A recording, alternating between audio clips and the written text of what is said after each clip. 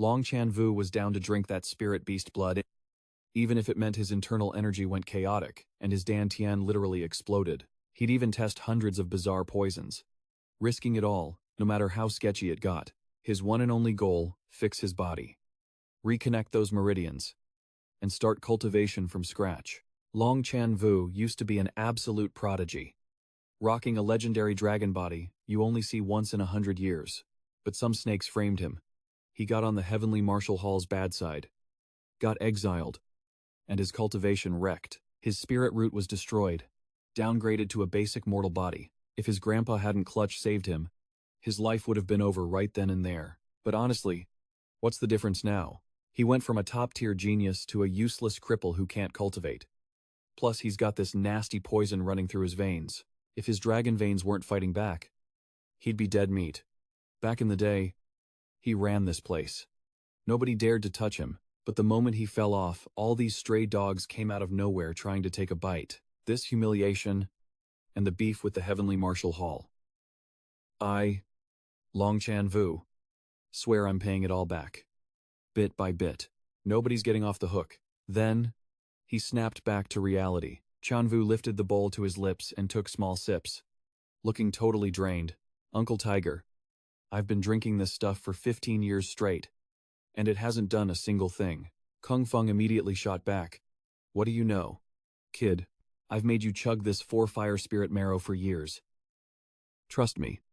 It's gotta be doing something. It's probably built up enough by now. Saying that, he immediately checked the boy's poison pulse. Your body is severely lacking. We need to reinforce it. Get yourself ready. You're coming with me in a bit. Tran Vu nodded softly. Okay, I'll go let Grandpa know. But suddenly, the older man grabbed his shoulder. Kung Feng dragged him right off. Forget it, that old man couldn't even protect his own grandson. Totally useless, we're leaving right now. Tran Vu just smiled helplessly. Uncle Tiger never changes. He used to be my mother's closest guard after all. His power level is way higher than Grandpa's. Plus, back in the day, Kung Feng was the one who went all out, risking his life just to keep me safe. Back at the Long Estate, the two of them shot up into the sky in the blink of an eye. Thu Diep's eyes filled with tears.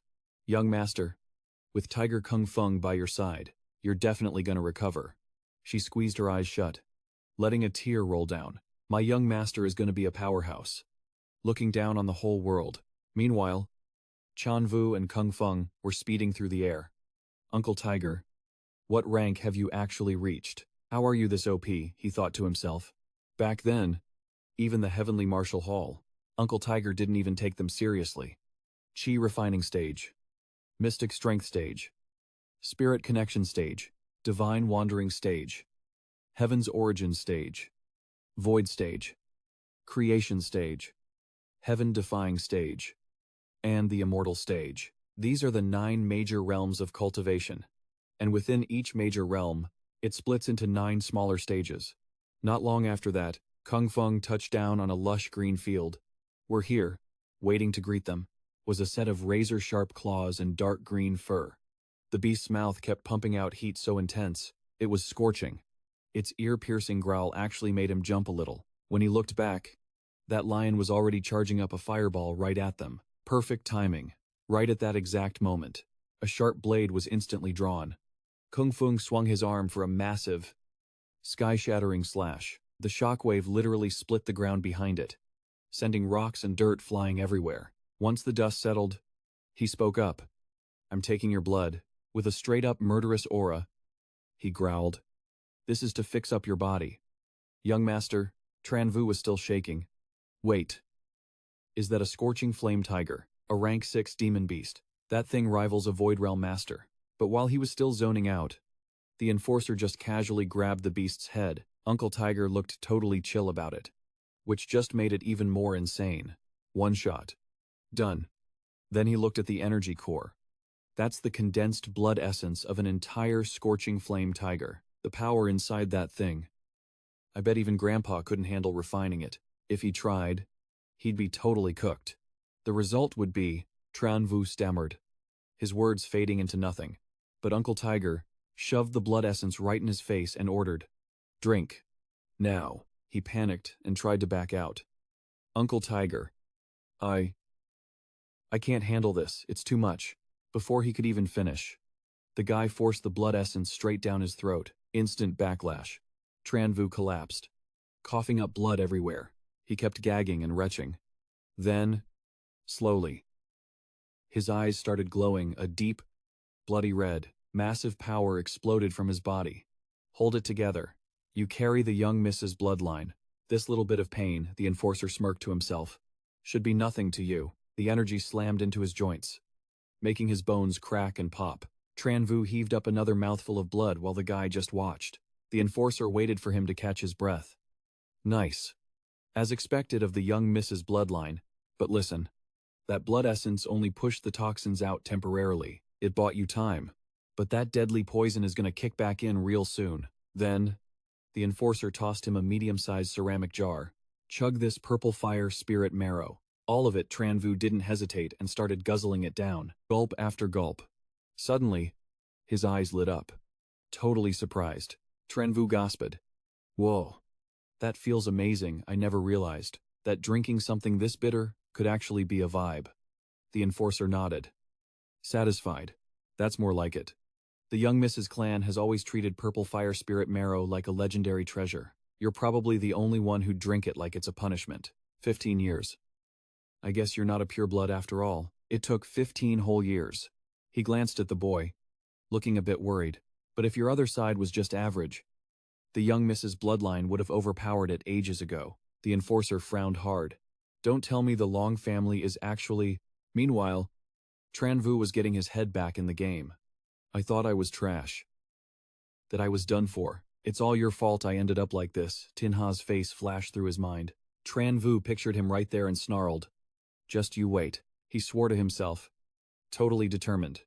I'm coming back for everything. 1 month later, he kept grinding his cultivation with the enforcer, watching his every move. The spiritual energy around Tran Vu was visible now, getting stronger by the day. When the moment was right, he slowly opened his eyes and clenched his fists. He channeled his energy.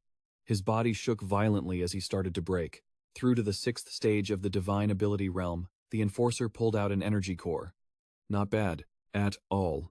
The Heaven's Bane poison in your system completely purged and flushed out. Tran Vu hyped himself up and tested a bit of his technique. In just 1 month, he had to refine over 100 rank 6 demon beasts, just to recover.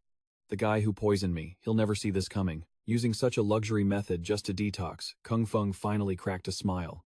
The young Mrs. Bloodline has finally activated. But a full awakening won't be a walk in the park. The more OP the bloodline, the more rare treasures it demands. Then he frowned. In a backwater place like the Heavenly Martial Kingdom, there's no way to farm enough materials. Kung Feng thought. Looks like I gotta head out for a bit. Gotta be fast. The young miss awakened her bloodline at 8 years old, just to reach this level. If we stall any longer, her potential is gonna tank hard. The boy looked up at the sky and clenched his fist. I can take back everything that belongs to me. Thinking of Tan Hoa, Tran Vu felt a surge of confidence. That guy, he's not even on my level anymore. Then he went hunting for a beast to long, test his strength. He stayed quiet. But the moment he moved, pure terror. Young master, why sweat the small losses? This right here is your future. Tran Vu dropped the target in front of him like it was nothing. I'm definitely not stopping in this tiny heavenly martial kingdom. The tip of his shoe flashed gold as he stomped down on the beast. Tran Vu stood there wondering. Does Uncle Tiger want me to lay low? Kung Feng nodded. Exactly. Wait until I get back. 2 years. Tops. He reached out for Tran Vu to grab his hand. That will be the day the young master rises to the heavens. Then Kung Feng shot straight up into the sky. They pierced through the clouds, flying back to the familiar heavenly martial kingdom. The vibe was serious the whole way. He thought to himself, everyone in Longuyan City thinks I'm trash. Who would guess I've already restored my cultivation? The evil faces of Chan Fai and Duke Sun flashed clearly in his mind. Soon, they reached the massive city walls, Longuyan City. Tran Vu landed with a solid thud. I'm back. Duke Ui was nearby, so he noticed the commotion and the light behind him. Tran Vu stepped through the smoke. Walking right toward him, his silhouette became clearer, looking way more solid and confident than before. Seeing him, Duke Ui asked anxiously, Tran Vu, you're back. Is your body feeling any better? But he didn't answer. Just lowered his eyes coldly. Seeing that, a look of sadness crossed the old man's face. Duke Ui gently held his hand. Forget it. Just go rest for now. Grandpa. Some things just can't be. He pretended to be heartbroken. I get it. Grandpa. You're the clan head. After all, you can't dump all the precious resources on me. It's my fault for being useless. The old man stammered. Grandpa is so sorry. The Bloodline Awakening ceremony this year is also. Tran Vu comforted him gently. Unaware that Chan Fi had walked up, I understand. Grandpa. Everything in this house belongs to Chan Fi now. That day, he and his lackeys stood by the lake before the ritual. The guy was smirking, looking totally full of himself. At the same time, Duke Ui quickly signaled with his hand. He announced loudly to everyone there. Let's begin. Then he looked up at the sky. Duke Ui was deep in thought. As a bloodline warrior, one must be far stronger than ordinary cultivators. This bloodline awakening ceremony takes a toll. Chan Fi seems to be doing well. It was just Chan Fi's dragon winding around him, showing off its majesty. A golden dragon. Duke Ui shook his head. Still miles away from the 9 dragons' ascension. Thu Diep popped her head out. Young master, aren't you going to the bloodline awakening ceremony? Tran Vu opened his eyes, sounding gloomy. Thu Diep, your young master is just a cripple now. They won't waste their time on me. She immediately snapped back. Young master is not trash. You're a genius. Suddenly, Tran Vu slammed his hand onto the ground, scaring Thu Diep half to death. He lowered his head, surrounded by purple energy. He continued, this heavenly purple fire art can only be cultivated when the sun is at its peak. Thu Diep pouted, trying to comfort him. Young master, training this is too hard on you. Your tan skin is getting all burnt up. Tran Vu smirked, squinting at the spirit power. But the grind is worth it. Scene change. The crowd gathered at the banquet. Someone looked at Chan Fi and whispered, young master Chan Fi's awakening is insane. I heard his golden dragon form is like 100 feet long. He smirked, soaking up all the praise. Meanwhile, Tran Vu was just chilling, sipping tea. Suddenly, Chan Fi slammed his foot on the table. He called out Long Tran Vu with an overpowering aura, making him turn around. Chan Fi clenched his fist, summoning golden energy. He threw a punch at the water bowl, shattering it into pieces. Boom, declaring, I am the true genius. Tran Vu silently took the splash, letting the water soak him. The crowd saw him looking like a drowned rat and burst out laughing. Then Tran Vu just walked away, making them mock him even harder. Scared stiff, did you pee your pants running away? Look guys, he's bailing shortly after. He stopped, he rubbed his head and muttered, awakened bloodline please. Bro is basically just an 8th level mystic strength realm. Tran Vu brushed his hair back and sneered. Trash. At the end of the day, still trash. Then, he slowly faded away from the spot. Tran Vu shot up into the sky, leaving a blinding streak of light behind him. In a flash, he was inside the scripture library. Casually strolling through the aisles, Tran Vu thought to himself, the lucky thing is, under this trash label, I can do my own thing. All of the Long family's martial arts are stored here. He looked at the pile of books, thinking, but he didn't know how to get access. Suddenly, Tran Vu's eyes lit up at a strange noise. Right after, a blinding spiritual power appeared right in front of him, startling him. Shards flew past, forcing Tran Vu to shut his eyes. He peeked one eye open, surprised. Seeing the person in front of him, he bowed. Junior Long Tran Vu greets Elder Long Duck Liet. The old man asked, Kid, what are you doing here? Long Tran Vu answered honestly. Elder, this junior wants to find a martial art for self-defense. May I have permission to search the scripture pavilion? Duke Liet slowly walked closer. He spoke softly. Long Tran Vu. Huh, good stock. Your middle name is Chan, so you can only go up to the 2nd floor at most. Saying that, he reached behind him, opening a rift. Go. Tran Vu thanked him happily. Thank you. Elder later. Standing before the bookshelf, he pondered. Back then, the Heavenly Martial Hall had tons of skills, but an outer disciple like me never got to see them. I should have made it to the inner hall this year. Thinking about the reason just made him mad. So salty, suddenly. Tran Vu noticed something. He spotted the blazing palm. A top-tier human rank, skill. Skills are ranked heaven. Earth. Mystic. Yellow. And human. Each rank is split into 4 tiers, low, mid, high, and peak. Tran Vu was hyped. Let's go. Most of the Long Clan's skills are just human or royal rank. A peak human rank that rivals a royal rank. Why is this OP skill just chilling on the 2nd floor? No hesitation. He grabbed the blazing palm. A beam of golden energy shot straight into his forehead, then it slowly trickled down. Tran Vu focused. Feeling that massive surge of spiritual energy, he slowly opened his eyes. And the system immediately pinged him with a warning. Cultivating this skill is risky. Proceed with caution. Tran Vu looked at it, feeling helpless. But then it clicked. No wonder. Who in the spirit-wandering realm would pick a bugged skill like this? But for me, this skill is actually cracked. It doesn't get better than this. Later, Tran Vu was back in his room. A green flame slowly building up in his hand. Tran Vu was satisfied. This blazing palm is actually pretty basic to learn. Suddenly, voices outside caught his attention. Seriously, what are they doing here right now? Run. Run. They're definitely here to start drama. Tran Vu was confused. What's going on? Outside. The 2 factions were facing off.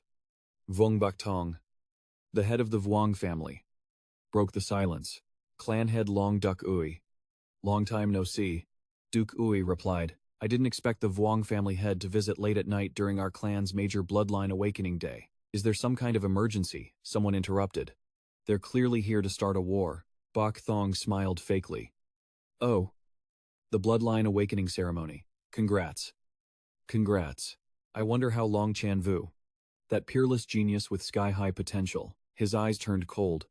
How did he do? Then he started flexing. My Vuong family might be untalented, but, I must admit, our younger generation has some pretty cracked elites. We specifically came to ask the Long Clan for a spar. Duke Ui thought to himself, ever since Tran Vu came back and got humiliated in public. For the past month, the Vuong family and other clans have been constantly coming to harass the Long Clan. He shouted angrily. You people, you know he's trash now. Yet you still come here on purpose to cause trouble. Duck Ui raised his hand to stop them. Vu is not feeling well. He tried to dismiss them. Brother Bak Thong. Please come back another day. Bak Thong replied cheerfully. No rush. No rush. It wasn't easy getting here. Leaving without a fight would be such a buzzkill. Wouldn't it? Or aside from Long Tran Vu, does the Long Clan have 0 juniors who can actually step up? Seeing the situation, someone gritted their teeth in frustration. Ridiculous. Without hesitating, he jumped forward, shocking everyone. It was Long Chan Fai. I'll handle this, he was annoyed. Why is it always about Long Tran Vu? Chan Fai aimed straight at Teen Diep and prepared to strike. But his attack was easily blocked. Chan Fai's eyes blazed with ambition. Believing Tran Vu was just trash now, he slowly controlled his spiritual energy. And a dragon manifested behind him instantly. I'm the real hope of the Long Clan. With that thought, Chan Fai threw a full-force punch. A massive explosion went off immediately. Dust blinded everyone, forcing them to step back. But Chan Fai's eyes widened in shock because Thien Diep was still standing there, completely unbothered after that hit. What's more, the attack did 0 damage, which confused even Thien Diep. Chan Fai was stunned to the core. How is this possible? I'm obviously cracked. But in a blink, Thien Diep vanished and instantly appeared right behind Chan Fai. Luckily, Chan Fai reacted in time to block the hit. He struggled to hold on. No way. This can't be happening. High above, someone was watching the fight. It was to Tin He, the city lord of Long Uyen City. The guy observed, they are both stage 4 profound strength rank. If it was Long Zhenyu from back in the day, fighting this Wang Tianye guy, HML, one shot would be enough. However, the lowest tier awakening can only be a snake. It can never become a dragon. Down below, Zhenfei was struggling to fight back. 2 attacks clashed, creating a cloud of dust. Xinghe thought to himself, but to deal with that Wang Tianye guy, that is enough. Suddenly, A beam of light cut through. Dewey's voice was low and serious. You guys hid your bloodline pretty well. Huh, Bai Tong laughed gloatingly. Hand over half of the Long family's assets in Long Yuan City right now, or else. There won't be any place left in this Long Yuan City for your Long family to hide. Dewey gave a cold laugh. And he challenged, You think I'm scared of some spirit turtle bloodline trash, if you've got the guts? Come and take it. Bai Tong immediately reached into his shirt. So what if I add this to the mix? Zhen eyes immediately filled with shock. The thing the old man took out was the heavenly martial token. Bai Tong bragged. Yair is a sky-high talent. Next month he's entering the heavenly martial hall to cultivate. He sounded like he was giving a warning. Do you people still want to resist? Dewey couldn't help but be stunned by this. Zhenfei's hand clenched tight, punching hard into the ground. He refused to accept it, mumbling, I didn't lose. I didn't lose. This can't be happening, Zhenfei roared. I still want to fight. His eyes went crazy. I absolutely. Witnessing this scene, Tianye just silently looked at him. You are way inferior to Long Zhenyu. Over here. Zhenyu also silently disappeared. Xinghe seemed to sense this, and he quickly turned to look. Xinghe vaguely guessed it was him. Wasn't he crippled, in the forest? A shadow dashed past. 1 foot quickly created friction with the ground to build momentum. A second later, Zhenyu had jumped behind the monster. He slashed down with God mode power, deleting it instantly. His eyes held a cold sharpness. Done. Zhenyu let out a sigh of relief. Chuye's eyes sparkled as she praised him. Young master, you're so OP, but behind her was a whole stack of monsters. Zhenyu praised her back. You're really cracked too. Kyuya, she happily said. No matter what, I'm still a stage 8 chi refining rank. I'm ready to sacrifice for you anytime. Young master, Zhenyu gently patted her head.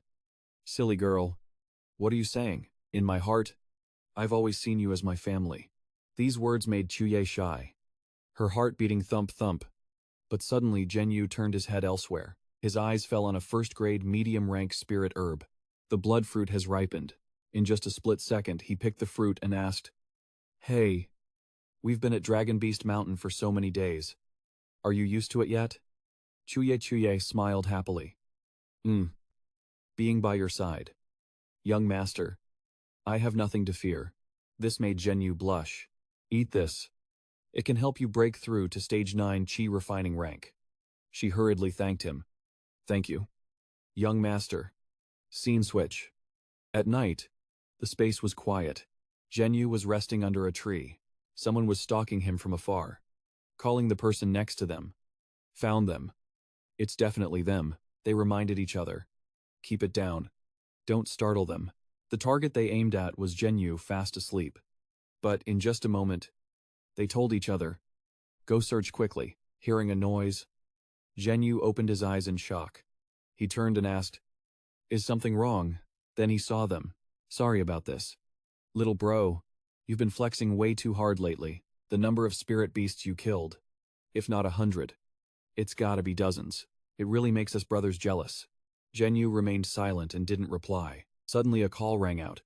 Boss A's subordinate lifted the tent flap to report. Nobody is in the tent. Suddenly, a blinding light erupts from the forest. A blood-curdling scream follows, catching everyone's attention.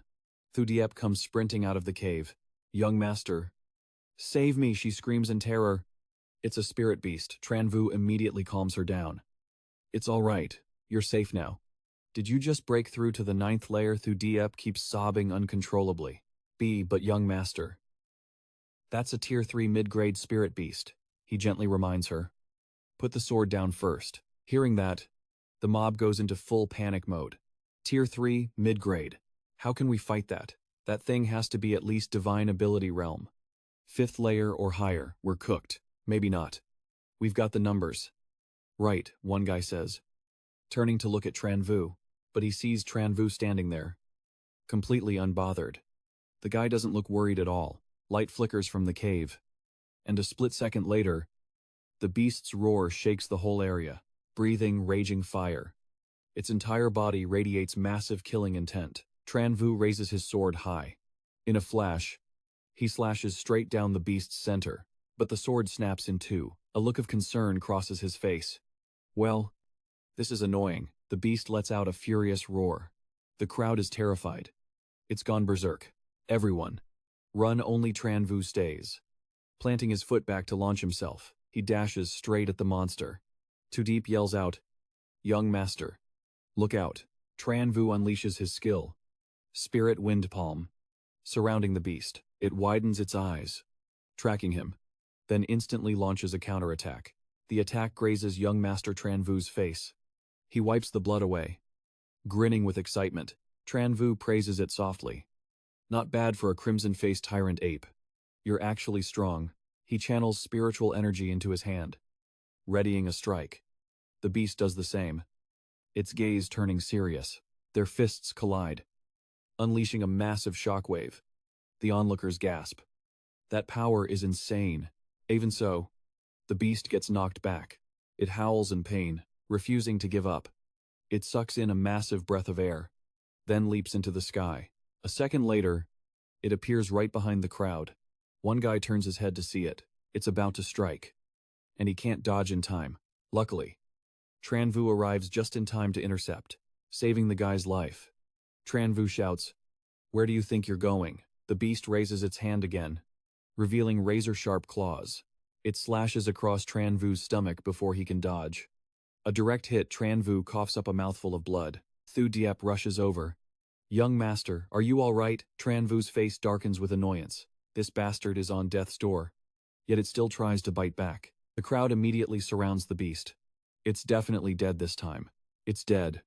Thu Diep calls out worriedly, "Young master." But he's still being stubborn. "I'm fine. Just deal with that crimson-faced tyrant ape first." He quickly absorbs the spiritual energy. But suddenly, something interrupts him. His injury worsens. Thu Diep urges him, young master, let's bandage your wound first." The crowd from earlier hasn't left. Instead, they're planning to follow them. The cave of a high-level beast usually holds heavenly treasures. "Let's go check it out." Thu Diep steps in to stop them. "You people are crossing the line. My young master killed this ape. He hasn't even said anything yet." But suddenly, a hand grabs her chin. The guy leans in, mocking her. "Every time you open your mouth, it's young master this, young master that. Always the young master. Who exactly are you trying to serve?" Sweetheart, Thu Diep warns him. "Don't touch me." But he keeps pushing. "Your precious young master is critically injured right now. He's basically a cripple. Why don't you show us brothers a good time instead?" Thu Diep is stunned. "You ungrateful bastards. If it wasn't for my young master, you'd all be dead by now." Suddenly, one thug's eyes went dark, instantly catching the attention of the whole crew. He got deleted right in front of everyone's shocked faces. Tran Vu's voice turned icy. Scram the next second.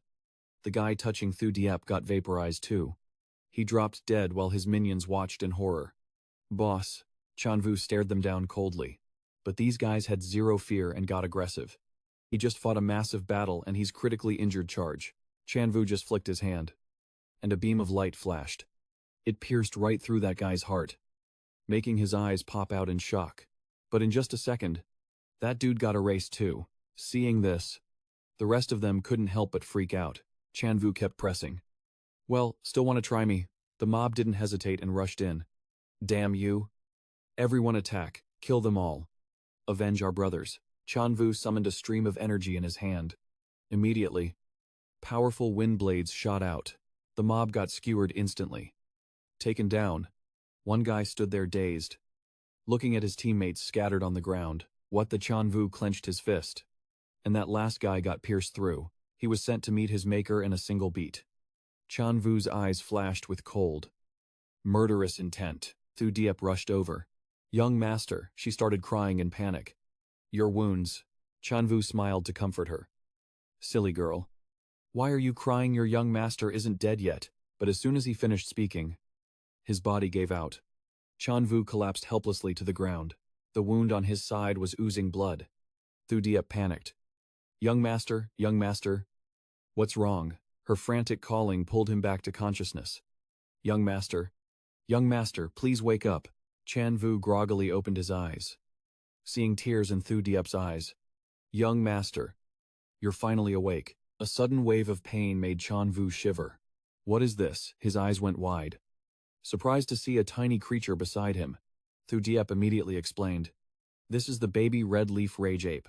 The adult ape was protecting it earlier. That's why it went berserk like that. The little ape looked annoyed, scratching wildly. Ouch, ouch, ouch, ouch. Thu Diep gently patted its head. All right. All right. Be good. Don't bother the young master anymore. The little ape grinned happily. But Tran Vu looked around. Too deep. What happened to those guys? Thu Diep answered cheerfully. Of course. They were all dealt with. The little ape glared at Tran Vu. Hissing threateningly, he moved closer to ask.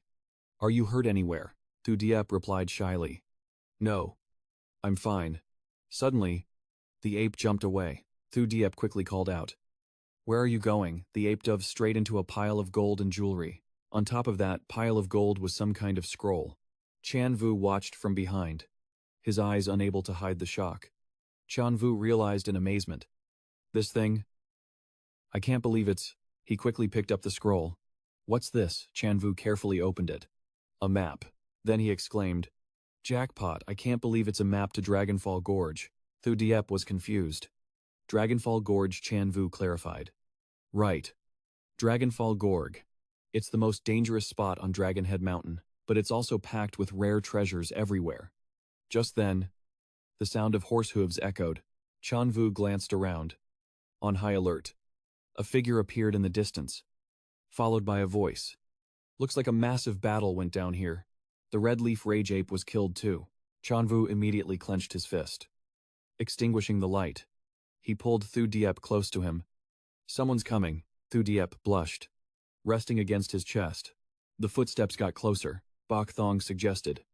Lord Envoy, why don't we rest here for a bit? The envoy replied briefly. Tran Vu fumed inwardly. Can't believe we ran into them. He carefully sized up the group of men. This middle-aged guy is even more cracked than Vuong Bok Thong, who's a 4th stage spirit realm expert. That guy's stare. It feels like it could drill right through you. Young Master Vuong glided over the ground. He stared deep at his own fingers, lost in thought. Right after, young Master Vuong turned around and called out to the envoy. The envoy side-eyed him.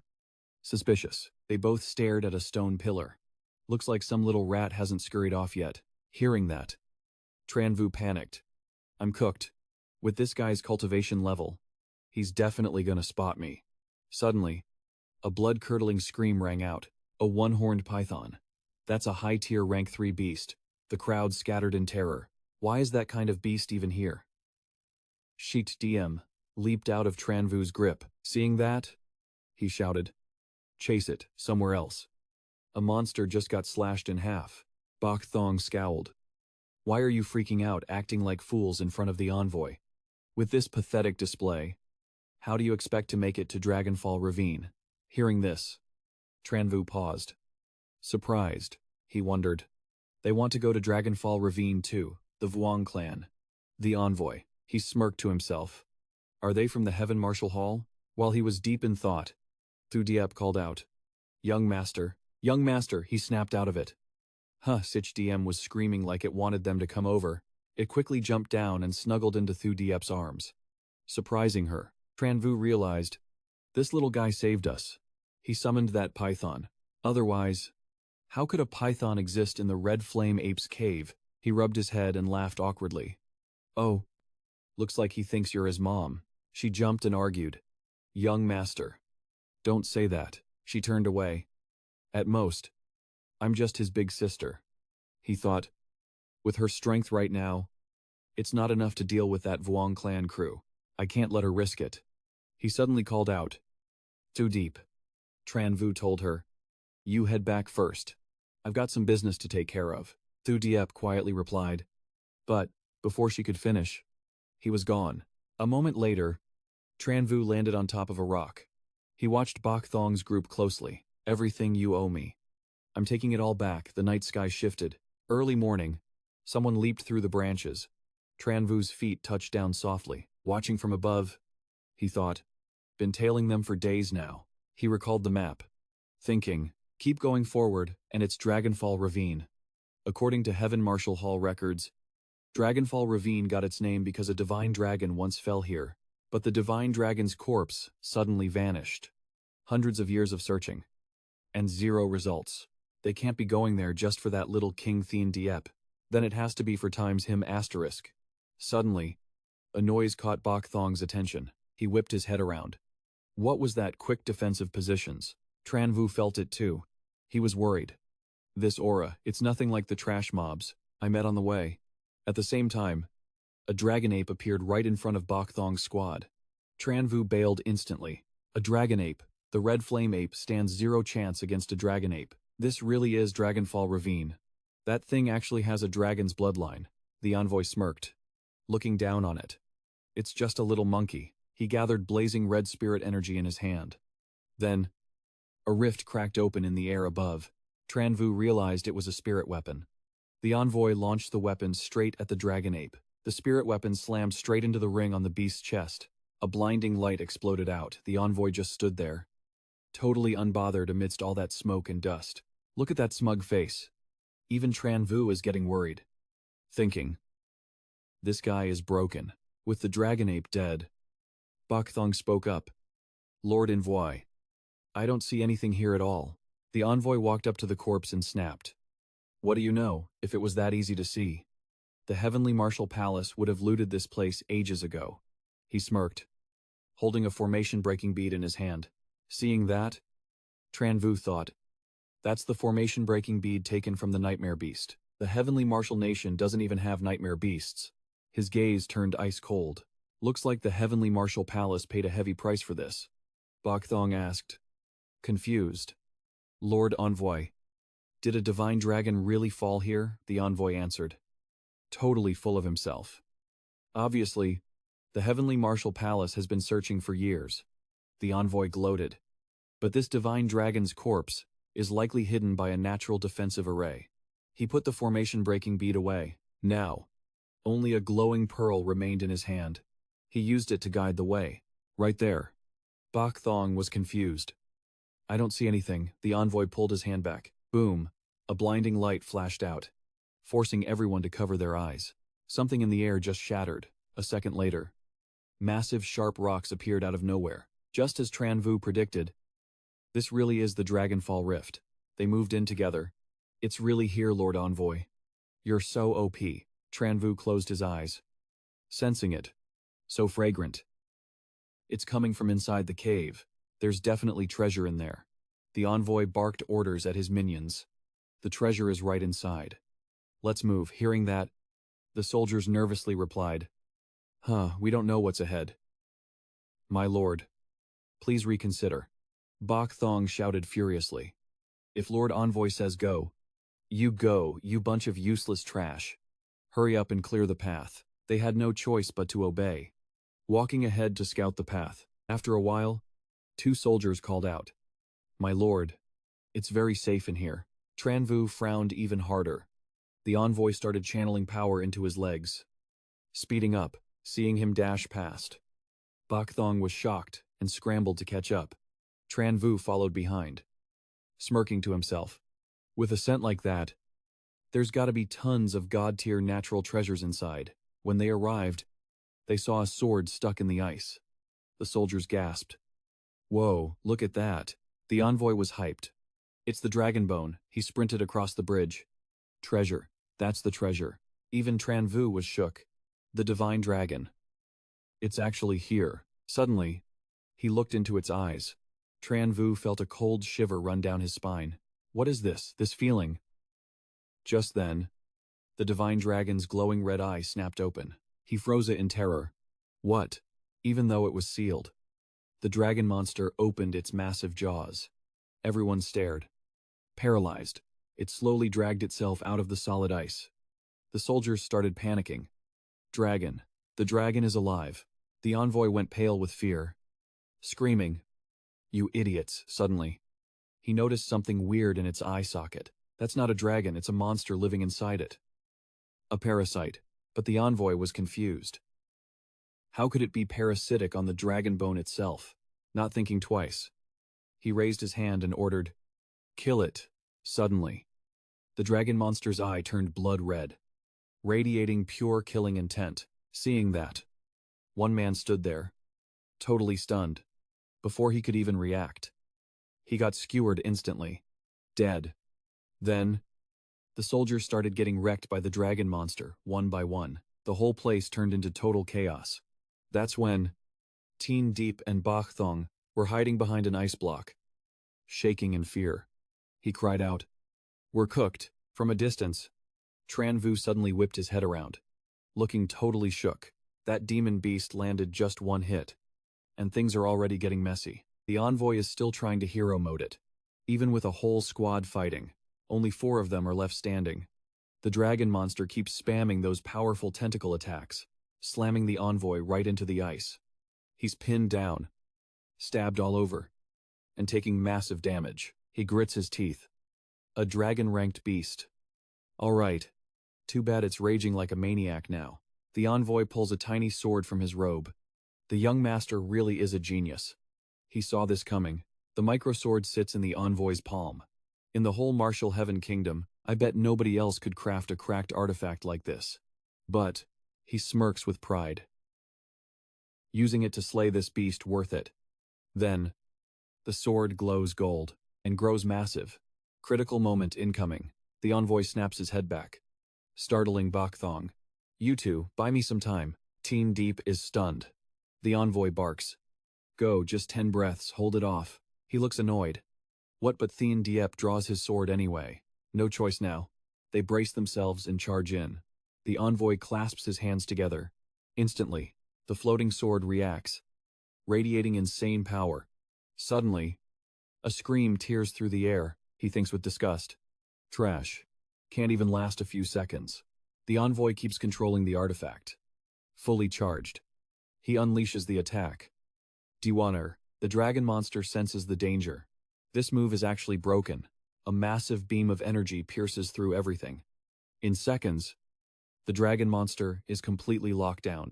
Teen Diep and Bak Thong got off with light injuries. My god. Looking at the scene, he realizes this beast was actually evolving into a divine dragon. Give it a few hundred years, and it would have been a legit divine dragon. He looks anxious. Think of how precious the drops from this thing are. Hearing that, the envoy grins like a snake.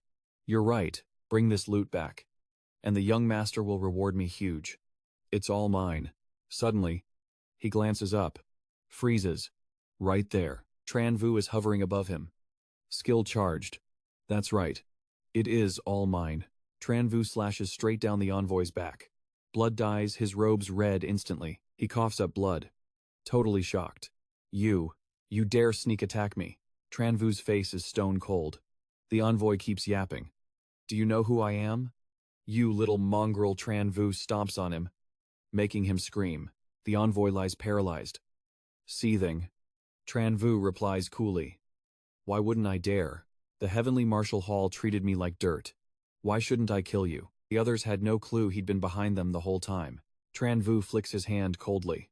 A blast flies at Bak Thong, cutting off his escape. The move terrifies him. Tran Vu commands. Nobody moves. Bak Thong stammers, sweating. Long Tran Vu. "We have no beef with you. Let us go." Tran Vu replies, voice sharp as a blade. "You sided with the Heavenly Martial Hall against the Long family. That's reason enough to kill you." Bak Thong's left shoulder is bad. He frowns, threatening. "Don't push me. If I go down, I'm taking you with me, pathetic." Tran Vu winds up an attack. "Taking me with you? You think you're even worthy to say that to me?" Then he blurs around him with god-tier speed.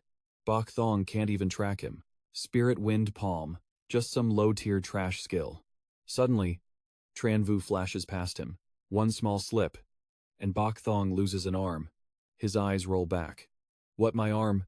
He stops, looking pretty satisfied, while Bak Thong hits the dirt, screaming like a maniac. My hand. Tran Vu just gives a faint smirk. Seizing the moment, Teen Diep rushes in from behind, trying to dirty sneak attack Tran Vu. He slowly turns his head, thinking he's got an easy kill. The guy yells, "Die," but Tran Vu stays ice cold. Teen Diep attacks but misses completely. Suddenly, a dangerous beast appears right behind him, Seeing this, Tran Vu chuckles. Almost forgot. You're just a little baby turtle now, but he strikes without hesitation. Just a turtle hiding in its shell. This fierce counterattack leaves Than Diep shook. That's right. He took a direct hit, causing a massive explosion. Thick smoke rises from the impact. Then, Tran Vu snaps his fingers. Instantly, a surge of energy pierces right through Bok Thong. Next, he glances at the envoy. Your turn. The guy is terrified but tries to threaten him. You dare kill me. The young master definitely won't let you off. The Heavenly Martial Hall won't forgive you either. Hearing that, Tran Vu looks even more disdainful. Won't let me off. Huh. Wearily, he touches the wound on the guy's back. Who do you think gave me this deadly poison? Deep hatred, he furiously squeezes the wound. I'm the one who won't forgive the Heavenly Martial Hall tortured. The envoy coughs up blood in pain. His body trembles as a twisted laugh rings out. You dare oppose the young master. I only regret that the young master didn't kill you in one shot. The envoy laughs with anger and arrogance. The young master is a born prodigy. Rare in this world. A mongrel trash like you. How could you possibly match him? His eyes bulge. Bloodshot red. Finally, Tran Vu lets go of the wound. The envoy collapses. Out cold. Bro talks too much, he asserts confidently. Don't worry. Your young master will be down there to keep you company soon enough. And one more thing, Tran Vu says coldly. This is just the beginning. Meanwhile, inside a dark cave, a glowing spike on the ceiling is dripping water. Looks pretty weird. Tran Vu stands there observing. What an intense fragrance. That spike keeps dripping pure droplets. Who knew there was such a treasure up there? He catches the water in a bowl, then downs it straight up. After drinking, a magic circle appears on his midsection. His body magically lifts into the air. He's surprised. Walking on air, divine travel realm, Tran Vu looks at his injuries and feels the change. The wounds are completely healed. Plus, he leveled up to airwalking and the divine travel realm. His face turns serious. What kind of treasure is this? Just one drop and I broke through multiple levels. Tran Vu realizes it's the 10,000-year spirit milk. I remember in the Heavenly Martial Hall's books, there were records of this stuff. The cave is now filled with a flow of red liquid. I haven't awakened my bloodline yet.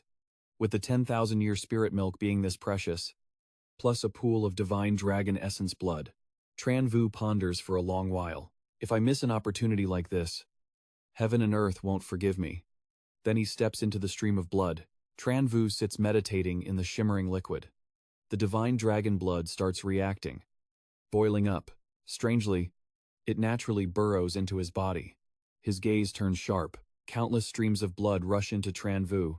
And then, a real divine dragon appears. It flies around him, the dragon circling endlessly. While Tran Vu focuses on cultivation, a terrifying power shoots straight into the sky from the distant mountains. At this moment, Thu Diep and her mother are standing on a high building. Watching intently, her mother looks worried. But Thu Diep points excitedly. Mother, look at that. That massive tremor caught the public's attention. What the hell is that by now? The vortexes were getting bigger, spreading out wider. The people went into an instant panic. There's a strange phenomenon in the sky. Go report to the city, Lord. Quick. The sky was dyed red and crackling with lightning bolts. But in the middle of all that, Tran Vu was enduring his new breakthrough process. Dragon scales were slowly surfacing on his face. Just like that. 8 of them, Tran Vu screamed in agony like a madman. He was reaching his limit. 9 of them, he clenched his fist tight. Now Tran Vu has transformed into a brand new look. Looking absolutely majestic, his eyes rolled back white. And then boom, he shot straight up into the sky at Godspeed. Several dragons also circled around, clinging to the noble divine dragon as they ascended high up. The light source above was blindingly bright. Tran Vu's body couldn't stop emitting arcs of electricity. He stood amidst the white smoke with the newly evolved ultimate divine dragon. But Tran Vu looked kinda grumpy. After charging up enough passive energy, he unleashed a palm strike with terrifying power. The attack damage was insane. It could literally destroy anything in its path. Then he braced his hands, stumbling as he stood up. Suddenly, Tran Vu glanced upward. The space was blood red, smoke billowing everywhere. He smirked with satisfaction. Good. Scene switch. At a clearing, a horrific explosion had just gone off. There was a brown bear standing there, looking clueless, about to get wrecked. Who knew Tran Vu was training? Trees and wild beasts alike got sliced clean by him. He touched it, and the sword vanished. Tran Vu was extremely pleased. A grade 4 mid-tier demon beast couldn't even tank a single hit. The spirit wandering realm really is on a whole different level. Suddenly, a few figures flew across the sky. Seeing that, he made a bored face. Heaven Martial Hall people again, probably here for the divine dragon's corpse. Thinking that, Tran Vu immediately jumped up. More and more people are finding this place. Time to head back. In a small courtyard corner, Thu Diep was playing with a white cat. He also flew onto a nearby roof. Somehow, she sensed him and hurriedly turned around. Young master. She ran over excitedly and hugged Tran Vu. I was so worried about you. I saw a strange phenomena on the mountain 2 days ago. I was terrified something happened to you. Young master, I was even planning to go up there to find you. Tran Vu patted Thu Diep's head and spoke gently. All right, I'm back with you now. Aren't I? Let's go. We're going home. Thu Diep responded enthusiastically. Okay, let me go get the horses ready. Tran Vu refused instantly. No need. Then he wrapped his arms around her body. He carefully lifted Thu Diep up, leaving her stunned. Young Master Tran Vu's gaze was fixed intently on her. Without waiting another second, he launched straight up into the high altitude. Let's go, in the blue sky. Birds were soaring and calling out. The two of them headed toward the distant castle. Tran Vu's expression turned serious. Why are there sounds of slaughter in the city? A white bird was flying there. He thought to himself. Did these guys sniff something out too, just then? Thu Diep was terrified. Young master, that scene unfolding is absolutely brutal. Towards our long family home, someone's laughter echoed. Right now. Duk Ai and Chu Dik were facing off. It looked like the old man had been defeated. The villain threw out a mocking remark. So the Long family is nothing but this. Huh. Duk Ui was furious. You animal. His background is Chu Dik, from the Heaven Martial Hall. He licked his blade, saying, the Long family head's head. I'll be taking that. Just as he was about to strike, Tran Vu had already dive-bombed straight down. Chu Dik spun around in shock. A massive explosion instantly erupted. He couldn't help but wonder. Who is that? This is a spirit weapon. How could it get damaged like this? Tran Vu rushed in from behind. The one who's here to take your life. From behind his back, he deployed a formation array. Beams of light shot out rapidly. Chu Dik managed to block. He was terrified. That speed is insane. How is he this cracked? Tran Vu's voice turned cold. One last shot. Chu Dik instantly popped his golden bell cover to dodge. A massive bell slammed down right on top of him. That's the legendary golden bell cover. Tran Vu's attack only put a few cracks on the surface. Tran Vu analyzed the situation. That shield took a direct hit. That powerful and barely cracked. He thought for a second, then let out a sigh. Looks like that young master actually did something useful. Inside the golden bell, Chu Dik got triggered. One shot wasn't enough. Fine.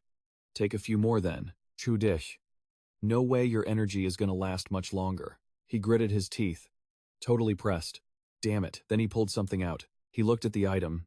Panicking. Out of time, outside. The bell was glowing with insane energy. Chu Dik started yapping like he was juiced up. You piece of trash. Chu Dik held up his artifact. Charging up power. He laughed like a maniac. Watching from a distance, Tin Ha was shook. Can't believe the Heavenly Martial Hall is this broken. If that sword lands, even a heaven rank expert would have to dodge. Back to the fight. Tran Vu tanked that hit face first. He coughed up blood instantly. The impact was massive dust and debris flying everywhere. Chu Dik smirked, feeling himself. What a waste of the young master's treasure. He glanced down. Well then, Long Duk Ui. Don't blame me. Blame that grandson of yours. The Long family's downfall today is all on him. What a shame. The divine dragon bloodline ends right here. Blood splattered straight onto Duk Ui's face. Plot twist, Chu Dik was the one who got hit. Bright red blood started gushing out everywhere. He turned around, eyes popping out. Tran Vu glared at him coldly. What kind of joke was that? Chu Dik got absolutely deleted. He slowly faded away into the smoke. Tran Vu stomped the ground and called out, Are all you Heavenly Martial Hall guys? This arrogant Tran Vu reached out.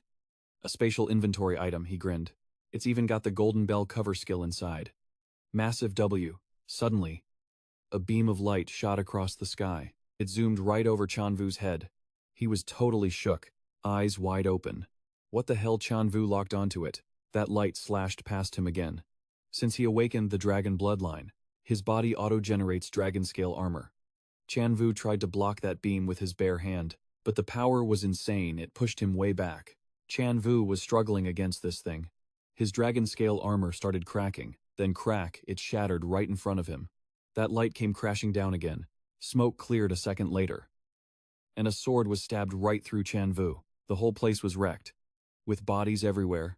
A bit later, Tong Liem from the Heavenly Martial Hall showed up. He muttered to himself, I was too slow. I had to use every single one of the young master's artifacts, just to suppress him. What even is this monster? Suddenly, a purple light flashed in the sky. His eyes went wide. Boom! That light pierced right through him, spilling blood everywhere. Even as he faded away, he had zero clue what just happened. Tong Liem dropped dead instantly. Then, footsteps started getting closer. Tran Vu was standing there, looking like a total boss. He pulled the sword out of Tong Liem's body. Tran Vu's voice was shaking with rage. You wrecked my homeland. You slaughtered my people. I'm gonna make you pay blood for blood. His hand gripped the sword tight. Pure determination. Cut to a bit later. Everyone sitting around a campfire. Duck Ui was just carried on Tran Vu's back. Vu, my boy, thank God for you. The old man sounded heartbroken. If not, our long clan would have been wiped out by now. Even though back then, they treated you like... Tran Vu just laughed it off. Forget it. That's ancient history. I'm part of the Long family too. Right then, Tran Vu snapped his fingers. A split second later, the 10,000-year spirit marrow from his spatial inventory appeared right in front of them. Dukui couldn't believe his eyes. This 10,000-year spirit marrow. Even a single drop is impossible to find. And you have this much, he explained. This is a spatial artifact. I looted it off those Heaven Martial Hall guys I killed. With this stash, our Long clan, Tran Vu said with full confidence, we'll definitely bounce back to how we used to be. Duke Uwe was moved to tears. He nodded gently. Absolutely. Cut to the Heaven Martial Hall. Inside, someone was tapping their finger on the table, like they were waiting for something. A second later, he roared in fury. 3 people armed with the rune swords I gave you, and you couldn't even wipe out a measly Long clan. The subordinates below went pale. Trash. You're all a bunch of useless trash. An old man stepped forward respectfully. He explained, Young master, according to what the witnesses said, Tong Liem went all out with the rune sword and definitely stabbed Long Tran Vu, but he still didn't die. Tubok let out a furious grunt. Even the Heaven's End poison couldn't kill him. He can't just survive like that. Tubok's face got darker by the second. But this Long clan, they absolutely cannot survive. Tubok ordered, Elders, I'm giving you 6 rune swords. Split into pairs and hunt them down. Looking at the gifted swords, they immediately obeyed. Rest assured, young master, we'll hunt the Long clan to extinction. Now he looked smug. Long Tran Vu, let's see if you can get lucky enough to escape this time. That night in the cool bamboo forest, Tran Vu looked at the Long family members and set up the plan. The closest superpower to the Heaven Martial Kingdom is the Phi Vu Kingdom. Wait for everyone to rest up. Then take the horses and people into Phi Vu territory. The Heaven Martial Hall's influence can't reach there. Duke Ui thought it made sense but was still worried. But will they really just let us go? Knowing his worry, Tran Vu snapped his fingers to reassure him. Don't worry. I'll be the bait to lure them away. This is the Golden Bell cover skill. Everyone can learn it to protect themselves. Duke Ui was too worried about his son to accept this plan. No way. Vu, even with the Golden Bell cover, how can you face those powerhouses alone? From the Heaven Martial Hall, Tran Vu saw that he was still anxious, so he decided to flex a bit more power. It's not just that. Saying that, he quickly conjured a flame right in front of Duck Ui's eyes. The moment he saw it, the old man was so shocked he was speechless. This is Tran Vu pulled the fire back and explained. It's a bonus ability I got after awakening my bloodline. I can control flames at will. I think it's called an innate divine talent. After seeing his true strength, Duke Ui finally felt relieved and pulled his son into a hug. I can't believe it's real. Vu, you really are the hope of our long clan. Feeling Duke Ui's pride, he immediately confirmed it. Don't worry. With this innate divine talent, I'm confident I can keep myself safe. Hearing this, the old man had no choice but to respect his son's decision. Promise me you'll come back alive. Tran Vu didn't hesitate for a second. Yes. Father, I promise I will survive. I still have to spill the blood of the heavenly martial hall, as a sacrifice for every member of our long clan they slaughtered. In 2 days, I'll arrive at Dragon Abyss City. By then, make sure everyone evacuates the heavenly martial kingdom. Half a month later, Thu Deep was chilling with Little Red when the creature suddenly stopped playing. She smiled, realizing what was up. You hungry? Little Red, the little guy nodded furiously. But Thu Deep just pinched its cheek. No snacks yet. No way. You only get 1 drop of spirit milk a day. Little Red looked absolutely heartbroken. So she had to explain just how expensive his taste was. You're so spoiled. Little Red. This 10,000-year-old spirit milk, even spirit wandering rank experts beg for it. And you drink it every single day. Young master treats you way too well. While she was chatting with the pet, Tran Vu caught her in the act. What's the little girl saying about her young master? Hearing his voice, Thu Deep beamed and turned around. Young master. Then the 3 of them sat under the cool breeze. Moon gazing, she got curious. It's so late. Why aren't you asleep yet? Young master, Tran Vu smiled. About to speak. Thu Deep. Tomorrow I will. Suddenly, his senses spiked, reflexes on God mode. He snapped the incoming weapon mid-air, threw it back, and boom, enemy dropped dead instantly. These guys were getting annoying. Just more scouts spying on the Long Clan's location. They haven't taken a break in half a month. We can't stay here much longer. Thu Deep knew it. But she was still worried sick. But going alone is too dangerous. Young master, seeing her panic, he pulled her into a tight hug. Thu Deep blushed hard. Eek. Tran Vu wanted to reassure her. There is nothing your young master can't handle. Trust me. Still, she gripped his shirt tightly, trembling with worry, since she wouldn't relax. Tran Vu gave her 2 options. Thu Deep. Do you want to go to the Flying Feather Kingdom with the others? Or stay here with me? Hearing that, she made her decision instantly. No hesitation. Thu Deep belongs to the young master. Wherever you go, I go. He grinned at her choice and pinched her nose playfully. All right then. Wait here for me tomorrow. Once I handle business, I'll come back for you. Ha ha ha. Being teased like that made Thu Deep totally flustered. She quickly covered her face, while she stayed behind to wait. Tran Vu arrived at Dragon Abyss City. His aura was absolutely terrifying, but the guard blocked him. Long Tran Vu, you actually dared to come back. You're walking right into your death. MC just laughed. Walking into my death. This trash was about to find out who was really dying today. Tran Vu activated his divine innate ability to block the attack. The crowd couldn't believe their eyes.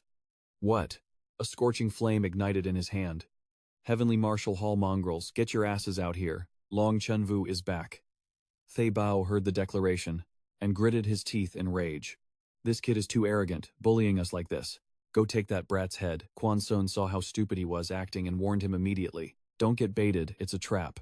He solo killed Chudich and Tung Liam effortlessly. We might not be strong enough to handle him. Before they could even finish yapping, Tran Vu was already standing right next to him, hand on his shoulder. You waiting for someone? Seeing him standing there, both of them instantly stepped back. Tran Vu was like, whoa. Look at their faces pale as ghosts. He's too OP. Activate the sword talisman. Now, when did this guy get here? Quan Sun popped his sword talisman in a split second, just to deal with Tran Vu. But Tran Vu, he was totally chill. Knew you'd have some treasure like that. He looked full of himself. Too bad for them. A flame shot straight at the squad. The bow blocked with his hands, screaming his head off. Tran Vu scoffed. Weak. A heavy direct hit slammed right into the bow. Quan Sun used the sword talisman to block the move. Boom. Instant explosion. But Quan Sun, he was missing an arm now. His eyes went wide with shock. What the? Tran Vu's attack kept coming. The 2 of them stood frozen like statues. They turned their heads to look at the same time, And that was when a blazing fireball crashed down on them. The Bao hurriedly covered his mouth. He was terrified. Is he a monster? How is his innate ability this broken? Is he from the Maoshan Dragon Clan? Tran Vu stood above, looking down on their spirit weapon like it was trash. Sword talismans. These things are supposed to be the Heavenly Martial Hall's treasures. That's it. The Bao couldn't believe it. He definitely just entered the Divine Wandering Realm. But he's stronger than the Heaven Realm. How is that even possible? Tran Vu mocked them. Is this all the power your Heavenly Martial Hall has got? He conjured a small flame in his hand. Trying to run. What a joke.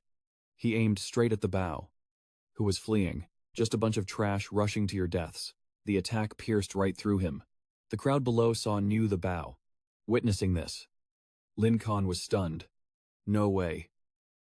2 level 8 Divine Wandering Realm experts. How did they get one-shotted like that? Meanwhile, Tran Vu kept fighting. 2 more guys with a death wish showed up. He unleashed a powerful strike. She charged up her spirit energy to block his hit, then provoked him. Don't get too cocky. But looking at the fire burning on her hand, she thought, this flame is too strong. Can't underestimate him. Just then, someone walked up from behind. Tran Jiao asked, what's going on? Where's Engo? The Bao's group. She replied, this kid is weird as hell. Be careful. Tran Vu released insane killing intent. Hey, did the Heavenly Martial Hall run out of people? Sending a bunch of trash like you, go tell your young master to come here and die himself. Lin Khan couldn't take it and prepared to strike. You dare. His eyes were full of rage. Daring to call out the young master like that, who do you think you are? Lin Khan's attack started cracking his armor. The old man couldn't believe it. He tanked a spirit weapon with his body monster. Does he not feel pain? We have to kill him fast. From behind, that chick launched a sneak attack. Vaira Palm. Tran Vu couldn't react in time. What? The old man called out to Tran Jiao. She understood immediately. Got it. Let's end this quick. Then they rushed at Tran Vu together. He felt the pressure. Not good. She went in first. Die. She unleashed a strike right at him. Tran Vu used Golden Bell Shield to block. Her eyes went wide, because both her arms had been sliced off. Her eyes widened even more as the pain finally hit. She screamed violently. Tran Vu held up her arms. Oh, aren't these yours? Take your stuff back, and take better care of it. Saying that, he tossed the 2 arms back to her. Another attack came flying. But Tran Vu didn't take a scratch. Lin Khan gritted his teeth. Totally pissed. This talent, it's absolutely broken. If we don't wipe him out now, he's gonna be a massive problem later. The old man finally stepped onto the field. It's all over. Then, he drove a sword straight down onto his Golden Bell Shield. The impact was so heavy it rattled everything inside. Cracks started spiderwebbing across the outside of the Golden Bell. Tran Jiao couldn't believe it. Still trying to resist her attack, forced him back. The Golden Bell was shattering, piece by piece. He took some serious damage inside. She barked an order. Everyone, keep attacking. He can't hold out much longer. Lin Khan looked way too smug. Let's put this kid in the ground for good. Just like that. Every single attack smashed into his Golden Bell. Dust flew everywhere, and flames roared from within. Tran Vu stood there, totally unfazed. Put me in the ground, come and try it then. 2 massive swords pierced the Golden Bell. He knocked them away, cracking the shield even more. The crowd outside watched in dead silence. Lin Khan was satisfied. Perfect. I knew it was impossible for him, but a second later, his jaw dropped. Tran Vu glared right at him. Then, boom, power exploded out of him. Tran Jiao trembled in fear. What the hell is that? No way. How? She immediately turned and ran. Run fast. Tran Vu's eyes went cold. Running. Lin Khan was sweating buckets, terrified of his power. He took a direct hit from Tran Vu. No way he's escaping. He coughed up blood, his eyes rolling back white. Seeing everyone around him already down, he slowly collapsed. Damn it. At the same time, Tran Vu braced himself against the ground. He coughed up a mouthful of blood. It seemed like he pushed past his limits. Tran Vu was shaking. That was close. Scene change. Someone slammed their hand on the table and shouted, "This is ridiculous." Thieu Bach was furious. "Trash, trash, you're all a bunch of trash." The people around him scrambled to calm him down. Young master, please calm down. Who could have guessed that Long Tran Vu could take down 6 elders? Tuobach held his head in frustration. The news about the slaughter of the 6 elders from the Heavenly Martial Hall has already leaked out. Damn it, if we don't kill Tran Vu right now, the Heavenly Martial Hall will be a laughingstock. Go invite Elder Jia out of seclusion immediately. I want Tran Vu dead. Piece by piece, suddenly, someone appeared. Everyone bowed in unison. Welcome, Elder. Tuobach stared intently at the man before him. Elder Jia replied softly. Humph. The streams of aura he released were inhaled by a servant girl nearby. Elder Jia's eyes grew sharper as he sensed it happening. A second later, she clutched her face and screamed in agony. No, stop witnessing this. Tuobach gave a mocking smile. Long time no see. Elder Jia's power has improved again. The old man replied, still a step behind the heaven realm.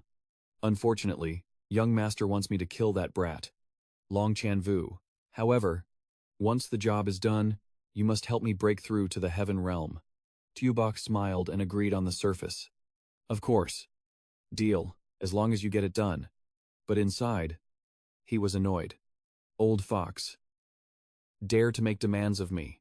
Scene changed to another location. Morning had broken. Tran Vu opened his eyes. He looked at the battlefield he'd created. Then, worry set in. 3 hours have passed. I wonder how far everyone else has gotten. Watching the sunrise slowly peeking out, his heart was a mess. The Heavenly Martial Hall's pursuit team must be here by now. Suddenly, there was a clacking sound from behind. Elder Jia had appeared right behind Tran Vu. You've got guts. Staying here like this. Tran Vu quickly gathered spiritual energy in his hand. In a split second, he cast the golden bell shield behind him. Elder Jia didn't even flinch. Your golden bell cultivation isn't bad, but you're still far too weak to hurt me. Hearing that, Tran Vu retracted the golden bell. He assessed the situation. His poison. It can corrupt my chi. Damn. That was close. My golden bell shield is getting corroded. I can't sense him at all. How is he moving that fast? And he's gone again. The elder pops up right behind him, dropping a twisted compliment. Not bad reactions. But you dodged once. Think you can dodge 100 times. And poof. He vanishes. Tran Vu looks back. Annoyed. He's getting played like a fiddle. He stays on high alert. Keep this up, and his energy is gonna tank. Gotta force him out. He spots some lingering black smoke, wondering what kind of ability this is. Wait. Tran Vu gets it. So that's how it is. He summons flames in his hand. Smirking. Shadow Bat Bloodline. Tran Vu breaks it down. The Shadow Bat Bloodline lets the user merge with shadows. 0 attack power, but annoying as hell. Anywhere there's a shadow, they can hide. So Tran Vu wraps himself in massive spiritual energy. Plan burn every single shadow. He raises his hand, pulling in all the surrounding power. Boom. He unleashes a palm strike, setting everything on fire. The masked guy dodges fast, scoffing. Useless attempt. Even if you figured out my Shadow Bat bloodline, you'll never find me. Even fire casts a shadow. Tran Vu snorts, charging more flames. You think, the guy's trash talk doesn't faze him. He blasts another wave of fire. Careful. Don't burn yourself. Even though the guy shifted his body, he still gets tagged. He can burn shadows too. Realizing he can't dodge, he's forced to revert to his normal form. He's exposed and at a disadvantage, but still yapping. Tran Vu, you're just a brat kicked out of the Heavenly Martial Palace. You touch me, and the young master will end you. Tran Vu smirks, eyes full of mockery. Oh yeah, let's find out. He grabs the guy by the throat. Who's gonna end who? The guy chokes, gasping for air. You. But suddenly, the guy's eyes go wide. A split second later, he slips right out of Tran Vu's grip. He screams, full of arrogance. Finally, just an arrogant brat who doesn't know his place. The tables turn. Tran Vu instantly deploys the Golden Bell Shield Matrix to block. But it's useless. The attacks pierce right through the array, blasting him repeatedly. He's struggling to hold on. Tran Vu is totally confused. How? Why isn't the Golden Bell working? Back on top. The guy gloats. Kid, you're too cocky. Before fighting me, you should have done your homework. My poison is #1 under the heavens. Using my Shadow Bat bloodline, I planted a deadly poison on you without making a sound. I was just stalling until it kicked in. Realizing he got played, he curses weakly. "You scumbag." The guy laughs. Cruel and smug. "Kid, what can you even do? You're just a tiny spirit-wandering cultivator relying on treasures. We might be the same rank, but my mastery is absolute perfection. You killed Tianxi, Chudi, and Song Lian recently, so you think you're invincible. Pure luck. For Bloodline warriors, everyone has special talents. I'm about to show you. Thinking you can take on the Heavenly Martial Palace and the young master, that is beyond stupid. Fine. I'll do a good deed and end you." As soon as he spoke, he raised his razor-sharp claws. Bam! He launched a massive palm strike straight at him, sending you to the afterlife. "Kid." Tran Vu got skewered. A sword pierced right through his body. He struggled in agony, trying to pull the blade out. The guy just kept mocking him. "You got some guts. I'll give you that. Too bad not even God can save you now." A second later, he threw another attack.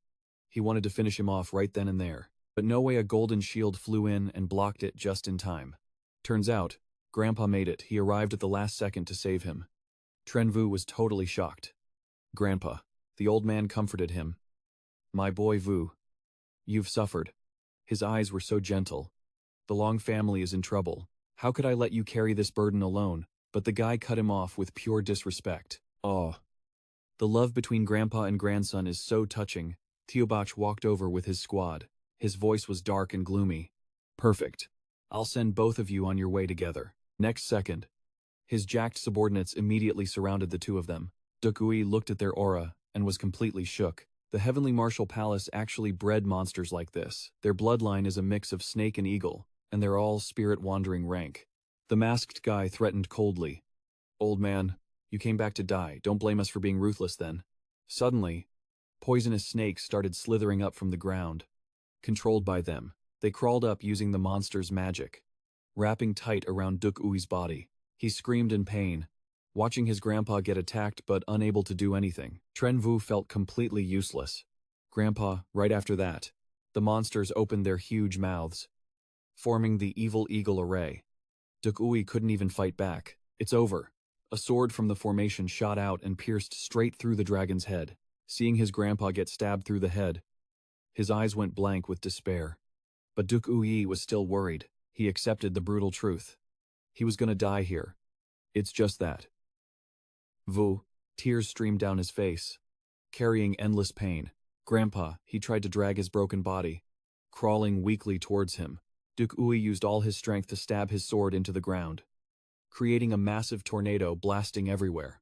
"Long Chun Vu, you must know. Men don't cry easily. Descendant of the Long family, I have taken this burden. But the future of the Long family, I will never let it bow down." His hands were shaking. "Even if my body is crushed to pieces," his heart was firmer than ever. "I will carve out a bloody path for my grandson." Right then, Tiu Bach flew in and stabbed him. Blood sprayed everywhere. He wasn't done yet. He stabbed him again. His face looked annoyed. "Damn, old man. Didn't think you still had a move like that." Even though Duk Ui was completely drained, he still grabbed the guy's arm tight. "Let Tran Vu go, or else this arm of yours is trash." Hearing that, Tiu Bach just gave a scornful snort. Then, without hesitating, he landed the finishing blow, challenging him. "Fine by me. Let's see who's faster." Tran Vu watched helplessly, staring in horror as his grandpa got stabbed through the head by that guy. "Grandpa." When Duk Ui fell, the shock was too much. He passed out right then and there. A long time later, he finally came to. "So cold. Why can't I see anything?" "Grandpa, Grandpa," he jolted awake. His whole body was bandaged up like a mummy. He had to accept the harsh reality, tears still flowing from his eyes. He looked around. "Where am I?" Suddenly, he heard voices. "Don Butnyi. Good job. If you dare stop me, I'll make you wish you were dead." "Whoa there." The pavilion master said to let that young master rest properly. But they kept walking, one after another, still bickering. "If you don't say anything, how would Dad know? He doesn't even care about my birthday party." Her voice was totally salty. "Running off to save this guy. Now I'm curious." She pushed the door open and peeked inside. "This is Hoa Lin Ni from the Heavenly Treasure Pavilion." Chun Vu saw her face and was instantly starstruck. They locked eyes. Even her heart started pounding. She got shy and acted all tough to cover it up. Hey, who are you? Why did my dad have to save you? Hearing this, he realized her dad was the one who saved him. Lin Yi confirmed it instantly. Duh, if it wasn't for my dad, you wouldn't even know how you died. He struggled to sit up. May I ask your honored father's name? I am Long Tran Vu. I will definitely repay his kindness in the future. Lin Yi smiled, looking super smug. My dad is the master of Heavenly Treasure Pavilion. Hua Da Vuong. Hearing this, Tran Vu was shook. Heavenly Treasure Pavilion. The info was massive. Bro froze like a log. Is this Jialan City? The pavilion is only built in Jialan City. Spirit herbs. Pills. Skills. You want it. They got it. Lin He waved her hand in front of him. You didn't get scared, stupid. Did you, just then? Da Vuong walked in. Lin Ni. Don't be rude. Seeing her dad suddenly appear behind her, Lin Ni jumped. Dad Tran Vu immediately knelt down. Junior Long Tran Vu greets the pavilion master. He immediately pulled him up. No need for such grand formalities. His voice couldn't hide the regret. I just accepted a request from your Uncle Tiger. But in the end, I was too late. Couldn't save your grandfather. Tran Vu realized so it was Uncle Tiger. Right then, someone ran in, panicking. Master, the Eternal Spring Gang is here again. He tilted his head. What are they here for? The subordinate stuttered in fear. They said they came for a marriage alliance. Immediately dropping a bombshell, Ta Vuong patted his shoulder. Tran Vu, you rest well. I'll go meet them for a bit. Saying that, he left immediately. Tran Vu called out, if you need anything, please just command me. He smiled with satisfaction. All right. I accept your offer. Lin and Yi called after him. Totally unwilling. Dad, you have to handle this for me. I don't want to marry anyone from the Eternal Spring Gang. Unlike her, he calmly reassured. That's a given. How could he be worthy of my good daughter? He said. Da Vuong left. But his voice echoed back. Ugh. So annoying. Tran Vu had his own thoughts. Eyes full of determination. Grandpa, wait for me to recover. One day I will definitely avenge you. Down in the noisy, bustling streets, crowds were walking back and forth, chatting lively. Tran Vu sat on the roof looking down. So this is Jialan City. Suddenly a horn sound caught his attention. He immediately leaped and vanished. Below, two people were whispering. Heard the Eternal Spring Gang leader is taking a concubine. That young master. Taking several concubines at once. Don't know which family is so cruel. Pushing their daughter into the fire for money. No way. I heard those stunning girls were snatched. Tran Vu curiously watched the figure in the carriage. The wind flips the red veil of the person sitting in the sedan chair. He's stunned to realize it's Thu Diep. Lin Ni stands behind her dad. Peeking out. Some guy walks up to them. Grinning like a suck-up. Father-in-law, oh. Wait. I mean pavilion master. If I marry Miss Lin Ni, I promise to treat her right for the rest of my life. Please say yes. This guy is the second gang leader of the Trong Xuan gang. Ma Lak Keet. Lin Yi scowls. Totally disgusted. Who'd want to marry a damn fatty like you? Hit right where it hurts. His mood crashes. He squats on the ground, whining. Lin Yi. I've lost 5 kilos recently. Lin He loses patience. About to rush him. You, but the evil king immediately blocks her with his hand. I, the evil king, don't want to see useless people, and I won't let my daughter marry a piece of trash. If you really want to marry my daughter, then rely on real skill. Tran Vu slowly walks up to the pavilion master. He whispers in his ear. After hearing the plan, the evil king sets a condition. If you can beat him, I'll let you marry my daughter. Malak Keet sees a chance. Eyes lighting up. He happily double-checks. Father-in-law. For real, the evil king rubs his forehead. Helpless. It's real. You stinking brat. Didn't your dad teach you not to call people random titles? The guy scratches his head. Divine Wandering Realm. 8th layer. Then excuse me. Tran Vu. Voice ice cold. Sets his terms. I'll give you a 3-move head start. If you lose to me, don't ever mention marriage again. And release all the concubines you snatched. He agrees instantly. No hesitation. Deal. He's super confident in himself. What snatched concubines? What is he talking about? Whatever. He's giving me 3 free moves anyway. He crouches on the ground and meows. Meow. slowly transforming. A tail pops out, wagging behind him. He unleashes attacks everywhere to show off. Tran Vu sidesteps. Realizing this is the spirit cat bloodline, Lak Kiat pounces. He lightly jumps up. Dodging one move. The guy breaks a sweat. Too fast. He actually dodged my Ghost Shadow right claw. Lak Kiat keeps attacking. You won't be that fast this time, he looks down. He just sees the guy scratching the dirt like a cat, kicking up dust all around him. Dust fills the sky, and the onlookers outside are speechless. What kind of move is this dog climbing ultimate dog style? Lak Kiat is weak but acting tough. You can't dodge this time, saying that. From the dust cloud, he raises his claws, rushing in for the finishing blow. But instead, he misses and paws the ground. They stare at each other. Tran Vu is speechless too. 3 attacks. And still useless. The guy pouts, throwing a tantrum. Even that missed, I'm out of moves. What do I do? I can't marry Lin He now. Even he is totally surprised. With skills this terrible. Aren't you supposed to be divine wandering realm? 8th layer. How are you actually this weak? Lak Kiat pouts and stammers, not knowing what to say. He looks absolutely pitiful. The evil king questions him sternly. Your spirit cat bloodline skills lean towards support. You're weak in one-on-ones. But when I asked if you wanted to duel him, you nodded and agreed. Shows you're just all talk. He shouts to intimidate him. How can someone like that marry my daughter? The guy bursts into tears.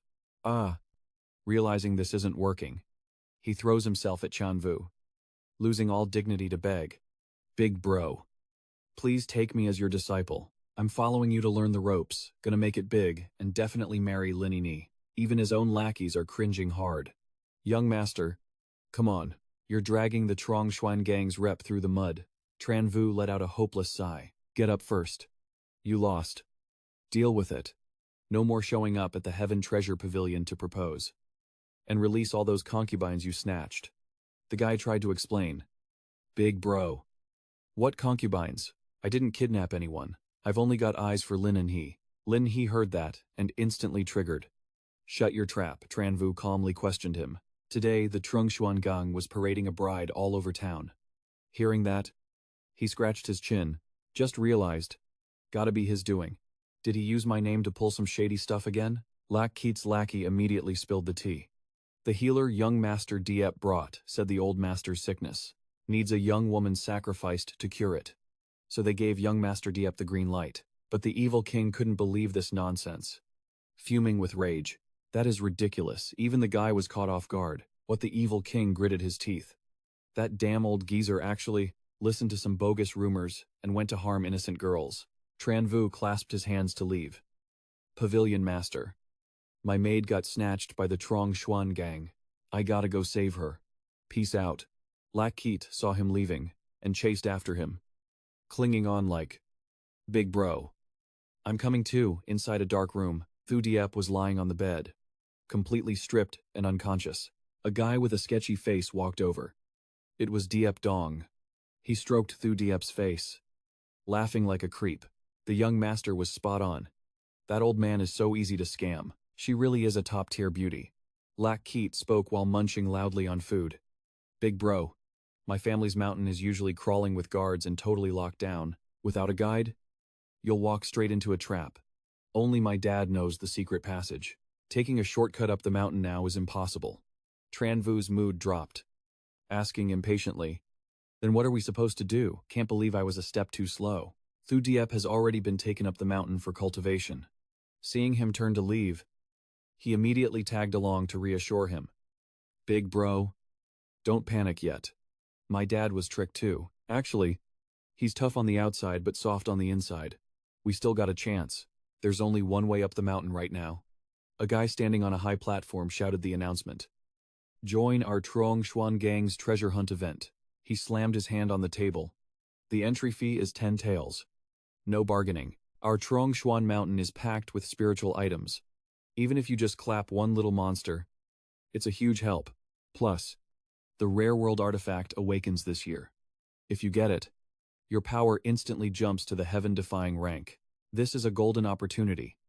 Yet here you are haggling over pennies. Keep whining, and I'll slap you into a cripple. Tran Vu immediately slapped down 10 gold taels. I'm signing up. At the tea shop, Tran Vu and Lak Keet sat at the same table. The guy hugged his luggage, looking super hyped. Big bro. I already prepped all the clothes and gear for the mountain trip. We just wait here till rooster hour. Then we head up. Suddenly, someone got shoved down the stairs. Nana was furious.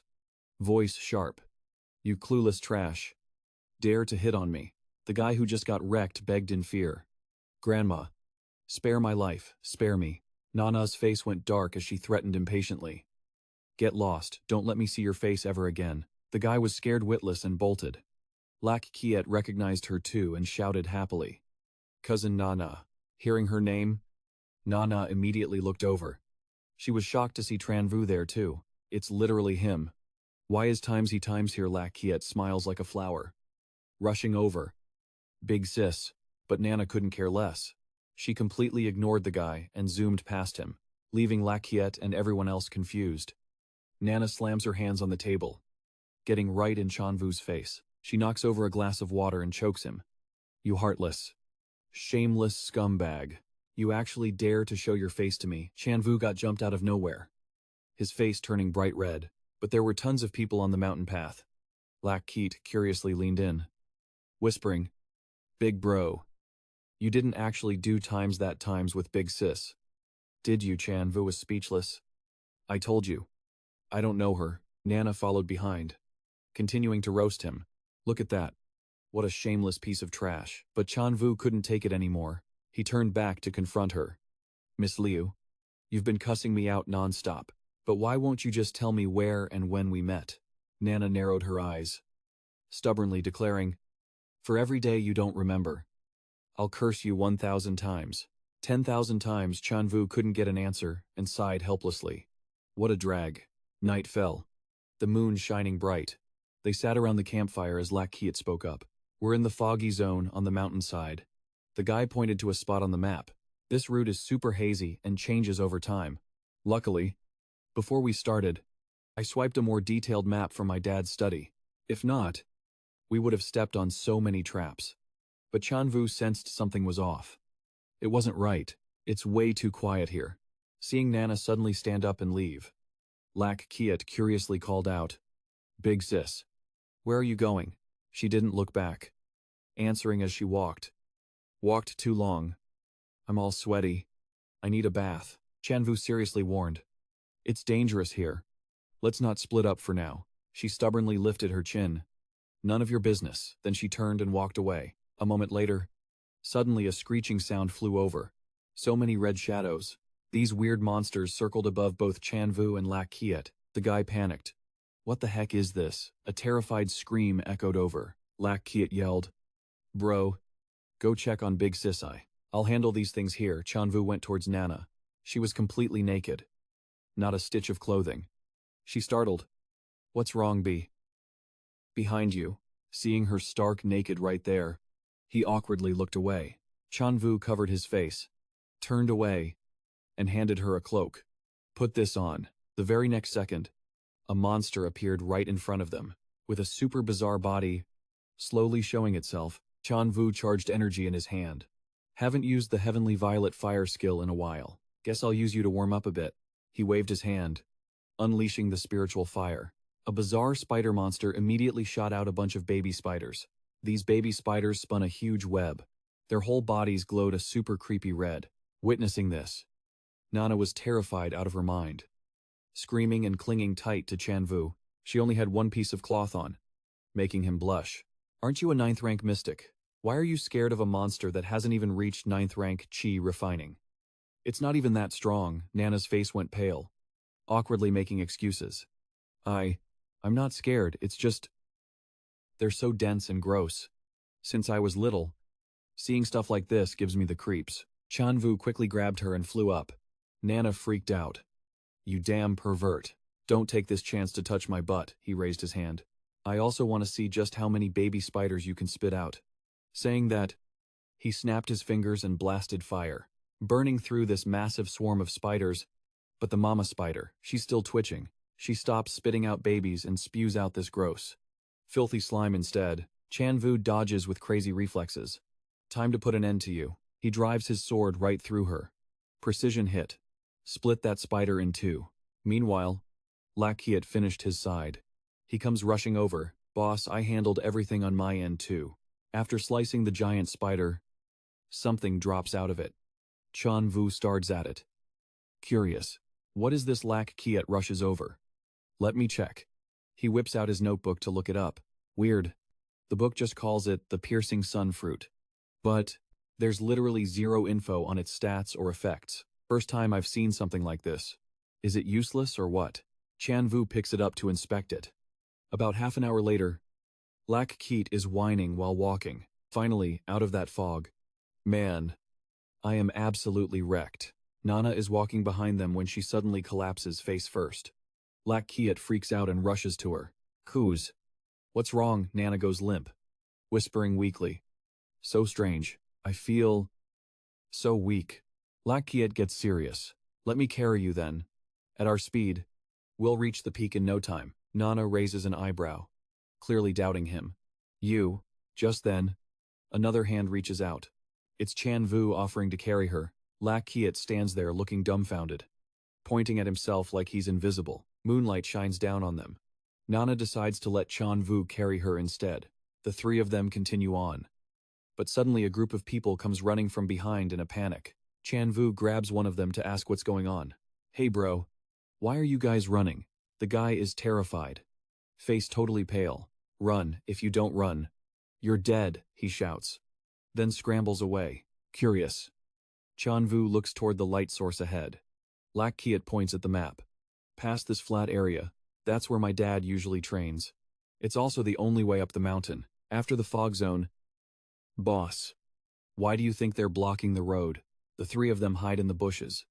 Looking down at the bloody scene below, a guy with a hat covering his face shouts aggressively. Anyone else got a death wish? Step up. Terrified by the threat, the others back away.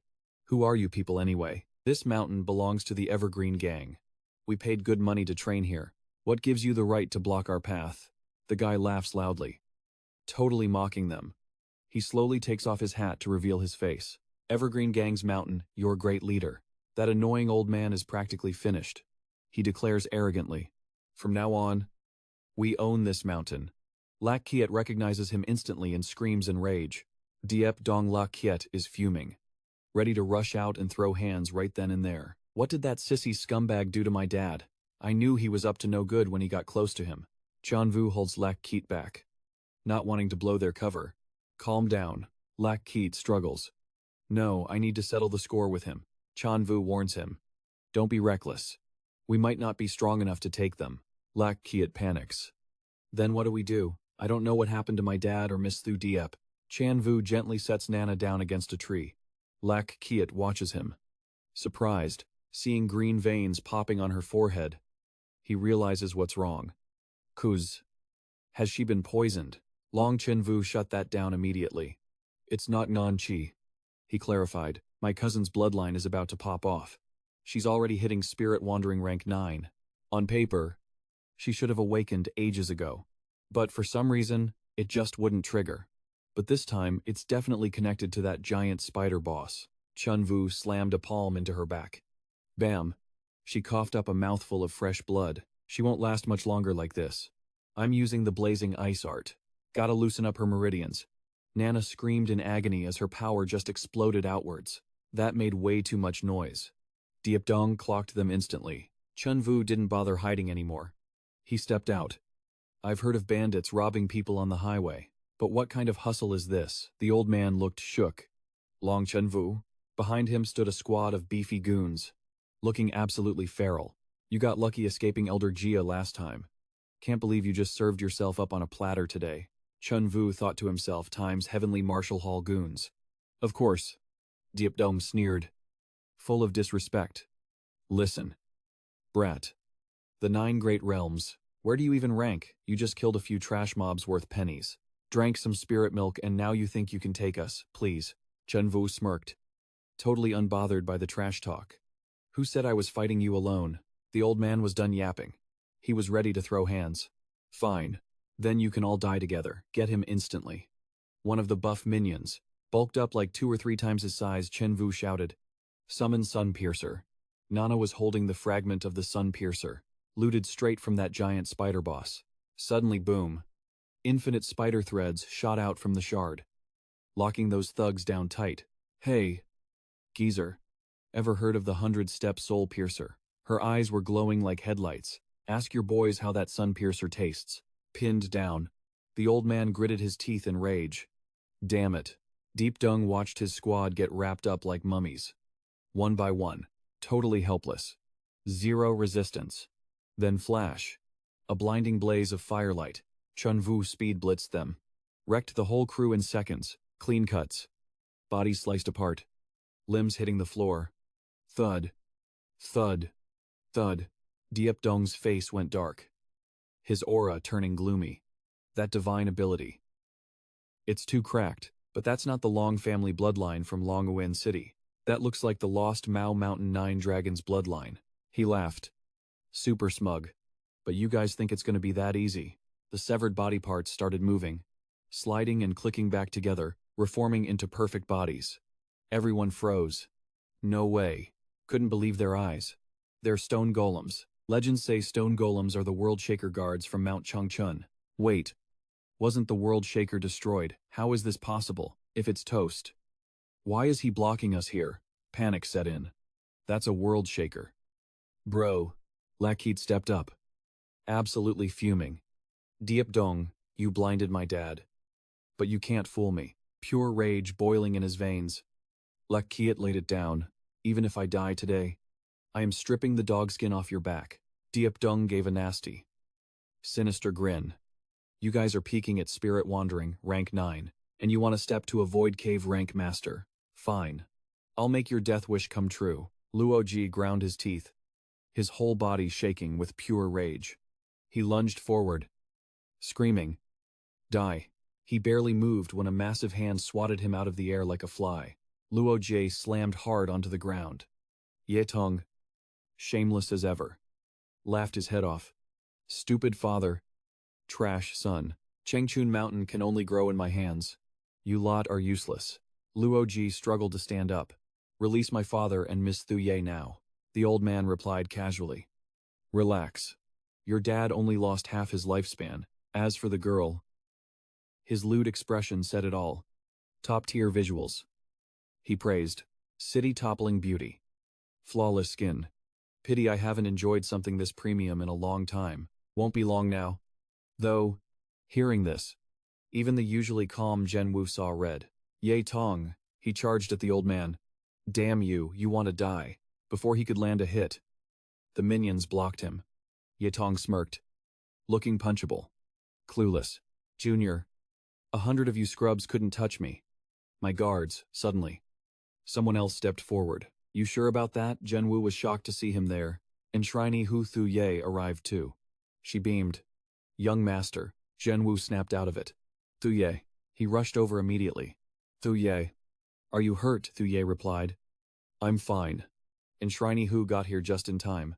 Zhen Wu held her tight. Don't ever leave my side again. Her eyes sparkled as she nodded gently. Ye Tong tried to scheme, attempting to gaslight Hu Yue Shan. The Long family is finished. What's the point of protecting them? Come to Tianwu Hall instead. Money. Women, we have it all. The enshrinee wasn't moved by the trash talk. Tianwu Hall. Never heard of it. He beckoned. Little Stone. Get over here. Everyone stared in shock. No way. The stone golem is submitting to enshrinee Hu. Legends say stone golems are savage. They only serve masters stronger than them. And now it's bowing to the Long family's enshrinee. Just how broken is he? Is he 8 great realms level ahead? Enshrinee Hu patted the golem's head. Good boy. He praised. Ye Tong's jaw hit the floor. He thought. Asterisk. This is bad. Asterisk. Ye Tong bowed quickly to retreat. Didn't know Brother Hu was this deep. Taming a stone golem so easily. Survival of the fittest. The loot on this mountain is all yours. I'm out. A spark flew toward him. A voice boomed. Trying to run, Zhen Wu used a spell to block him. Thuye cheered. Go young master, end that pervert. Ye Tong glared back. Asterisk. My rank is higher. But this kid has a weird bloodline. He's tricky. He turned with a fake smile. Little bro. Let's talk. but he shot something from the bushes. Wu spotted it, jumped, and smacked the old man down. Ye Tong hit the ground. Coughing blood, Wu stomped on his chest and roared. Which hand touched Thu Ye, his hand trembling? The old man stammered. Right. Right hand. Then Ye Tong screamed. His hand was engulfed in flames. He yelled, Guards, bring the Grand Leader here. 2 men dragged the Ma family head out. Father Luo Jie cried out. Ma family head was released. He asked, Why are you so foolish? Why trust a snake? Look at this mess. Ma family head closed his eyes in silence. It's all my fault. I was useless. The Grand Leader is safe now, let me go. Yi Tong pleaded. I've managed the Changchun gang for years. You have to admit, I've done a lot for this gang. The second gang leader does nothing but party all day. I had no choice but to join the Heavenly Martial Hall. The young master of Heavenly Martial Hall said, if I catch Miss Thu Diep, the reward would be huge. I'm just in it for the cash. I never meant to hurt anyone. Ma Tai Keet snapped. Shut your trap. Look at what you did to my dad.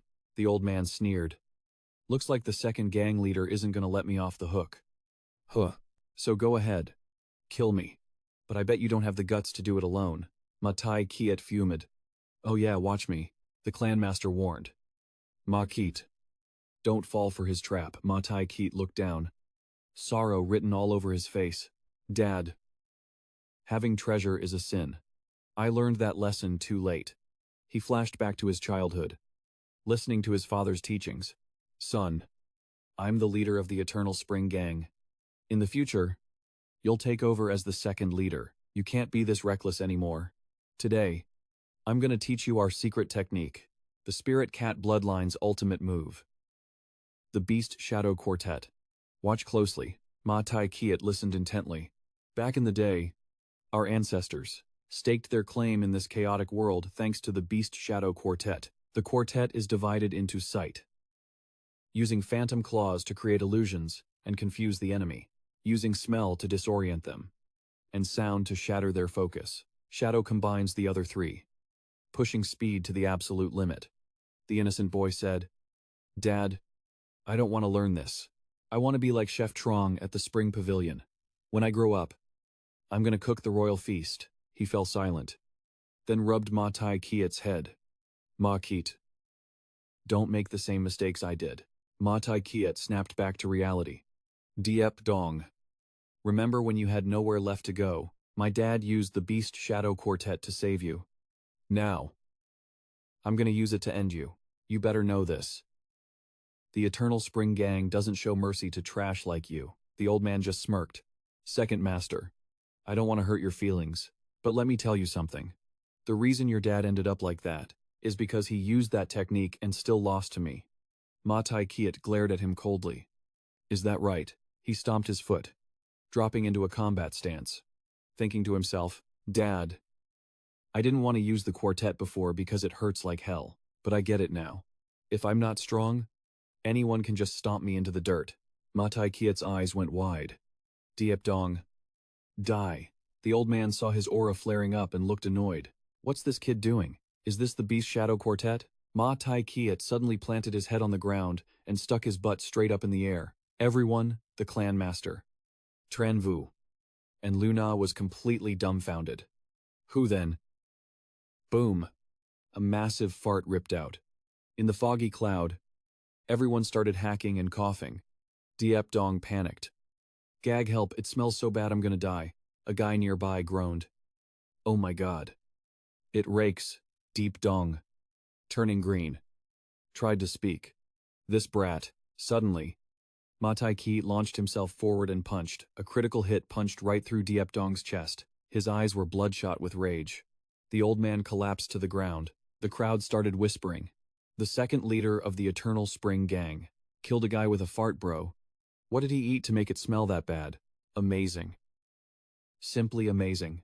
Tran Vu stood silently, watching the scene. Ma Tai Kiet scratched his head.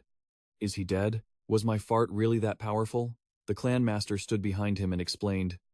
You stinky brat. Your fart was powerful, all right. It almost suffocated me, but killing Diep Dong isn't that simple. Without us secretly supporting you couldn't have taken him down. Ho Kwok Fung spoke up.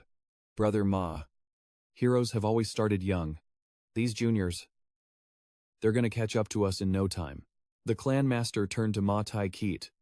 Ma Keet. Let's limit that awakening to once every 10 years.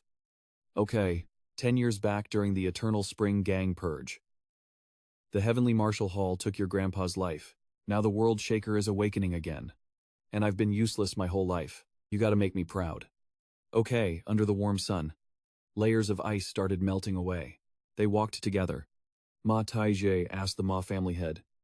Dad? For real though. Ye Tong didn't actually hurt you. Did he? He scoffed. Humph. I was just faking it.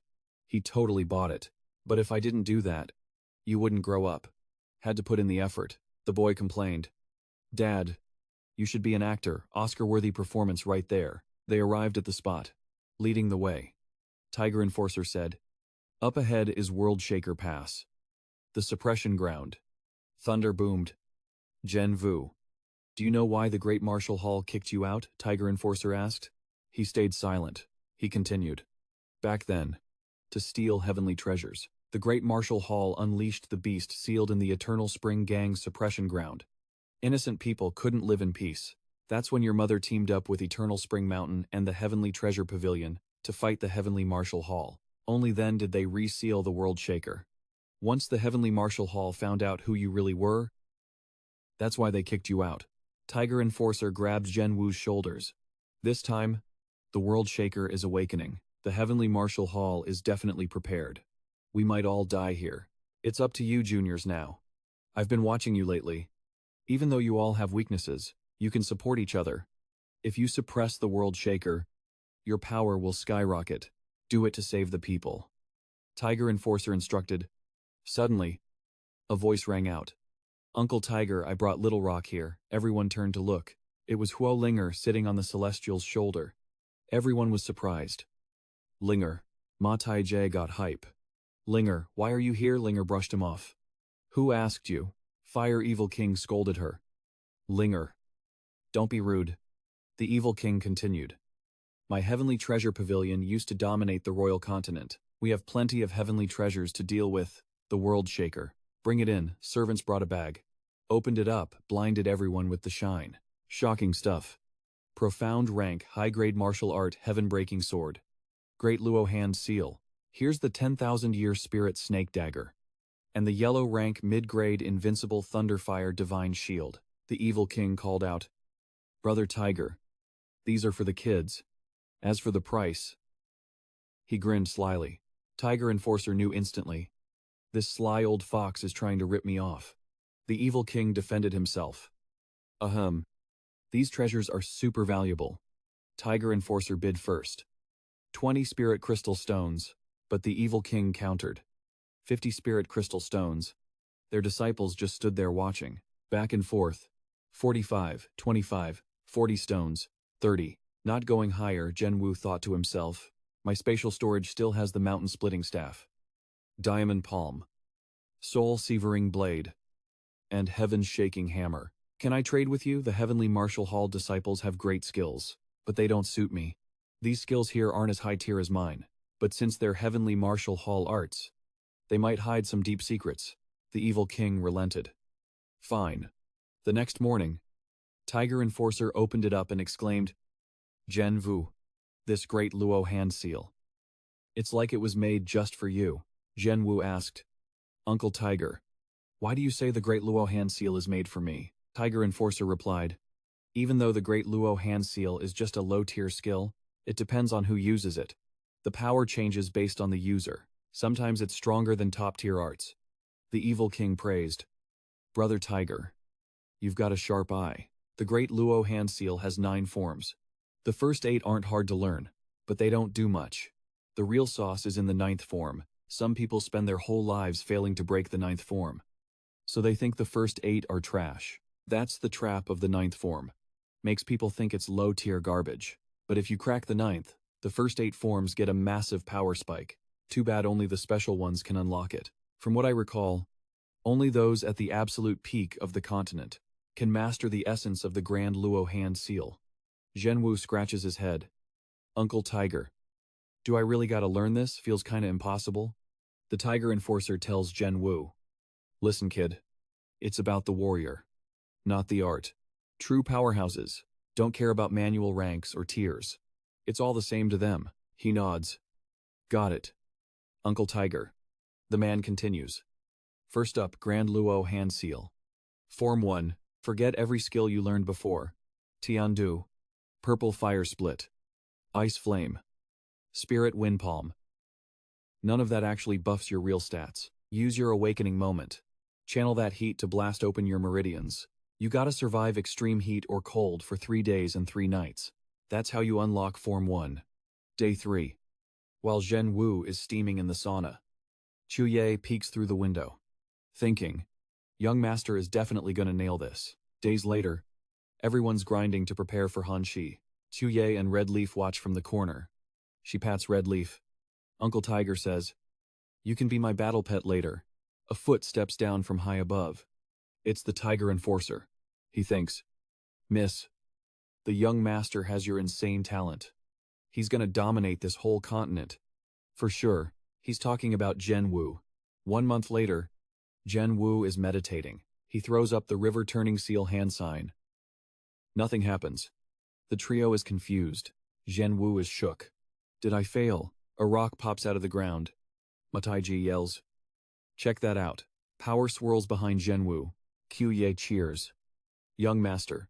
You did it. Tran Vu can't believe it. He mastered the 7th form of the Grand Luo Hand Seal in just 1 month. Gotta keep grinding. Need that 9th form. He smirks. Then locks in. Heavenly Martial Palace. Just you wait. Evil King instructs. The 3 of us need to head down the mountain for some business. You guys stay and train. Hanshi's awakening is gonna cause some waves. Then Evil King and Tiger Enforcer dip. Ling Ye waves. Father, come back soon. Silence the whole way. Evil King stops and speaks. Brother Tiger. Do we really have to do this? Tiger Enforcer looks back and whispers. Let's go. Rain starts pouring. Chuye puts a coat on Tran Vu. Young master. It's raining. Let's head back. He senses something weird and turns to Chuye. You feel that, it's burning up. Why is the mountain this hot? Young master. Look down. The ground cracks. Snapping loudly. Chuye and Tran Vu are spooked. Ma Taiji squats down. Is this? A fire fiend. My dad said fire fiends are mini beasts spawned by Hanshi, accumulating power day and night. They show up right before the awakening. As bodyguards. High combat power. But total perverts. Qiye blinks. Bertenadid. And first 4-8. Ma Taiji point. Look. It's moving, suddenly. It bursts out and roars. The fire fiend looks around confused. Then spots Liu Na. It sniffs her like a creep and circles her. Liu Na asks, is it looking at me? Ma Tai Kiat blushed hard and shut his eyes. Thinking, this is bad. Then came Liu Na's ear-splitting scream. That fire beast burned her clothes right off. She punched it. Screaming, get the hell away from me. The beast got knocked out cold. Liu Na threw on a coat. Furious. Yelling. You perverted tiger. It woke up with the most shameless look ever, but she showed zero mercy. Delivering another kick. You actually tried to harass me. You dare touch me. She stomped its face right into the dirt. Liu Na kept cursing and beating it. I'm gonna beat the life out of you. You trash. The 3 guys in the back wondered, is that really a fire beast? Suddenly, a massive foot appeared behind Tran Vu. A gigantic fire beast loomed behind Tran Vu. Even the little one hid behind it. Ma Tai Kiat warned Liu Na. The little fire beast is simple-minded, so the big fire beast will instinctively protect it. Suddenly, a shout rang out. Everyone, watch out. The big fire beast pounced on Tran Vu right then. He used the mountain force seal, smashing down on it from above. He thought, even though the first 8 moves of the Great Luo Hand Seal are just low-rank martial arts, they're more than enough to handle a fire beast. The beast clenched its claws and growled, then sat up and let out a roar. Ma Tai Kiat panicked. This is bad. It's summoning its fire beast pack. They can clone themselves. 1 turns into 10. 10 turns into 100.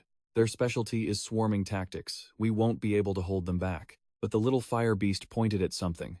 Tran Vu watched it run and shouted, "It looks like it knows a safe spot. Let's follow it. Hurry, in a cave somewhere." It started digging for something. It was a precious gem. It handed it to Luna, making her turn away awkwardly. Matai Kiet got hyped. "That's a fire beast essence crystal. These crystals are formed by fire beasts over thousands of years. If we refine it, our power will skyrocket. I can't believe it's here." Suddenly, a creepy laugh echoed from behind. "To think the crystal I've been hunting for so long is right here." Han walked in with a dark-haired man. He spoke up. "Long Tran Vu, be a good boy and hand over the fire beast essence crystal. I'll make your deaths quick." Tran Vu glared at something on him and asked, "Is the Heavenly Martial Hall here to serve up their heads again? I just sold all the loot I got from you guys last time. What gifts did you bring me today?" He threatened. "You arrogant brat, you're dead meat today." An attack pierced right through him. Tran Vu spat blood, thinking in panic, "No way. He's in the heaven realm, he's even stronger than that guy named Jia." Matai Kiet shouted. "Big bro." The man in black blocked his path, sneering. "Your opponent is me, Han," the mocked him. "Kid, gotta admit, for someone so young to reach this rank, not bad. Too bad you were born in the wrong family. You're just side branch trash after all. If you had time to cultivate, you might have actually shook the whole continent, but you're out of time," he commanded. "Hell Cerberus. Get him," the beast growled. Tran Vu smirked. "Is that so?" He activated his innate divine ability. Han stared at the mark appearing on Tran Vu's neck. "He has that bloodline. That doesn't belong to the heavenly martial kingdom, Han," the demanded. "Tell me now, who is backing you?" Tran Vu laughed. "Why the hell should I tell you?" He glared and launched the true hellfire at him. Matai Kiet and Thu Dio screamed in panic. Big bro young master fire engulfed Tran Vu, making him cough up blood. It felt like his heart was cracking open. He thought, "Damn it, my meridians are blocked. This is bad, I can't breathe." Han laughed maniacally. "My true hellfire has already entered your heart. You're going to suffer, kid. Even if you grew wings, you couldn't escape this."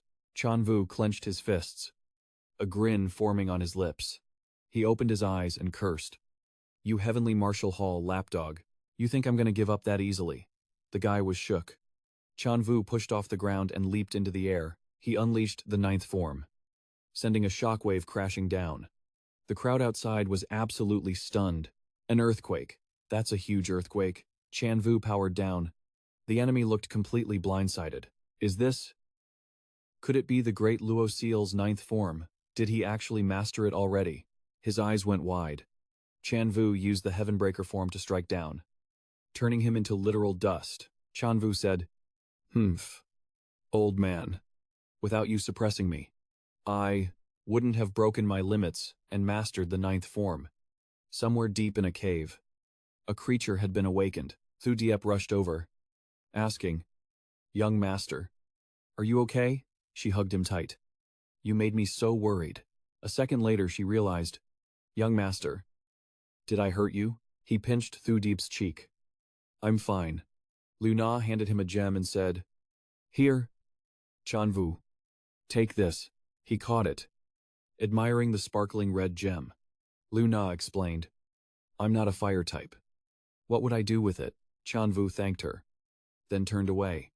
The sky had gone dark, but he sat down to cultivate next to the stone. It seemed tough. He was frowning. Tran Vu was sweating buckets. Little Fire Spirit noticed and rushed to touch Tran Vu's forehead. The other three were surprised. "What is it doing?" He opened his eyes. Tran Vu's body was overflowing with power. Matai Kiet gasped. "Big bro, that Fire Spirit crystal is OP. The wounds on your body are totally healed." He smiled and patted Little Fire Spirit's head. "Lucky this little guy pushed the energy in time to help me. Otherwise, I couldn't have absorbed the crystal's power that fast." It kept going, chi-chi-cha-cha. Matai Kiet called out, "Big bro, one day, you'll definitely break through to the Void Realm." Some lizards were crawling on a nearby rock. They went into the lively fish pond. But then they all suddenly dove deep into the water. Tran Vu felt something was off. He sensed it and told everyone, "Looks like something is approaching us." A black crow flew across the sky. Thu Diep was about to step into the cave. Matai Kiet warned, "Dan. Dangerous." Watch out, Tran Vu rushed over and pulled her into his arms. A massive boulder crashed right where they were standing. A giant snake peeked in, baring its fangs. Ma Tai Kiat was terrified. It's Hanshi. It gathered power in its mouth and spewed it all out toward Tran Vu and Thu Diep. He used the Ice Mountain seal to block it. Continuous punches sent the rocks flying. Charging in, Lu Na used the sun-piercing dart to hit Han Shi, while Ma Tai Kiat used the Demon Shadow Stone Claw to slash at it. Han Shi took hit after hit but still knocked Ma Tai Kiat flying away. Tran Vu exclaimed, "So savage. It's 10 times stronger than any demon beast I've ever met." Mountain Force Seal unleashed. A huge rock crushed down on it, but it barely scratched Han Shi. Tran Vu was shocked as it smashed the rock to pieces. His face went dark. The Mountain Force Seal was broken. He jumped to dodge Han Shi's attack, thinking of a way to beat it. Its speed was too fast. If I hadn't reached the Void Realm, one hit would have ended me. Tran Vu charged in. Time to fight. His hand was blazing with fire as he flew high up, striking down on Han Shi's head. Heavenbreaker. 9 forms unity, then Han Shi got wrecked.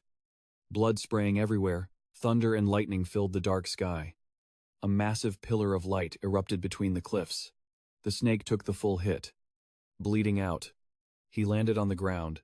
Everyone was full of praise for him. This kid dared to kill Han Shi all by himself. He's from the Long family of the Heavenly Martial Kingdom. I can't believe he's just from a branch family. To think the bloodline produced such a powerful descendant. Whose young master is this? His talent is insane. The Long family is rising up this time. The Tiger Evil King watched closely. Brother Tiger. You're right. A genius like Tran Vu will definitely only get stronger as he fights. That 1,000-year-old beast Han Shi was finally killed by the 9 forms unity. Tiger Giant Phoenix thought. For sure. After he refines it, this kid's realm must be higher than yours and mine. I think it's not that simple. Those brats from the Heavenly Martial Hall will definitely try to steal the loot. Long Tran Vu called out. Time to come out now. The Evil King smiled. Long Tran Vu. Pretty impressive, he thinks to himself. Dung Feng Ti Bak. The black-haired guy says, You actually dared to kill Hamthe. If you hand over Hamthe right now, the Long family will become VIPs of the Heavenly Martial Hall. Gold. Treasures. God-tier martial arts. You name it. Long Tran Vu scoffs. Heavenly Martial Hall. What is that trash? I gave you a chance. But you chose death. 3 great elders of the Heavenly Martial Hall. Attack. Listen, kid. You are absolutely cooked. Then he gets hauled away. Long Tran Vu raises his hand and shouts. If we're fighting, then hurry up. Why are you stalling? Or are you guys too scared? Thu Bak gets furious. Long Tran Vu. If you don't die today, I'll write the Heavenly Martial Hall's name backwards. He uses Shadow Wind style to create clones. Tran Vu thinks. Just as I expected. After breaking through the 9th form, the first move of the Shadow Wind style can rival high-rank martial arts. The black-haired guy shouts, 3 great elders. Let's jump him all at once. This brat just took heavy damage from Hamthe. No way he lasts much longer. Yes, sir. And just like that, all 4 of them rush at him. Ma Tai Kiat gets annoyed. Ganging up on the weak, you have no shame. Beast Shadow Assembly smoke instantly covers the area, making everyone confused, coughing and complaining. Damn it. I'm choking. Who's there? Ma Tai Kiat gets hype. Ling Yi. Look. I got stronger again. But a sword stabs right into his back. The white-haired woman pulls her blade back, wipes the blood off and says, Keep acting like that and someone's gonna rip your heart out. Tran Vu is shocked. Kiat Ma Tai Kiat collapses. Damn it, he screams. Bro. Behind you. The guy in blue is right behind Tran Vu, trying to sneak attack. The young hero controls a massive pillar of spiritual energy and slams it down. The enforcer hurriedly warns. Brother fire. It's time. Meanwhile, Tran Vu takes a bad hit. The woman laughs wickedly. You're actually pretty handsome. Then she walks over and grabs his chin. She excitedly tries to seduce him. Come with big sister to the Heavenly Martial Hall. I promise you'll feel like a king all day long. Suddenly, she senses something is wrong, but right in front of Tran Vu's shocked eyes, she gets executed. The enforcer just casually takes her out. 3 heavenly martial hall elders sneak attacking a kid, truly shameless, and then she can only scream in agony. At this moment, the evil king reminds him, "Brother Tiger, did you forget that the heavenly martial hall used to rule the heavenly martial kingdom?" He adds, "One more thing. In other empires, you're just a bunch of trash who do nothing but fight and kill all day." Tubach stares in horror. He furiously screams out, "You dare oppose the heavenly martial hall. You dare oppose me." Tubach frantically tries to trigger Tran Vu. "Did you forget how your grandpa died?" Hearing that, his eyes fill with shock. Suddenly, a figure appears behind him. Tubach turns around to check, seeing Tuan Lam appear. He happily shouts, "Dad," the evil king calmly remarks. "Tuan Lam, just one ham. The forced you out of seclusion. Has the heavenly martial hall fallen this low?" Tuan Lam smirks with contempt. "Brother Tiger. Brother Fire. Long time no see." Still holding up, the evil king furiously snaps back. "You old lunatic. We aren't close enough to call each other brothers." "Are we?" He speaks calmly, completely twisting the truth. "Tran Vu, my disciples at the heavenly martial hall never kill innocent people. Your grandfather's death was probably just a misunderstanding." Even though he's furious, Tuan Lam suggests, "Why don't we sit down and talk this out? The heavenly martial hall will definitely make it up to you." Tran Vu sneers, wiping the blood from his mouth. Under the man's watchful gaze, he confidently replies, "Make it up to me. Wait until I kill your son with my own hands. Then we can talk." Tuan Lam looks down and mocks, "You chose the hard way." Craving another beatdown, the evil king shot back, "Old freak. Didn't Bro Tiger already mop the floor with you back then? Here for another L today." He let out a cold, disrespectful snort. Then Tuan Lam spread those jet black wings and soared up.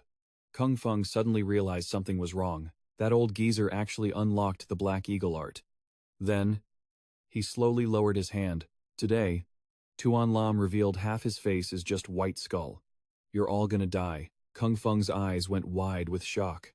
The Black Eagle technique is a forbidden dark art. The top-tier sky-severing slash needs insane power to pull off. "If I don't block it." He noticed Tuan Lam's goons holding hostages. "Oh crap," Kung Feng rushed in to intercept. Can't let him get his hands on Hamtha's body. He unleashed a sharp sword strike. Giant shadow slash. But he dodged it like it was nothing. Tuan Lam gave a wicked smirk and used the Dragon Lock move. A massive burst of spiritual energy exploded, and he shattered the attack effortlessly. "What the hell?" Tuan Lam laughed, totally mocking Kung Feng. He started taunting him with pure arrogance. 15 years ago, to suppress Hamtha, you had to use every ounce of your strength just to beat me. Didn't you? My Dark Eagle lineage is toxic now. It's nothing like it was 15 years ago. You think you can handle it right now? I'm just one step away from the sky-severing slash. What do you have left to fight me with?" Then Tuan Lam started charging up energy in his hand. He summoned something terrifying. A bone serpent slowly crawled out. Tuan Lam retracted his energy, and those black wings turned blood red. Then, his power level just skyrocketed. Those blazing red wings fully unfurled. Seeing that, Kung Feng was absolutely terrified. This maniac. He quickly yelled at the evil king, "The power of this Black Eagle dark art isn't something you and I can tank. Get the kids out of here now." He was seriously worried about his tiger brother. Kung Feng stepped forward, not forgetting to shout, "Go hurry right then." Tuan Lam, looking absolutely pissed, with a nasty, serious look in his eyes. Suddenly, he dashed forward at insane speed. He appeared right in front of Kung Feng before the guy could even process what was happening. In a split second, Tuan Lam grabbed Kung Feng by the throat and slammed him hard onto the ground. Right after the attack, a smug grin flashed across his face. While Kung Feng ground his teeth in pain, Tuan Lam growled out a super satisfied remark. Kung Feng, do you have any idea how long I've been waiting for this moment? 15 years. It's been 15 years. I'm going to pay you back for every bit of that humiliation." Seeing this, Long Tran Vu's eyes stung with tears as he screamed out. Uncle Tiger Tuan Lam paused, turning to him in surprise. "Kid, I thought you were a rare genius. I just took you in as a disciple. Who knew you'd be this stupid? Today, you're not getting away." Kung Feng must have sensed something extremely dangerous. He was startled, noticing the villain's hand suddenly lunging forward. As he blocked the strike, Kung Feng shouted loud and clear, Dong Fuang Tuan Lam, I'm not dead yet, just as predicted. His eyes glared daggers. Brows furrowed tight. The aura he gave off made Kung Feng freeze in shock. Long Chan sensed something was wrong and his jaw dropped. Uncle Tiger. A blast of power came out of nowhere and slammed into Kung Feng. He coughed up blood immediately. In a flash, Kung Feng's severed hand fell helplessly to the ground. Meanwhile, Long Chan was being held back. Let me go, I have to save Uncle Tiger, Uncle Tiger. Kung Feng's entire body was wrapped tight by Tuan Lam's tentacles. Suspended in midair, they ruthlessly tightened around Kung Feng's remaining arm. Then the brutal scene unfolded, it ripped that arm right off. Blood splattered everywhere. Witnessing this, Long Chan completely broke down. No, don't. Tuan Lam smirked, looking totally full of himself. Talk about deep feelings. Since it's come to this, tear him to shreds for me. Every rock, every pebble, was thrown against the old brick wall, along with curses like, you filthy beggar, don't show your face here. Trash, you trash, think I won't beat you to death, huh? What's with that look, you little mongrel, you got a problem. These cruel people wouldn't let the kid go. They grabbed him by the hair and dragged him up immediately. Looks like I gotta teach you a lesson. A brutal man stabbed a sharp wooden stick into the boy's cheek, making him scream in agony. Don't, please. But amidst the chaos, Kung Feng stepped in, calm and steady.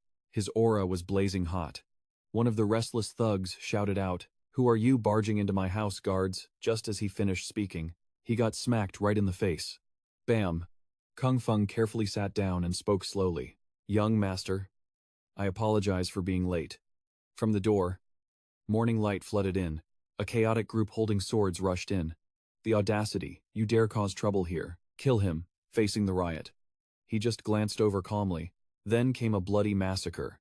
On the floor, headless corpses and bloody limbs lay scattered everywhere.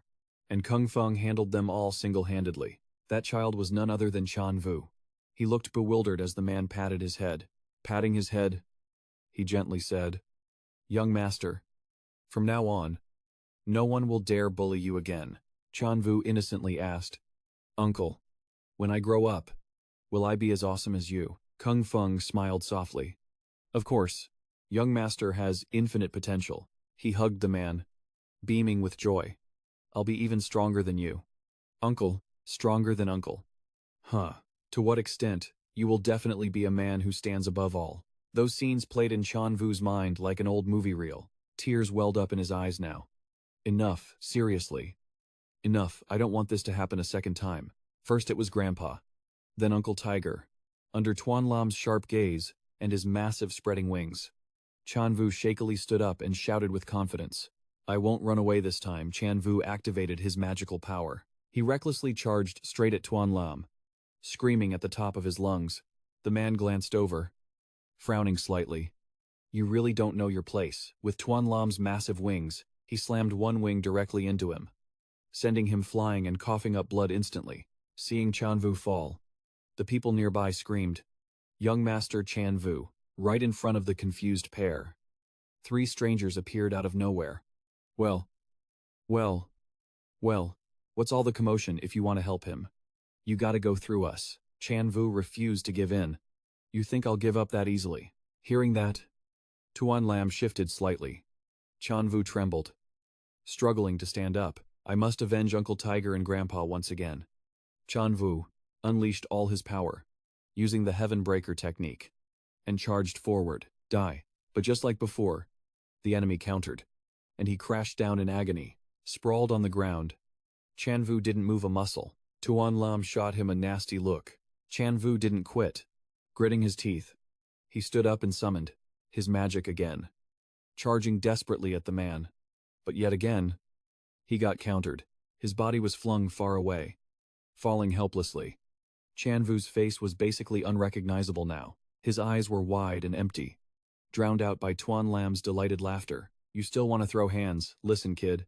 Do you even realize the massive skill gap between us? Kung Feng witnessed the whole thing go down, even while his severed arm was dripping blood everywhere, but he was completely shook.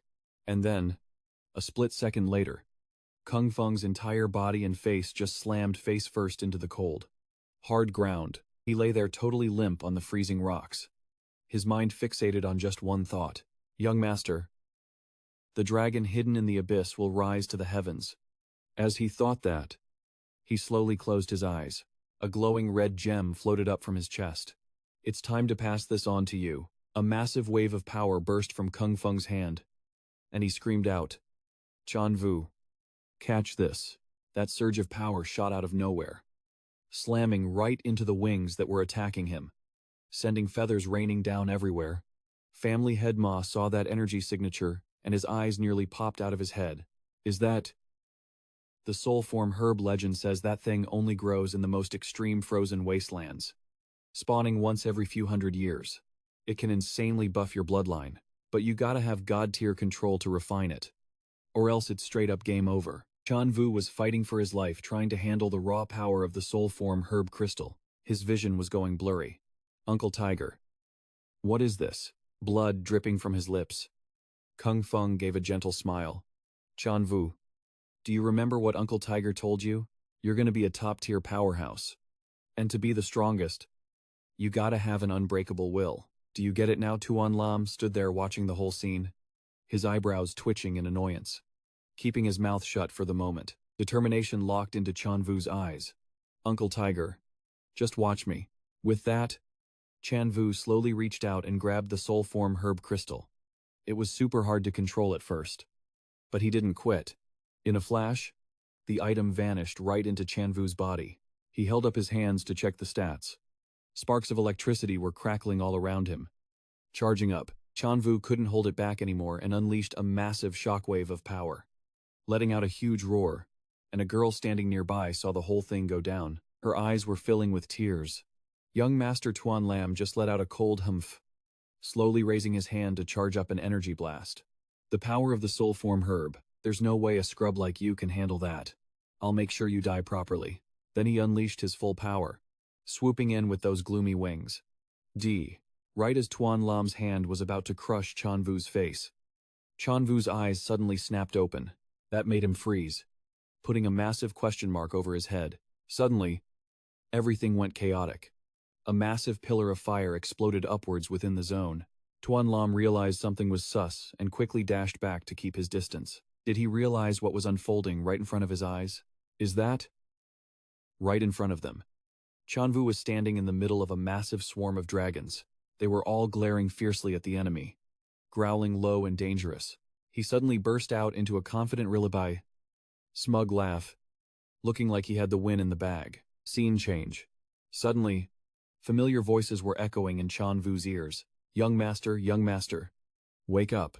As he opened his eyes, his vision started to clear up. Deep Tiu Hong. Thu Diep was insanely happy. Thank God, young master. You're awake. You totally scared us. Tran Vu struggled to sit up, rubbing his head. My head is splitting. Where are we? She explained seriously. The water washed us up here. Back then. Seeing her hesitate, he frowned. Back then? What? The memories came flooding back. The moment Tran Vu summoned those overpowered dragons, Dongfuang Tuan Lam, and the intense power radiating from his body, funneling all that power into those giant dragons, making them glow blinded bright. Drop dead suddenly, Tuan Lam could only blink as those jaws, dripping with raw magic, lunged straight at him. 8-headed divine dragon. Bad news. Before he could even react, bam, all 5 dragon heads slammed their mana straight into his body. Only Tuan Lam's blood-curdling scream remained.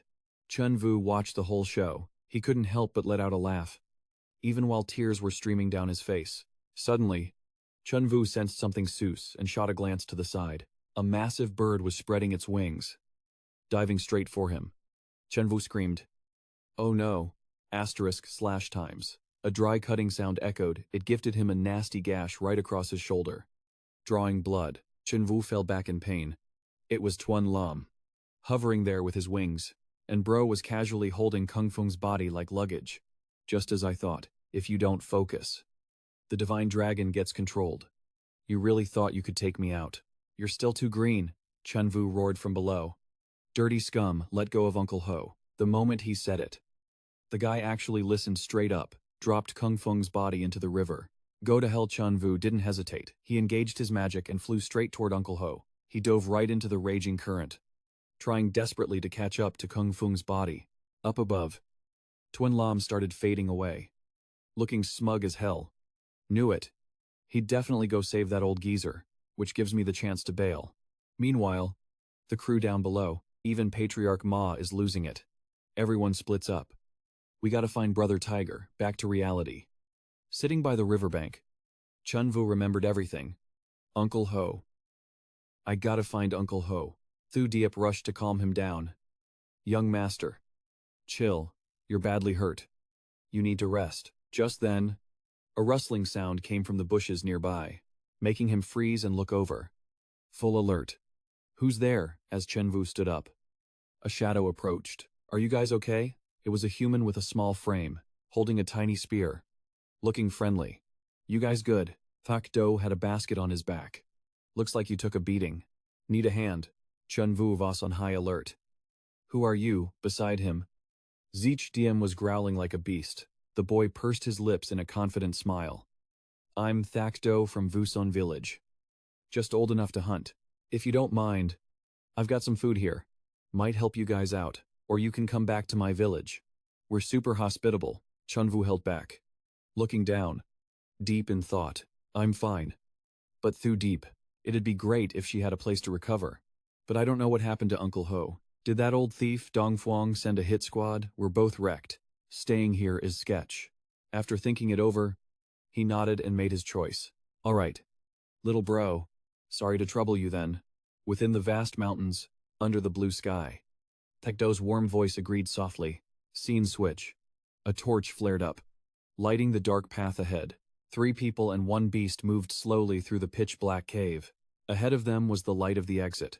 Vuson village lies past this cave. A hidden spot like this Vuson village definitely isn't simple. Takdo stopped first, slowly announcing, "We're here." Right in front of them was a mountain village with empty houses. Looking around, Tran Vu was dazed. Why is it so silent and dead? He walked over to a patch of dirt and carefully pulled the cover up. Come on out. Kids. We've got guests. Tran Vu and Thu Diep were completely lost. Kids. What kids? From a hidden box buried underground, a bunch of cute kids popped out, absolutely buzzing with excitement. Guests. We got guests. The kids made a huge racket, swarming around the 3 of them. They were even sizing them up like, damn. Big bro and big sis are way too skinny. Real kids, like, actual kids, welcome to our place, welcome. Thakdo gently patted 2 of them on the head and spoke softly. Quit clowning around. Guys, big bro and sis are hurt. Go grab some food and meds. ASAP. Be good now. He quickly scooped the smallest kid up into his arms, leading the 2 into the house. He dropped an explanation. Sorry if we spooked you. All the adults in the village are out hunting right now. Only the kids are left. We were scared monsters might attack, so we had to hide them underground. He nodded, getting the picture. Hunting. Huh. Guess these guys live that primitive life. Totally cut off from the world. Takdo invited them to sit at the table in the living room. You guys take a breather. Tran Vu was genuinely grateful. Thanks a lot. Over on the side, a kid huffed and puffed, speaking up. Big bro. Big sis, I brought the food. Tran Vu turned around and saw a tiny tot carrying a massive bowl of food on its head. He was stunned. That thing was bigger than the kid's head. Is this kid built different? Or what? Tran Vu carefully took the giant bowl. He stared at the kid, dumbfounded. This brat didn't have a single drop of mystic energy. This place is kinda sus. Just then, a booming voice rang out, making him jump. Thakdo, you brought guests back. Thakdo answered honestly. That's right. Chief. The 2 visitors were shocked. Village chief standing right there was the chief of Vuson village. He was casually carrying a massive rhinoceros on his shoulder. Haven't had guests in ages. Vu Ho, super hospitable, shouted. Welcome.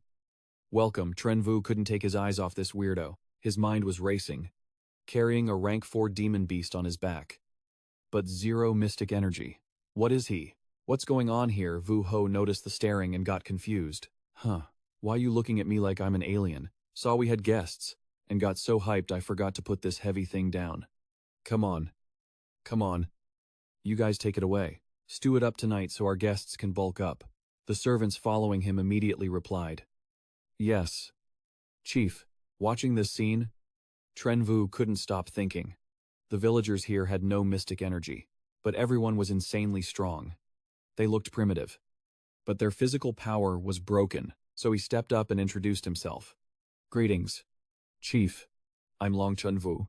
We were chasing an enemy, got badly hurt, and just happened to end up here. We're really grateful for the hospitality. Vu Ho happily slung an arm around his shoulder. Brother Long, what are you saying? You're in the village now. Just rest and heal up, no need for thanks. We don't have much, but we're definitely hospitable. As he spoke, he enthusiastically turned to his villagers. Everyone, light the fires tonight, just like Vu Ho said.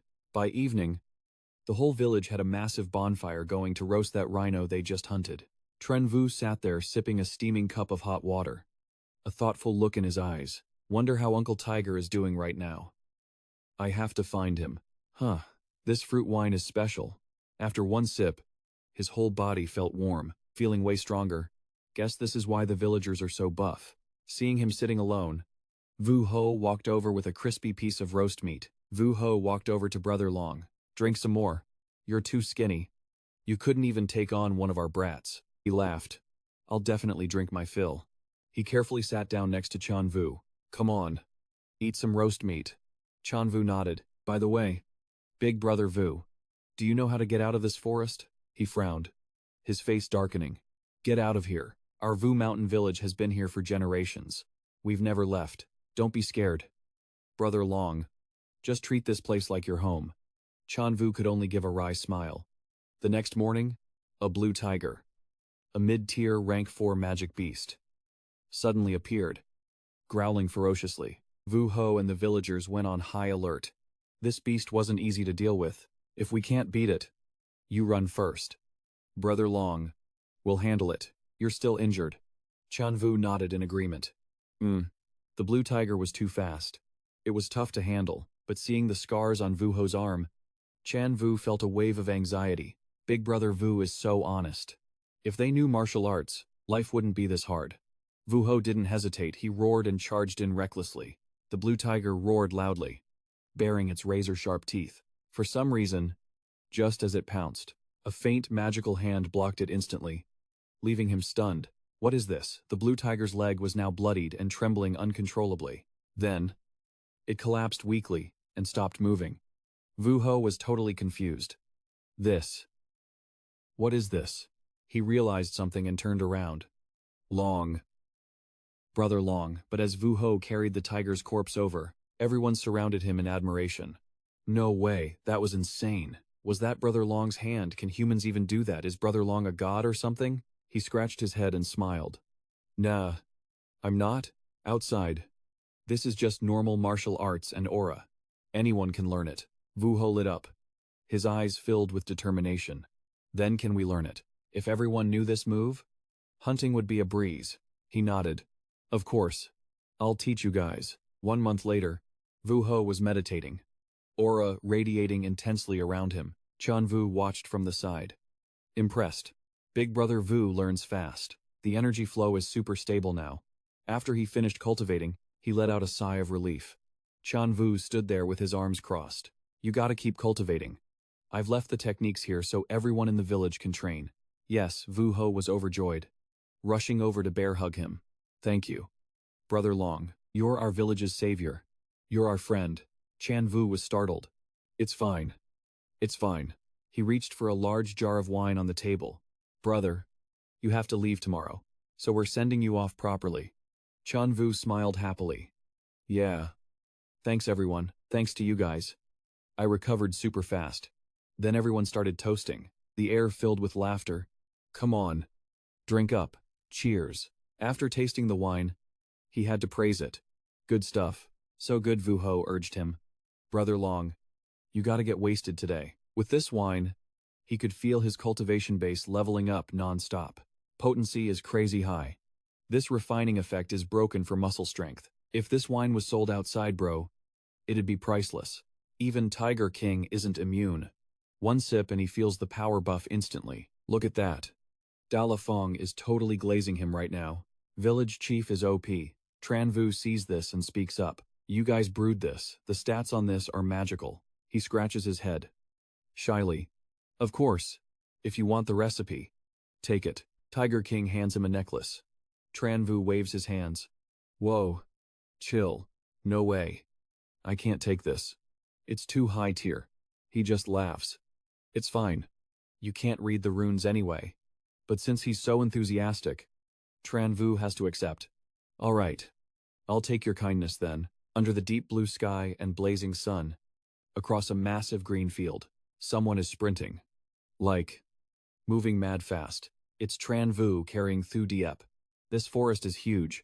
Been running forever. This definitely ain't Thien Vo Kingdom. Thien Vo Kingdom doesn't have maps this big. Suddenly, a flaming eagle, a rank 5 divine beast, spreads its wings. The sound makes them go pale. Thu Diep screams. Young master, he thinks. Rank 5. Beast. That's heaven realm level, but the eagle screeches. A piercing cry. It dives with razor-sharp claws straight at them. But just as it gets close, whoosh, a beam of light flashes by. Wrecked it, the beast screams. He grabs Thu Diep and jumps onto a tree, hiding behind a trunk. Tran Vu is shook. What one-shot a rank 5 beast? That's gotta be a heaven realm pro. Did that expert see me? Can't let my guard down? Just then, a boy and a girl walk up. Senior brother. Any eggs? Go check. Quick. Tran Vu watches from above. That kid is only Mystic Realm Stage 4. How is he so cracked? While the two kids check the bird's corpse. No eggs. Don't know where the nest is. Doesn't Lu Oanni have one? Why is she so arrogant? I gotta beat her. But these feathers would make a fire dress. Way better than Lu Oanni's. While they're focused on the bird, they don't notice a giant python creeping up behind them. The boy turns around happily. Store the loot. Kiddo. The python roars, opens its nasty mouth wide, just as it attacks. A spell flies in to shield the kids. Boom. The snake explodes. Tran Vu's eyes widen. Spotting something. Instantly, the eagle's body gets sucked into a strange object. That's a spatial artifact. Then the siblings hold hands and leave. Junior sister. Let's go. Leaving the headless python corpse rotting there. Tran Vu watches them. Who is that rich kid? His sword is stronger than a talisman sword. Spamming attacks like that. His wealth is scary. He picks up Thu Diep and Shichdin. This path isn't easy. Too many OP monsters out there. Her cheeks turn pink. Then young master just has to be stronger than them. Zhenwu side-eyed him. Cool. I got it.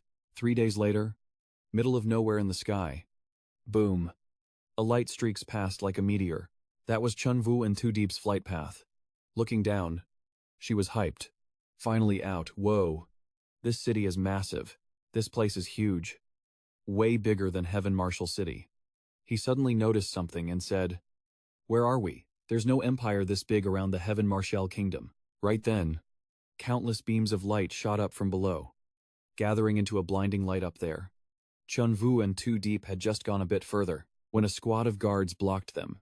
Halt, one of them shouted. No flying above Ironblood City. Don't you know the rules here? He scanned the group. Whoa. They're all spirit wandering realm experts. Thu Diep looked at him nervously. Young master. Chun Vu spoke up carefully. Sorry. I'm from Heaven Marshal Kingdom. Didn't know the rules. How do we enter the city properly? The guards looked annoyed. Heaven Marshal Kingdom, what's that? Never heard of it. 1 spirit crystal to enter. Chun Vu's jaw dropped. What 1 spirit crystal just to enter? He bit his lip. A drop of sweat rolling down his cheek. A spirit crystal is worth 20,000 gold coins. I have it. But this is daylight robbery. Seeing no reaction, the guard threatened. You paying or not? Trash from a tiny country coming here. Probably don't even know what a spirit stone is. Annoyed, he tossed a spirit crystal at him. Here. Can we enter now? But the guard wasn't satisfied and stopped him. Hold up. What about her and the monkey? Chun Vu ground his teeth. You. Frustrated. He pulled out 2 more. Take it. And get lost. They took it but kept mocking him. Never even heard the name. How can a small country have experts? More like a country bumpkin. Chun Vu ignored them. taking Thu Deep and Jich Diem away. Worried, she turned to him. Young master. Knowing what she meant, he explained. Big countries looking down on small ones. Cultivators from small countries get treated unfairly. It's fine. That's just how the world works. Thu Deep nodded, feeling a bit relieved. Hours later, walking through the crowded streets, she spotted something. She pointed excitedly. Young master. Look, there's a heavenly treasure pavilion here too. Whoa. It's huge. Way fancier than the one in Jialan City. Tran Vu wasn't surprised. Let's go. Maybe we can get some temporary protection. As they approached the door, the guard shooed them away. Shoo, who are you, Heavenly Treasure Pavilion? Isn't a place for your kind. Tran Vu snapped. Is this how Heavenly Treasure Pavilion treats guests? The guard poked his chest hard. Guests. You think your guests, Scram, don't ruin our business. Faced with such discrimination, Tran Vu clenched his fist until it shook. Do all people in Ironblood City lack basic manners? Before he could react, the guard got absolutely wrecked, followed by a shout. Scram, the massive door, swung open, and a figure walked out slowly. Heavenly Treasure Pavilion doesn't need clueless trash like you. But facing Tran Vu, Lianthan became polite and respectful. Tran Vu? I am Hua Liantang, brother of the evil Fire King. You've traveled far. Must be tired. Right, come in and rest. Tran Vu nodded. Yes, the crowd watched, confused. What Hua Lianthan invited him personally. Who exactly is he? Lianthan asked gently after hearing the full story. So that's the deal. You seem pretty worried. Lord Tiger is missing. And you guys got swept away by the current too. This is bad. Tran Vu clenched his fists in fury. That old scumbag Dong Phuong Tuan Lam. I swear I'll make you pay blood for blood. Lianthan could see the raw anger in his eyes. He patted him on the shoulder, praising, Brother Long, you truly are a handsome young man with honor and loyalty. Our Heavenly Treasure Pavilion will do everything to help. Just stay here and heal up first. If you need anything, just ask. Receiving such help made Tran Vu feel incredibly grateful. Thank you. Fire Pavilion Master.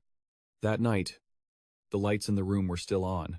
He leaned close to the candle, trying to figure out the info on the tooth. The writing on this tooth is insanely complex. Thank God the Fire Pavilion Master had a translation dictionary, but it's too hard I don't get a single thing. Tran Vu was so confused he was tearing his hair out. Everything was way too difficult. And his mood visibly tanked. Where even is this? Who am I? Why am I here? Thu Diep walked out after her bath. Seeing her young master like that, she called out worriedly. Young master. But Tran Vu didn't want his brain to fry anymore. So he tossed the dictionary aside. I'm done reading. I'll figure it out tomorrow. So he lay down and slept like a log. Until she woke him up the next morning. Young master. Wake up, being called. Tran Vu groggily opened his eyes. Too deep. With dark circles under her eyes. Handed him the dictionary. I saw you had a headache last night. Young master. So I translated this myself. Please take a look. Young master. Seeing she had tortured herself all night for him, he felt worried. Sister Thu Deep. Not knowing how to repay her, Tran Vu immediately pulled Thu Diep into a hug, into his arms. You silly girl. Losing sleep all night just for me. Being held in his arms like that made her heart flutter. Young master. Thu Diep expressed her feelings. I'm not tired. I don't need rest. Please look at it. Young master. My translation might not be great, but Tran Vu didn't care about that stuff anymore. He just wanted her to get a good sleep. Stop talking nonsense. I said rest. So rest. Don't ever do this again.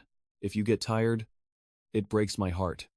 Hearing this put Thu Diep at ease. And she stammered. Young master. Really? I'm okay. I'm not tired. She said that, but then her eyes closed. And she passed out. Seeing Thu Diep like that, Tran Vu immediately covered her with a blanket and scolded. Truly a silly girl. After Thu Diep fell asleep, he picked up the dictionary to check the content. Let's see. Thunder, fire, flash, step. As soon as he said it, a wave of discomfort hit him. He immediately coughed up a mouthful of blood. Tran Vu didn't expect this. Just reading a little bit caused this. I have a high-rank body art. Yet just looking at it nearly wrecked my mind. Lucky for me. Thu Diep translated it word for word. His face twisted in extreme pain. Runes entering the sea of consciousness is pure torture. Cultivating this body art requires. So, Tran Vu went to ask Uncle Lien Thon. I wanted to ask, do we sell any rank 5 fire attribute divine beasts here? He thought for a moment. Oh. Then he quickly answered. We do have high-rank magic beasts, but the price isn't cheap. Hearing that, his mood dropped, and he sighed. No surprise. A rank 5 magic beast is as strong as a heaven realm powerhouse. Insanely hard to kill. Who knew cultivating the Thunderfire Flash step would require the blood essence of a rank 5 magic beast? Tran Vu had no clue what the price tag was, so he just scratched his head and asked, so, what's the damage Lien Thon didn't gatekeep, and spilled the tea immediately. Best price, 500 spirit crystals. You know how it is. Brother Long, our heavenly treasure pavilion ain't making bank on this. But we can't take an L either. Realizing he couldn't haggle, he just sighed and coughed up the cash. Suddenly, a massive noise caught his attention. Speak of the devil, right on cue. A guy walked in carrying a massive demon beast. Elderfire got a rank 5 flame berserk bull here. You buying, the loot he needed, just showed up.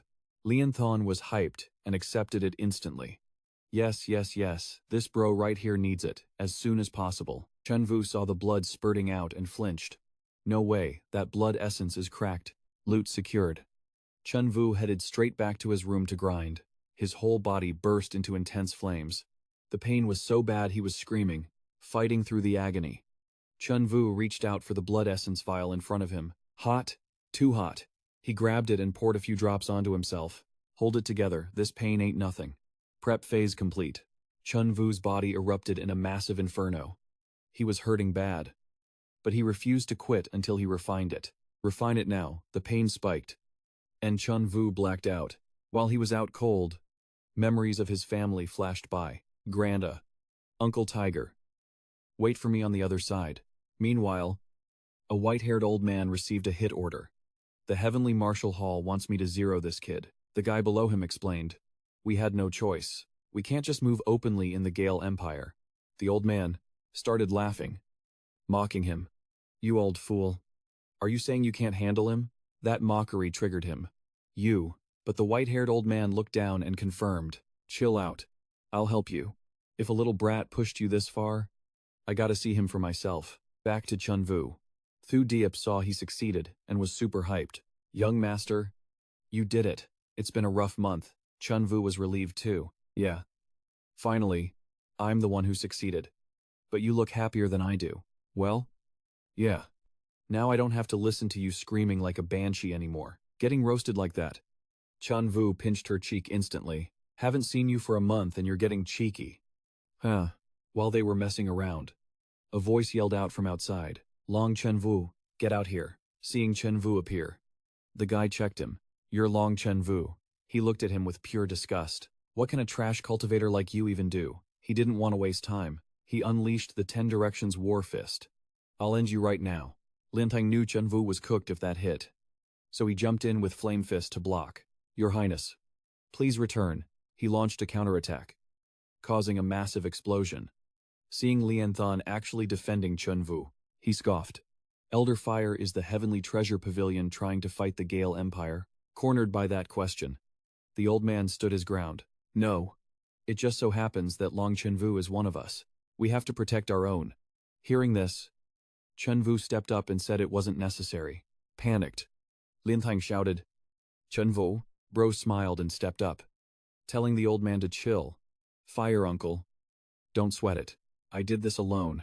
So I'll handle the heat. No way I'm dragging anyone else down. As soon as the words dropped, Tran Vu dashed straight at him, ready to throw hands for real. I don't know what your beef is, but since you pulled up, let's settle this with a proper duel. One condition, though, we take this outside. Can't be wrecking the city and hurting innocent people. The guy heard him but completely ignored it, acting all high and mighty. A duel, you think you're worthy to fight me? He swung, but bro was already gone. Teleported right behind him. The villain was shook. What the how is he that fast? Can't he fight head on? He immediately grabbed Thu Diep to use as leverage. Your movement technique. It's kinda interesting. Hand over that movement skill, and I might just let your girl live. Realizing she was becoming a burden to Tran Vu, She quickly shouted out, "Young master, just ignore me," seeing Tran Vu hesitate. The villain smirked to himself.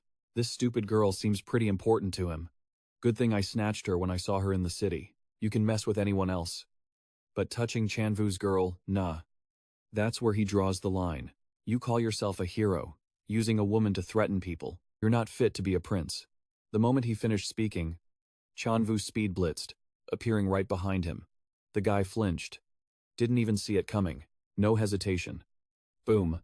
Punched him flying several meters. This punch is for being a dirty scumbag. He went flying so fast he didn't know what hit him.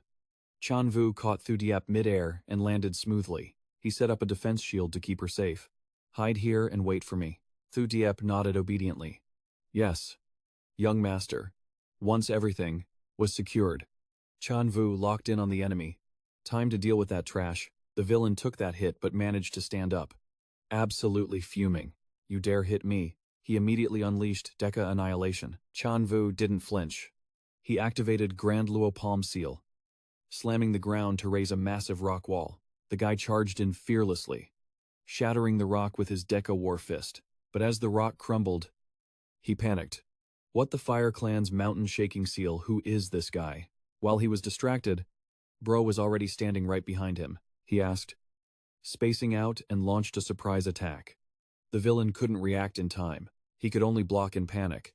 What the hell is this? He noticed a burn mark searing his arm. He was confused. This purple fire. It has burning chi. What kind of power is this? Before he could finish that thought, he got launched back like 30 kilometers. The impact caused a massive tremor. Tran Vu was glowing, radiating infinite potential. If I go all out right now, I can definitely finish him off. A moment later, the villain came storming back, killing intent exploding. You brat. You forced my hand. Your death is on you. He unleashed the Sky Titan ape. He struck Tran Vu with a massive blow. Bro was in pain, cuts all over his face, but he refused to give up. Is that the fallen star god bloodline? Sky Titan ape. This is bad. The rank gap is too huge. I can't beat him like this. Thinking Tran Vu was already giving up, the villain laughed at him. My Titan ape ability suppresses everything. Even if you were a mountain, I'd crush you into dust. Long Tran Vu. Go to hell. But Tran Vu wasn't the type to fold that easily. He stood his ground. You're underestimating me way too much. Suddenly, he manifested a dragon. It coiled tight around the guy's giant ape.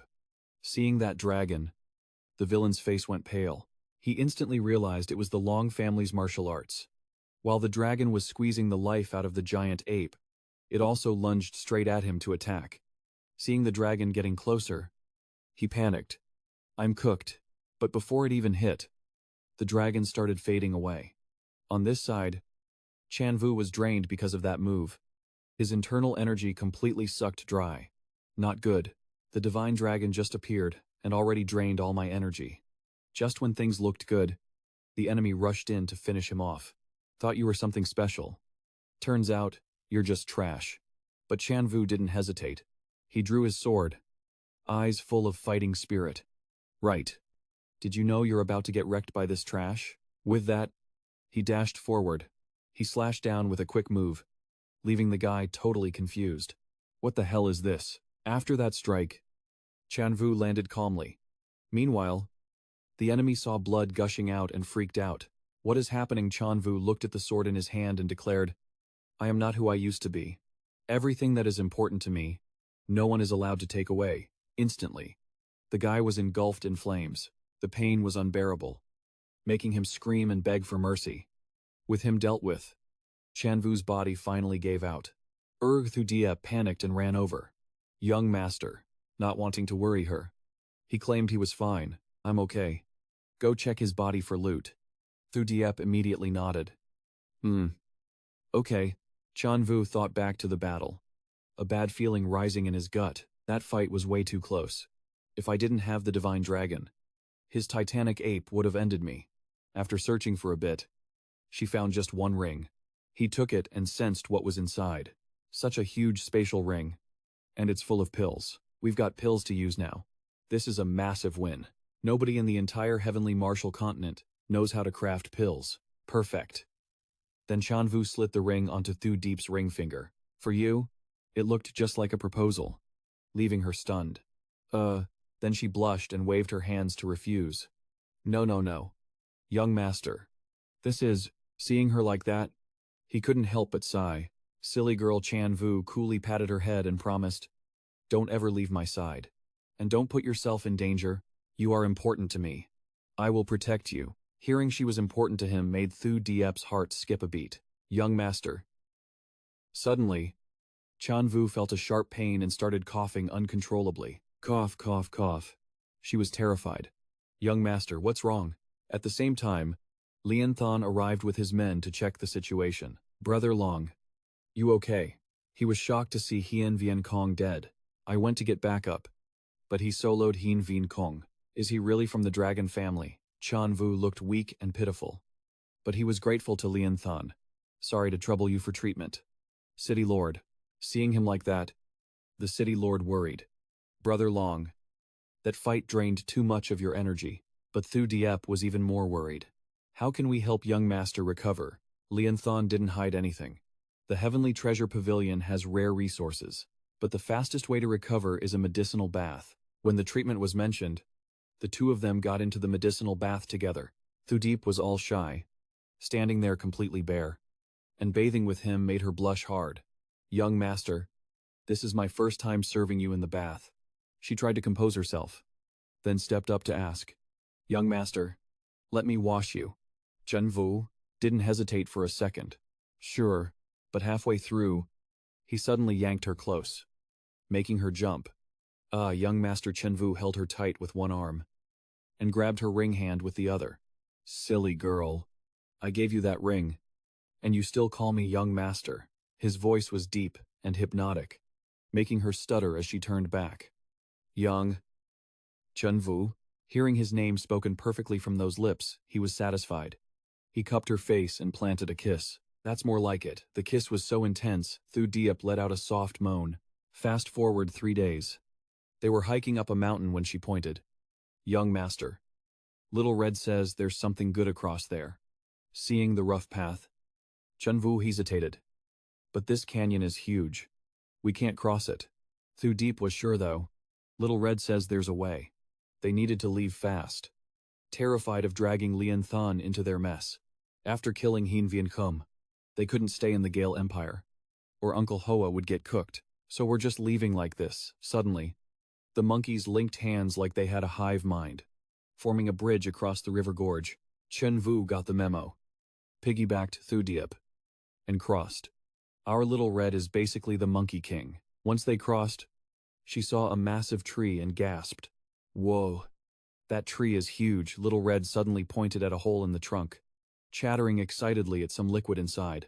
Seeing what was flowing out, Tran Vu vasus. Is this monkey wine? No. Wait. This isn't normal monkey wine. It's got soul-warming energy. He didn't hesitate and took a sip. Gulp instantly.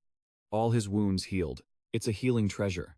This monkey wine must have absorbed spiritual herbs for hundreds of thousands of years. It felt incredibly warm going down.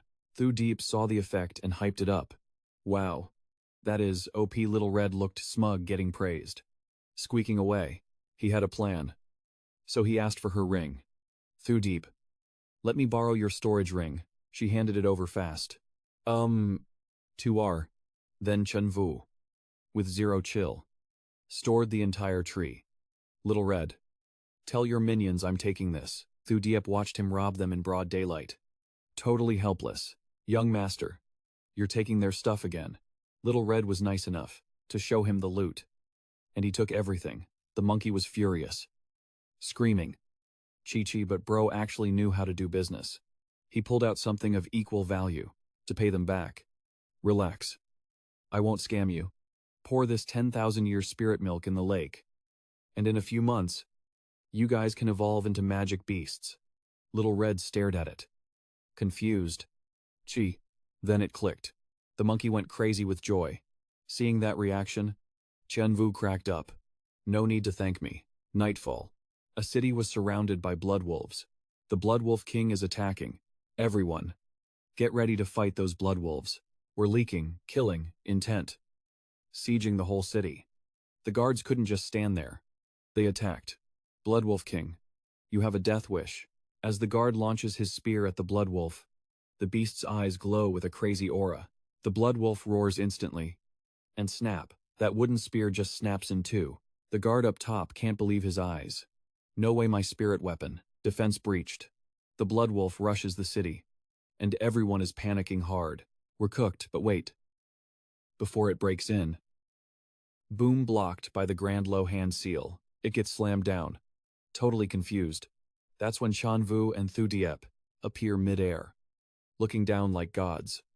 A mere rank 4 mid-tier beast acting tough here, please. The Bloodwolf gets triggered and howls in rage.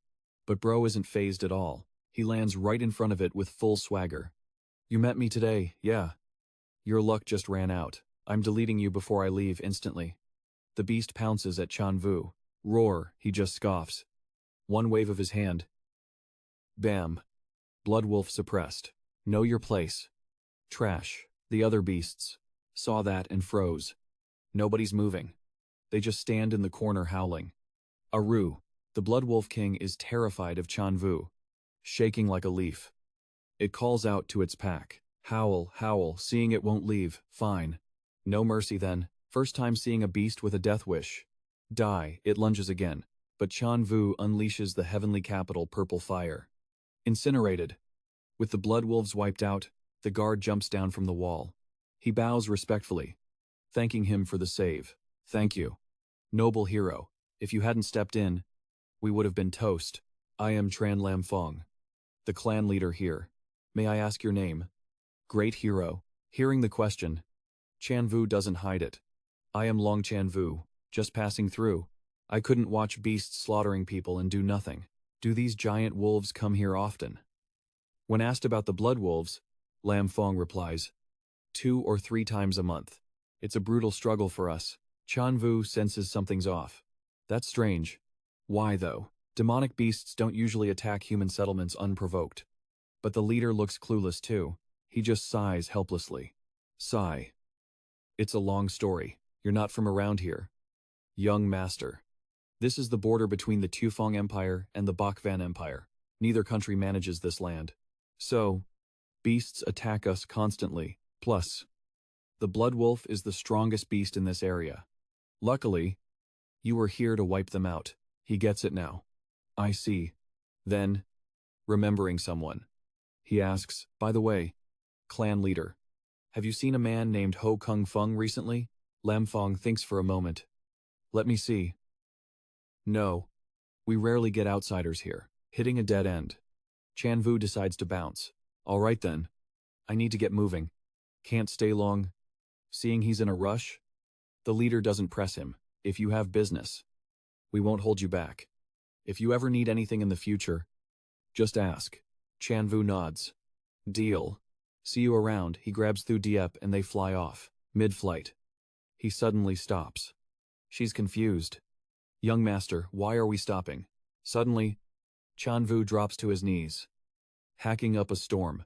Cough, cough, cough. Thu Diep panics. Young master, what's wrong? After a moment, he gasps out. My meridians. They aren't fully healed yet. I pushed it too hard back there. My internal energy is going haywire. I barely held it together until now. She's totally confused. Then why didn't we stay in the village to recover? Tran Vu explains. I couldn't risk it. Even though I saved them.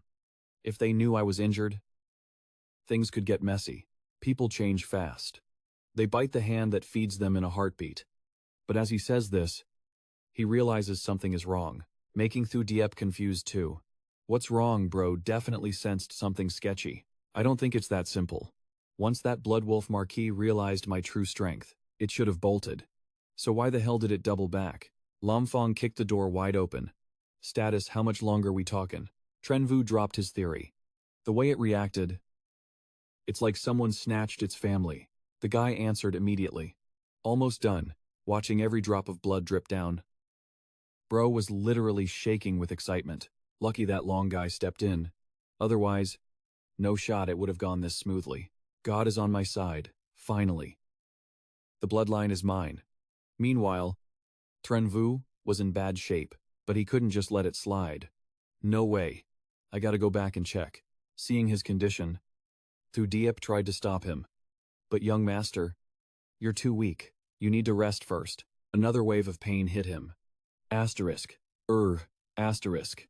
Then came the hacking coughs. Non-stop. Asterisk. Cough, cough, asterisk. Thu Diep was freaking out about his health.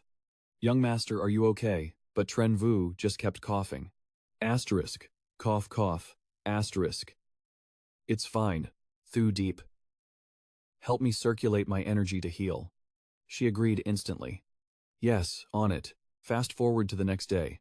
Tran Vu took Thu Diep and Tirham back to that city to investigate. One look at the scene below, and she was totally shook. It's only been one day. What happened turns out? The whole city. To massacred. No clue what was going on. So he decided to search for survivors. Let's see if anyone made it. They crept into a room and froze. Stunned. A sacrificial altar. In front of them. The blood wolf was dead. And suddenly, it all clicked for Tran Vu. I know why that blood wolf king fought to the death now. That beast. It just wanted to save its cub. That's why it attacked. And we killed it without knowing the truth. Seeing him beat himself up, Thu Diep rushed to comfort him. Young master, this isn't your fault. The people here, they're terrifying. Tran Vu never expected human hearts to be this venomous. Humans really are scarier than monsters. She stood by him, nodding. You're right. While they were talking, totally distracted, Lam Fong had already pulled up, ready to strike. Hey Long, quit acting so high and mighty. Boom. The house exploded instantly. But luckily, Tran Vu grabbed Thu Diep and dodged, just in time. You. Chun Lam Fong. Seeing him back, the guy sneered. You already left. Why the hell did you come back? Couldn't you just pretend you didn't see anything? Hearing that, Tran Vu couldn't hold back his rage. I didn't think you were this morally bankrupt. Just for your own greed.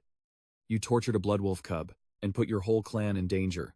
But, I gotta ask, why did you slaughter your own people, figuring Tran Vu was dead meat anyway? Lam Fong spilled the beans. I got the wolf beast blood now. What do I need them for? They were just stepping stones on my path to absolute power. Hearing that twisted logic made his blood boil. You really are a piece of trash. Today, I'm taking out the trash myself, Thu Diep. Get back. Thu Diep grabbed Tio Hung and backed off immediately. Young master, be careful. Now it was just the two of them. Lam Fong scoffed. Hey. You think you can judge me? Look. Long. You're strong. I'll give you that. But... He downed the blood wolf blood mid-sentence, licking his lips like a maniac. Power up incoming. You think you can beat me? He saw this. His face instantly going dark. Lam Fong downed the blood. His power spiking fast. I'll show you what true power is. His body rapidly morphed into a demon wolf. Standing there taunting him. Well, scared of my form. Tran Vu saw the transformation and just gave a bored sigh. Oh. Bloodline power. Before he could move, the wolf dashed in. Hey Long.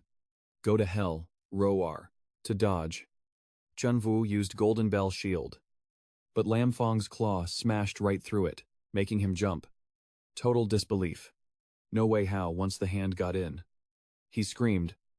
Die wast. A strike slammed down. But luckily Tran Vu teleported out just in time.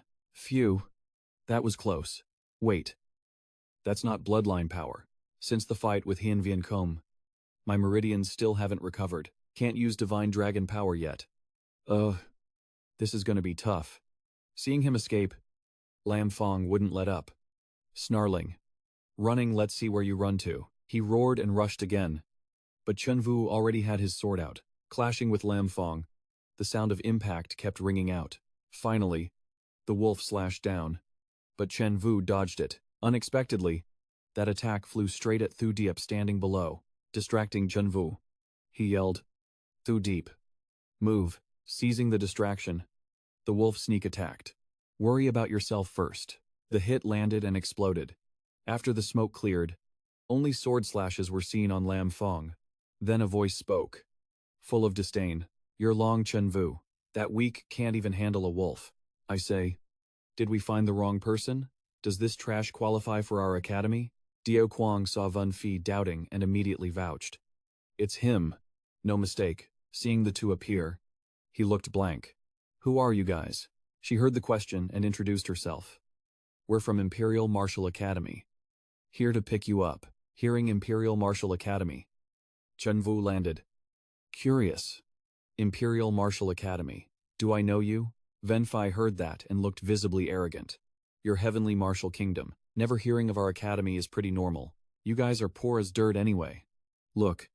Let me explain. Enforcer Tiger introduced you to our teacher at the academy. To come study. Hearing Uncle Tiger mentioned. He shook, hurriedly asking about him. You know Uncle Tiger, where is he right now? Is he healthy?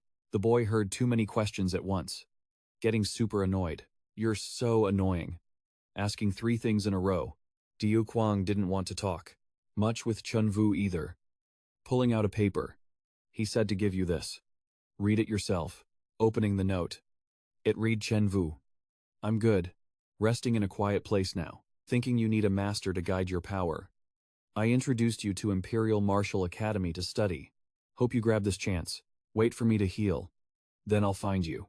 Don't worry. Reading the letter, his heart felt a bit easier.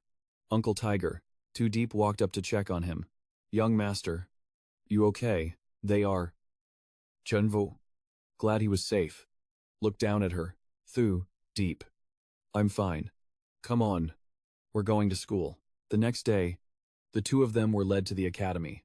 But they were super skeptical. You call times this times an academy, but then they saw it. The place was incredibly fancy.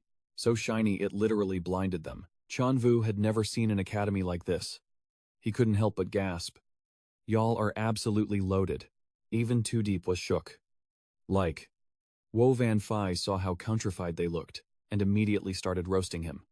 First time in the big city, you guys are clearly from the middle of nowhere. Reacting like that is pretty normal for nobodies. Hearing that shade made Tran Vu salty. But the guy cut him off. Rushing them. Let's go. Registration for the entrance exam first. Hearing there was a test. Thu Diep got pressed and stepped up to argue. Why is there a test? My young master is OP. You think he won't pass? Tran Vu wanted to stop her.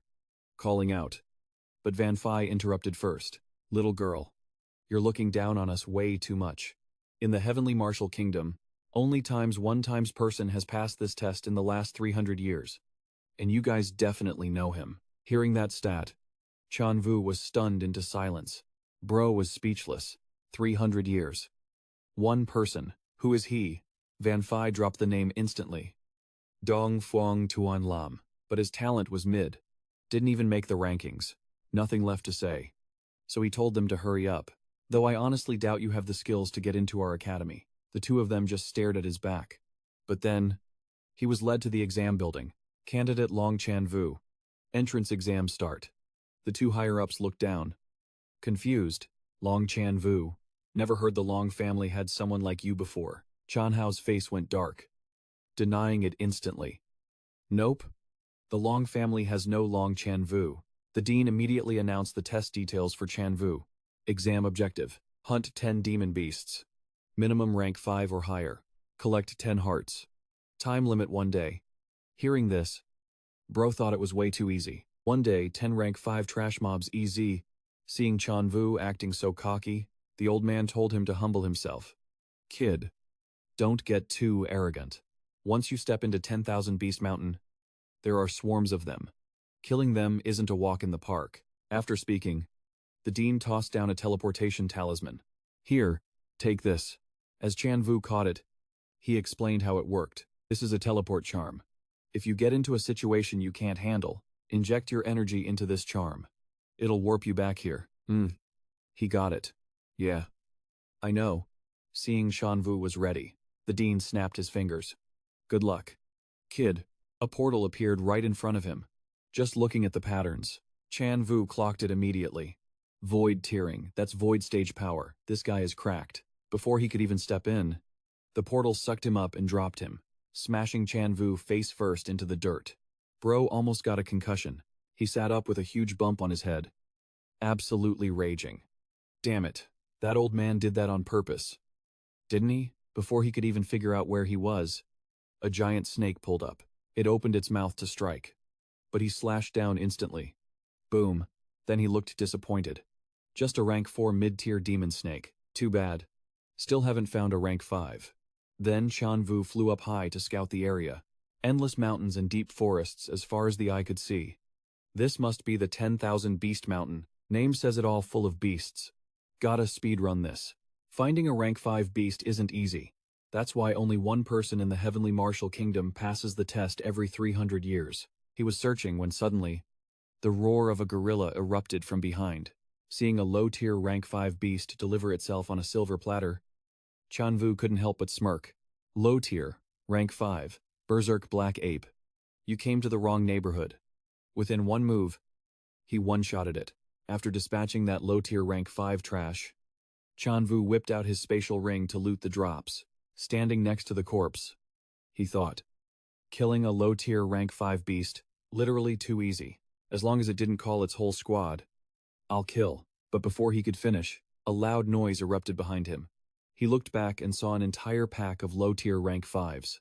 They were staring him down, looking like they wanted to eat him alive. Tran Vu broke into a cold sweat. He was cooked. Oh God. Why are you trolling me like this? Save me, screaming his lungs out. He immediately bolted. He ran until the sky turned dark. Few Tran Vu had managed to wipe out all the monsters on the way, those low-tier rank 5s. He looked back. He looked at his haul, only 3 low-tier rank 5s. He felt helpless. This whole pack only had 3 of them. If these rank 4 beasts attack in a swarm, forget about a spirit-wandering realm cultivator. Even a celestial realm expert would get crushed if they weren't careful. He almost died back there. While he was regretting it, something attacked from behind. Luckily, Tran Vu sensed it just in time. He quickly dodged. The snake's blood was corroding everything it touched. This was getting tricky. Its blood is corrosive. Damn it. He couldn't take it anymore. Tran Vu activated his Thunderfire Flash. He struck the snake's head hard. But unexpectedly, his sword snapped in half. He couldn't help but feel annoyed. As expected, relying on chi alone isn't enough to handle a mid-tier rank 5 beast. While Tran Vu was distracted, the snake whipped its tail and sent him flying. He slammed into a tree. Furious. Don't get cocky, watch me chop your head off. While focusing on the snake, he suddenly sensed something else. Seeing a pillar of light ahead, Tran Vu realized. It was seizing the power of heaven and earth. A monster is about to evolve. It looks like a peak-tier rank 5 beast. It's evolving into rank 6. The breakthrough is causing massive shockwaves. If it succeeds, its power will skyrocket. He's never seen a rank 6 beast in his life. He wanted to see it. But, the pressure was too strong. I don't want to die. I need to get far away from here. Elsewhere, others also saw the Pillar of Light, a rank 6 beast. Its flesh is a supreme treasure. It would make a great snack with wine. Who knew we'd find such a treasure on a walk? Bak Chi knew what Hak Duong was thinking and warned him. Don't give me that creepy smile. I need a mount. So don't you dare steal it from me. Chaos everywhere, Zhenwu didn't care. Bro was locked in, farming those low-tier rank 5 items. 9th one. Secured. Only then did he bother looking up. I don't know which experts are fighting over there. They're monsters. Fighting for 6 hours straight. Luckily, their fight didn't hit me. I'm still missing a heart.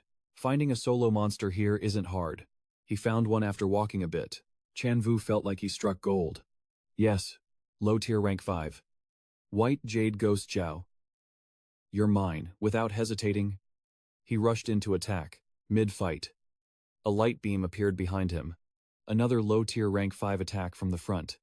Bad news. Unable to dodge. Tran Vu used Golden Bell Shield. The impact created a massive shockwave right where he stood. But luckily, the Golden Bell Shield kept Tran Vu safe. Just how terrifying is this power? The surface was completely leveled like that. Once the dust settled, he finally caught his breath. Woo. That was way too close. But plot twist, something red just smacked him right in the face. Ouch. Ow, he grabbed it to check. What even is this? Suddenly, it screamed.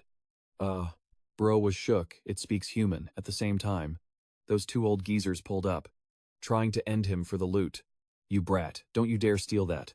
He wasn't trying to throw hands. So he whipped out a talisman, drew a swallow. Fast, a light flashed. And poof, Tran Vu vanished. Hak Duong was salty. Damn it, he got away. We did all the work crit damaging that beast. And that kid just kill steals it. Bak Chi stayed chill. Let it slide. Kid's clearly here for the entrance exam. We'll catch him at the academy. Now, about the Imperial Martial Academy, built by the legend Hoang Vo Kuk 1,000 years ago. Right on the edge of Westwater. The students here, absolute units. All the cracked geniuses of Westwater gather here. Graduating from here means you're set. Most become warlords or big shots, with massive connections. This place has serious clout, but the dean took one look at Tran Vu's hall. Fail. Only 9 hearts.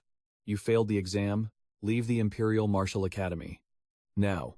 Hearing that, bro was furious. Damn it, those 2 geezers. They jacked the last heart, but before dipping, Tran Vu needed info on Uncle Tiger. Hold up. I'll leave. Fine. But tell me, where is Uncle Tiger? The dean looked blank. Tiger Enforcer. No clue where he is. Tran Vu was confused. But how did Uncle Tiger introduce me to you then? The dean replied instantly. I got a letter asking for a favor. Repaying a debt from 200 years ago. That's it. I'd like to keep you. But rules are rules. No exceptions. Tran Vu couldn't believe his ears. You knew Uncle Tiger. 200 years ago. Is Uncle Tiger not even from this era? The dean was done yapping. He cut him off. You can leave now. Tran Vu tried to speak. But Boom interrupted. 2 guys blocked him. Wait a minute. Hak Duong stepped up with a low-grade rank 5 item. Acting guilty. Dean. This is on us, old fools. Back at Beast Mountain, we accidentally messed up his grind.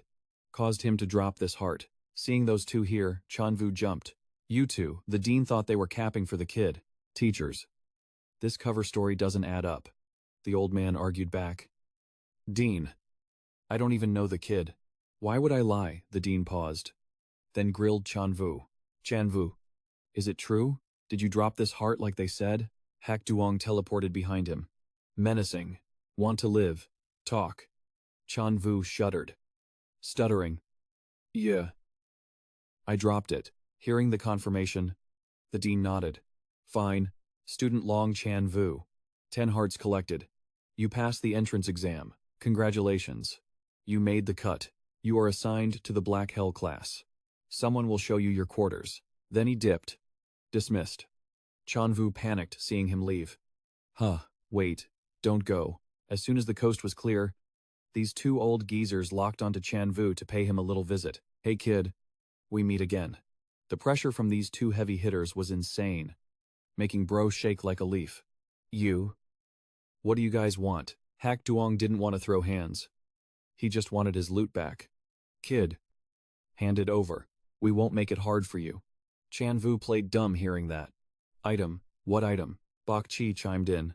Playing stupid. The magic beast that bumped into you. Then he snapped his fingers, tightening the rope and making Tran Vu scream in pain. It hurts. He started sobbing out his story. Magic beast. What magic beast? Back then, something red and glowing hit me. Gave me a massive nosebleed. You guys attacked out of nowhere. I panicked and threw it away. Hak Duong still wasn't buying it. Threw it away. You serious? Ugh. He put on a pathetic crying face to convince them. You guys are so strong. I wouldn't dare lie. I just wanted to run for my life. Who cares about that thing? Bak Chi bought it. This kid wouldn't have the guts to trick us. Let's go back and check. Hak Duong was too lazy to hunt for it again. Forget it. It ran off. Waste of time chasing it. Plus, we beat it up so bad. It's probably useless now. He turned back, wanting some compensation. However, kid, if you want us to let you go, you gotta give us something in return. Tran Vu looked confused at the demand. Give you what? Hak Duong's eyes narrowed greedily. I smell booze on you. Top-tier aged brew. Giving me a jar isn't too much to ask. Right. Bak Chi next to him got hyped too. I can't wait. Yeah, bro just got robbed of his monkey wine like that. Straight up tragic. These 2 old freaks. My monkey wine. The 2 geezers grabbed the loot and huddled up. Treasure secured. Let's go get some snacks. That dog meat joint down the alley is perfect. After getting accepted into the academy, Van Phi showed them their dorms. This is where you guys will stay. If you have any issues later, Come find me. Thu Diep couldn't help but cheer when she saw the place. Wow. Your academy treats people so well. Hearing the praise, he got smug. Of course. Most students here are from big families, so the housing has to be luxurious. Seeing Tran Vu actually joined, Van Phi's attitude flipped. Brother Vu, I didn't think you'd get in before, so I said some out-of-pocket stuff. Don't take it to heart. Yeah, Tran Vu didn't care about the past beef. It's cool. I'll need you to look out for me later. Senior. Suddenly, the guy looked at him with pity. Though, I still feel bad for you getting assigned to Teacher Black Prison's class. Tran Vu was confused. Why, what's up with Teacher Black Prison? Van Phi didn't know how to explain. So he just dropped a vague hint. You'll find out when the time comes. Okay. The sky turned dark fast. So Van Phi dipped. You guys rest up. I got stuff to do. Tran Vu replied instantly. Sure. As soon as they entered the room, he told Thu Diep to lock the door tight. She obeyed like a good girl. Yes. Young master. Then Tran Vu pulled out a clear jar, leaving Thu Diep stunned. What is that? A caterpillar was released from inside. It had zero chill and started cursing loud. Cough, cough, cough. You're choking me to death, human. This jar has no ventilation at all. She was shocked seeing a talking caterpillar for the first time. A talking caterpillar. And there it was. Lying on the table, coughing its lungs out. Being called a caterpillar made it furious. Human. Put some respect on my name. I am a rank 6 magic beast. Tran Vu was actually surprised hearing its rank. Rank 6 magic beast, my ass. You failed your evolution. Plus you got wrecked by those two old geezers. More like your power got nerfed. As he said that, he grabbed it by the head, making it squirm in pain. It hurts, you brat. Stop right now, or you're asking for a death wish, being threatened like that. Tran Vu just put on a mocking face. A death wish, caused by you. It got triggered and started squirming, yapping non-stop. This great lord is a demon beast with a noble bloodline. I've got heaven-defying masters backing me up. If they find out you're abusing me, I'll rip you into 100 pieces. He didn't buy a word of it. So he just slammed his hand down. If you're gonna lie, at least write a script first. It got smashed and screamed in agony. It hurts, but Tran Vu didn't want to waste any more time with it. So he threatened. If you don't want another beating, then spill it. Who exactly are you? But it didn't learn its lesson, and kept acting arrogant. This great lord is a desolate body demon beast. Once I reach maturity, moving mountains and filling seas, destroying the heavens and earth will be just a lift of a finger. This great lord isn't done talking yet. Tran Vu got annoyed and slammed it down again, making it howl in pain. Pain. He had zero patience left and gave a warning. Speak properly. Do you really think I'd believe your big talk? Being called a liar. It screamed out. I'm telling the truth. I really am a desolate body demon beast. Once I grow up, I'll turn this whole continent upside down. Even heaven-defying masters will have to be my servants, and since 3 strikes is the limit. Tran Vu activated his ability, intending to end it. Go to hell. He saw that what he was using actually shocked it. Whoa, heavenly capital purple fire, that's super rare. Seeing that it recognized the fire, Tran Vu was caught off guard. You know what this is, but he was even more shocked when it literally ate the heavenly capital purple fire, forcing Tran Vu to reevaluate this thing. It actually dared to eat the fire that could burn everything to ash. Just what kind of background does it have? As soon as it finished eating, its eyes lit up. Wanting more. Got any more? I want another bite. While they weren't paying attention, Black Prison had appeared out of nowhere and asked, Are you Long Tran Vu? Tran Vu stammered a confirmation when asked. That's me. You are. Tran Vu suddenly jumped. As the old man dragged him straight off. I'm Black Prison. Let's go. Get to class. Diep Thu saw him getting dragged away like that, so she chased after him. Super worried. Young master, but while he was being whisked away, Tran Vu only had time to shout one last instruction. Diep Thu. Keep an eye on that fuzzy worm for me. Back there. The worm still hadn't processed what was happening. What's going on? That scream echoed all the way to the sky, letting the 2 people standing there know that trouble had arrived. Black Prison quickly brought Tran Vu to the spot, and was immediately greeted by Kiem Fong and Du Hon. Greetings. Teacher, the old man didn't hesitate to give the order. Old rules. Test him. Immediately. Both of them replied in unison. Yes. So before making a move, Duhon spoke up. Bro. Sorry in advance. Tran Vu was still clueless and bewildered. Huh.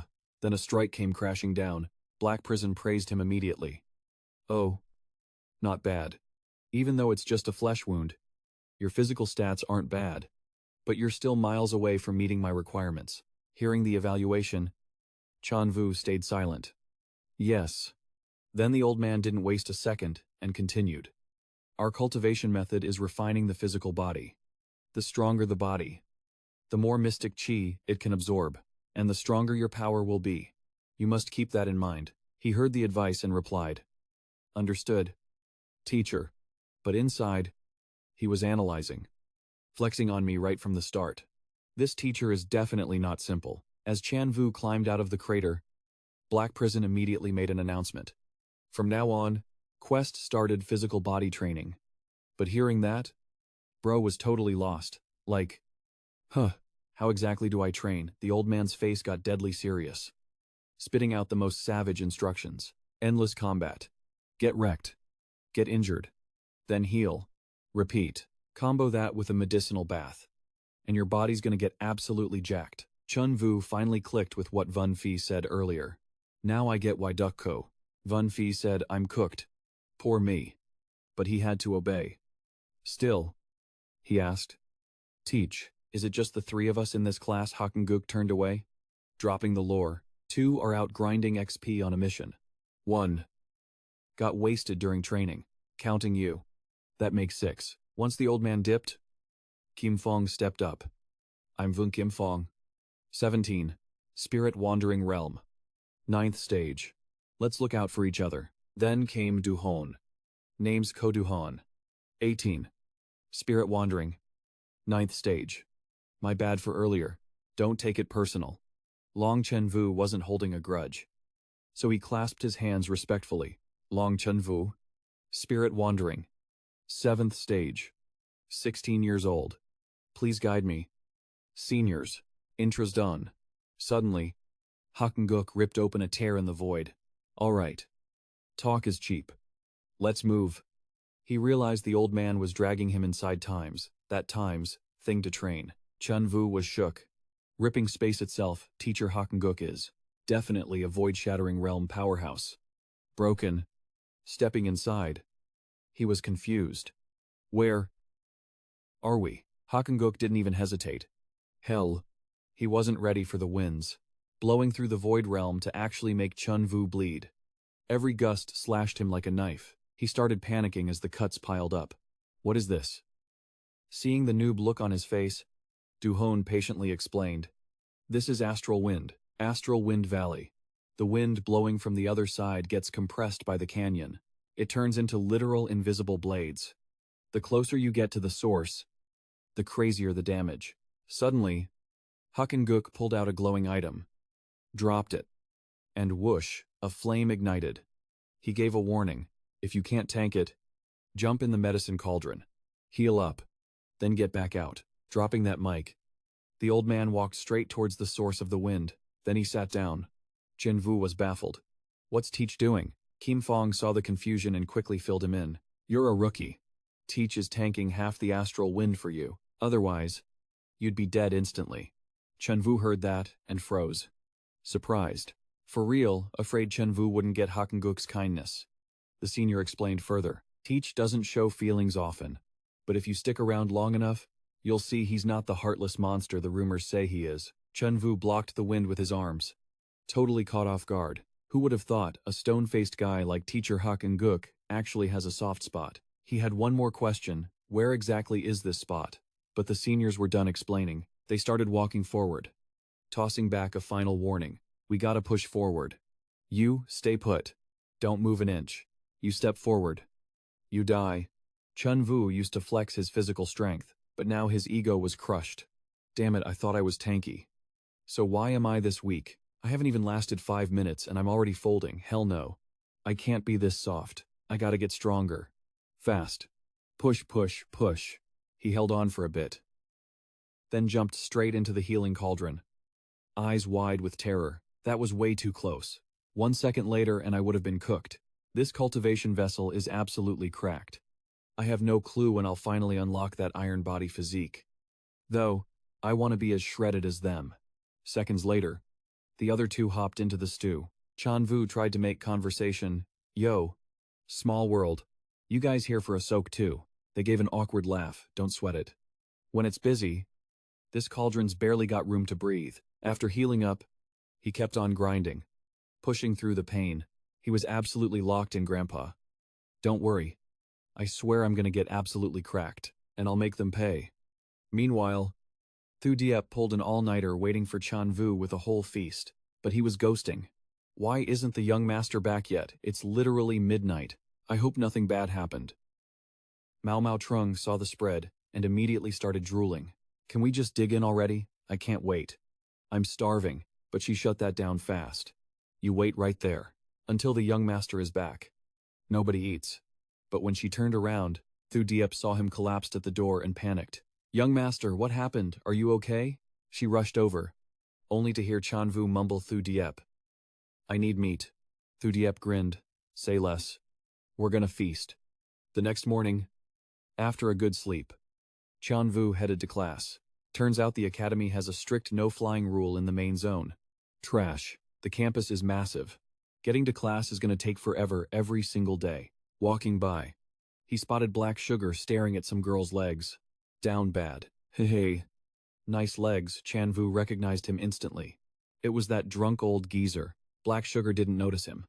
Eyes still glued to the legs. Heh. He wanted zero drama with that guy. So he tried to dip fast. Go. Just walk away. But Black Sugar's nose was cracked like a bloodhound. He caught that unforgettable scent of wine. He whipped around and shouted, Yo! Little bro, why you running so fast? Didn't we agree to go steal No 2 Yet Tin's lingerie together? Getting framed like that. Tran Vu flinched. He didn't even dare to look up, but he could feel 1,000 eyes burning into him. I have a feeling, these stares are about to kill me. He couldn't take it anymore and shouted, Old man. Stop trying to wreck my life. Black Sugar ignored him and kept going. Every guy goes through a crazy phase. Right. That No 2 Yet Tin girl is a total baddie. Hard to resist that. Old man understands you. He was getting increasingly triggered, bro. What do you actually want? Black Sugar dropped his demand. 1 jar of monkey wine. And I'll disappear right now. Tran Vu wanted to curse him out, but realized his rep was on the line. So he pulled it out. Here, take it now, clear my name immediately. Black Sugar grabbed the monkey wine. Totally hyped. Monkey wine. Monkey wine, daddy's been missing you for days. Seeing him geek out was annoying. So he pressed him, explain now. Black Sugar switched up instantly. I was just yapping earlier. This kid is a total gentleman. He would never steal a lady's unmentionables. He's clean. Tran Vu heard that and almost choked. He started raging, old man. I'm gonna end you, but the rumor was already spreading. Meanwhile, back in class, Duhan was glazing him. Big bro. You're actually a legend.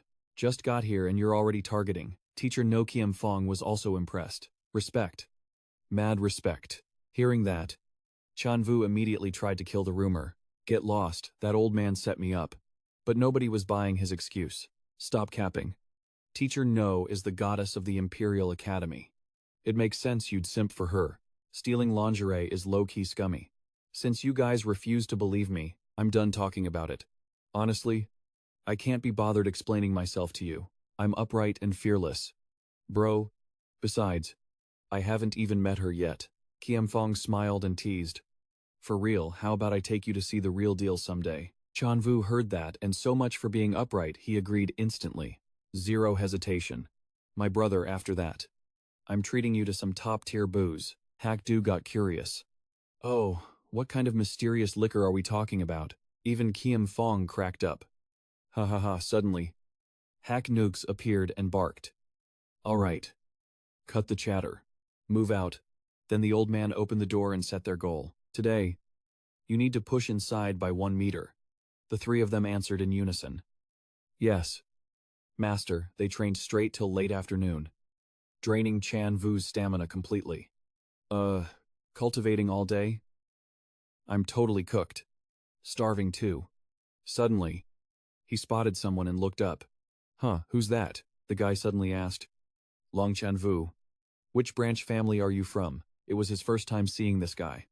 And the random question threw him off. Branch family, what are you talking about? And who are you? Chan Hao saw the genuine confusion on his face.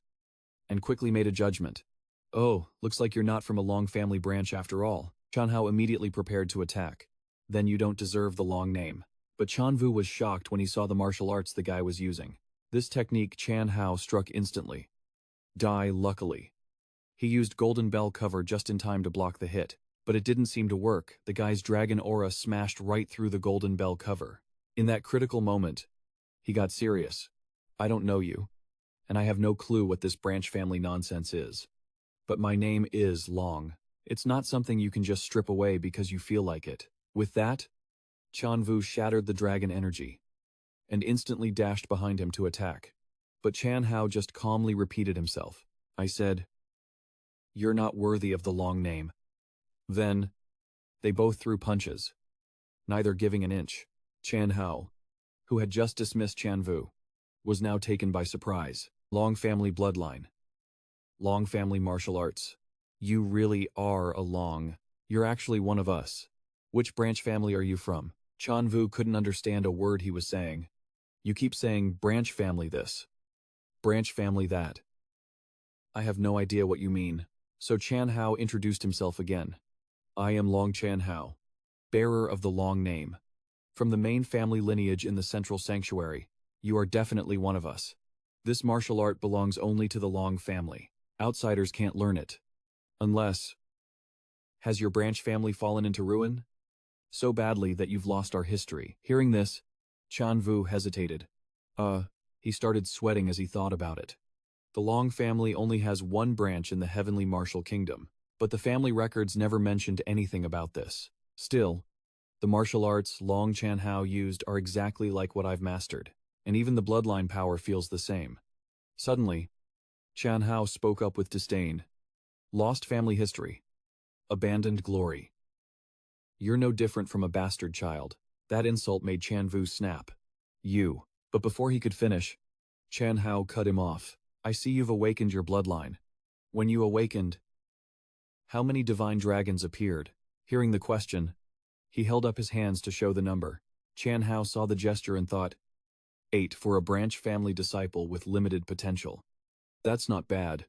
Now, guess how many I have? Tran Vu guessed. 9, but Chan Hao shook his head. Nah, you guessed wrong. It's 12 of them. Saying that, Bro looked even more smug. But what happened next? You won't believe it. After chatting, Chan Hao just dipped. Didn't want to see Tran Vu's face ever again. From tomorrow, don't let me catch you at the academy. I don't want people saying that I fought a piece of trash like you. It makes me times look bad. Bro was visibly annoyed. Your mouth is actually toxic. You trying to pick a fight with me? Hearing that, Chan Hao got triggered.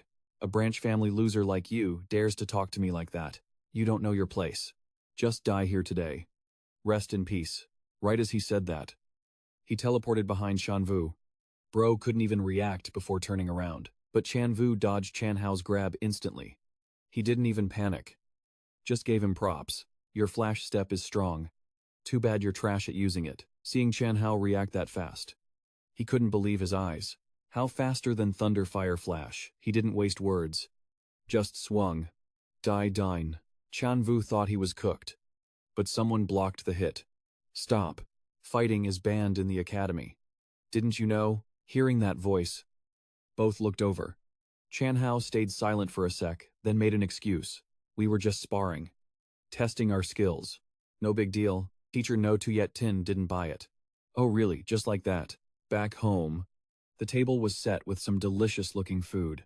Mao Trung started stuffing its face. Woman, this beast meat is fire. Seeing Tran Vu depressed, Thu Diep got worried. Young master, why aren't you eating? He hid. Cringing at the memory of getting caught by Tuyet Tin earlier, he tried to dip. Teacher, I'm heading out. But nope. She stopped him. Wait. Your Long Chan Vu, getting name-dropped made him jump. I'm cooked. Her face went dark. Heard you wanted to steal my underwear. Back in the present, Thu Diep saw his panicked face and got confused. Tran Vu was still super salty. It's all that damn old man's fault. Now my rep in the academy is trash. While thinking, he suddenly remembered something. Oh right. Too deep. Grandpa said the Long family only has one branch in the heavenly martial kingdom. Right, she hadn't heard of it either. No. I've never heard of that. So Tran Vu explained. Today I met a guy named Long Chan Hao. Said he's from the Long family in the central sacred domain or something. Said we aren't a branch. Thu Diep thought about it. His name is kinda similar to yours. Young Master. Since she didn't know.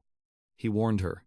But that guy is bad news. If you see him later, stay away. Thu Diep nodded. Yes. Young Master. Suddenly, Mao Mao Trung started glowing while eating. It was so bright they couldn't understand what was happening. Mao Mao Trung. What are you doing? After evolving, Mao Mao Trung laughed like a maniac. Ha ha ha, ate so much beast meat. I stacked up enough mystic energy to evolve. Ha ha ha, Tran Vu was stunned.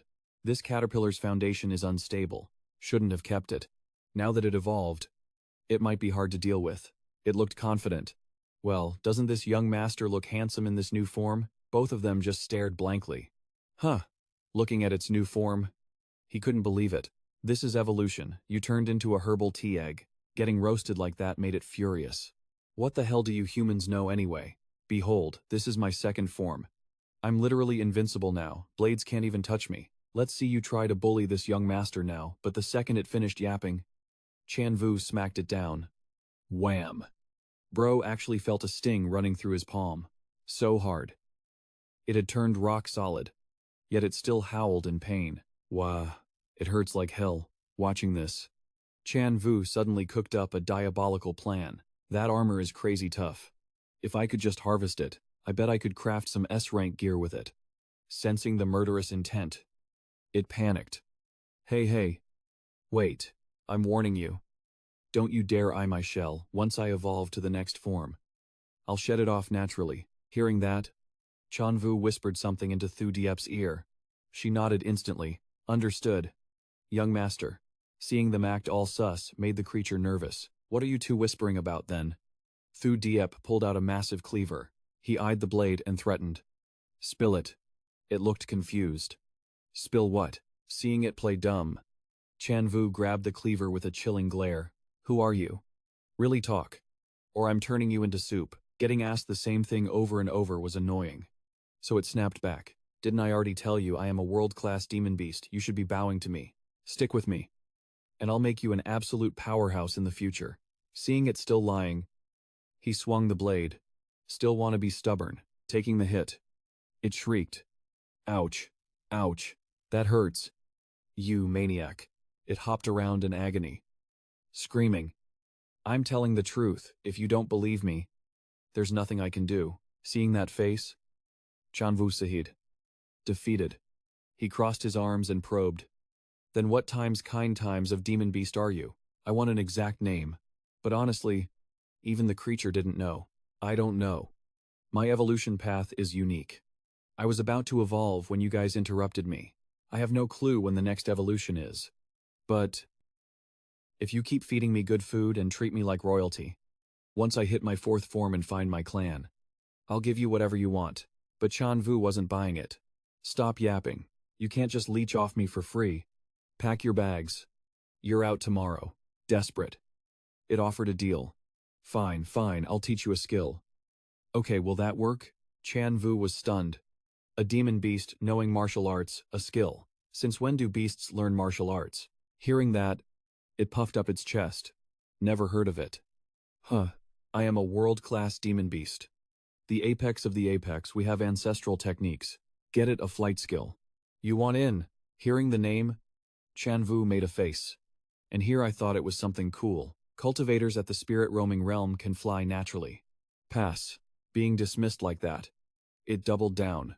Don't you look down on me. I guarantee your little academy doesn't have a technique this broken. That piqued his interest. Oh, then show me just how OP this skill is, it demanded. All right. Get me some paper and a pen. I'll write it down. Asking for writing supplies made him suspicious. If I give them to you, can you even use them? The disrespect was real. Stop looking down on me, watch this. Suddenly, an actual arm sprouted from its body as it smirked. I'm a world-class demon beast. You think this is hard for me? It even flipped them off with a middle finger. Shocking Thu Diep. Whoa, Tran Vu just found it amusing. With the arm now visible, its face was dripping with smugness. Now do you believe I'm the real deal? He didn't hesitate and told Thu Diep to get the paper and pen ready. She got on it right away, coming right up. After finishing writing, it let out a massive burp from being too full. So tired. I need a huge meal to recover my energy. Tran Vu took the papers it wrote on, stared at them for a while, but couldn't read a single word. These are all runes. I don't get it, but it didn't care at all. Whatever. I don't know how to write your human language, so Thu Diep immediately stepped up. It's okay, young master. Let me translate for you. Having someone step up made things way easier for him. All right. Thanks for your hard work. Then the two of them focused on translating. Meanwhile, that thing just sat there stuffing its face. Seeing how locked in they were, it just couldn't comprehend it. Humans are seriously such confusing creatures. The next morning, Tran Vu went looking for the library but couldn't find it anywhere. The academy was massive. He'd been searching for ages and still nothing. So he tried to ask for directions and called out to a girl. Hey, excuse me, but the second she saw his face, she bolted. Pervert, stay away from me, seeing everyone avoid him like the plague. Tran Vu was shook. You gotta be kidding me. Things were getting messy. That damn geezer. I'm not done with him, now the whole academy thinks I'm a predator. Seeing Tran Vu standing there lost and alone, Tu Ye Tin walked over to chat. What's wrong? Lost your way, hearing the voice. He turned around. Professor Ngo Tu Ye Tin, she immediately brought up last night. You ran away pretty fast yesterday. Huh. I wasn't even done talking and you vanished. Hearing this, Tran Vu couldn't help but cringe at the embarrassment from yesterday. Stammering to clear things up. Professor. You misunderstood. That drunk old man framed me. I've never had those dirty thoughts. Tu Ye Tin seemed to know the deal already. You don't need to explain. Professor Cam Thien just looks sketchy. But he likes to tease students sometimes. He doesn't mean anything by it. All us professors know that. Yeah. Hearing that left him speechless. Really, he couldn't believe it internally. Who knew that sketchy-looking old geezer actually had such a noble name? And there was one more thing Tu Ye Tin was sure about. Plus, I don't think you're that kind of person anyway. I just didn't expect you to be this grown up now. Tran Vu caught something in her words, realizing they might have known each other before. Wait, do we know each other? Suddenly, she shyly confirmed. Of course, I was born for you. After all, besides, back then, the eldest miss agreed to marry me to you. Tran Vu was completely stunned hearing that. You marry me? Am I dreaming, suddenly realizing something else? He shouted. Wait a minute. Then he asked, You know my mother? Tu Ye Tin smiled and nodded. That's right. She reminisced about the past. Thanks to the eldest miss not looking down on me and taking me in as a maid, I got to spend some time by her side. Hearing this explanation, Tran Vu was a bit skeptical. So, what are you to me? Why would my mother agree to marry you to me? Being asked that, Tu Ye Tin teased him. Hey, want to know? I'm only 5 years older than you. The year you were born, I was just a little girl myself. Her teasing made his face flush red. Is that so? Then you must know Uncle Tiger too. Right. Hearing that name, Tu Ye Tin recounted. He took quite a lot of stuff from me. Food, drinks, elven fire marrow. He took so many ingredients from my place. After hearing all this, he knew she wasn't lying. Elven fire marrow. Even Thu Diep doesn't know about that. Looks like she's for real. Seeing Tran Vu lost in thought, she called out. What are you thinking about? He seemed to still have some doubts. Both you and Uncle Tiger keep bringing up my mom. But honestly, I realized I don't know a single thing about her. All I know is she was OP. Hearing that, Tu Ye Tin's face just went totally dark. Enforcer Tiger didn't tell you. Seems like she didn't want to spill the details either. You'll find out when the time is right. Sadly, I only remember your mom from when I was a kid. Hearing that answer, he was left stammering. Is that right? After clearing everything up, Tu Ye Tin suddenly realized something and asked, Wait, are you lost right now? Tran Vu scratched his head, looking awkward. Yeah. I'm looking for the library. But this academy is massive. With their relationship confirmed, she instantly got super close and touchy. she suggested. Let me take our little Vu there. That kind of attention made Tran Vu feel on top of the world. Back in the day, his mom asked Tuyet Tin one thing, Tin he. Later on. Will you marry my Tran Vu? Do you agree? Back then. She didn't hesitate for a second. She said yes instantly. Of course, Tin Ni agrees, just remembering it. A bittersweet feeling welled up inside her. After Tran Vu finally got to the library, he read a ton of books to do some research. I've looked through so many books on magic beasts, but I can't find a single record about that iron egg. What the heck is its origin anyway? There's stuff about beast evolution. But a beast evolving even once in a lifetime is already super rare. But this thing, it's evolved like 2 or 3 times already. Is it legendary rank or something? Is that iron egg really what it claims to be? A world-shocking magic beast. Ugh. Reading is exhausting. Looks like I'm just not cut out to be a scholar. By the time night fell, he finally headed back. I'm home, hearing Tran Vu's voice. Too Deep ran out. Super excited. Young master, seeing that beaming look on her face. He knew immediately. You finished translating it. Tran Vu immediately patted Thu Diep's head and praised her. You worked hard, but seriously. You're cracked. How did you translate those runes so fast? Getting praised made her incredibly happy. As long as young master is happy, Thu Diep will do anything. After the praise, Tran Vu started reading the translation and gasped. Heaven-rending wings. Now that name sounds absolutely badass. I'm just reading the intro and my blood is already pumping, but looks like with my current rank, I can't cultivate this yet. So he looked over at it and asked, Hey, Iron Egg. You got any skills suitable for me right now? I can't learn this one. Hearing that, it immediately got annoyed. Stop being so picky, just wait until you rank up one more realm and you can learn it. Then, it got hungry again. Whatever. Let's drop it. I'm starving. Hurry up and give me some heavenly purple fire as a snack. But facing that ridiculous demand, Tran Vu shut it down. Keep dreaming. I have to cultivate just to generate that heavenly purple fire. I cultivate all day and it's still not enough for you to eat. Hearing him refuse, it started begging. You cheapskate. Wait till I evolve to my 4th form. I'll pay you back big time. Come on. Please. Please. Being nagged like that. Tran Vu finally gave in. You are so annoying. Then he looked down at the gem on his neck. If I use this fire spirit jade to gather the fire attribute energy from the surroundings, to cultivate the heavenly purple fire, that would be great. Otherwise, I'm gonna go broke feeding this egg. Hoa Lin He gave this to me when we said goodbye. I wonder how she's doing right now. Seeing the jade in his hand, it gasped in shock. A heavenly spirit treasure.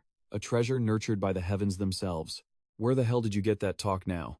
As soon as it finished speaking, it rushed over, looking absolutely ravenous. I want it. I want to eat it. If I eat that, I can speed up my evolution. Seeing that look on its face, Tran Vu smacked it. No way, don't you dare push your luck. Being hit that hard, it yelped in pain. Ouch, that hurt like hell. I want to eat the fire spirit jade, give it to me. It's useless on you anyway, but he refused to budge. In your dreams, giving you the heavenly purple fire is generous enough already. Don't push your luck. Just then, Thu Diep finished cooking. Quit whining. The fire spirit jade is super important to the young master. Give it up, and I'll whip up some delicious food for you. Since the food was good, it decided to let it slide. Fine then. If I can't have the fire spirit jade, I'll take magic beast meat as payment instead. I'm gonna eat you out of house and home. Over on Chen Hao's side, someone arrived to report. Master, I've returned. His face turned serious, and he asked, how did the investigation go? Hearing the answer, Chen Hao was a bit surprised. Is that so? Even the clan genealogy has no records of this branch. Did you double check? Yes. Even the clan elders don't know where they came from. It seems like it was intentionally hidden. The more he listened, the more intrigued he became. Very interesting. Long Tran Vu? Who exactly are you? The next day, while Tran Vu was on his way to class, he bumped into Hak Dung. Why are you here? Where's my teacher? He looked around as he spoke, trying to find Hak Inguk. Hearing that question, the old man smiled and said, Hak Inguk took the disciples out for some torture training. I kept you behind on purpose. See how good I am to you. Tran Vu didn't know what the old guy was plotting. You? What are you planning now? Asked that. Hakdurng quickly denied it. I'm not doing anything. Heard you fought a match with Long Chen Hao, came to comfort you. And maybe bum some booze while I'm at it. Hearing this, he got suspicious. How do you know that, and you seem to understand him pretty well? The old man waved his hand to deny it. Wouldn't say I understand him. I just know he belongs to the Long family's main line in the central sacred domain. A genius teenager. Tran Vu was puzzled. Central sacred domain. I have no clue where the central sacred domain is, seeing he knew absolutely nothing about the outside world. Hakdurng patiently explained. Kid, how do you not know anything? Do you even know how many regions the continent has? Tran Vu confidently answered immediately. Nope. So the old man broke down the geography for him. Listen up. According to exploration, the continent is divided into 5 regions. Western Border Domain, Eastern Spirit Domain, Northern Frost Domain, Southern Beast Wasteland, and the Central Sacred Domain. Even though I don't want to admit it, our Western Border Domain is the weakest of the 5 regions. For years, we haven't had a single Creation Realm powerhouse. Plus, the Central Sacred Domain has massive forces. Furthermore, the Long family in the Central region is ranked as a great noble house. Get it now. Tran Vu finally understood after the lore drop. I had no idea. Long Chen Hao had such a powerful background. Suddenly, the old man added, however, the Academy has always been very wary of him. This confused him. Why, though, seeing Tran Vu didn't get it? Hakdurng teased. Stupid kid. Is your brain not working? The Imperial Martial Academy might be strong, but only here in the Western Border Domain. He's a direct descendant of the Long family logically. He shouldn't even look twice at our academy. Unless... This made him curious. Unless... The old man's face turned serious. Unless he has an agenda. Tran Vu stayed silent for a moment after hearing that. Then spoke up in confusion. But what does any of this have to do with me? Why did you come find me today? Hakdurng really did have something to discuss. Those things really aren't for you to worry about. Anyway, back to business. Someone asked me to find you today. He was startled. Asked you to find me. Curious about who was looking for him. He asked. Who asked you? Hakdurng looked at him and knew Tran Vu had a clue. I'm saying, are you playing dumb? Kid, you need to explain this clearly to me. How exactly did you charm Go to at Tin? She actually asked me to give you private lessons. The more he listened, the more confused he got. Special treatment, the old man didn't want to explain. He just wanted the tea on their relationship. You speak first. How do you know her? Pressured like that. He answered fast. Nah. She's my mom's friend. I didn't even know at first. Hearing that, Hakdurng got even more hyped. Oh really, just a friendly reminder though. You're now public enemy number 1 for every guy in the academy. Don't walk alone later. Realizing he had a target on his back, Tran Vu was speechless. Before he could even process it, the old man dragged him off. Let's go. Taking you somewhere. Space warped instantly. In a split second, Tran Vu was teleported to a whole new location. Hakdurng announced, We're here. Meanwhile, Tran Vu was puking his guts out from the warp. He was dizzy as hell. Teacher, is this how you guys always travel? Called out. The old man shifted the blame. Skill issue. Your rank is too low. Who else you gonna blame? Looking around, Tran Vu was confused. But where the heck are we? The old man replied. This is the Martial Emperor Academy's training ground. Lots of low-rank beasts here. Kid, go kill some. I'm craving grilled beast meat today. Hearing that demand, he couldn't accept it. Excuse me, on what grounds? You want to eat? You go catch it. Hakdurng didn't want to lift a finger, so he made a deal. 1 beast is no problem for you. After we eat, I'll teach you the flash step technique to boost your power. Master it, and you won't lose to Long Chen Hao. Hearing that guarantee, Tran Vu got hyped immediately. For real, the old man confirmed with absolute confidence. Of course, I'm a man of my word. So he volunteered to hunt beasts right away. Bet.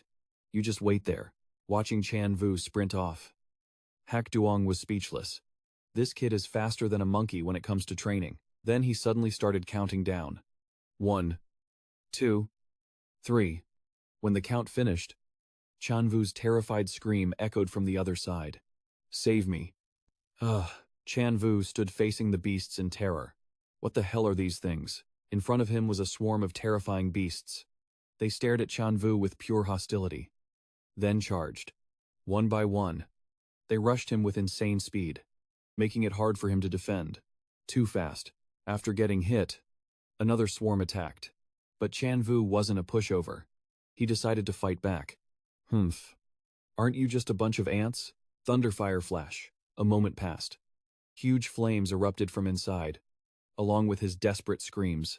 Finally, Tran Vu couldn't take it anymore and bailed out. Hak Duong immediately teased him. Oh. Ran away already, that was fast. He lay on the ground. Depressed. What kind of demonic ants are those? The old man explained immediately. They're man-eating ants. The strongest ones are low tier, rank 4. They swarm.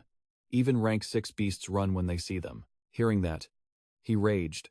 Why didn't you say so sooner? Look at my arm. It's swollen like a pineapple. Hearing the complaint, Hak Duong scoffed. You're just weak. Why blame me? After the bickering, the old man went back to explaining. Man-eating ants move in swarms, but individually, they're weak. That's why they max out as low-tier rank 4 beasts. If your movement technique is good enough, you can pick them off one by one. Tran Vu didn't buy it at all. Easier said than done. There's too many of them. Where am I supposed to use this? Hak Duong didn't give a damn. He wanted him to figure it out himself. It all comes down to your own insight. Doesn't matter how OP your flash step is. You still haven't grasped the real essence. Hearing that, he looked over at the swarm of ants.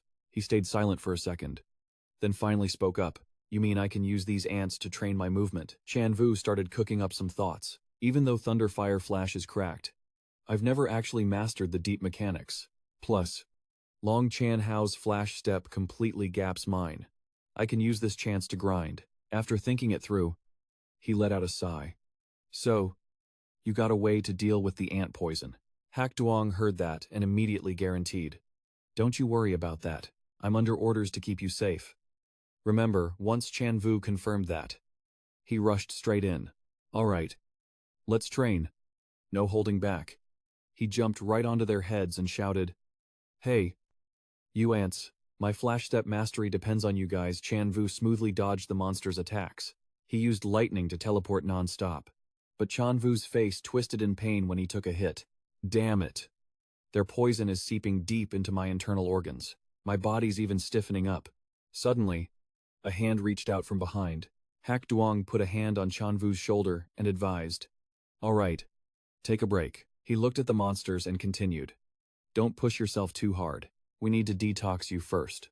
Otherwise your organs will be permanently damaged. Tran Vu wanted to argue, but he was losing consciousness. It's fine. I can still take it. Hak Duong watched him collapse and muttered, So young, yet zero real skill, only good at talking tough. A bit later, Tran Vu's voice rang out. So refreshing. A hot bath. He slowly opened his eyes, looking around and mumbling. So refreshing. But he quickly realized something was off. Wait, Tran Vu panicked when he saw he was sitting in a giant pot. Damn it. Old man. What are you doing? Hak Duong casually explained. I got hungry. Is that a problem? He shouted. You better not be trying to eat me. That's when the old man finally explained. I'm just messing with you. I'm detoxing you. This soup has ingredients to neutralize the ant poison. It can also strengthen your body. Hearing that, Tran Vu actually felt it. Oh really? I really don't feel any pain anymore.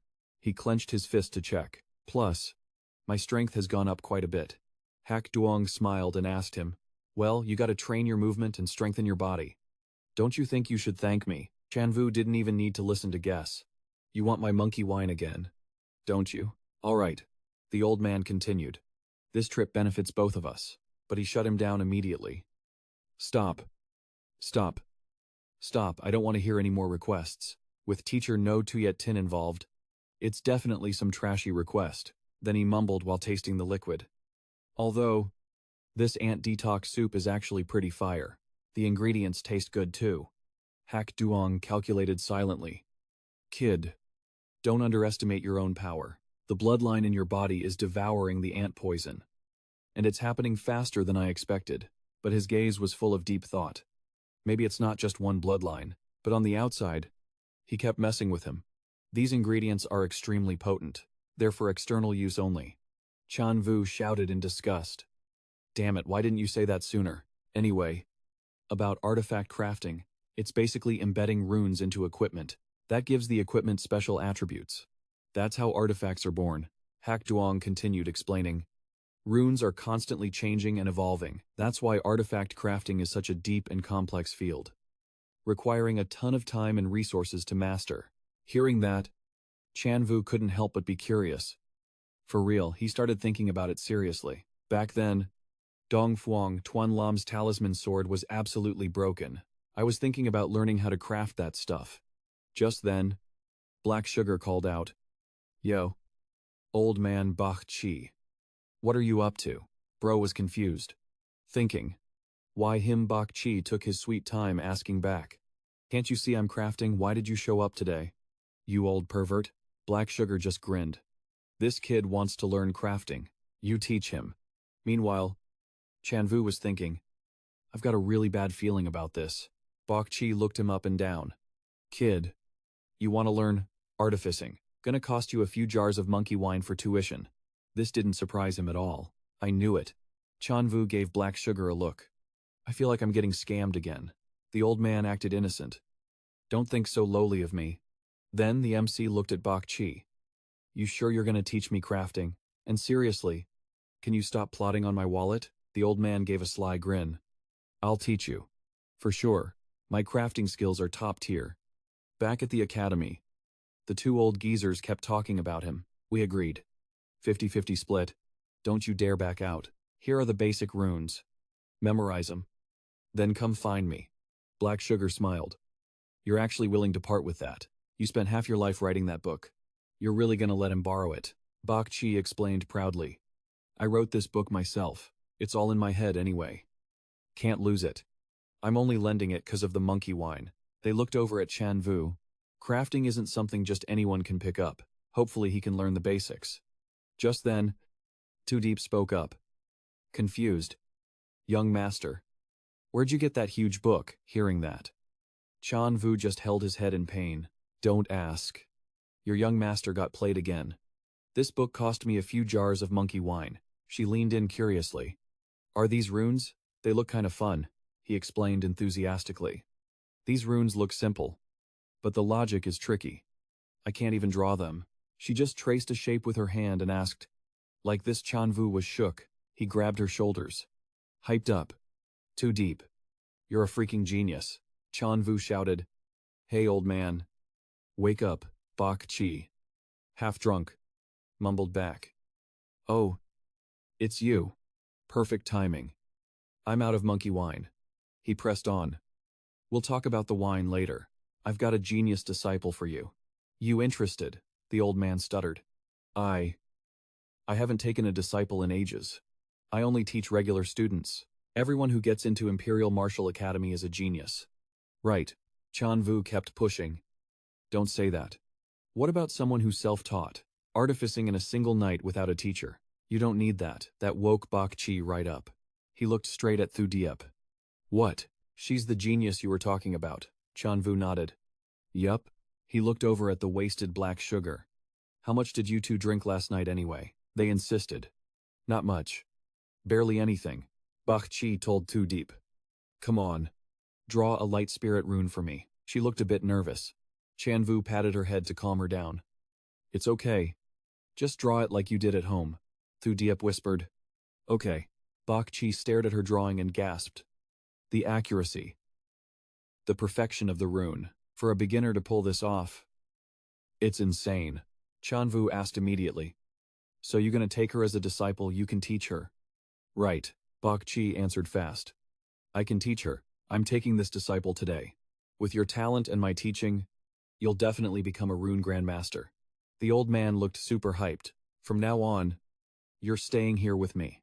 Focus on your runes. Yes, sir. But Thu Diep was still mad confused. Huh. I have to stay here. No way, I gotta take care of my young master. The old man asked. Confused.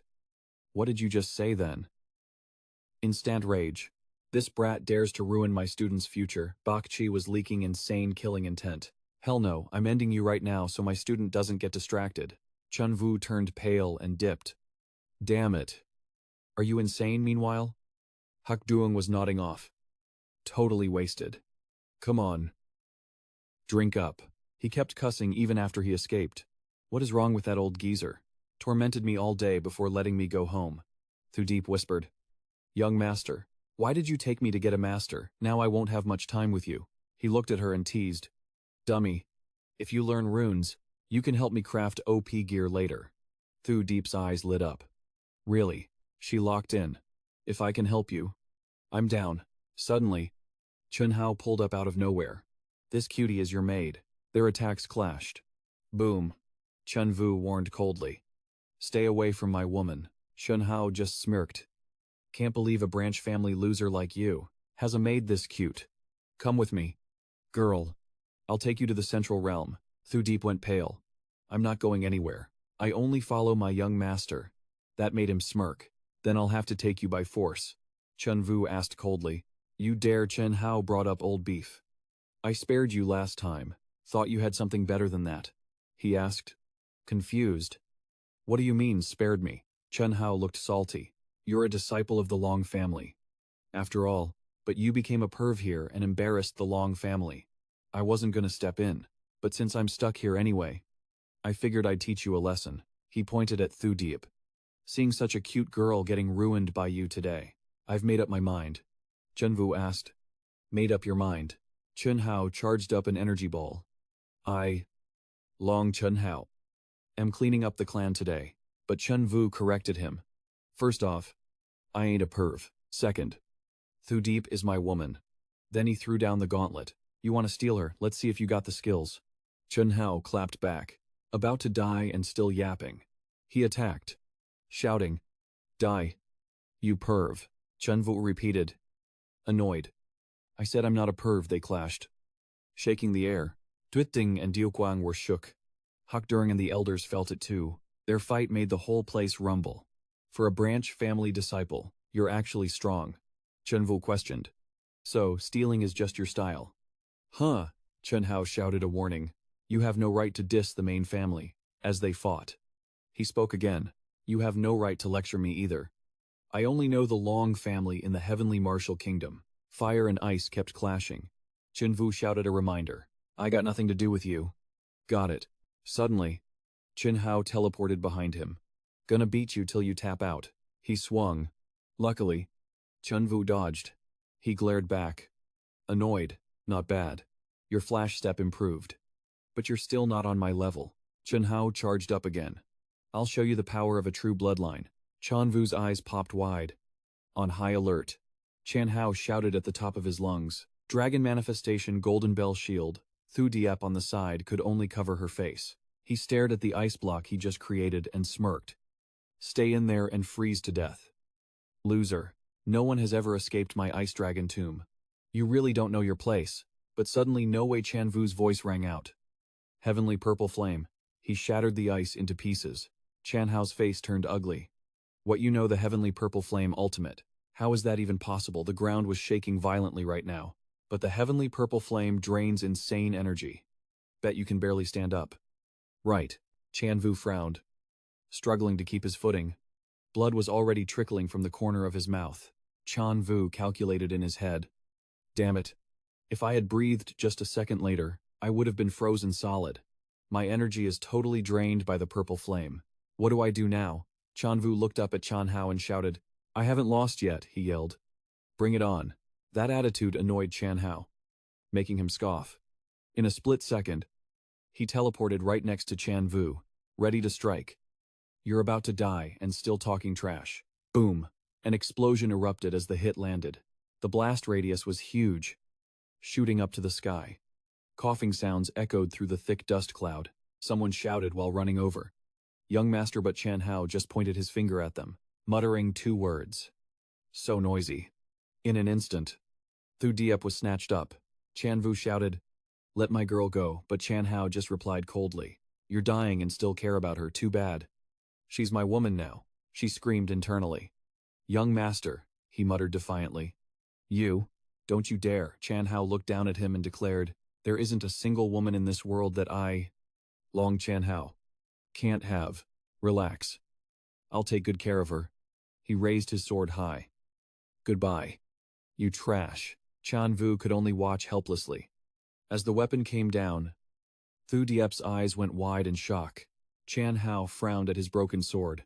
A voice rang out from the side. Lucky I made it in time. Little Tran Vu. To you okay?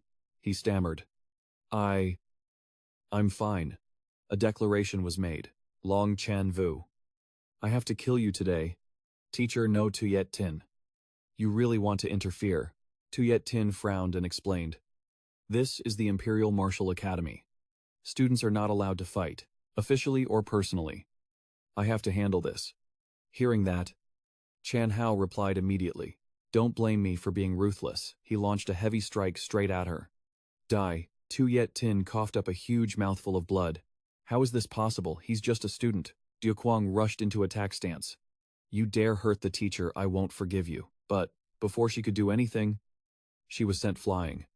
Tran Vu watched and muttered painfully. Diu Kuang. Other students screamed. Teacher No Tuyet, Ting Diu Kuang. The elders stood up in disbelief. This is, Chan Hao grumbled in annoyance. Why is everyone coming here so annoying? Interfering isn't that easy, as he spoke. A barrier was erected. The four of them stared in shock and muttered in panic. What is this? Everyone stay back, the elders chipped in one by one. Is this the Mystic Yellow Wall? Yes. The Mystic Yellow Wall. It can block any attack. Chan Hao continued to smirk down at Tran Vu. Now no one can disturb us anymore. Don't rush. Killing you is easy. But I want to torture you slowly, he muttered back. Long Chan Hao emerged. Long Chan Vu. The condition of Diu Kuang, Tuyet Tin, and Thu Diep was critical. At that moment, Tran Vu exploded with power out of pure rage. I'm not letting you off the hook. Tran Vu's power erupted absolute god mode. From inside the cage, Thu Diep watched, whispering in panic. Young master, a Kirin manifested right behind Tran Vu. Is that? The crowd gasped, losing their minds. What the heck is that, a Kirin? It's huge. Even the elder's jaws hit the floor. That's the purple jade fire Kirin. No way. How is that even possible? Chen Hao finally spoke up. He's got that bloodline in him. Aren't you just from a branch family, but somehow he manifested a dragon of his own. So, what if it's the purple jade fire Kirin? I've got the pure divine dragon bloodline. You think I'm scared of you? Holding Tuyet Tin close. Chen Vu roared. Pure bloodline, so what? I'm ending you today. You piece of trash. Long Chen Hao.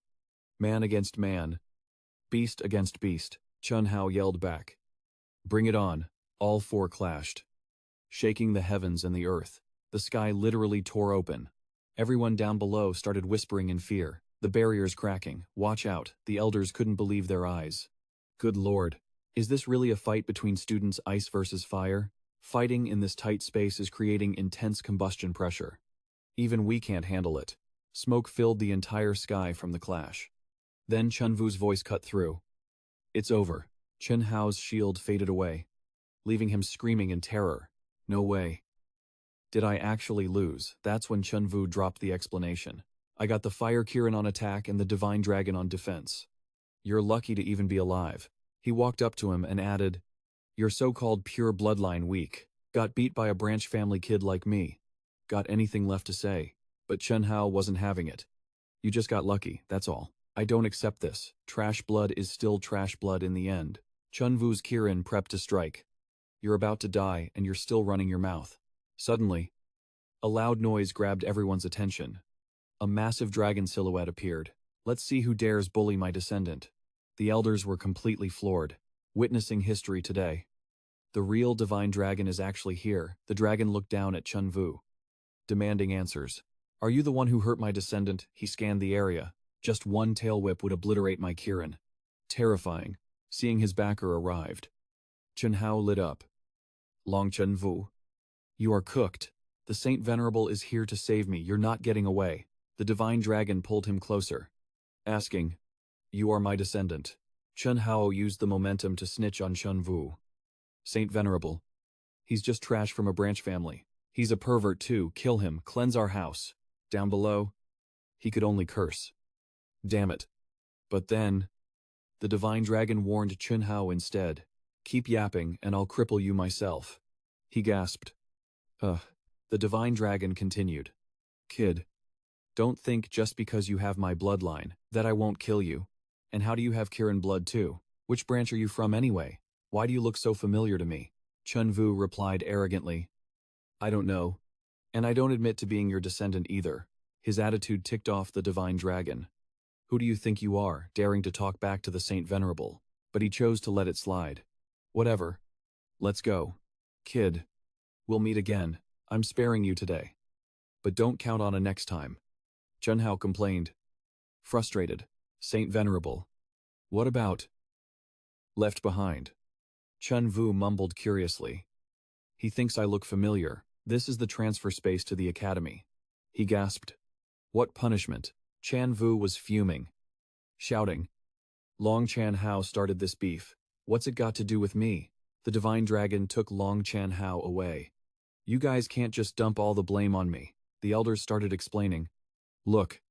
Even though Long Chan Hao started it, you guys brawled and wrecked the academy. Rules are rules. You're going to Swordforge Villa for punishment. We need to make an example out of you. Some students on the side were crying.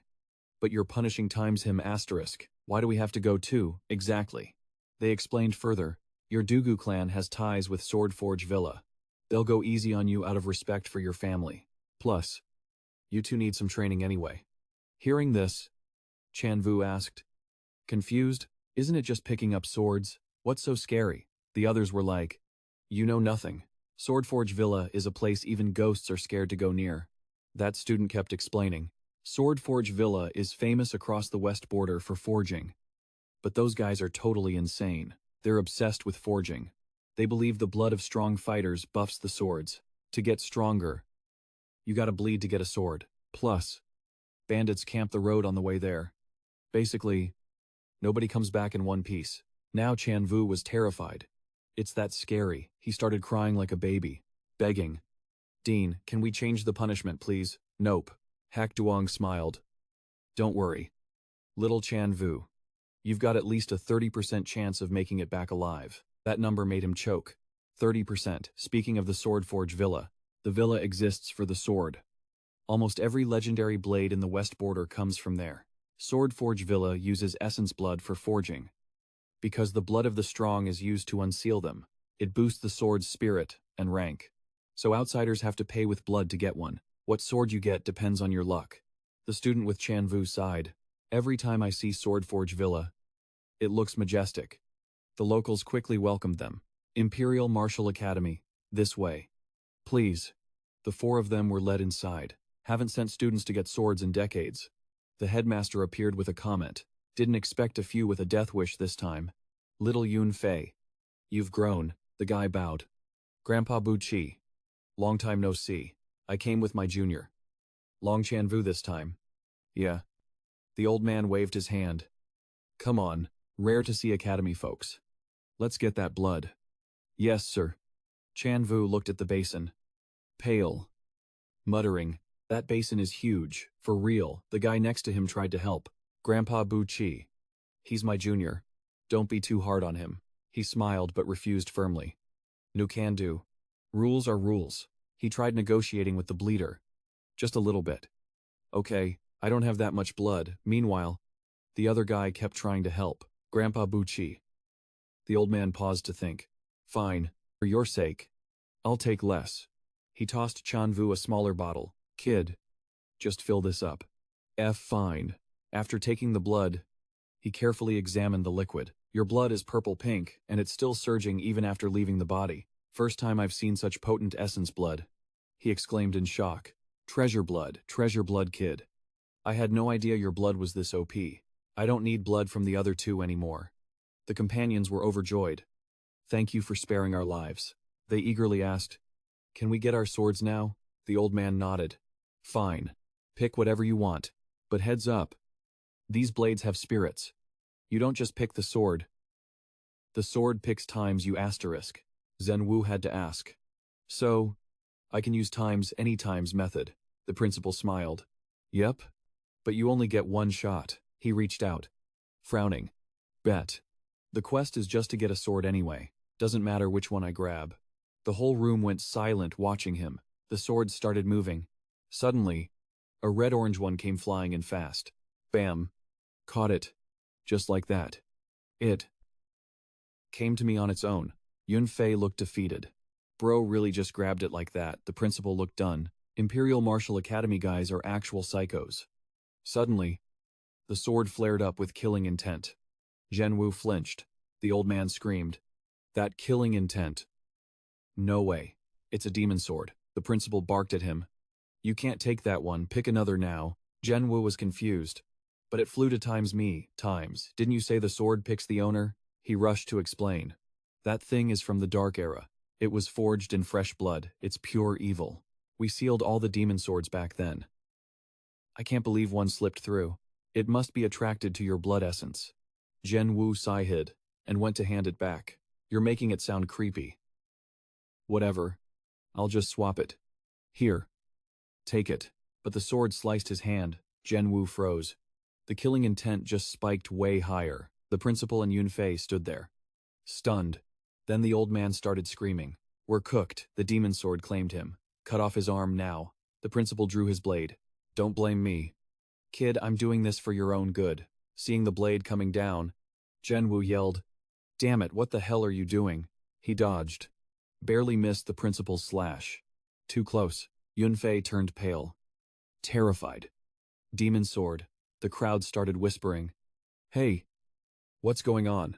You want to fight? Zhenwu snapped. Furious. Old man. Are you crazy? But he wasn't stopping. Boy. I'm saving you. If that sword binds to you, you're doomed. Then, the principal swung again. Cut off the arm while we still can. Before it's too late, as the blade came down. Zhenwu jumped high into the air. Are you psycho, demon sword parasite? What are you talking about? I've never heard of a sword controlling a person. Yuhun was curious. Yunfei. What's happening? Yunfei looked drained. Grandpa Buchi isn't lying. That demon sword eats your mind. If it binds to you, you turn into a murderous monster. The principal swung again. Desperate. Hurry, cut off the arm, or it'll be a bloodbath, Zhenwu. Pissed off. Charged energy in his hand. Old man. Keep acting crazy, and I won't hold back. Suddenly, chains appeared out of nowhere. They wrapped around his arm. What? What is this? The principal's eyes lit up. Do it now. Before it's too late, Zhenwu tried to rip them off with his energy. Demon sword. So what? I'm not letting it control me. Heavenly purple fire. But his skill did nothing. It was useless. Everyone just watched in dead silence. Tran Vu lifted the sword with a look of pure disgust. Even the heavenly capital purple fire couldn't put a scratch on this thing. Tiedan chimed in. Yo kid. This chain isn't simple. It's soul-bound to your life force. He froze. Totally shook. Life force can be linked. Seriously, it broke it down for him. This sword uses chains to devour your very life force. The more it devours, the stronger it gets. How does such a freakish blade even exist in this world? The headmaster sighed. Exhausted. It's over. The bonding is complete. Anyone bonded to this sword eventually turns into a mindless killing machine. Back in the day, countless geniuses thought they could tame it. Spoiler, they all died miserable deaths. He nostalgically recounted the old story. Originally, the swordsmith wanted to destroy this demon blade years ago, but since it was his masterpiece, he couldn't do it. In the end, he only sealed away the other demon swords. That's why this leftover sword was the one you pulled out. But Tran Vu couldn't believe the old man. Is this sword really as terrifying as you say? The headmaster hurriedly explained its horror. Kid, do you have any idea how many talented experts have died by this blade? Don't think just because you're gifted. You're safe. People way stronger than you got devoured by it. And you won't be an exception. Under the blazing sun, he declared that the demon sword's host always ends up dead. Suddenly, 4 elders appeared. Might as well let us kill you right now. He snapped back. Annoyed. You dare? Van Phi quickly stepped in to stop the elders. Tran Vu is a student of the Imperial Martial Academy. You think you can just kill him whenever you want? Aren't you afraid the Academy will go ballistic? The headmaster pondered in silence. If we kill Tran Vu, the Imperial Martial Academy definitely won't let it slide. Given the current crisis. Back then, when someone got greedy and we killed them, The academy raged. We almost had a full-blown war. Besides, Tran Vu hasn't done anything wrong. At the end of the day, this is our fault. We shouldn't be so unreasonable. The elder wasn't scared one bit. Kid, don't try to scare us with the Imperial Academy's name. If your teachers knew, they'd kill him too, he immediately retorted. That is the Academy's business. Not something you need to worry about. The elder launched an attack. Students of the Imperial Academy are so arrogant. Let's see what kind of skills you've got today. Stepping out of the sword villa, he coldly questioned. Calling us arrogant, if you want to kill me, let's see if you're strong enough. The elder unleashed powerful spiritual energy. Stupid brat. You're just a spirit-roaming realm weakling. Yet you dare act cocky in front of me. I'll put you down like a dog. Raging flames engulfed the entire sword villa, blocked by Van Phi. The elder was furious. Kid, you dare interfere, he was annoyed. Why wouldn't I? Kiem Fong urged Tran Vu to leave. You go first. We'll hold them off. Van Phi figured, their target is you. They won't give us a hard time. But his eyes showed he wasn't happy about it. He had no choice but to listen. Fine. I'm heading out. Later, an elder stepped into the passage. You can't run. Tran Vu looked back to check the situation. These guys are all Void Realm powerhouses. But like hell, I'm just gonna give up. Then he ignited a fire that covered the whole sky.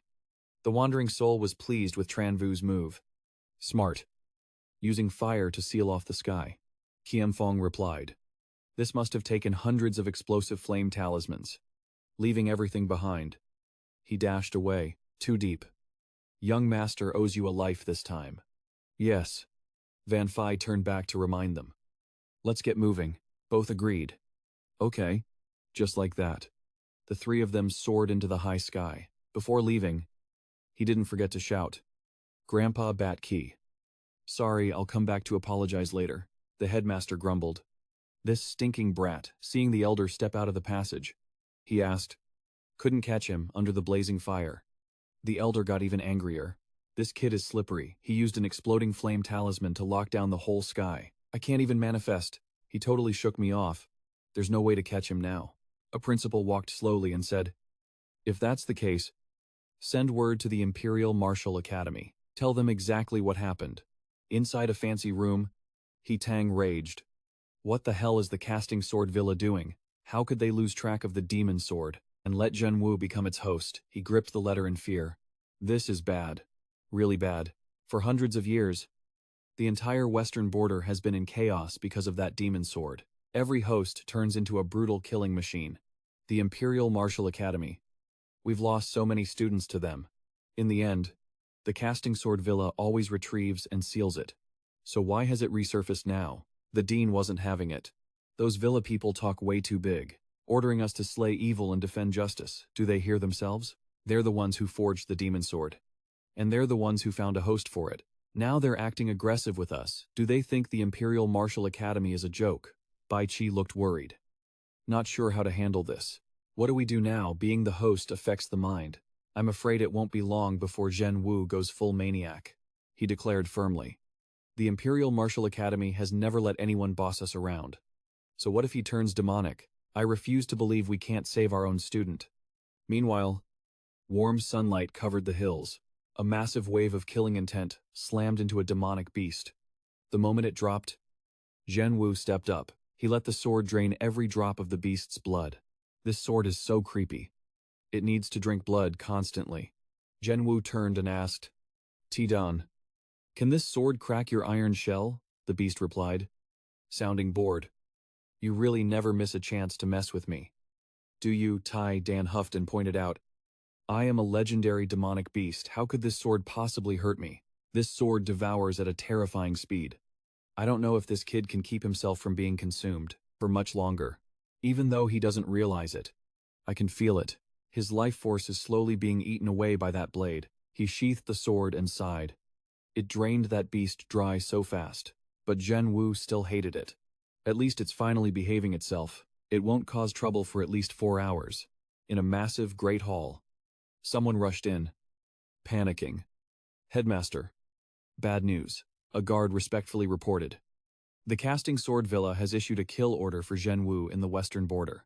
Anyone who brings his head will be rewarded with a precious sword crafted by the villa itself. The headmaster was furious and cursed.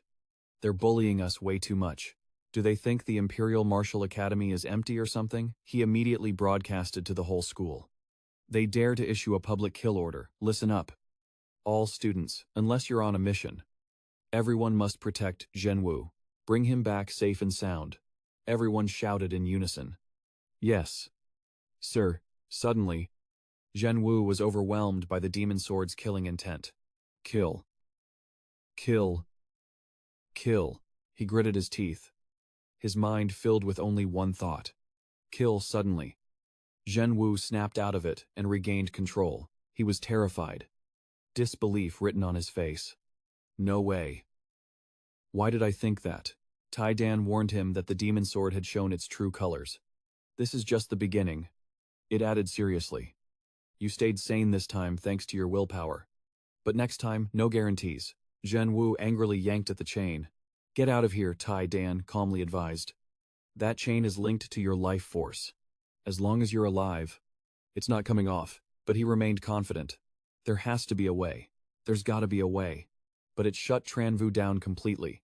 Pointless. Your current rank is trash. You can't suppress the demon sword. Once this thing finds a host, it becomes broken. In the final stages, even though the wielder's power spikes, swords times, power spikes. Thiet Dan added, let me give you some advice. Best not let this sword kill anyone. The more bodies you drop, the stronger it gets. He felt off about it. It can't be that simple. If I don't get fresh blood every so often, I can't even move. Then Tran Vu spotted a squad approaching. The three of them looked down. Hyped. It's Tran Vu niece. Kill him, and we loot the swordmanner's treasure. They rushed him. Hungry for the kill. Die, he replied. Voice cold and bored. You think killing me gets you the swordmanner's treasure? Tran Vu smirked, taunting them. Let's see if you're built for that. Screams of agony rang out, then he snapped back to reality. Tran Vu stared blankly at the bodies on the ground. What just happened? How did we even kill them? Tang Thien realized his state immediately. Found him. Just as I thought the demon sword's taken over. It's spreading faster than we thought. She charged energy into her finger. Tran Vu, come back to the academy quietly. Then Tang Thien blasted that energy right at him. Tran Vu shattered her attack with a single slash. She was shook, questioning everything. He broke my runes that easily, Thiet Dan. Hiding in his clothes. Thought to himself, the more they push, the stronger the demon sword gets. Runes aren't enough to handle this thing. Tang Thien threw out the immortal binding rope to lock him down. The rope wrapped tight around Tran Vu. Annoyed, he just ripped it apart like paper. Killing intent exploded off Tran Vu as he rushed her. Die. Suddenly, a massive blast of energy slammed into him. Tran Vu face-planted into the dirt. Haknuk looked annoyed and scoffed. Losing yourself to a mere demon sword. Pathetic. Tang Thien looked over at teacher Haknuts as he gave the order. Tang. Stand back. He's gone full demon mode. You can't handle the demon sword's power right now. She nodded. Understood. Haknguk landed on the ground. Come on then. Let's see what you can do with that toy. Tran Vu lunged at him. Haknguts casually blocked the strike with one hand. He snatched the blade back and smacked Tran Vu away. Hand it over. Done. Haknug slapped a bunch of seals on it. Master Fu's pure heart talismans are legit. Even the demon sword got shut down. Tran Vu, completely drained, passed out cold. The teacher told Tang Thien to head back to the Imperial Martial Academy. She obeyed. Yes. Ems. Years ago, in the bustling capital, Tran Vu. Wait up. He ran off. Giggling. Holding a chain. Catch the chain and I'll give it back. Luna chased him. Face bright red. You jerk. Stop right there. Later. Sitting on the roof. She called out to him. Tran Vu. Luna quietly asked what was on her mind. My mom said, You're moving away. He hesitated for a second. Yeah. She said, We've been here 2 years. It's time to go. She looked crushed. Will you come back for me? Tran Vu patted Luna's head gently. Dummy. Of course I'll come back for you. Her face lit up. Really? Promise me then. Behind the solid walls. He nodded instantly. You got it. E.R. Tran Vu. Swear I'll come back for Liu Na. Tu Yet Tin stood with him as they listened to Tran Vu's mom. Tran Vu. I'm sorry. I'm doing this for you. I have to seal your memories of the last 2 years. Just for a while. Uncle Tiger's gonna take you back to the Dragon Clan and the Heavenly Martial Kingdom. Bro was devastated. Crying his eyes out. Mom. I don't want to lose my memories. What about Liu Na? She didn't listen. Just used her spiritual energy to seal his memories. It's urgent. There's no other way. Right then. Tran Vu snapped awake from the dream. Just don't. What a freaky dream. He looked down, shocked at the chains on his wrists. What's up with these chains? He kept yanking at them. Why can't I break out? Then Guk stepped in to stop him. Stop trying so hard. These are meteorite iron chains used for forging spirit weapons. With your cultivation rank, you can't escape. Tran Vu was confused. Like, teacher, why did you tie me up? Guk calmly explained. Because you're dangerous. No one knows when that demon sword inside you will take control, so we gotta lock you up to be safe.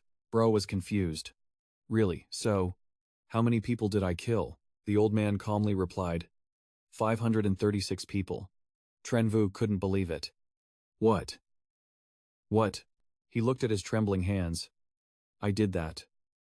How did I become a murderous demon? Guk kept his tone ice cold. But they were all people who came to kill you. You don't need to feel guilty. You didn't kill any innocents. Besides, if those guys hadn't triggered the demon sword's rage, you wouldn't have turned evil so fast. So yeah, they deserve to die. Okay. Tran Vu was worried. So, am I going to be chained up like this forever? Before leaving, the old man replied indifferently. Elder Fu and the others are figuring it out. For now. We have to keep you chained. The sword forging villa understands the demon sword best. But they insist that anyone possessed by it is doomed to die. They even demanded the Imperial Martial Academy execute you, then bring the sword back to the villa to be sealed. But you're our student. We can't just let that happen. Just stay put. Guk slammed the door and left. Soon enough, night covered the whole academy. Bored. He watched the bright moon through the window. Tietdan. Do you think I can recover? It said. Kinda hard. Then Tietdan got excited and asked Tran Vu for his stuff. You're gonna die anyway.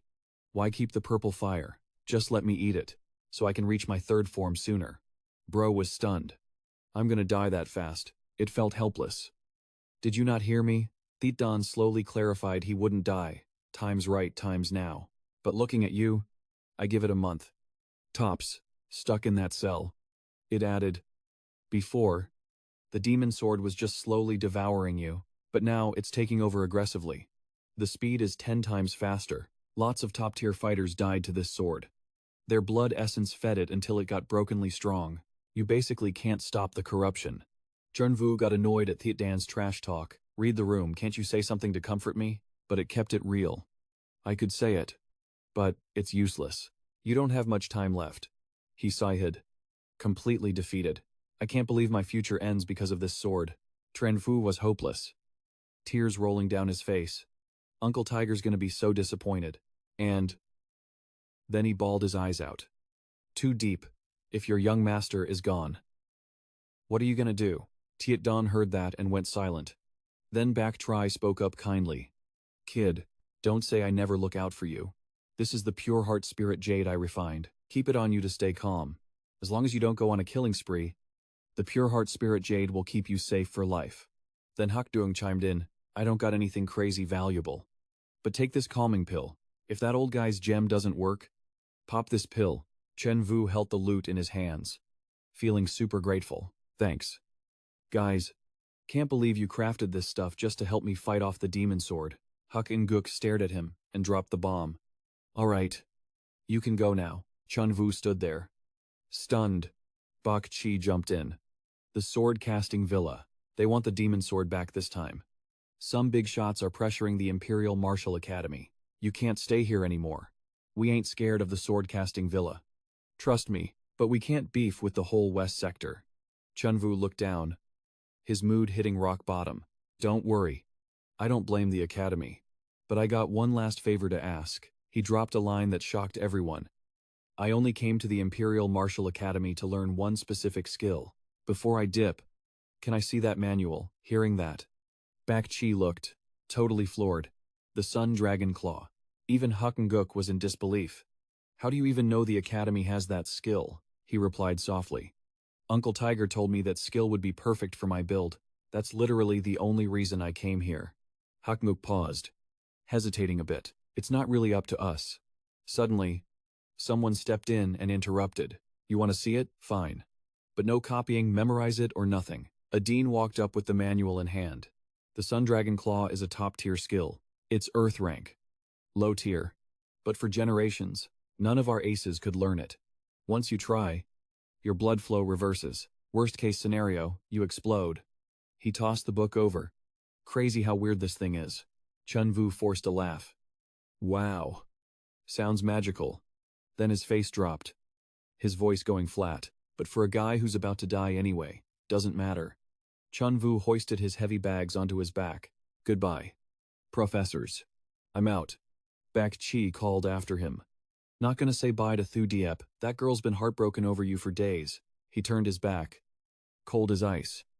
Not even looking back. No point. We won't see each other again. Don't need to hurt her more. The principal looked down from above. Get lost. Hovering behind him was a squad of masked figures in black cloaks. You think you can just leave? Tran Vu froze. Totally stunned, seeing the principal suddenly pull up on him. The old man's voice turned cold. Bring me his head. Take back the demon sword. And the villa will reward us with an earth rank blade. The black-clad goons followed orders. Diving straight for Tran Vu. That earth rank sword is mine, kill him, he gritted his teeth. Damn it. But before he could even move, Hakenguk launched a fire punch that blocked them all, saving his life. Tran Vu was shook. Teacher Hakenguk, the principal screamed. You dare protect a student in this situation, Hakenguk. Do you have any idea what the consequences will be? The dean stepped up. Furious.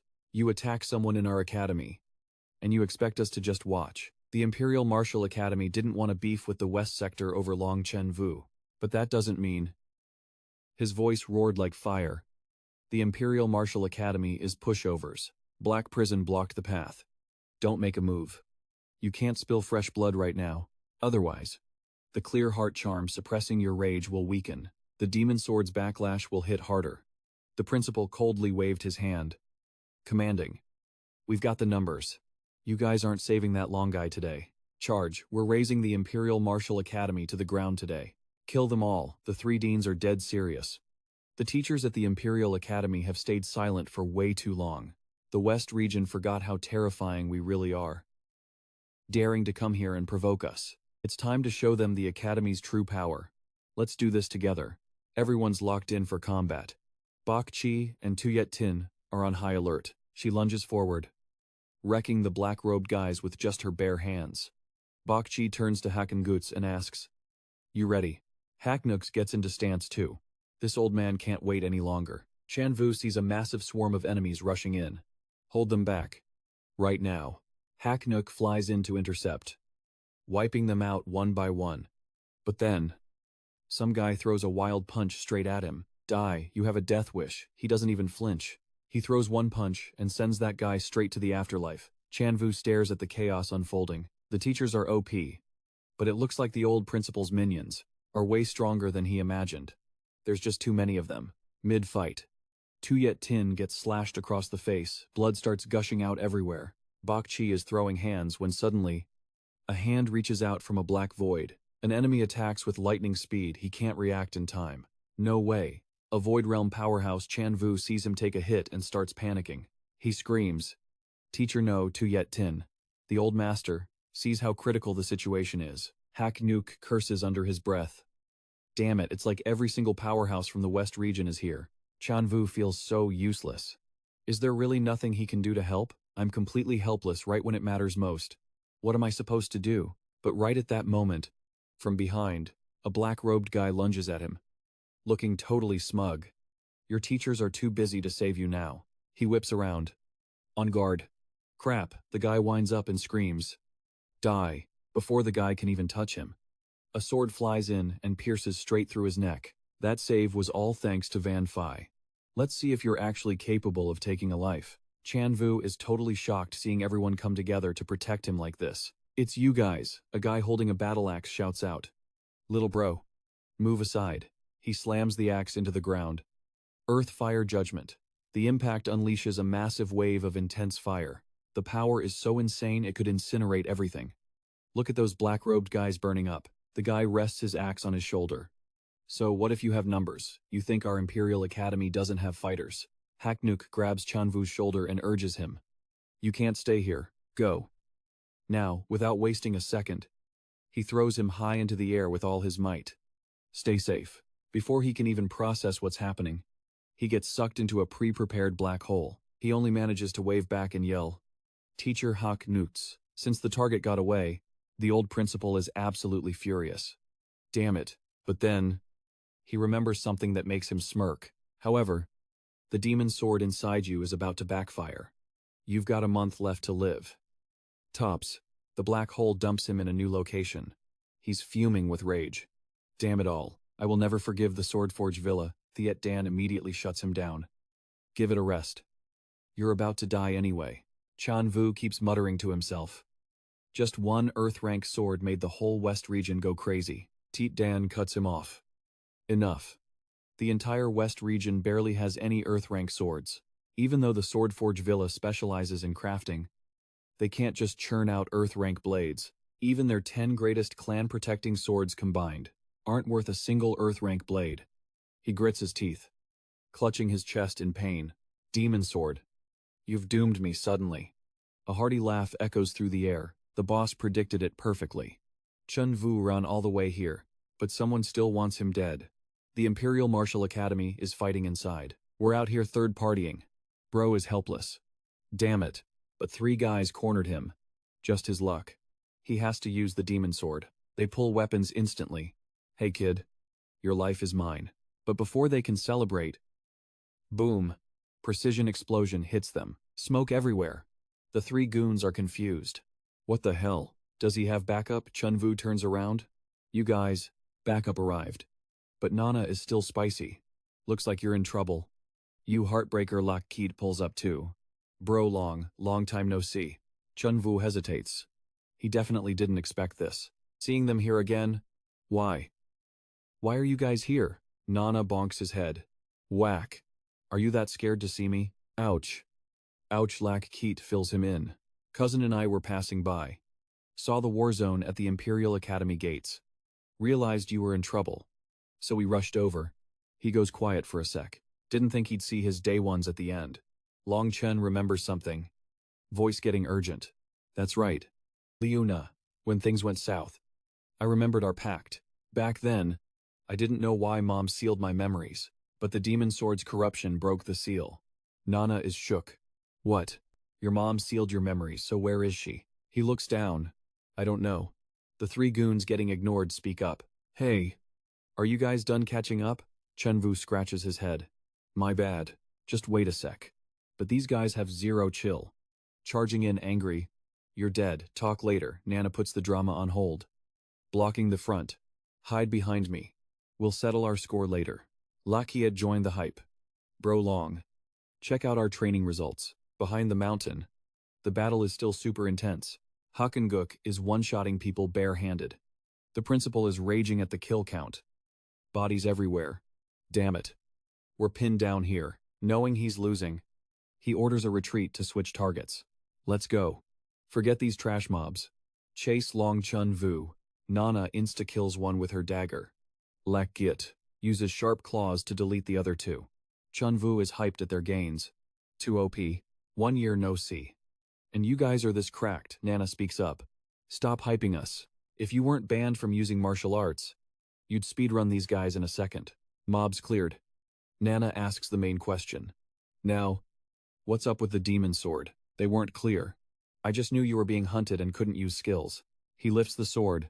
This sword. But before he can finish, suddenly, a blade pierces right through her chest. He's horrified. Liu Na. Nana couldn't react in time. Stabbed. Look. The principal found him. Long Tran Vu. You're quite the celebrity. So many helpers. Lockheed sees her drop and panics. Cousin. But before he can even defend, shadows rushed in. Tran Vu saw them and screamed, "Don't you dare." But he was too slow. First Nana, then Lakit. Skewered. The headmaster grinned like a psycho. "Let's see who saves you now, it's over for you." Tran Vu snapped. He couldn't take it anymore.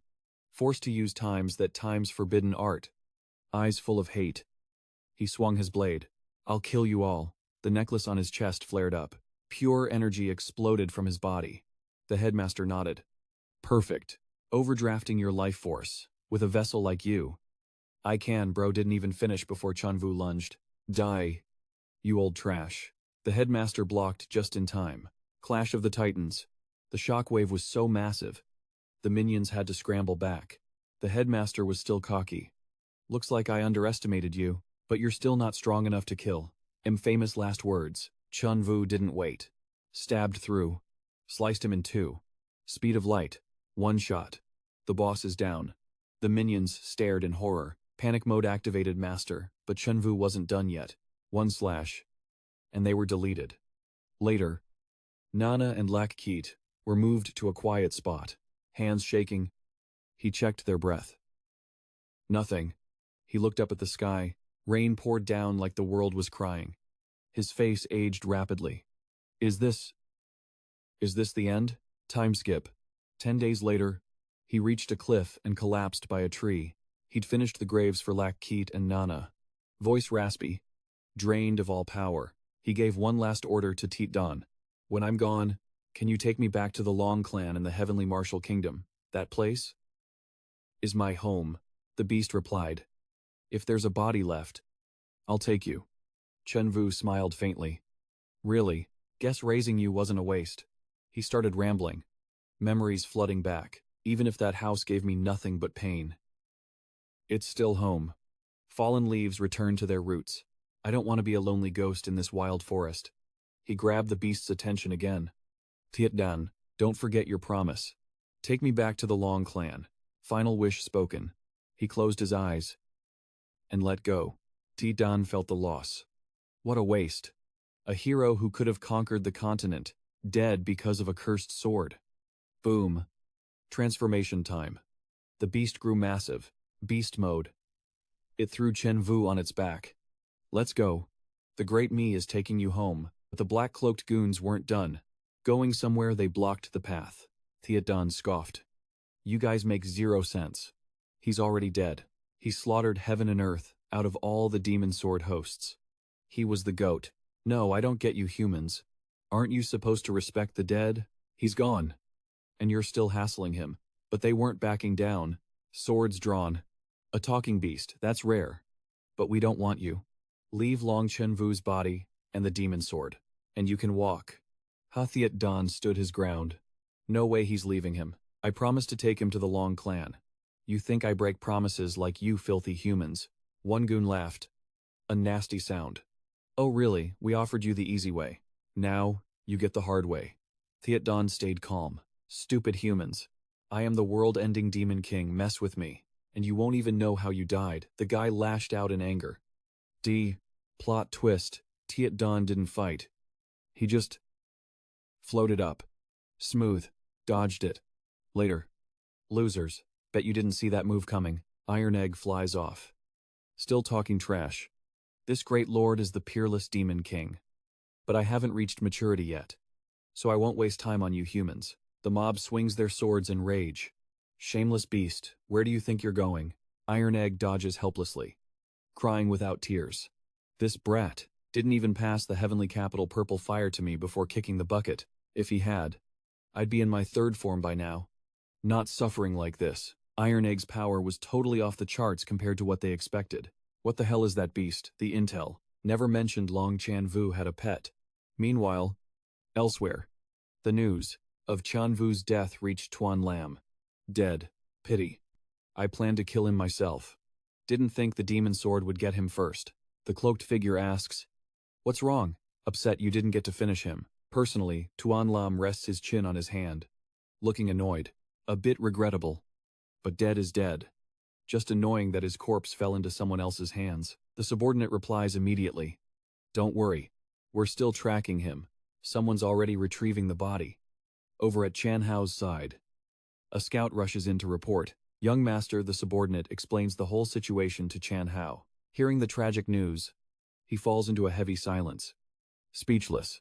Meanwhile, the Black Prison, Black Hall, and Bak Chi groups also hear the sad news. Du Deep is heartbroken, tears streaming down her face. Young Master, back to Iron Egg. He's still struggling with these clingy black-robed guys. He wails. So unlucky, you won't even let a corpse go. What kind of bad karma did you rack up when you were alive, dead and still being hunted? Even Void Realm experts showed up. Iron Egg keeps repeating one line. Don't bully this great lord. This great lord is the peerless demon king, he yells while running for his life. The mob keeps chasing. Who believes that? Just die suddenly. A small bomb flies into the attacker's hand. The moment it sticks. Boom. Hand gone. This is... Damn it, my hand, just then. Iron Egg sprouts wings. Wings. What the... Iron Egg issues another warning. I told you. Back off, I am the peerless demon king. Come at me again and I'll kill you all.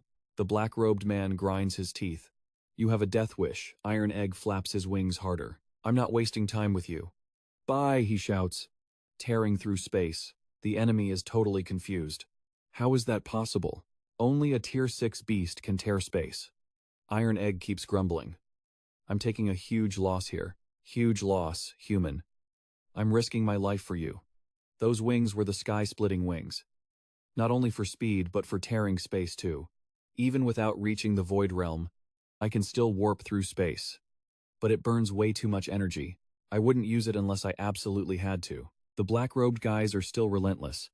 Running where to damned beast. I'll crush you. Panicked. Iron Egg sprints with all his might. Shit, can't you just let me go? I don't want to revert to my first form, I'll remember this. Wait till I get home. I'll get my clan to wipe you guys out. Leaving nothing behind, the enemies throw out chains. A beast like you, how strong could your clan be? Just die. The chains extended, whipping Iron Egg relentlessly. Tears streamed down like rain. I won't let them hurt your body. It hurts so bad, a guy in black noticed something off. This beast, he immediately ordered. This beast is weird. Capture it alive, watch out for its wings. The squad switched targets, ditching the chains. Instead, they chased Iron Egg down. Oh my god. Iron Egg ran so fast his fur was flying everywhere. Crap. I'm gonna revert to my first form at this rate, he shouted. Suddenly, Tran Vu on his back burst into flames, scorching him until he screamed. Too hot, hurts like hell, even he couldn't understand, humans are absolute freaks. Thought he escaped. But those three familiar shadows popped up again. The three men in black laughed mockingly. Taunting. Run. Why aren't you running anymore? Let's see where you go now. They were totally confused when they saw Tran Vu spontaneously combust. What the hell is this? Why is he on fire? So they rushed to snatch the body first. Figure the rest out later. But the moment they flew in, the fire exploded outward, torching every single one of them. They were all freaking out. How is this possible? The fire formed a protective ring around Iron Egg. They couldn't wrap their heads around it. We're all void rank. How did this fire wreck us? Iron Egg, getting hype, urged. Why not burn them all? Then he seized the chance to fly off. The three couldn't chase. Screaming. Damn it. Don't go, Iron Egg cried out while carrying him. So hot. Unable to take it. He decided to drop him. I'm roasting alive. This fire is insane. So when he dropped him, the fire melted the ground too. Good lord. Even the dirt was melting. Even though the guy was on fire, his body was totally untouched. But he burned a massive crater into the ground. The heat is too high. Iron Egg looked down and realized he had turned into a round cocoon without noticing. This is... I think I've seen this somewhere before. Time just passed by. The giant egg just sat there, motionless. Iron Egg was getting a bit discouraged. It's been months with no movement from the giant egg. How long do I have to wait? So he decided to burrow underground. Whatever. I'm going into hibernation to save energy. Later on, some monkeys pulled up and saw the massive egg. They brought the whole squad to check it out. They chattered in monkey language, pointing at the movement on top. Suddenly, the monkeys panicked. The silent giant egg finally cracked open, spewing out flames. This sudden change shocked the monkeys. The fire exploded, blasting them away. Bro, It was their first time catching air. They probably thought they went full Monkey King mode. They just stared curiously as the fire died down. An arm appeared through the misty smoke. The monkeys were shook. Jaws on the floor. A voice came from the fire. Is this hell? A human voice coming from the flames, scaring the monkeys so bad, they ran for their lives. Tran Vu revived just like that. Completely naked, he stared at the monkeys. Totally confused. Yo. Why are there so many monkeys here? Iron Egg finally popped up. And he didn't forget to talk smack. Hell my ass. He scratched his head, looking clueless. Iron Egg, why were you hiding underground? What is going on? Wait. Didn't I die? Iron Egg winked. Bingo. You're dead as a doornail, but you've got that universal fortune. Literally back from the dead. Tran Vu was shocked. Universal fortune. Thite Dan kept it brief. 2 words for you, Phoenix Nirvana. Don't ask me about the rest. Also, go find some clothes. Bro. He tested it out, snapping his fingers to spark a tiny flame. Tran Vu was confused. Phoenix Nirvana. Isn't the Phoenix a legendary beast? What's that got to do with me? I've got the Divine Dragon bloodline, and the purple jade fire Keelin inside me. I don't have any Phoenix blood. So how is Nirvana even possible? Thite Dan dodged the question and changed the subject. Figure that out yourself. By the way, do you know how long you've been asleep? But... He paused. You mean I was out cold for a long time? Thite Dan dropped the bomb gently. Not too long. Just 375 days. Hearing that, he was completely shook. Tran Vu cried a river. I'm cooked. I'm cooked. My youth is wasted. Thite Dan pulled out a blade. Found it. It tossed the sword to him. Here's your weapon. I'm actually surprised by this sword's power. You don't want to devour me anymore. Thite Dan chuckled. You hit the jackpot this time. Tran Vu rested the sword on his shoulder. Confused, he asked. What do you mean I almost died back there? Thite Dan shot back a question. Do you still not get why the sword-casting villa wanted to kill you? And why they were so desperate to get the demon sword back? His face turned serious. What are you saying? He dropped a term. Sword sacrifice. Thite Dan confirmed immediately. Bingo. Once forged, this type of sword needs a living sacrifice. And unsealing it, that takes a living sacrifice too. Basically the host you guys talk about. Tran Vu replied calmly. So they'd have someone unseal the sword. The sword-casting villa used the excuse of sealing the demon sword. But really, they just wanted to steal the demon sword back after it was awakened. They never expected me to survive, or that I'd figure out the demon sword's secret. Thite Dan listened in silence. Finally speaking up. Is that so? It used its power to make the sword hover in midair. It's a good blade.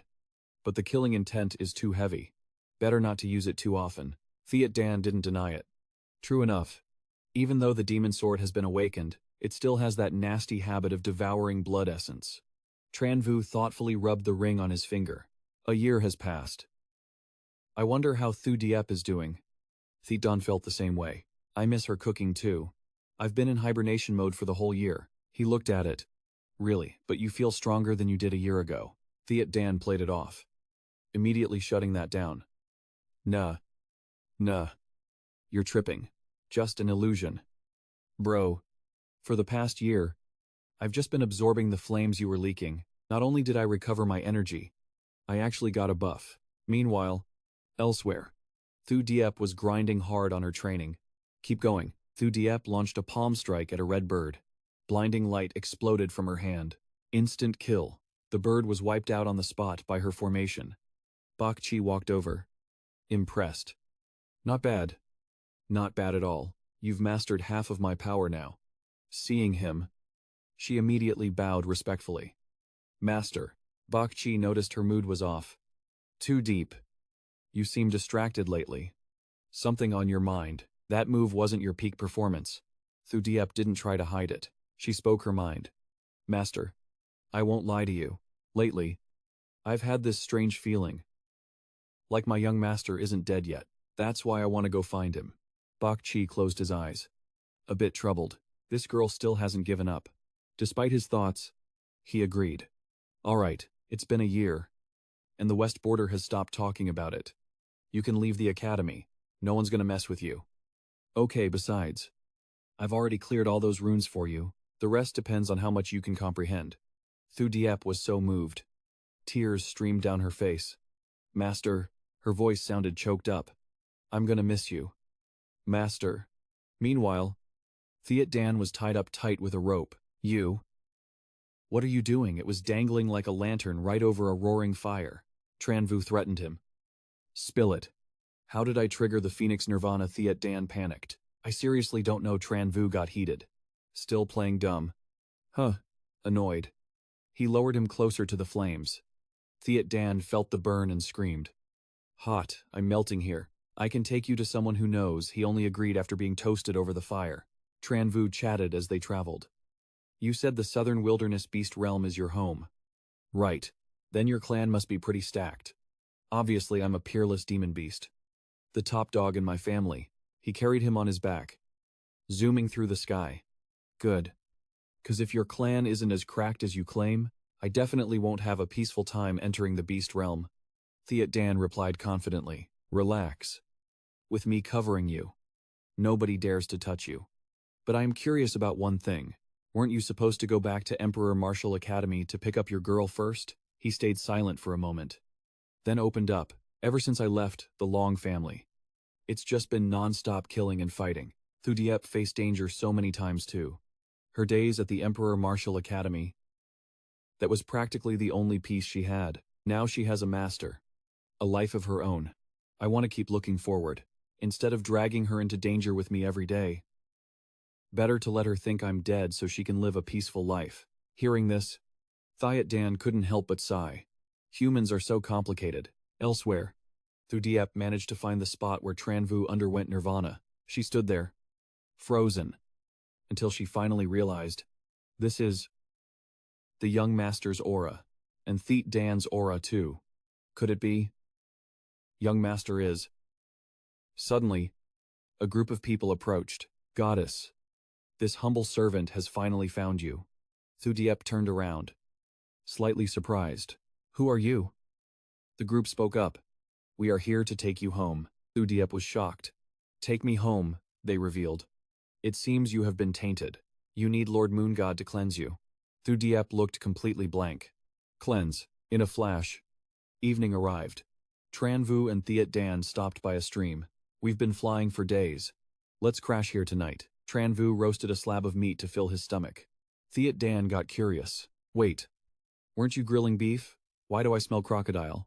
Tran Vu replied. You tripping. Where would a croc come from? Just as he finished, the rock he was sitting on moved. Panic set in immediately. Holy crap. What is this? This island has crocodiles. Both he and Thiet Dan were terrified. Oh my god. That croc is huge. Wait. Isn't this? Thiet Dan recognized the species. A Godzilla crocodile. What? Thiet Dan's face turned deadly serious. The Godzilla crocodile. A creature that went extinct ages ago. These things have had a nasty reputation since ancient times. They eat any living thing they see. Tran Vu raised his guard. Its power level is insane. Not many beasts or humans can match it. Why is an extinct species showing up here? Thiet Dan hurriedly stopped him. Lucky for us. It's just a juvenile.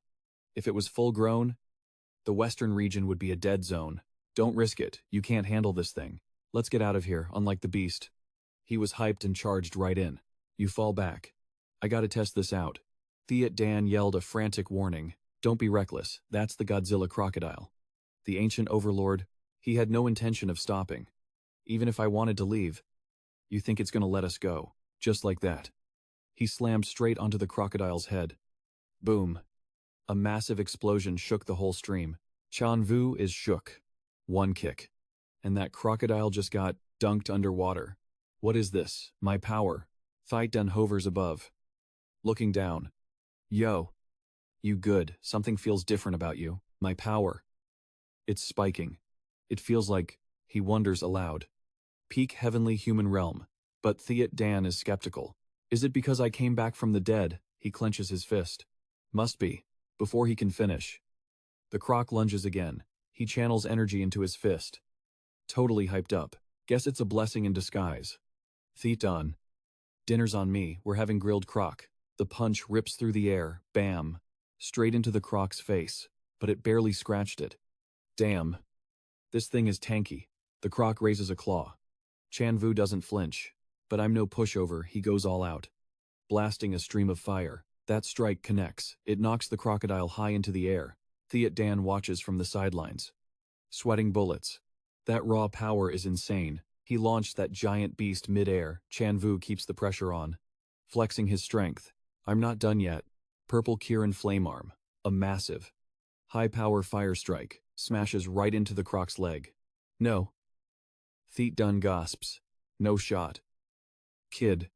Are you even human? You actually broke a gorilla crocodile's leg. What kind of monster are you? He shouts back. Thiet Dan. Shut up. You're throwing off my groove. Distracted. He gets launched into the sky by the croc. Pain shoots through him as he coughs up blood. And just like that. Gulp. The crocodile swallows him whole. Thiet Dan is terrified. Oh my god, I just hyped you up and you died already. He flaps his wings frantically. Voice panicked. This is bad. Gotta run. I am not becoming a snack today. But before he can finish, a blade of fire pierces through the crocodile's belly. It's over. The croc's stomach gets sliced wide open. Tran Vu, covered in blood, casually walks out. Chill. Thiet Dan. Thiet Dan's eyes almost pop out of his head. Holy cow. Am I hallucinating? He scoops up water to wash his face. Throwing shade. Is this croc stupid or what? I couldn't hurt you from the outside. But swallowing me. You literally signed your own death warrant. Tran Vu glanced at Thiet Dan. Why are you staring at me like that? He's in disbelief. I'm just curious. How did you heal so fast? He doesn't hide it. Sounding totally smug. All thanks to the gorilla crocodile's heart. I was critically injured. So I used my last bit of strength to pierce its stomach and grab the heart. I didn't expect a few bites of heart meat to heal me up this quick. Works better than any god-tier elixir. Hearing that, Thiet Dan freaks out. What? You ate the gorilla crocodile's heart. You just ate it. You wasteful idiot. What a waste. Tran Vu stays chill. What, you want some too? Thiet Dan throws a tantrum. You moron. That heart is a god-tier treasure. It extends life, breaks through bottlenecks. If a decent alchemist had it, they could make a pill that shocks the whole continent. Why would you eat it raw? Tran Vu defends himself. I only ate a bit. There's plenty left. Hearing that, Thiet Dan flies over and starts munching like crazy. Mine, it's all mine. Tran Vu is speechless. I thought you said eating it like that was a waste, looking at the giant crocodile. He doesn't know what to do. This thing is massive, though. How do we even process it? Thiet Dan keeps stuffing his face like he's afraid of sharing. Eat it all, leave nothing behind, we can bathe in the blood. Talk about a flex. Tran Vu crossed his arms. Staring. What's that got to do with you? Anyway, haven't you stuffed your face enough? Thiet Dan bragged. Don't be such a cheapskate. I've stuck by your side this whole time. You can't mistreat me like that. Right after finishing the meal, it felt a shift in its body. Evolution complete. Took long enough. But I've finally hit my second evolution. Thiet Dan screamed in pure hype. That gator heart, that Godzilla gave me enough energy to evolve. This is totally a gift from the heavens. It laughed so manically that Tran Vu was left completely speechless. He stood there watching the giant cocoon in front of him. Still zero movement. Impatient. He tapped it to check. Been waiting on you for 3 days now. Why is there still no reaction? How long is your evolution gonna take this time? But waiting around was pointless. He switched to doing something else. Whatever. I don't have the patience to sit here watching you evolve. Tran Vu summoned a handsaw out of thin air and walked over to the gator. I gotta process this carcass. It'll probably take a few days. Later. While he was leaning against a tree, the cocoon finally stirred.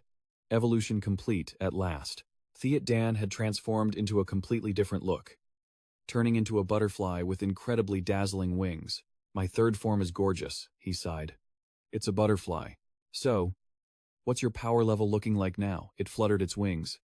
Equivalent to your human void spirit realm. Tran Vu flinched. Damn. That's strong. Doesn't that mean you're stronger than me now? Thiet Dan crossed its arms. Its face oozing arrogance. Not necessarily. You haven't broken through to the void spirit realm yet, but your physical body is cracked. An ordinary void spirit realm cultivator wouldn't stand a chance against you. By the way, did you check out that Godzilla gator's cave yet? He showed it a few eggs lying on the ground. I finished processing its body. Then checked the cave in the back. Only found 5 eggs. Though, plus, they've turned into fossils. Just shells left. Maybe these 5 eggs were its siblings. Thiet Dan's eyes lit up like high-beam headlights. Mouth drooling with greed. Who cares? Crack 'em open, if they're edible. They're definitely some heaven-defying elixirs. Eating one could add 1,000 years to your lifespan. Saying that, it tapped the egg, but didn't even leave a scratch. It's rock hard. Tran Vu slapped his forehead. Completely done with this guy. Is eating all you think about? But Thiet Dan realized something amazing. This is how the Godzilla gator protected its eggs, encased in magma so the eggs wouldn't get hurt. I can't believe the Godzilla gator species, which was supposed to be extinct, actually kept eggs here. 5 whole ones. In ancient times, these would be insanely powerful treasures, but Thiet Dan juggled the egg in its hand. Too bad I don't know beast taming skills. Otherwise, having a Godzilla gator as a pet would be such a flex. Tran Vu immediately shut down this useless idea. Forget it. It takes ages to hatch. I'd probably be dead of old age before it even cracks open. Thiet Dan wouldn't shut up. I told you, a treasure like this is obviously meant to be eaten. Ancient Godzilla gator eggs. Only the absolute strongest are qualified to use them. If you eat one, you'll break your limits for sure. Tran Vu refused firmly. No way. I just reached peak heaven realm. I haven't even fully mastered this power yet. If I rush another breakthrough, it'll wreck my body. Thiet Dan praised him. Facing a power-up but staying that calm, you're actually built different. Respect. Stash it for now. You can eat it later. It tossed the egg back to him. All right. Let's stop wasting time. Let's move. He kicked off the ground, using his lightness skill to soar high. His mood was pure hype. Southern Wilderness Beast Domain. Here I come, in the Southern Wilderness Beast Domain, at the border of the Western Waters. A pack of ferocious lions appeared.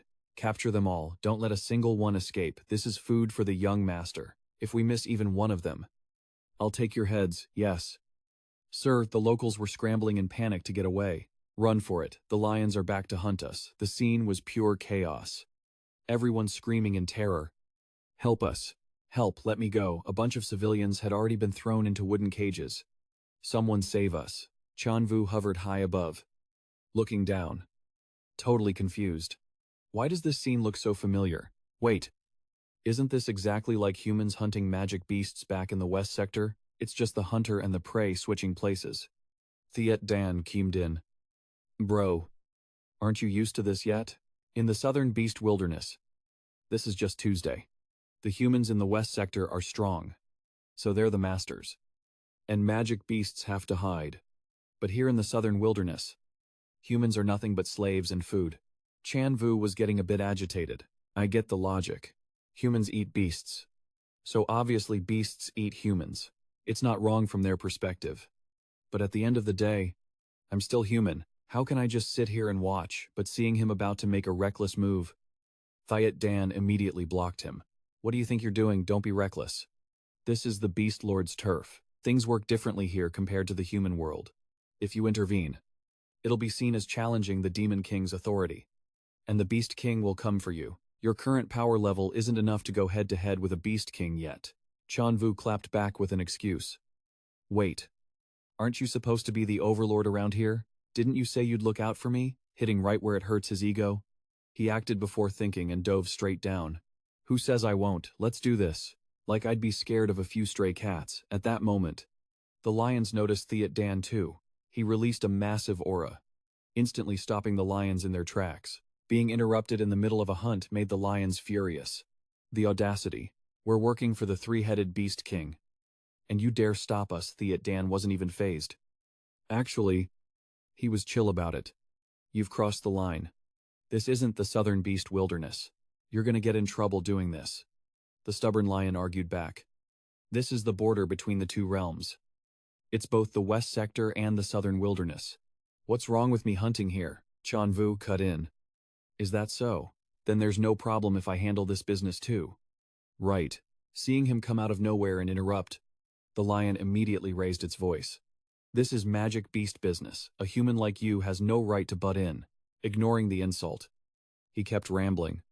On behalf of the West Sector, I'm asking you nicely to let them go. The lions thought that was absolutely ridiculous and burst out laughing, showing zero respect.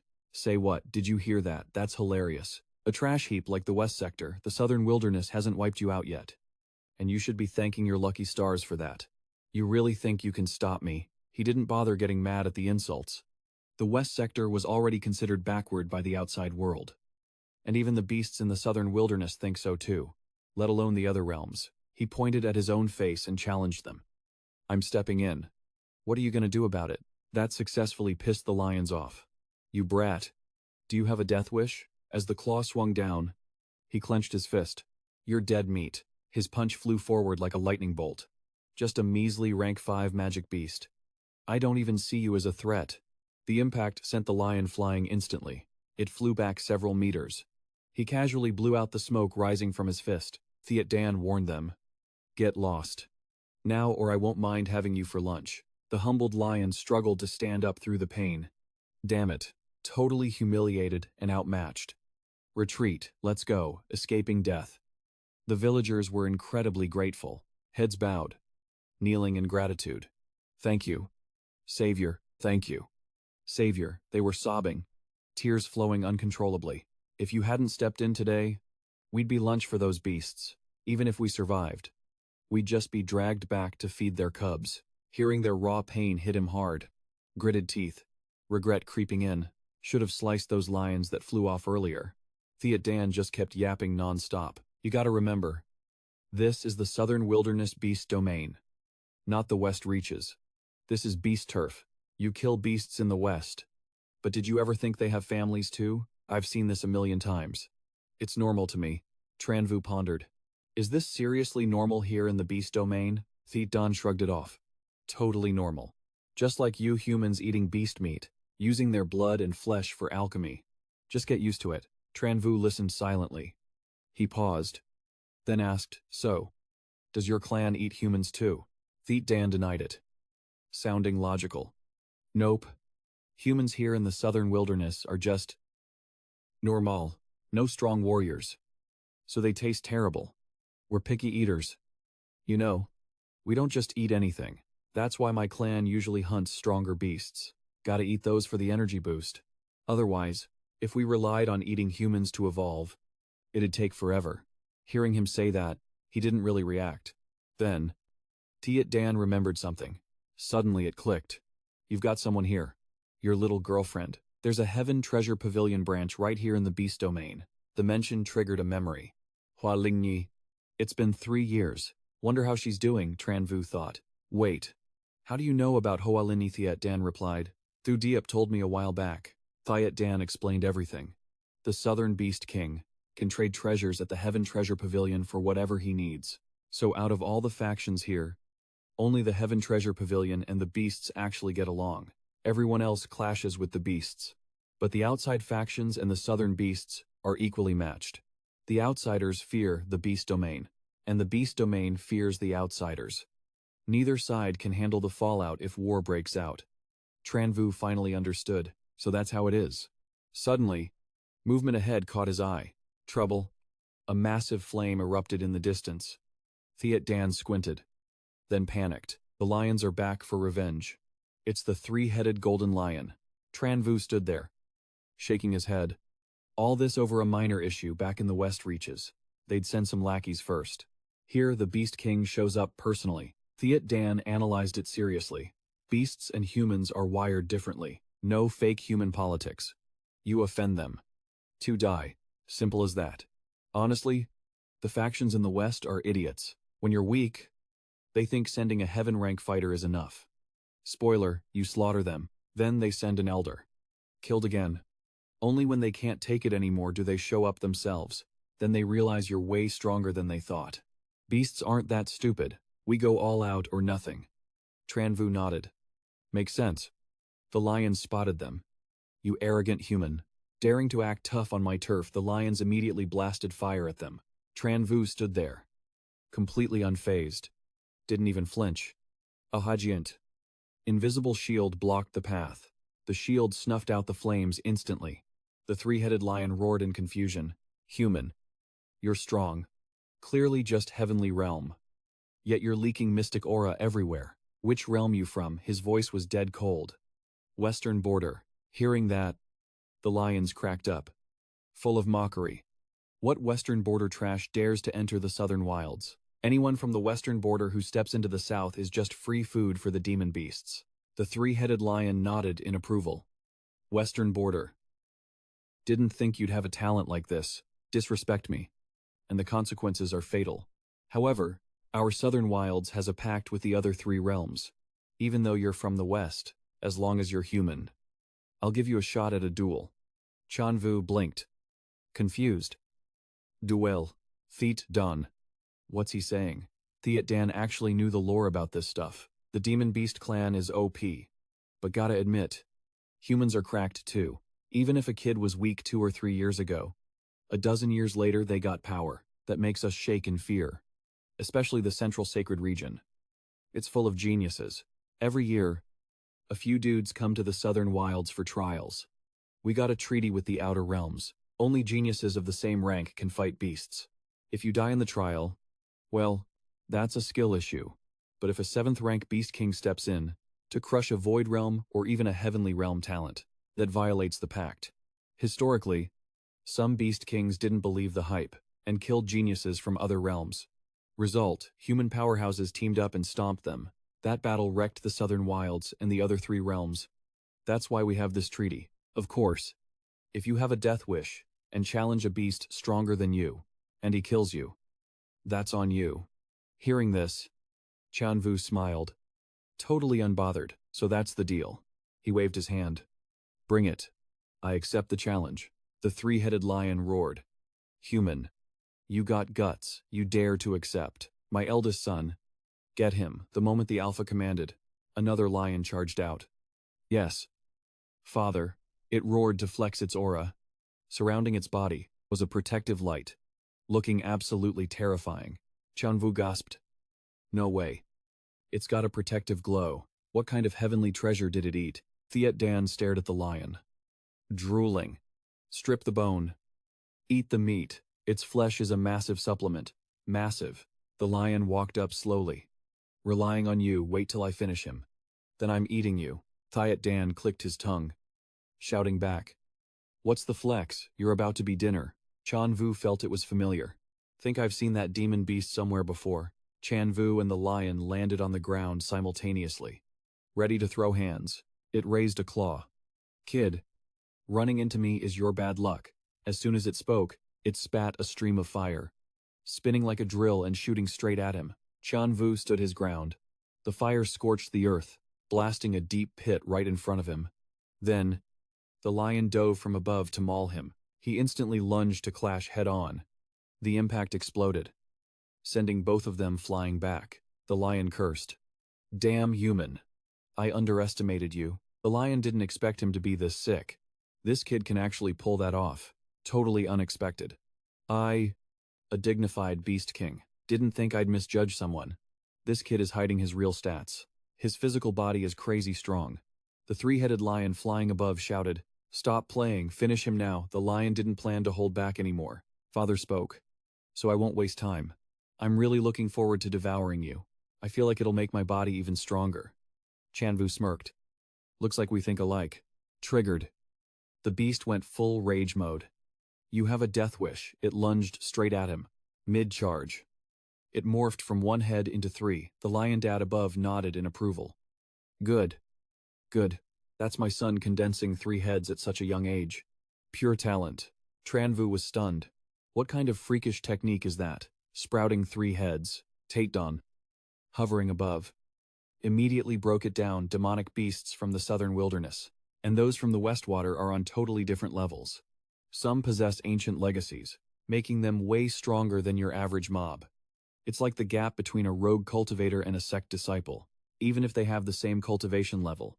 A sect disciple can easily clap a rogue cultivator thanks to their cracked martial arts. Tran Vu got serious. Is that so? Let's test it. He launched a massive fire palm at his opponent, but the lion just looked at him with contempt. You trying to insult me with that? It stomped hard and roared, its aura exploding, blowing the incoming fire attack straight into the bushes. Complete miss. Tran Vu waved his hands. Impressed. Its power really buffed up after transforming. He ran the skill back again. One more time, however. This fire attack got snuffed out by the lion instantly. The lion mocked him. Weak. That tickles. Is this all the skill you got? But Tran Vu didn't expect it to be this OP. Meanwhile, the enemy analyzed the Fire Clan's Great Luo hand seal. Is he from the Fire Clan? Just what rank has he mastered? Tran Vu didn't quit. Crossing his arms to charge up again. This time, he whipped up a massive fire tornado. Way bigger than before. He steered that spinning inferno straight at the lion, but the beast took 0 damage. In fact, it was chilling. Then, it countered. A lightning-fast slash shot out from the tornado Tran Vu couldn't even guard. By the time he realized, it was too late. Crap. The hit launched him high into the air before he skidded across the ground. Thiet Dan panicked. Oh my god, you good? Bro, that counterattack wrecked his shoulder. He struggled to get back on his feet. I'm fine. Guess I can't sleep on him. Seeing an opening, the lion rushed in. You're about to die, and still talking trash. But Tran Vu still had an ace up his sleeve. Looks like if I don't go all out, I'm cooked today. Let me show you my Chanduang treasure. Right then, a black hole opened in the sky. Grandson, the lion pack dropped their jaws. What the heck is that energy gathered in his hand? Dragon Reach. Thiet Dan was shook too. No way. Could it be? Once the power was fully charged, he unleashed the Dragon Reach hand. A massive spectral claw with a terrifying aura shot out. The lion thought he was a one-trick pony, so it got cocky. Quit bluffing. You think I'm scared of you? I fear nothing in heaven or earth. It charged straight in to face Tran Vu's attack head-on. Boom! An earth-shattering explosion. The beast's claws sparked, and its whole body caught fire. The lion dad was stunned, silent. He hid his true power. Who even is this guy? In the end, the price for underestimating him was getting crushed into the dirt by that fire attack. Even Tran Vu was surprised. First time using this in a real fight. Didn't think it'd be this broken. Even after taking a humiliating L, the alpha lion was still acting tough. Human. You're cracked. I'll give you that. But don't sleep on my southern wilderness beast domain. Dragging its kid back.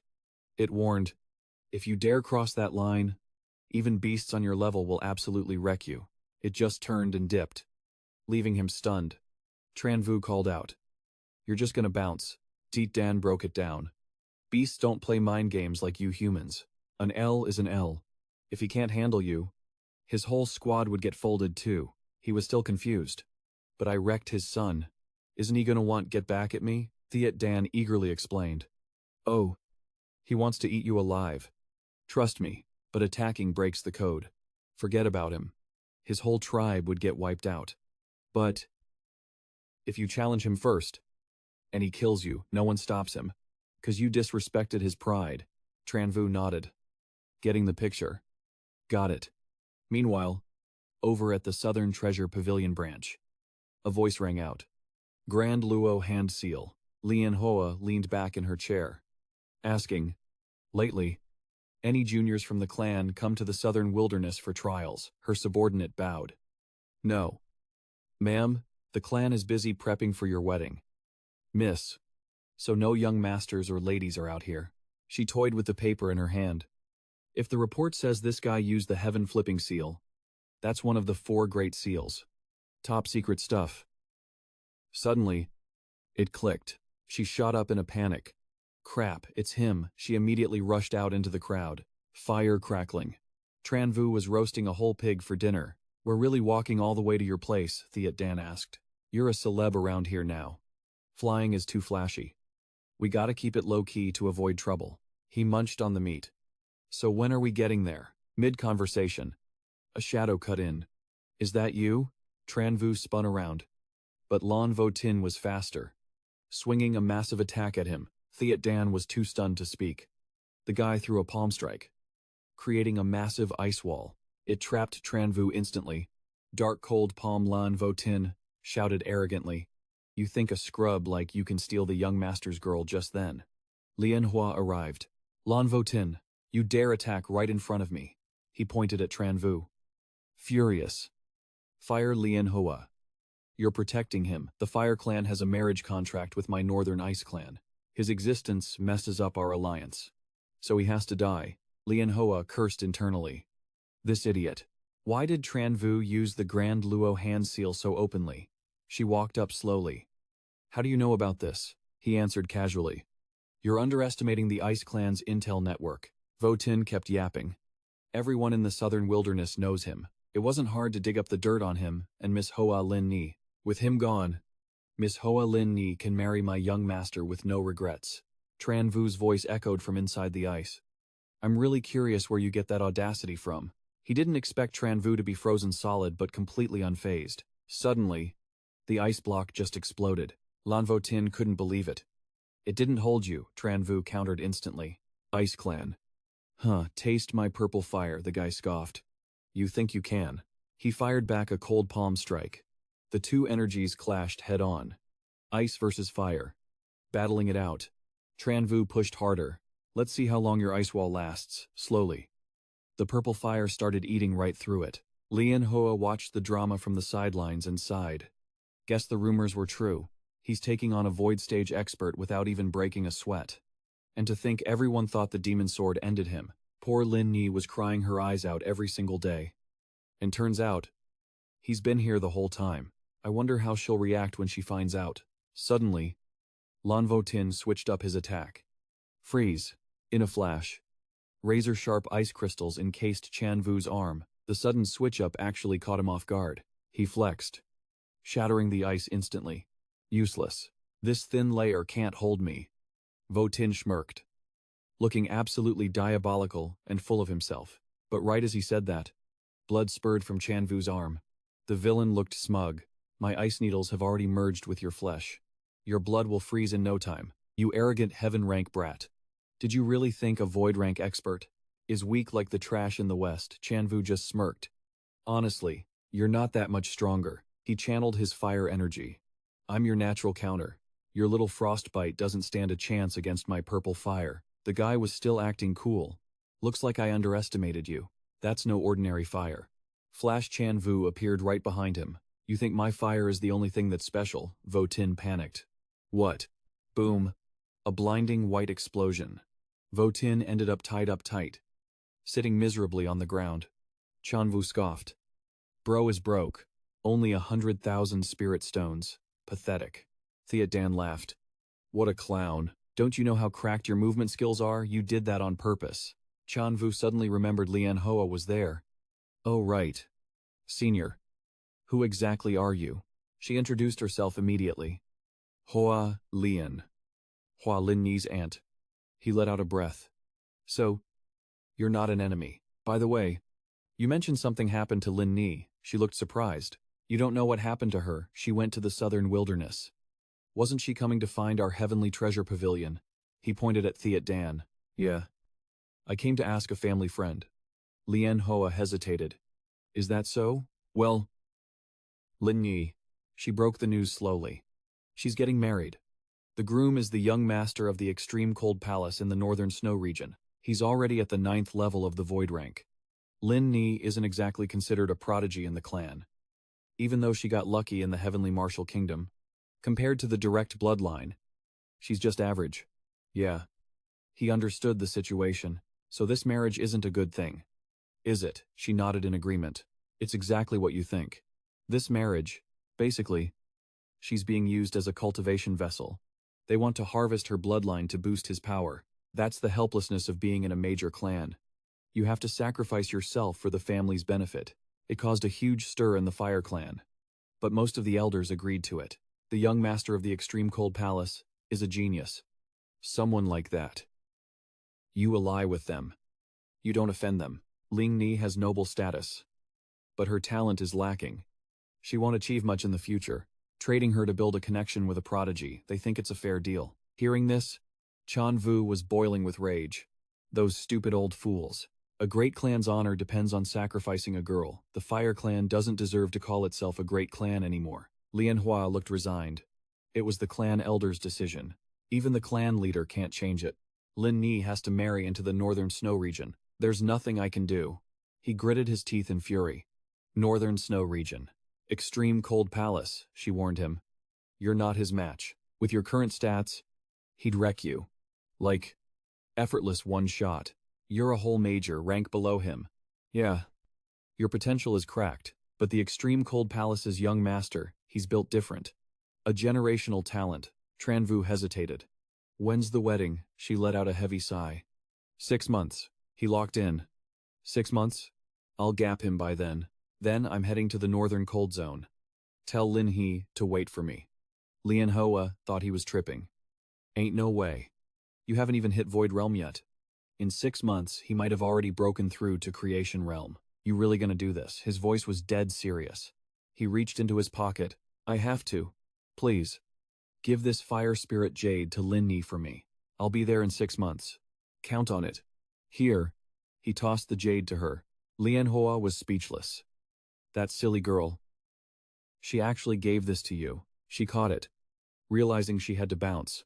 All right then. I'm out. Watch your back. See you in 6 months. Peace. She faded into a black hole and vanished. Tran Vu rubbed his chin. Getting real. Thiet Dan. I'm not gonna lie to you. Both the Fire Clan and the Extreme Cold Palace are massive threats right now. I'm not sure I can pull this off. Thiet Dan hyped him up. Scared of what? They wouldn't dare touch my boy on my turf. He side-eyed him. Get lost. Since when am I your boy? Thiet Dan laughed awkwardly. My bad. My bad, I meant my homie from another place. The three-headed lion spoke up. You guys got here fast. My master isn't even here yet. The snake cut to the chase. Three-headed freak. Why did you summon the three of us? What's the deal? The lion kept it short. Murder. The heavy rock eagle standing nearby chimed in. Murder. So, the rumors were true. The lion was fuming with rage. He crippled my son. I'm making him pay with his life. Please. The sky-devouring dog mocked. Your son's just trash. Choked when it mattered most. If it was me, I would have wrecked him ages ago. The green snake was the 7-colored poison python. The lion lost his cool. Shut up, with our rank. We can't just attack. Otherwise, he'd be dead 10,000 times over. The sky-devouring dog scoffed. Cowards. Why are you scared of him? I've got a plan. If you guys have the guts, I'll lock down this entire dimension. Killing him will be a piece of cake. Even the human powerhouses won't have a clue what went down here. The poison python looked at Thon Thien suspiciously. Wait. Don't tell me. He looked at the sky. Owning it. Yup, never thought I'd inherit the ancestors' glory. I can use Sky Devour now. I can lock the zone for 1 stick of incense. The three-headed lion paused for a second. Then spoke. 1 stick of incense. That's enough. His voice dripped with hate. He crippled my favorite son. I'm not letting him live. We couldn't attack before because of the human-beast treaty. But with the space locked down, 1 stick of incense is enough to kill him 1,000 times over. The sky-devouring dog asked again. Hey, Three Heads. Is his blood and flesh really as good as you say? Will it buff me? He replied instantly. Hell yeah. His energy is on par with ours. Bro definitely popped some top-tier elixirs. The poison python realized. High risk. No wonder you dragged us into this. The rock eagle made up his mind. Once he's dead, his flesh belongs to you, 3 brothers. The sky dog was feeling himself. Bet. Let's do this. He's about to get obliterated. Tran Vu and Thiet Dan were speed blitzing through the forest. Yo, Thiet Dan. At our current speed. How long till we hit your base? It calculated for a sec. Like 4 or 5 days. Suddenly, a voice boomed from behind. Human, where you running? He whipped his head around. Alert. Turns out, that same squad from earlier had caught up. He was confused. Did that 3-headed lion call for backup or what? What's the deal? Thiet Dan was baffled too. Got wrecked once, and came back for seconds. They just want to kill us. Tran Vu knew his limits. What now? I can't handle 4 of them. Thiet Dan was out of ideas. How should I know I can't take on a Beast King either? It weighed the options. Fight or flight. Don't wait too long. Tran Vu yelled. Fight what run, good thing I learned your sky-rending wings. But the moment he flew up smack, an invisible wall blocked him. The sky dog roared. Trying to run. You dare step into the void in front of me. The sky devourer. Am I a joke to you? Trapped by a spatial wall. He and Thiet Dan were stuck. No escape. They got knocked back instantly. Tran Vu couldn't process it. What the hell? Why is space blocked? Is my mastery too low? The Skydog scoffed. What does a mere heaven-rank human know about void travel? Seems your martial arts aren't trash, though. But Thiet Dan realized who it was. Damn it. That's a sky-devouring dog. They specialize in controlling space. First time he'd heard that. Space control. The three-headed lion couldn't wait any longer. Die. Human. It launched a palm strike. Tran Vu cursed. Shit, next second. He swung to block it. Boom. A sky-shaking explosion tore through space. He quickly dodged out of the blast. They commented, Human. I admit your physical body is cracked, but you're just heaven rank. Still too green compared to us. Killing you is like flipping a hand. You guys are actually despicable. He spat. The three-headed lion laughed maniacally. You humans, don't judge us magical beasts by your standards. Say whatever you want. Today, you're cooked. A second later, a tail whipped in. Thiet Dan panicked. Watch out. Too late. The snake's tail slammed into him with massive force, sent him flying. He skidded across the ground. Damn it. The rock eagle swooped in. Die. It opened its beak and spewed fire. Death. Gravity. Instantly. Chains wrapped around his body. Tran Vu struggled but couldn't break free. Shit stronger than the gravity chains at the Imperial Martial Academy. The fire blasted towards him. He used all his strength to escape the fire pit. The lion analyzed. Affected by gravity, and you still dodged that fast. You're actually skilled, but that won't happen twice. Saying that, it stomped down. He quickly activated the Iron Keelin battle robe. Boom. Another sky-shaking explosion. The four beasts watched from above. The rock eagle guessed. He's gotta be dead. Several beast kings teaming up and it still took 2 breaths, honestly. That's embarrassing. Flames spread everywhere, burning the bushes. Thanks to the shield, he survived, but he was still heavily injured. Too close. Thank God for the Keelin battle robe. Too bad. I can't use it again today. He frantically poured spirit milk into his mouth. Gotta heal with the 10,000-year spirit milk first. No. I can't just sit here and die. They really thought bro was cooked and tried to dip. Alright. Let's roll. A tiny heaven realm human flexing like that, that's rare. Too bad for them. Boom. A blinding light shoots straight up. The lion is shook. What, he's alive. Heavenly Dog's eyes are popping out of his skull. He's trying to break the space lock. Spamming punches on that invisible wall. 0 damage. Damn it. This barrier is broken. Bro doesn't quit. He tries again. Poison Python is low-key panicking. Human. I sense Divine Dragon Aura on him. To evolve. This snake ate tons of beasts, but even with the dragon bloodline, he couldn't break through, couldn't even become a flood dragon. If I eat him, I'll evolve into a dragon. Heavenly Dog is raging. Stop staring, my void space is failing. Waiting for human experts, or what three-headed lion moves first. I got this Beast King roar. A massive fireball that could wreck everything starts expanding. Huge energy. Tran Vu turns around. Is that? Tran Vu stares as that orb gets closer. Bro is backed into a corner. Bad spot. It's over. That energy could kill me 1,000 times. The whole zone is wrecked. Thiet Dan grabs his head. Freaking out. Damn it, the great me doesn't want to die. I'm a world-class beast. I ain't going out like this. He pours all his mana into the barrier. Thiet Dan. We risk it all right now. 10,000 dragon scripture. A dragon with infinite heads bursts out. Heavenly Dog can't believe it. How is this possible? I locked this space down. How did something break through? A vortex of fire lasers straight through the space wall. Smashed it. Poison Python finally realizes. That's a divine dragon summoning technique. Dragon Clan. He's with the Dragon Clan. He starts cursing. Damn it. You messed with the Dragon Clan. We're gonna get wiped out. The lion panics too. Kill him. We have to kill him. No witnesses. Heavenly Dog is sweating bullets. No. Too late. He escaped during that explosion. Breaking that wall, Bro and Thiet Dan are celebrating. We made it. The 10,000 dragon scripture summoned the power. Dragon descent. Maybe we can use the dragon passage to escape this space. I bet on the right card. He dives straight down. Only problem, he has no clue where this leads. Tran Vu lands. He looks around. Where am I? Is this? But before he can even think, a massive palm strikes. He's frozen. Can't move a muscle. What the hell, I'm stuck. Thiet Dan is confused too. Damn. What's wrong with you? Someone slowly walks up. You've got guts. Sneaking out for that long. And now you bring a human back. It's someone Thiet Dan knows. Big bro, don't joke around. He's my friend, Datan asks seriously. Since when are you friends with humans? Thiet Dan rushes him. Long story. Just let him go, bro. You're a rank 8 beast.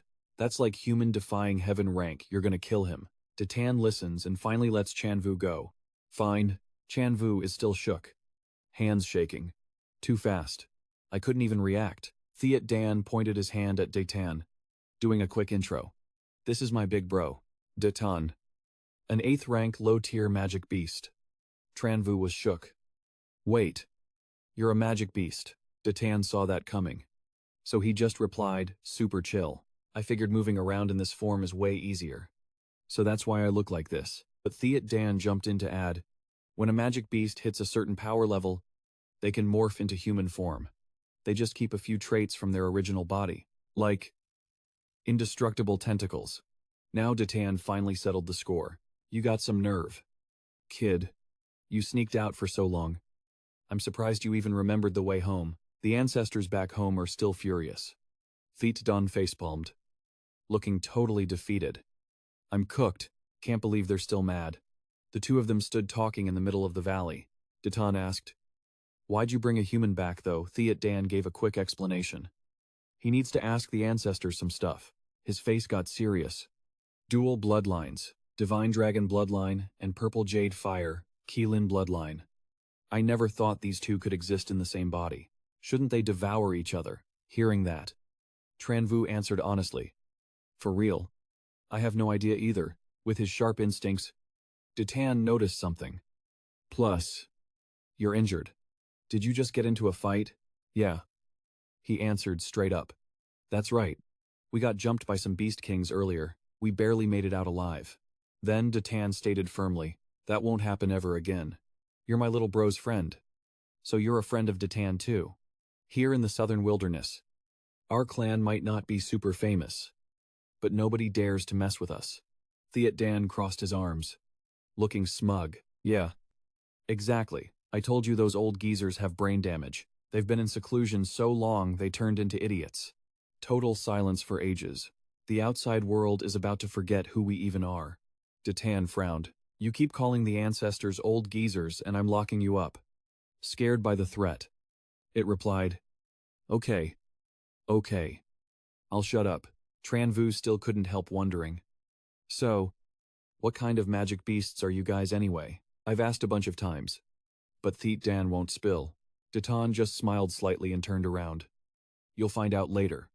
Just follow me for now. Saying that, he used magic to tear open a mysterious space. In an instant, another world appeared right before their eyes. What is this? Tran Vu was a bit confused. This is... Thiet Dan chimed in quickly. The passage to the hidden realm. Our clan has lived in seclusion here for generations. Only clan members can open the passage. They stepped inside.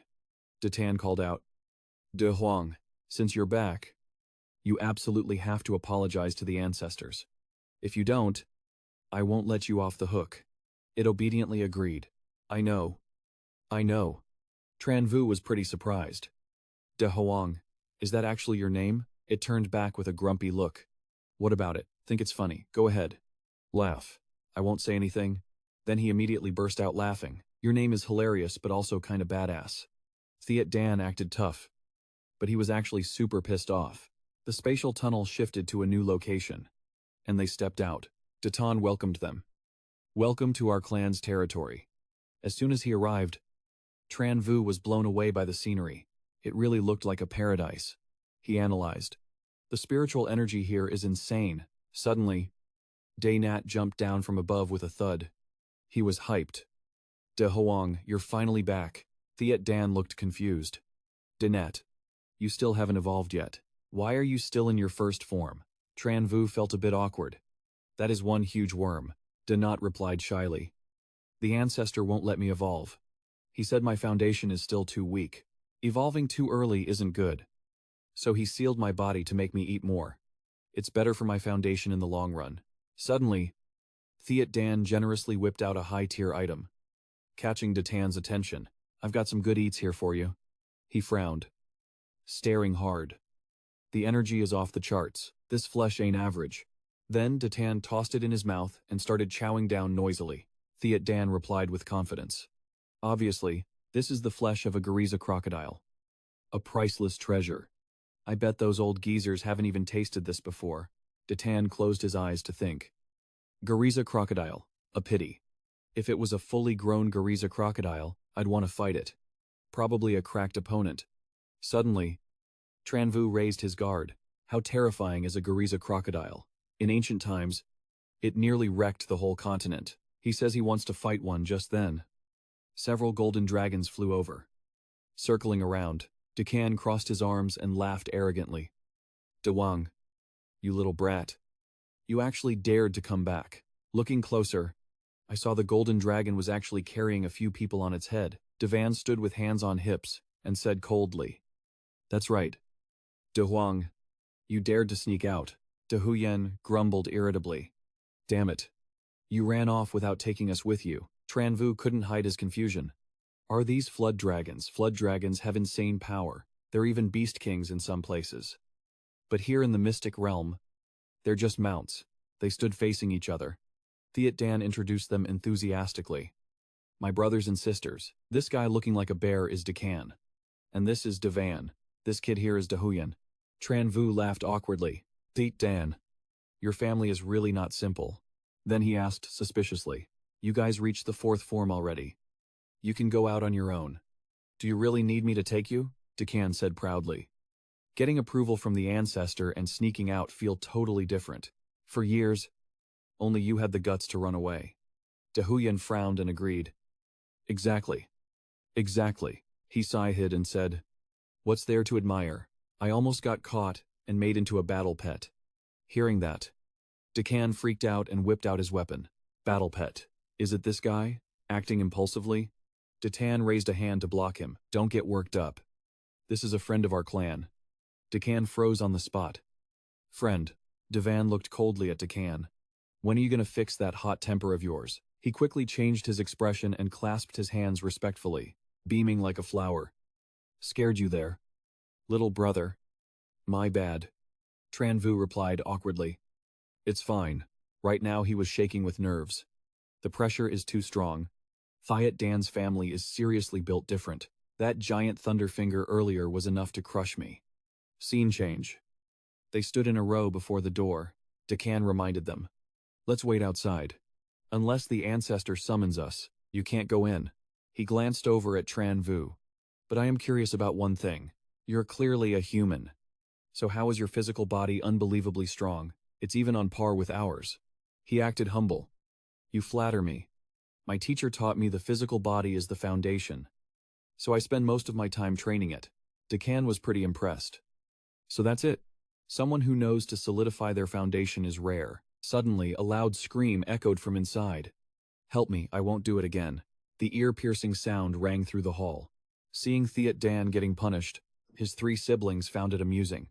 Served him right. Thiet Dan cried and begged. I was wrong. I won't dare do it again. At that moment, Tran Vu was clearly tense. What's happening? This pressure, even a creation rank powerhouse would be dead meat if they got caught in that. Devan spoke up. He doesn't know how good he has it. The ancestor favors De Huang so much. It's inviolable. Decan agreed too. Exactly. Even if we wanted the ancestor to discipline us, we wouldn't get the chance. For years, only Detan has been qualified to get pointers from the ancestor. They kept standing in the courtyard. Inside, Thiet Dan was screaming his head off. I wouldn't dare, Long Jinyu.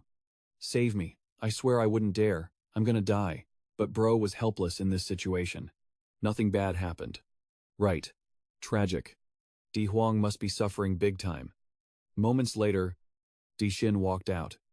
Don't worry. The ancestor is refining his body. Jinyu was shocked. Huh. He walked down the stairs and explained. Who knows what junk Di Huang has been eating outside all these years. He's got way too much energy stacked up inside. Ancestor is beating him. To turn that energy into Di Huang's actual power. Jinyu finally got it. Oh. So that's the plot. He continued, suggesting. Let me take you to the guest room. Di Huang is being held by the ancestor in the main hall. Gotta fix him up for a while before letting him go. He politely cupped his fists. All right. Sorry for the trouble. 1 month later, Daishin was standing on the high steps. Long Zhenyu. Get over here, we're just waiting for you. He ran over fast. Coming, they stood up high. Watching, he asked. Who's sparring right now? Daishin answered. It's Digan and Didong. Down in the arena. Both rivals were super confident. Didong spoke first. Digan, been a while since we sparred. Let's see your recent gains. He demanded straight up. Bring it on. After the trash talk. They started throwing hands. Didong rushed in first. Take this. 2 huge fangs charged straight at Digan. He rammed him hard. The first hit numbed him instantly. That strength was actually insane. He had to defend with everything he had. Meanwhile, Zhenyu watched seriously, rating the fight. Crazy magic power, in the end. Digan still managed to clap Didong. He waved his hand smugly. Didong, your hide is tankier than before, almost at the 3rd form. And then he accepted the L. Looks like I gotta wait till I hit the 3rd form to challenge you again. The match ended. Digan looked up at Zhenyu. He could feel that this demon beast clan was actually super chill with each other. Barely any beef between them. He arrogantly waved his hand. Long Zhenyu. Come here, come on. Hurry down and test your skills. Your physique is cracked. We respect that. Invited so enthusiastically. He couldn't help but get hyped. Then I won't hold back. Digan set the rules clearly. Heads up. We're only testing physical strength. Zhenyu flew down like the wind. No problem. The duel continued. He rushed in. Excited. Here I come. Then the 2 of them had a super badass headbutt clash. Daishin stood above. Watching in silence, their aura was intense. That headbutt made both their heads swell up. Ouch. From the look on Daishin's face, you could tell Long Zhenyu wasn't simple. His physique is on par with our clan. Even in ancient times. That was rare. Seemed like that wasn't enough for Digan. Alright. Keep going, haven't met a real opponent in ages. They moved at chaotic speeds. Super fast. Even the ancestor showed up to watch that fight. This guy is a generational talent. His achievements might even surpass yours. He replied, Exactly. Di Huang found a great ally for our clan this time. After a while, blood was finally spilled. Zhenyu was hurt but still vibing. I lost. My body can't fight anymore and I'll fall apart. Digan praised him. You're 2 whole realms lower, yet you pushed me this far. You're the first one to do that. Finished. He rested and drank some water. Just then, a massive streak of fire flew past. Turns out, it's Thaidan. Looking absolutely hyped. The great me has arrived, old geezer. Let's see you try and stop me now. Bro barely finished his sentence before a lightning bolt slammed straight into him. Dan's lying there. Totally fried and charcoal black. Ouch. That hurts. Tran Vu greeted him casually. Long time no see. He jumped up in a rage and turned his face away. Hurts like hell, you old geezer. Just wait till I get my hands on you. I'm definitely clapping back, he thought to himself. Did he just ignore me? The ancestor clapped back instantly. If you're actually that good, we won't even bother managing you anymore. Do whatever you want. Dan was fuming. Just you wait. Old man, sooner or later, I'm gonna torture you guys until you wish you were dead. Ditan felt totally cheated. The ancestor is way too biased towards the emperor. If that were me, I'd definitely be locked up in solitary confinement by now. That's when Tran Vu finally spoke up to calm things down. Yo. Dan, you just got out and you're already yapping. Can you chill for a sec? But out of nowhere, some mysterious force caused a strange phenomenon to erupt all over his body. Is this? He was completely shook. Holy crap. What's going on? Right now. A massive surge of energy is radiating from Tran Vu. Ditan stammered. This is... Witnessing this, Dan was absolutely flabbergasted. A breakthrough. No shot. Didn't they say going from the heavenly human realm to the cave void realm is a massive wall that's super hard to break through? He couldn't help but be stunned. He fought me once and instantly gained enlightenment to level up. That talent. That luck. It's actually insane. Meanwhile, Ditan just watched in silence. From within that power source, a majestic silhouette faintly emerged. Dan panicked. Oh my god. What is happening? Tran thought to himself. That aura is overpowered. Just a phantom image is already this broken. If that phantom actually manifested, how insane would it be? Tran Vu's breakthrough power is legitimately terrifying. Suddenly, Dan let out a huge scream. The energy started to reel back in. Finally, Tran Vu's body was overflowing with spiritual energy.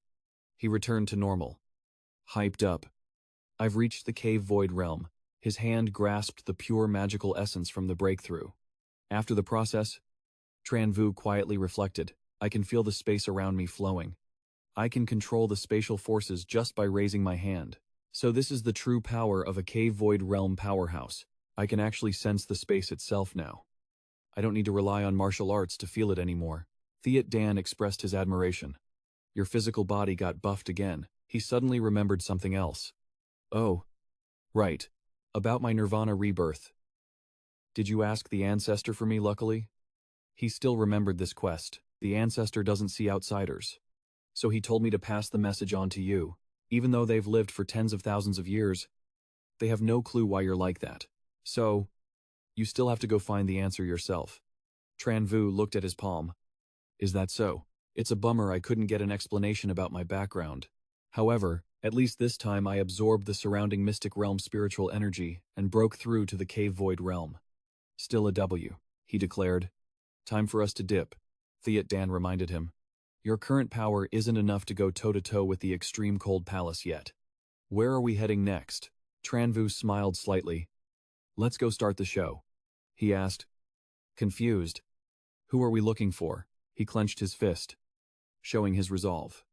How many bases does the extreme cold palace have in the southern wasteland? We're going to wipe out every single one of them. Dan was super interested, laughing heartily. I love it, Dan watched, shaking his head wearily. This guy is about to cause a scene again. Just got released by the ancestor, and he's already planning to wreak havoc. He laughed slyly and beckoned with his hand. Hand over some of your monkey wine. I'm gonna go bribe those old geezers. Otherwise, they won't let me leave.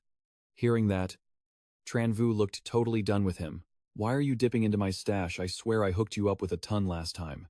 Dan's face went dark. Those old fogies raided everything I had. You don't know how sharp their noses are. Even my spatial ring couldn't hide the goods from them. He pressed on.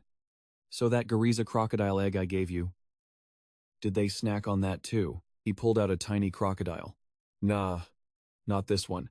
Those old geezers might be shameless, but they aren't wasteful. They actually hatched the egg. Plus, they handed the Gariza croc to me and told me to raise it. Tran Vu looked at it with pure disdain. Huh, that's it. It's tiny. Dan immediately defended it. Don't sleep on him, bro eats way more than I do. He was skeptical. How much are we talking, seeing he didn't buy it? He pulled out a huge chunk of food to test it. Watch this. The Gariza crocodile excitedly opened its mouth wide. Instantly, both Tran Vu and Dan were flabbergasted. His whole body trembled as he watched the tiny crocodile lying there. Bloated and full. He couldn't hold it back. Tran Vu angrily kicked it away. Good lord, no way I'm raising this glutton, I'm broke just looking at it. Dan grabbed his head in panic. Where did you yeet him? Find him. Quick, or the ancestor is gonna skin me alive. He felt defeated.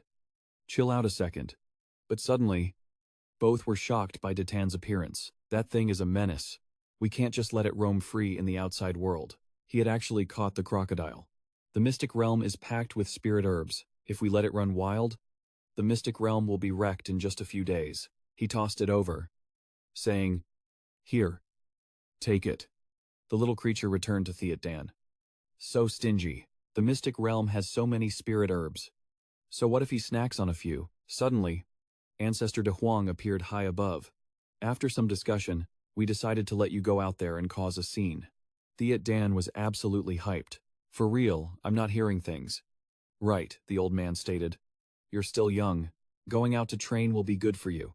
Plus, with this friend by your side, we can rest easy. Human. I'm entrusting him to you, being set free. He was over the moon. Tran Vu cupped his hands. Ancestors. Don't worry. Suddenly, a massive explosion rocked Base 3 of the extreme cold palace, southern wilderness. A squad member slumped to the ground. He looked up, struggling to speak. Who even are you? You dare mess with the extreme cold palace. Do you want to die? Tran Vu declared arrogantly. Tell your palace master that Long Tran Vu is here. So don't even think about marrying Hoa Lin Ni. The minion immediately ran to report. Meanwhile, in the northern frontier, the extreme cold palace master heard the news and said casually, "That Long Tran Vu guy again." A pair of twins cupped their hands, their voices firm. "Young master, we brothers volunteer to go to the southern wilderness and hunt this guy down."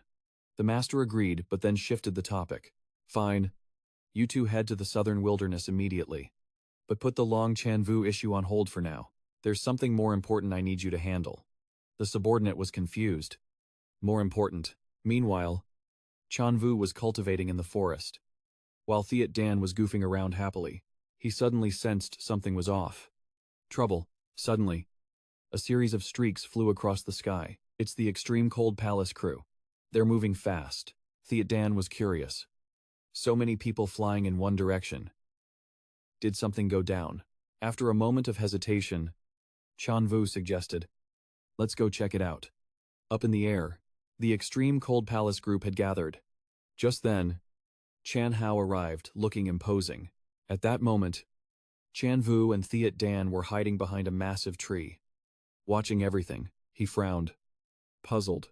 Long Chan Hao turned his head and saw that Ko Tran had also arrived. He spoke up first.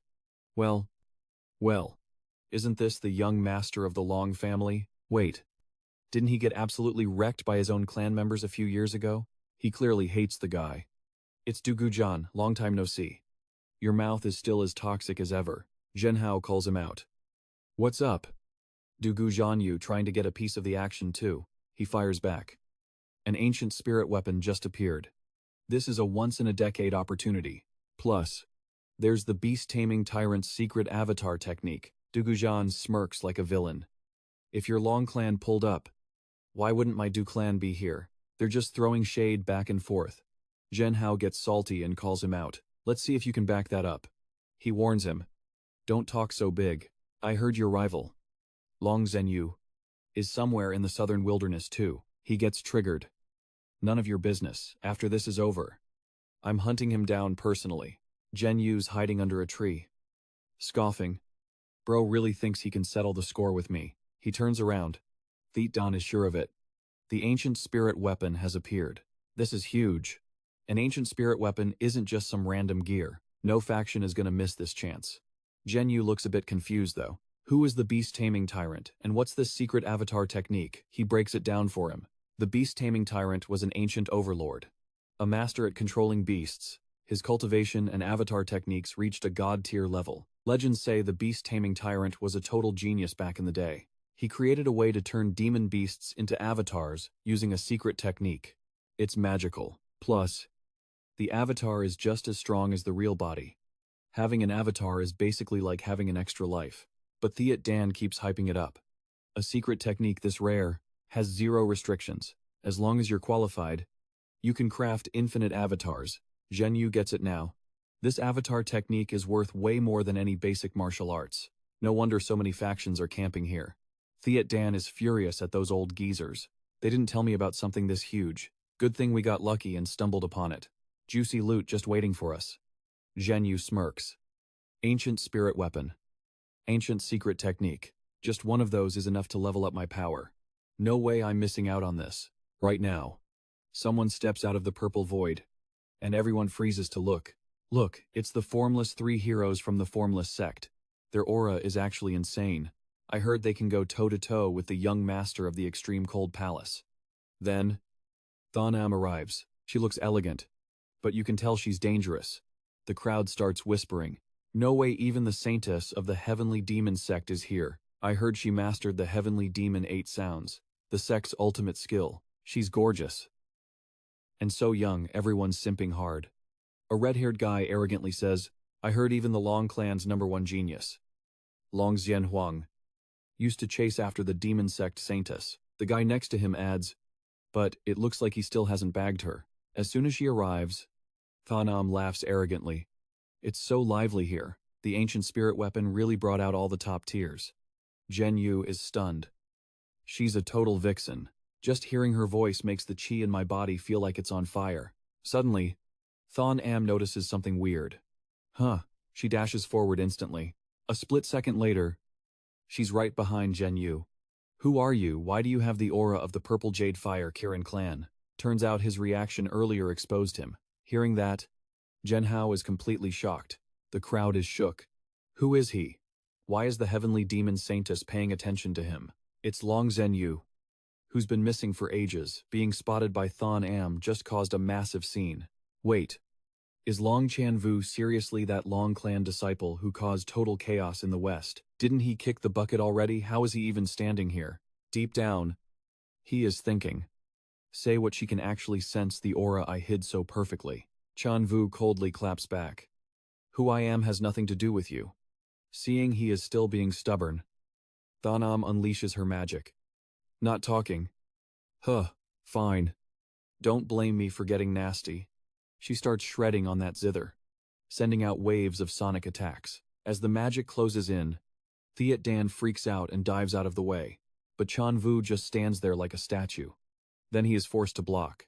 What is going on? I have got zero beef with you. The clash triggers a massive explosion. Finally, she screams in rage, confirming it. I knew it. That is the Purple Jade Fire Kirin bloodline. You have to die, she shouts. Than Am raises a giant divine bow and locks on. Tran Vu just stands there, looking confused as the attack rushes in. Turns out, he is totally locked down by that solid armor. He grumbles, "What a psycho woman." And boom, another explosion goes off.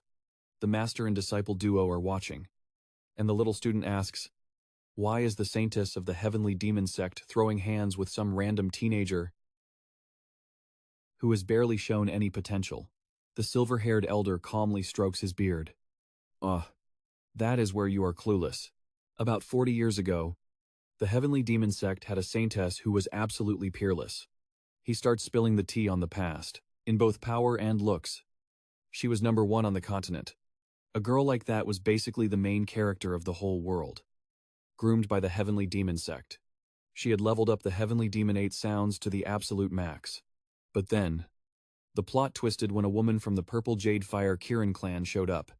She defeated that saintess with a single move, which made the heavenly demon saintess, who was used to being on top, completely lose it. She could not handle the humiliation. She destroyed her own meridians right then and there. That grudge ran deep. Ever since, if the heavenly demon sect sees anyone from the Purple Jade Fire Kirin lineage, it is on sight, kill confirmed. But luckily, the Purple Jade Fire Kirin clan moves in silence. After that woman vanished and went into hiding, the beef between the two clans cooled down. Saying this, the silver-haired elder looks super regretful. A legendary hero, eventually forgotten. What a waste. What a waste. Meanwhile, inside the smoke, Tran Vu is actually triggered. I only went easy on you because you are a girl. If you are really trying to kill me, don't blame me for wrecking you. Then he summons a massive flood dragon. Than Am is completely shook.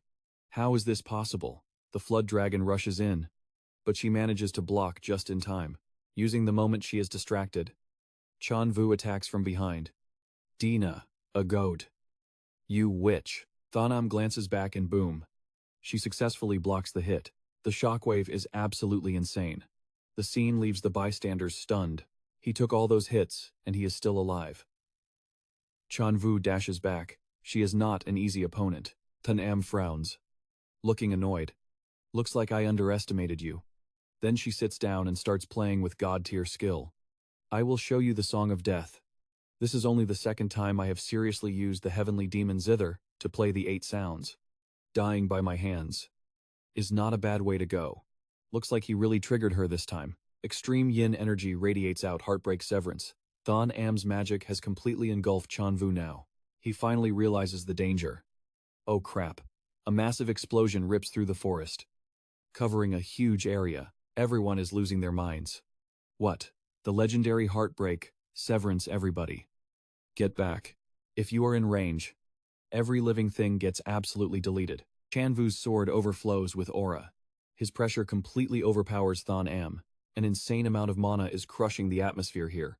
She's completely freaking out. No way. But before she could even react, Tran Vu speed blitzed past her. The zither string snapped instantly. The crowd watching was totally shook. This kid is terrifying. He didn't just wreck the zither break technique, he even destroyed the ancient spirit weapon. What the hell is that energy inside the fire pillar? So scary. Only the silver-haired elder stayed chill. What a waste. Truly, a waste. The zither's toasted. She can still play. But the heavenly demon 8 sounds not at full power anymore. Thanam is shaking with rage right now. My zither. This is the 10,000-year legacy of the heavenly demon sect. It's never been damaged before. You're just a hollow spirit ranker and you dared to snap my string. You, he smirked, mocking her. What's wrong? The high and mighty demon saintess is this weak. That triggered her instantly.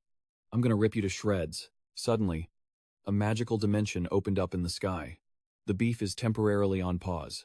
The fight stopped as everyone looked up. Even the top talents were confused. The space is glowing like crazy. It's the entrance to the Beast King's mystic realm. Tran Vu is stunned. The mystic realm gate. This is a once-in-a-lifetime chance. Everyone rushed towards the Beast King's realm. Ancient spirit weapon. Let's go. That spirit weapon is mine. Chan Hao made sure to warn Long Tran Vu. I'll deal with you later. Grabbing the loot and the secret arts comes first. Thanam gave him a death stare. I'm coming for you later. Then she took off. Thiet Dan is sweating. Bro. What do we do? Tran Vu smirked. We follow them. Obviously. A wild roar echoed from the vortex in the sky. A monster just burst out. Hearing that ear-piercing roar, Tran Vu knew it instantly. It's the ancient overlord Taoti. Someone gasped. The Beast King was seriously cracked. He enslaved a literal ancient overlord. His taming skills are definitely #1. The guy next to him laughed. Stuck in the Beast King's realm for that long, do you even have your overlord powers left? The Taoti roared in rage. Humans D. The guys standing close just turned into blood puddles instantly. Now the backline is panicking. Taoti Heaven Devour. We're cooked RUN. The Taoti's eyes flashed. Run. You think you can escape, you little ants. It fired another energy vortex. One blink. And it's just screams. Everyone got sucked right into the Taoti's mouth. Chan Hao is on high alert now. That Taoti is broken truly, an ancient overlord. Hunting creation rankers like it's nothing. As an ancient overlord, it dominated the continent. Creation rankers aren't even on its level. Plus, it has the Heaven Devour skill. Once you're in its domain, you're dead. Suddenly, a sword dropped from the sky. Boom. Direct hit on the Taoti. 2 figures flashed right next to it. The crowd instantly recognized Gu Chen. So fast, it's the Dako clan. Than Am strummed her zither. You filth die. A sound wave blasted out. In a split second, she summoned a massive lightning strike. Tran Vu was shook. The heavenly demon saintess. So she was holding back earlier. The Taote looked around in confusion. It finally realized it was trapped in a freezing mist. Chan Hao glared and shouted. Ice seal sharp ice spikes started popping up everywhere, dashing out fast. Tran Vu leaps high into the air. He checks them out. Hyped. Damn. These guys are legit. Can't sleep on them. The ancient Taoti over here is still tanking bolt after bolt of lightning. Ice and lightning are locking it down. But it spots someone coming and swipes a claw. Tran Vu keeps charging straight in. He whispers. Thunder fire flash. He vanishes right before the beast's fist connects. Tran Vu grins. Loving the thrill. See, your thunder fire flash actually came in clutch. Tran Vu lands softly. He scans the area. So this is Baquan's mystic realm. Suddenly, screams ring out. Help me nearby. A dude is getting chased by a thunder eagle. Save me. Bam. He gets one-shotted instantly. Thin white smoke fills the space. Thiet Dan analyzes carefully. Purple, cloud, thunder, eagle. Rank 7. High-tier magic beast. That's a super powerful beast king. Tran Vu is shook too. It's broken. Why does Baquan's realm have a beast this OP? Suddenly, something sharp flies at him. Tran Vu gets stabbed right in the gut. Thiet Dan looks back in panic. Ruck poison wasp. The wasp roars angrily. Humans invading my paradise. Just die already, snap. Its stinger breaks off immediately. Thiet Dan varns fast. If a bee loses its stinger, it dies. But that thing is loaded with poison. Tran Vu sees purple poison spreading.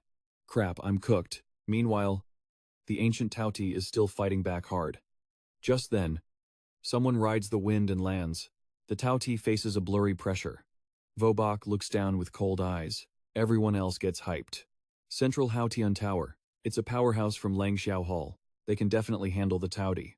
The ancient beast roars out every word. Ingok Vobok. The Saint Court's 10,000 Saints Tower. Vobok threatens him. You filth. Surrender now. Be smart and come back with me. Guard the Langxiao Hall gate for 1,000 years. We'll grant you a great fortune. The Tauti fires back. Heir of the ancient Saint Court. Insolent brat. Even if the ancient era is gone, even if it still existed, your 10,000 Saints Tower couldn't hold me. You dare act cocky with a broken tower. Vobok stays confident. If the tower isn't complete, I'll use your bones to patch it up. Be smart and become a corner of the tower. The crowd starts gossiping again. Wait. Isn't it the Central Haotian Tower? Why call it 10,000 Saints Tower? Haotian is the modern name. In the ancient era, it was called the 10,000 Saints Tower, forged by the ancient Saint Emperor to suppress 10,000 races. Its power is insane. An old man who seems to know his stuff says, right now, that small tower in Ngok Vobok's hand, it's obviously not the real ancient tower. Langxiao Hall made a replica based on the ancient Saint Court, refined from the bones of countless strong fighters. Not as strong as the original, but among current spirit weapons, it's definitely high tier. Vobok finally unleashes his power. You're about to die and you're still talking trash. The tower instantly grows massive, crushing down on the ancient Tauti. Flames erupt violently, swallowing the sky. Everyone's jaws drop. Holy crap. That's broken one. Hit suppressed the Tauti. And he even wrecked the Mystic Realm Gate. Vobok smiles smugly. Refining an ancient behemoth. This trip wasn't a waste. The crowd cheers. The Tauti got wrecked. Everyone. Charge, the Mystic Gate is closing. Hurry up, down on the ground.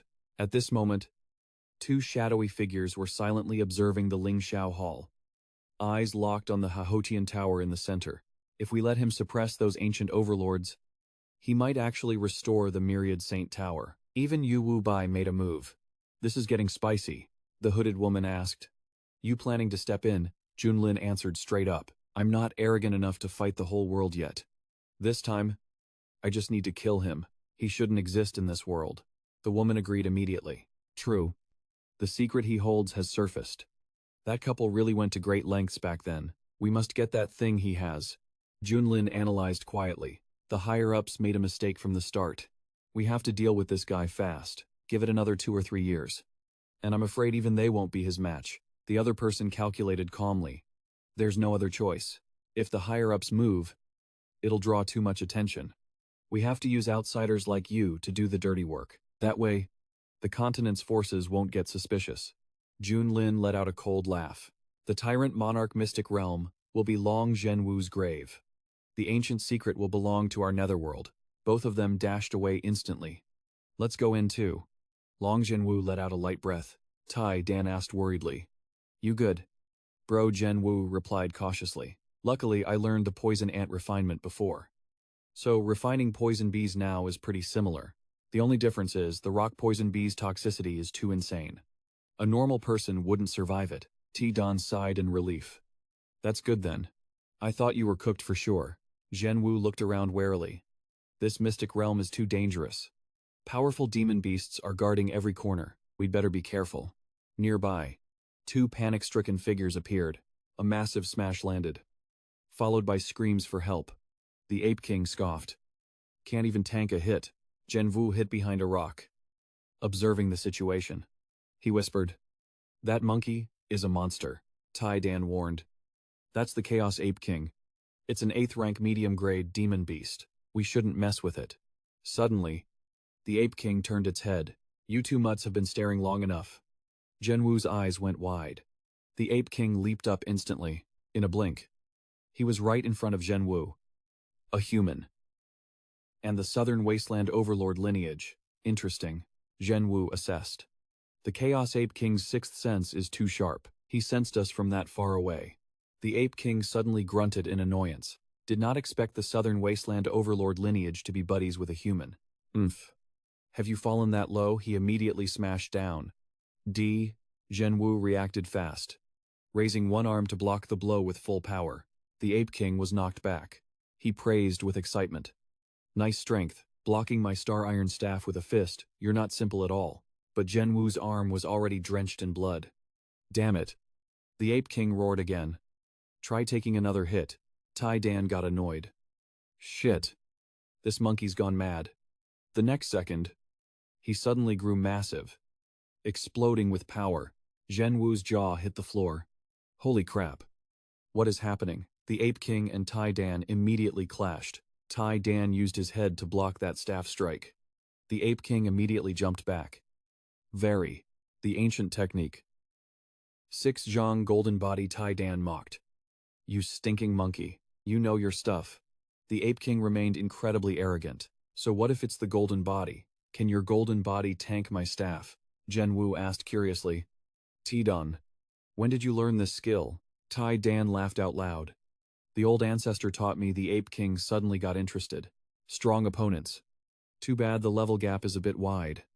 Otherwise, you'd actually be qualified to fight me. I'm in a good mood today. This king will suppress his cultivation level.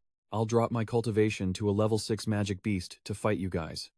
And just like that, he actually does it. But Iron Egg and Zhen Wu are totally shook by how decisive he is. Is this even a way to fight? The Ape King waves his hand. All hyped up. Seeing as you guys don't have any spiritual weapons, I don't want to bully you. Bring it on. Come at me. Zhen Wu gets serious too. But then plot twist. You're acting all high and mighty. Fine. I'll show you what I'm made of. He suddenly circles behind the Ape King. Then Bam unleashes a blast of heavenly capital purple fire. The Ape King gets completely swallowed by the flames. But he's just standing there smiling like he's enjoying it. Heavenly capital purple fire, from the purple jade fire, Killin Bloodline. No wonder you're such a freak. Zhen Wu looks back. Stunned. What the? He's fine. The Ape King is just chilling in the middle of that heavenly earth fire. He sighs in admiration. This heavenly capital purple fire is totally badass. Lives up to its reputation as a legendary flame from ancient times. Too bad you're up against me. That fire won't work. Zhen Wu asks. Are you relying on runes? The Ape King replies. War God runes. A fusion of runes and body tempering method, an ancient secret technique. In terms of defense, it's way above that butterfly's golden body. Yi looks surprised. What War God runes? That ancient secret art. The War God runes can breach any defense. Back in ancient times, experts rated it way above the golden body. The Ape King rushes in. Come on, Zhen Wu matches his energy. You think I'm scared? Yi watches in awe. Holy cow, the two of them jump back. The Ape King says, Kid, in the hollow void realm, people with a physical body stronger than yours can definitely be counted on one hand. Zhen Wu thinks. Counted on one hand, my physical body right now should be the strongest in the hollow void realm. Guess there's always a higher mountain. He swings his arm. Come on, try taking one of my palms. A massive red hand appears overhead. Zhen Wu activates his divine dragon body to meet that giant palm head-on. A huge explosion, boom. The king looks hyped. 2 great bloodlines in one body. You freak. But that just makes it interesting. A massive spark flies down between them. They both go silent. But the others are shocked. It's an ancient spiritual weapon. It finally showed up. We have to get it. Even Yi is surprised. Such intense energy fluctuations, this spiritual weapon is cracked. Totally worthy of being the beast-taming overlord's treasure. Suddenly, the fireball flies straight at Zhen Wu. It lands right in his hand. He's blanking out. Huh, the other two are just as confused. What's going on? Why did it fall into Zhen Wu's hands? The Ape King's face is full of surprise. Huh. Yi squints. Am I seeing things? Zhen Wu gasps. No way. Getting an ancient spiritual weapon is this easy. Beams of power are flying towards him. His jaw drops. Holy crap, that many attacks coming at me. This is insane. Zhen Wu bolts. Too dangerous, someone shouts. Chase him, don't let him get away. Yi on his shoulder yells. Fly faster, they're about to catch up. Zhen Wu snaps. Shut your mouth, so annoying. An old Taoist flying behind yells. Kid, put the spiritual weapon down, or I'll smash you to pieces. He turns back and replies. I'd have to be brain dead to believe you, the old man warns. Just a hollow void realm punk, daring to be this cocky. I'm gonna kill you. Then he flies right in front of Zhen Wu. He gasps. Damn. So fast, the old Taoist says. You dare run from the Godspeed General Zhao Mu kid. Just be a good boy, and die. Di Yi explains. This is the Godspeed art. The signature move of the Godspeed sect, other than running fast. It's completely useless. Zhen Wu looks dumbfounded. Running fast isn't considered useful, the martial expert warned. Kid, be a good boy and hand over that spirit weapon. I might just let you live. He gritted his teeth. Forming a sphere. Hell no. I'm not just gonna roll over and die. Who cares what kind of spirit weapon this is? Let's pour some mystic chi into it and see what happens. Then he hurled a fireball right at the old martial expert. The old man gasped. What the? He flew up high as the sphere smashed rocks to bits. Boom. The crowd below gasped. Holy cow. What is happening? That eternal spirit weapon is broken. One hit knocked a martial expert straight out of the mystic realm. That weapon is OP. It drained half my mystic chi instantly. My legs are shaking. Wait. Is that a bow? A golden bow. Tran Vu was surrounded by a protective barrier, holding the golden bow. Someone shouted in disbelief. No way, it's the heaven bow. Ngokvo Bak said. The sky-splitting bow and the 10,000 piercing arrows. The strongest spirit weapon of the beast, taming tyrant. And now, the sky-splitting bow has appeared, then the 10,000 piercing arrows can't be far behind. But the murmurs continued. How did the sky-splitting bow end up with Long Tran Vu? How was he so lucky? The Chaos Ape King was right next to it. With his strength? How did he steal the spirit weapon? One person wondered. Could the sky-splitting bow have chosen its own master? Someone next to him added. That doesn't make sense. Everyone here is a powerhouse. In terms of strength and cultivation, Long Tran Vu doesn't even rank. Tuan Lam observed. Then ordered his subordinates. I need to step in. He's too cunning. I have a feeling he won't die easily. With his strength increasing like that, we'll take heavy losses. Failure is not an option this time. Tran Vu flew off. Humph. They've seen the power of the bow now. They're still on my tail. Lucky I have the 10,000-year spirit milk to replenish my mystic chi. A massive spider blocked his path. Tran Vu grimaced. Crap. It's the Beast King. The blood jade spider. The Beast King raised its sharp legs to attack. Human hand over the sky-splitting bow. Tran Vu drew the bowstring. You have a death wish. He fired an arrow. Taking it out completely. The black-robed group was terrified. Holy crap, the Beast King couldn't even fight back. Why did that treasure fall into his hands? What a total waste of a god-tier item. The guy suddenly shouted. What kind of freak is he? He survived twice in a row, threatened by dozens of glares. He shrank back. I didn't mean it like that. The voice faded away. Titan. The rogue. Asked in confusion. What are you doing? Aren't we supposed to be running? Tran Vu remained calm. Just wait a second. You'll see. He snapped off one of the Beast King's legs, using it as an arrow. The crowd panicked. What is he doing? Tran Vu grinned with excitement. You want to chase me? Eat this. The sharp leg tore through the wind. Flying high. The crowd instantly scattered. Crap. Run, it's too late, he screamed in terror. Help save me. But nothing could stop the sharp leg. He took the full force of it. The others got hit too. Help, damn it. That hurts. Is this wicked arrow? His doing, I'm gonna die of stress. Job done. Tran Vu left. That should stop you guys from tailing me. Tuan Lam wouldn't let him leave that easily. Trying to run, he launched spiritual power at Tran Vu. Unluckily, he got hit by Tuan Lam's attack. Tran Vu was forced to stop. He felt the agonizing wound on his back. The man spoke calmly. Tran Vu. Long time no see. Even you get careless sometimes. He roared the man's name in rage. Tuan Lam. He continued channeling his power. Then Tuan Lam fired that dark energy straight at Tran Vu. Thiet Dan gritted his teeth in frustration. You dare, he grew in size. Blocking the attack, he was horrified. Unable to believe it. The 16-foot golden body. Too bad you haven't mastered it yet, Thiet Dan asked. Super worried. Tran Vu. You good bro, that wound of yours. Tran Vu groaned. That dagger. Something is definitely wrong with that dagger. He noticed it.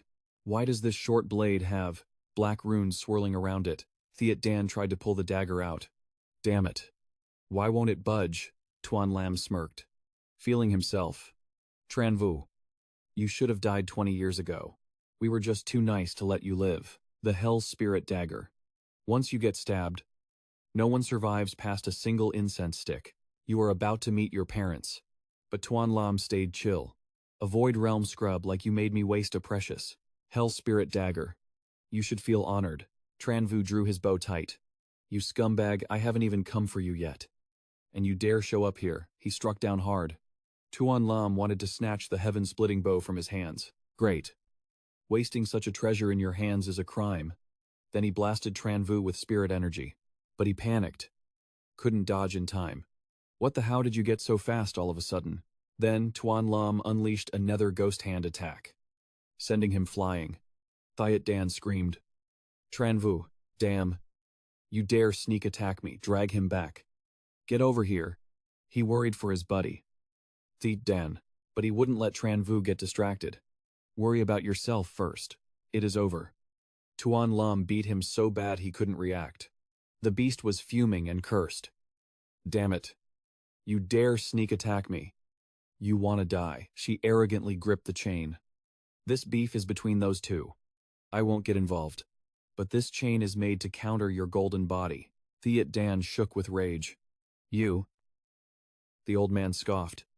Tran Vu. Weren't you all high and mighty back then? Look at you now. He wasn't having it. Struggling to crawl up. Sneak attacks. That is all you got. Tran Vu ignited a massive flame. I am killing you today. Suddenly he felt off. Coughing up a mouthful of blood, Tuan Lam mocked him. Trying to use bloodline power, keep dreaming. With the Hell Spirit Dagger in you. You are useless. He raised his sword high. Die. Tuan Lam smirked. Winning. While Tran Vu looked full of hate, Thiat Dan shouted angrily. Woman, get lost, she laughed arrogantly. The Southern Overlord bloodline risking it all for a human. I might not be as strong as you, but this chain can hold you back for a bit. He roared in fury. Damn it. Suddenly, a pillar of fire shot up into the sky. She whipped around. Shocked. What Thiat Dan grinned like a winner. You guys are so cooked. The crowd panicked. What is happening? This aura is terrifying. Tuan Lam landed, staring at his avatar. The dagger in Tran Vu's back was shaking violently. He frowned. In total denial. No way. How did you activate the Supreme Divine Treasury but Tuan Lam? Still salty. Kept mocking. You were stabbed by the Hell Spirit Dagger. You are supposed to be trash now. Just die. He rushed in with his sword to attack Tran Vu. But Tuan Lam couldn't do anything. He couldn't even pierce him. Tran Vu unleashed his avatar, blasting the old man away. The dagger slowly pushed itself out. Tran Vu exploded with spirit energy. Tuan Lam. The grudge between us ends right here, right now. Then he launched a massive attack. The old man panicked. Wait, but he couldn't stop it. The aftermath was just thick dust and smoke, sighing with regret. What a waste of a good talent. Yup. Then Tran Vu turned his attention to her. Hey woman, you are staying with me. He threw an attack. She scoffed. You want me to stay, not that easy. She used her energy to try and bail. We'll meet again. His attack just whiffed into thin air. Tran Vu cursed in frustration. She ran. Damn it, what is her deal? Anyway, the aftershocks were so massive that rocks and debris started crumbling down. Tran Vu quickly teleported, escaping into a different part of the forest. Seeing this, Iron Egg flew over nervously and asked, Hey, are you okay? Clutching his chest in pain. He groaned. This underworld water beast is way too sketchy. There's still a ton of residual energy left in my body. It's from that water beast. Its power is literally corroding me from the inside. The others were speechless too, thinking, so, are we robbing him or what? Chan Hao fell into deep thought. Uncle Fook, you saw that clearly just now, didn't you? Fook Ba was on high alert. Young master, this Long Chan Vu guy is just too freakish. I think it's best we don't mess with him. That ancient aura he released, absolutely terrifying. Chan Hao stayed silent, even though he hated it. He had to accept the hard truth. I'll hold back for now. Just wait until my big brother gets back. I'll watch him get destroyed. Meanwhile, Iron Egg was super curious. What was the deal with that ancient aura just now? That's the second time this has happened. Even Chan Vu himself was confused. I honestly don't know. He was full of questions. I just feel like there's someone inside my dantian. Maybe it's something my mom left for me. Iron Egg immediately cut in. Asking, your mom? Who exactly is your mom? Tran Vu hesitated, his voice dropping. To be honest, I want to know too. But before he could think about it any further, a massive noise grabbed his attention. He looked up at the people flying above and shouted in excitement. It's the Beast Sovereign's mansion. It finally showed up. There's got to be tons of loot inside that place. Everyone. Charge. But right then, a swarm of Beast Kings came rushing in. Their aura was terrifying. How are there so many primeval Beast Kings here? Tran Vu's face turned serious, totally wary of the sheer power of this beast horde. This is insane. Who has the power to fight off an entire army of beasts like this? Tran Vu shouted stubbornly. The sky-splitting palace is mine, and all the other treasures from the Beast Sovereign are mine too. You want results, grind for them yourselves. None of you are allowed to steal my loot. Here I come. Hearing that, the crowd panicked and rushed in to grab whatever they could. Steal from anyone. Just not that Long Tran Vu guy. Charge. High risk. High reward. Take him down. Tran Vu tried to sprint out of the fire that was spreading fast. Bunch of idiots. His injuries still hadn't healed. Tran Vu used every ounce of strength to run. In my current state, I can't join the fight yet. My main priority right now is to find a hiding spot to heal up. Someone standing behind Vobok asked, Young master, are we joining the battle? Vobok replied calmly. No rush. This battle is going to have a high death count. The corpses of those primeval magic beasts are excellent materials for refining in the Hao Tian Tower. We'll just collect and gather those bodies. The battle below the sky-splitting palace was getting absolutely brutal. Not long after, the magic beasts were taken down one by one. Their bodies were scattered all over the ground, covered in wounds. But Iron Egg couldn't control himself anymore. I love eating these baby crocodiles. I'm literally drooling just looking at them. Tran Vu's voice turned cold. Eat, you wish I'm gonna deal with you when we get back. Just focus on guarding me. Okay. Looking down at the pile of beast corpses below, Vobok was totally confused. What is going on? Why have all these corpses been drained of their blood and flesh? All that was left was a pile of dry bones. The guy standing next to him was speechless. Didn't even know what to say. But while Tran Vu was locked in and grinding on his cultivation, a little crocodile jumped right at him. He just let out a long sigh. Finally purged all that leftover energy from the dark water deity beast. Then, boom, a black hole tore open the sky, catching him totally off guard. Tran Vu realized it instantly. This is... no way. Someone actually has the power to rip open a portal here.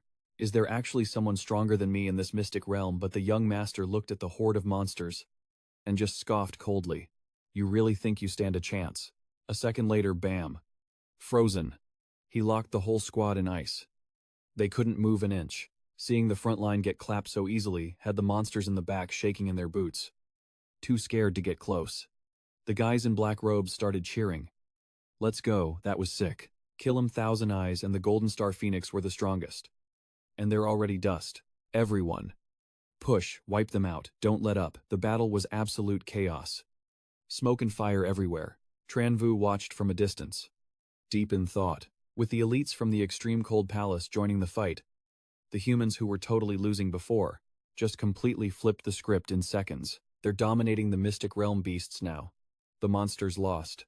It's just a matter of time before it's over.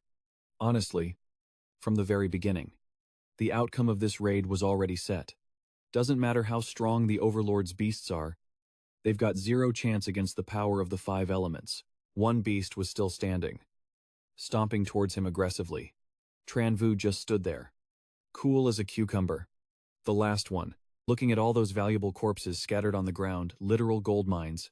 Everyone was itching to loot them for themselves. This monster is actually scary. Hey, you rookies, clean up the battlefield. Now, sir. Yes, sir. This zone belongs to us. All this loot is for the Heavenly Demon Sect. In your dreams, this belongs to the Fire Worship Sect. Don't even think about stealing it. Tran Vu nodded. Satisfied. The beasts were dealt with, so it was time to head into the manor. Following his lead, the whole squad marched inside right behind him. From here on out, it's every man for himself. A masked guy shouted out. Hurry up, get over here and harvest this rhino corpse. But then he looked around and realized something was definitely off. They realized these monsters were completely drained, no blood, no flesh, just piles of dry bones left. The leader gritted his teeth, absolutely furious. Who the hell dares to steal from the heavenly demon sect? Footsteps slowly approached them. You guys are the only ones stealing here. Tran Vu beckoned them with his hand. Be good boys and hand over all the loot you've grabbed. Now. Instantly. Everything froze solid. The people. The monsters all turned into ice statues. Vobak knew exactly who it was. The young master of the extreme cold palace. A figure slowly emerged from the dark void. Young master, his voice was ice cold but dripped with power. Even Lintang Am, the saintess of the heavenly demon sect, was there. Quite the reunion we have here. Huh, she looked absolutely pissed. Tran Vu froze, totally caught off guard. The young master of the extreme cold palace. The guy spoke softly, but everyone heard it, monster or human. It doesn't matter. Anyone who stands in my way. Jesus, his minions heard the order and shouted in unison. They were hyped. Let's go, we got this. With him here, we can't lose. Suddenly, a massive bird monster dove straight for the young master. Die. Human, he stayed perfectly calm. So what if you're a primordial overlord? This ain't your primordial era anymore. Your time is officially Yoop. Just like that. He waved his hand and just froze that bird instantly. Chun Vu stood below, watching in silence. Thinking, how is he this broken? Tiet Dan crossed his arms and dropped some facts. These guys aren't playing fair. They've got powerhouses backing them up from the shadows. He broke it down for him. Doesn't matter if it's Ngok Bach or that extreme cold palace prince. Their stats are high. Sure. But not enough to just casually one-shot a primordial overlord. There's some top-tier master behind them, secretly pumping power through the void. That's the only reason they can unleash power way beyond their current rank. If Ngok Bach had to rely on his own stats, spamming that heaven tower, he would have been drained dry ages ago and turned into a dried-up skeleton. Hearing this, Chun Vu went silent, sending their own power across the endless void, straight into that extreme cold prince. That kind of power is definitely way past the creation realm. Meanwhile, a massive centipede crawled up. Tiny little human. Acting all cocky here. I'm gonna devour you. 3 heavenly demon sect guys were surrounding Chun Vu. One of them piped up. The hell did you say? Another replied. Can't believe there's someone this stupid. Daring to pick a fight with our heavenly demon sect, they laughed out loud. But he didn't say a word. Just put some force into it and sent the loudmouth flying. With a face full of killing intent, he said, You talk way too much. The other 2 panicked. Stuttering. You've offended the heavenly demon sect. Don't expect a happy ending. Then he raised his hand, ready to deliver the next blow. Seeing that, they started trembling. He asked, You handing it over or nah? They threw their hands up in surrender. Take it, but inside, they were thinking, You only act tough bullying us juniors. Just now. Why didn't we see you step up to fight our masters and seniors? After coughing up the loot, the 3 of them turned and left, looking totally salty. Ha Lin Ni and Day Kan were cracking up. She said, Who told those heavenly demon sect guys to mess with this god of death? Day Kan replied, Deserved.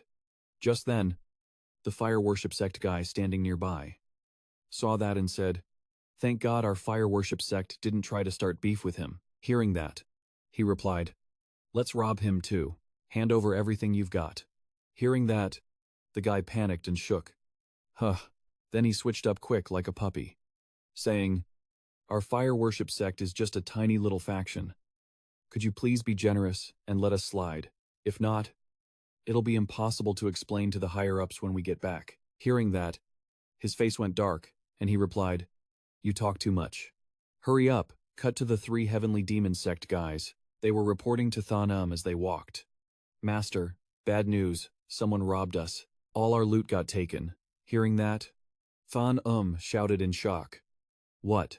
Who has the guts to declare war on our heavenly demon sect? Then she turned and ordered a minion behind her. Go out there and check. The minion replied. Roger. Right then, an explosion went off in front of them. Vodao Lao shouted in panic. Who dared to rob our heavenly demon sect? Get out here and accept your death. Tran Vu appeared holding a bow, looking ice-cold as he replied, "It was me. What are you going to do about it?" Hearing that, the old man panicked. "Oh no. It's him." At this moment, Tran Vu draws his bow and aims at the old man. He screams, "Eat this arrow." The old man screams in fear. "I'm cooked." A split second later, the attack hits him dead on. Tran Vu hesitates a bit. Creation Realm Powerhouse. Huh, no joke. He actually blocked my arrow. The old man is annoyed. Damn it, Lucky, I reacted fast. Used Mystic Chi to nerf that arrow's power. Then he starts cursing at Tran Vu. "You brat, you are shady as hell." From behind him, Thiet Dan pops up. "Shady my ass, bam." Another hit right to his face. He drops straight to the ground while the crowd watches in total shock. Couldn't react in time. He's knocked cold. Meanwhile, looking at the blazing mansion, Tran Vu feels the FOMO. Man, I really wanted to loot that mansion, but the monsters inside are too cracked. Going in there is a death wish. Time for us to dip.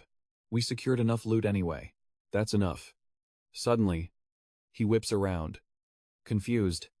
A dude completely on fire just spawned behind him. The guy warns him. "Yo, brat. Where you running? Drop my fire sex treasures now." Tran Vu curses. "Damn old geezer. Don't push me. Let me go. And it's good for everyone." The guy sneers. "You mongrel.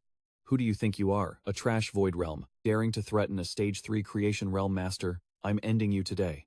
Mongrel, Tran Vu repeats. Then Thiet Dan chimes in too. "Be a good boy and leave. And you won't die." But this stinky old man, he's dead meat today. The guy's not scared. Just flexing. "Me dead, the audacity. You're bluffing." Immediately, he charges up a massive ball of spiritual energy in his hand. "Eat my attack." Next second, he points right at Tran Vu. Blazing fire rushes in. Tran Vu narrows his eyes. Locked in. Then he fires a counterattack. Boom. The two moves clash, causing massive explosions. The old man is shook. Heavenly purple fire. Then he bursts out laughing. "Heavenly purple fire, I got the Bagua mirror." The mirror instantly creates a formation, deflecting Tran Vu's attack. Tran Vu's eyes pop open. "No way." The old man gloats. "This is a primordial treasure I snagged from the tyrant's mansion." The Bagua mirror uses the 8 trigrams runes to build an absolute defense. Unbreakable. My primordial treasure diffs your ancient energy any day. What you gonna do about it? Meanwhile, his attack is homing in on Tran Vu. Tran Vu hurriedly charges up his energy. Damn it, the two attacks rush straight at each other, but the old man's move is overpowering him. Thiet Dan is losing it. "Oh my god, this barrier is about to crumble," Tran Vu adds. "Didn't think it could block my arrow." The old man gets super arrogant. "Hand over that heavenly purple fire. And maybe I let you walk away safe. A trash void realm rank can't unleash that bow's true power. Sky Splitter can't break my Bagua mirror. Give it up." Tran Vu gets roasted and he's pissed. "Oh. Really?" Next second, he floods his body with energy. "Hope my body can hold this." The old man realizes something's up. Tran Vu is focusing all his power into his body. Next second, boom. He unleashes a massive strike. It smashes right into the old man's Bagua mirror. The old man is stunned. "No way, how did he break it?" Tran Vu screams. "Did he free?" Instantly, the mirror cracks. Then K-boom. Explodes. Blows the old man way back, roasted by the flames. He just screams in agony. Totally cooked. At the same time, a bag with a flame pattern drops right behind them. Thiet Dan and Tran Vu are coughing their lungs out. Damn. Feels like his bones are about to snap.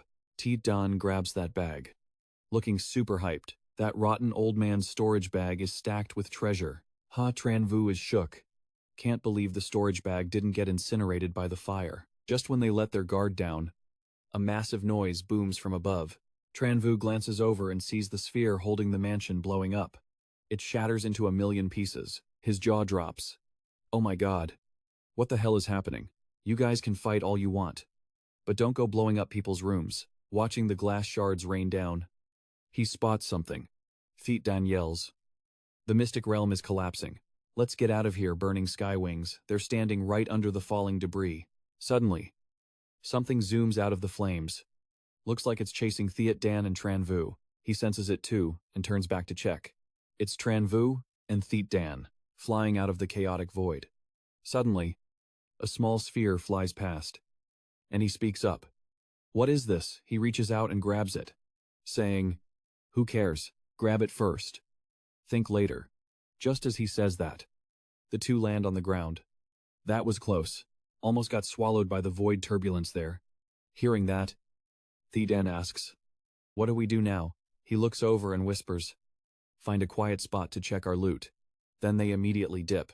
Meanwhile, over at Chan Hao's side, he just made it out of the void too.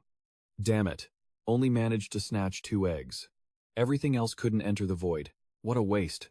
Then he turns and orders, let's go. Back to the northern border. His subordinate replies, yes sir. Scene switches to another side. Someone speaks up. These 3 cloud-piercing arrows are parts of the heaven-splitting bow. Even though we didn't get the heaven-splitting bow, and the value of these arrows isn't huge, at least coming back with something makes it easier to explain. Seeing she doesn't answer, he continues. But the heavenly demon zither snapped a string. I'm afraid it'll be hard to explain to the higher-ups when we return. Thonam stays silent for a moment, then replies with a sour face. I'll have my own way to apologize to Master when we get back.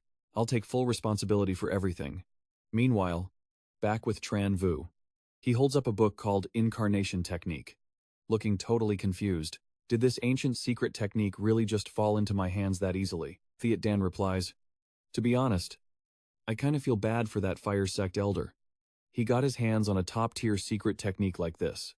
But in the end, just because he bumped into you, he didn't even get a chance to use it. By the way, what did you manage to snatch right before we escaped? Hearing that, he quickly pulls it out and says, this thing, I don't know. Looks like an egg. Theet Dan replies, totally baffled.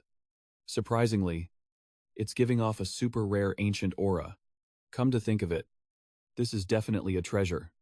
Otherwise, so many powerhouses wouldn't have been fighting over it like that. Just then, a small dinosaur walks up. It roars at Tran Vu. He kicks it flying. Get lost, he continues, clearly annoyed. You've eaten enough. Go play over there. Cut to Heavenly Demon Mountain. Central Sacred Domain. A voice booms out. What the Heavenly Demon Zither snapped a string.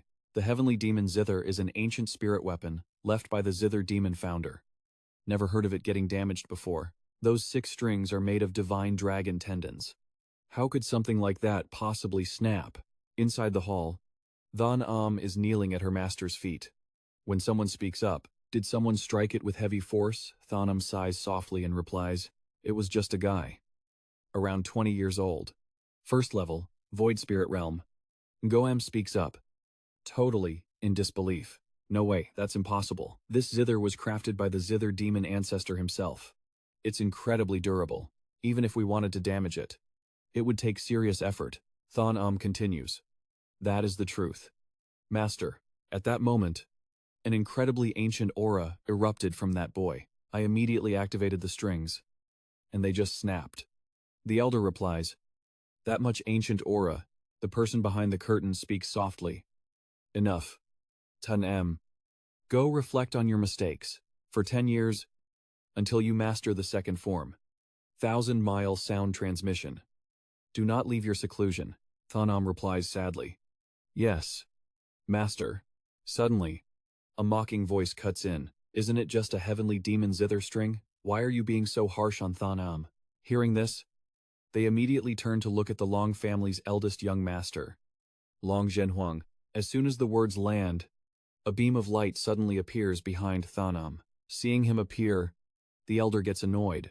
Long Zhenhuang, you're crossing the line. Where are your manners? Barging into the heavenly demon sect unannounced. Do you think so little of us? Zhenhuang scoffs. It's just an old zither. How about my Long family repairs it for you? Goam says, defiantly. You make it sound so easy. The heavenly demon zither is an ancient spiritual weapon. Forget the difficulty of the repair. The materials are impossible to find.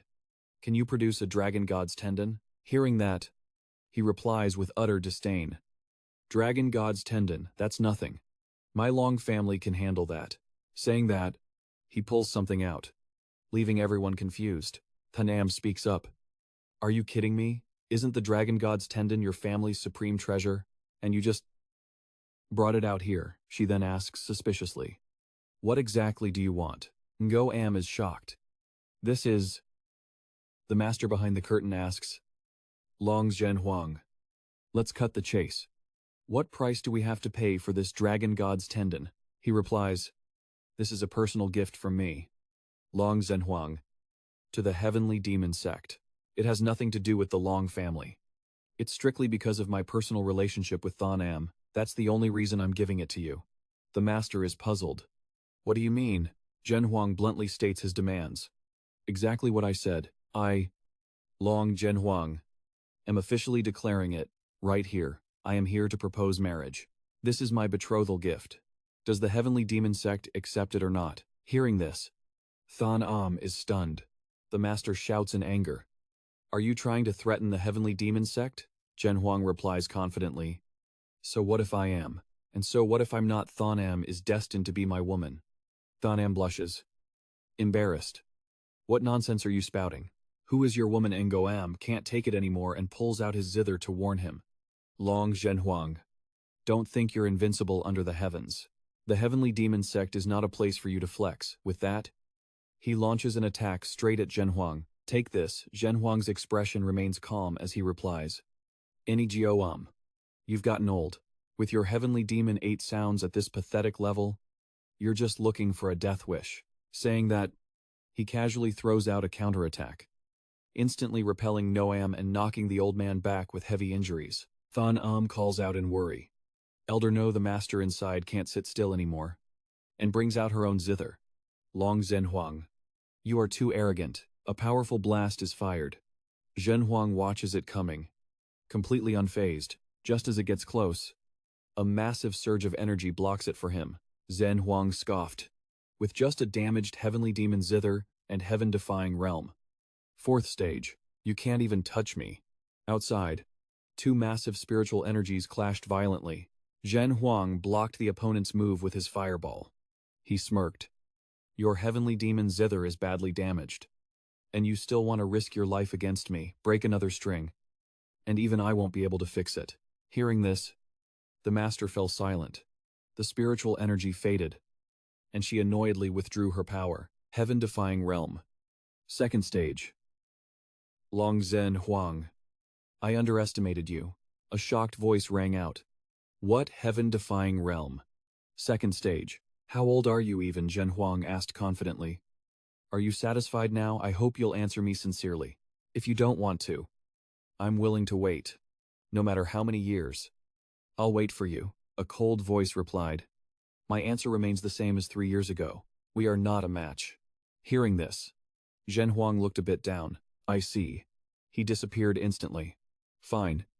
Then I'll come back in 3 years. I hope by then, you can give me a different answer. I'm leaving the dragon god's tendon for you all.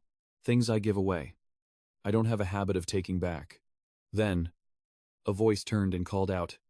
Master. She seemed to understand and continued. That guy is an absolute monster. I'm afraid those girls from before couldn't resist him.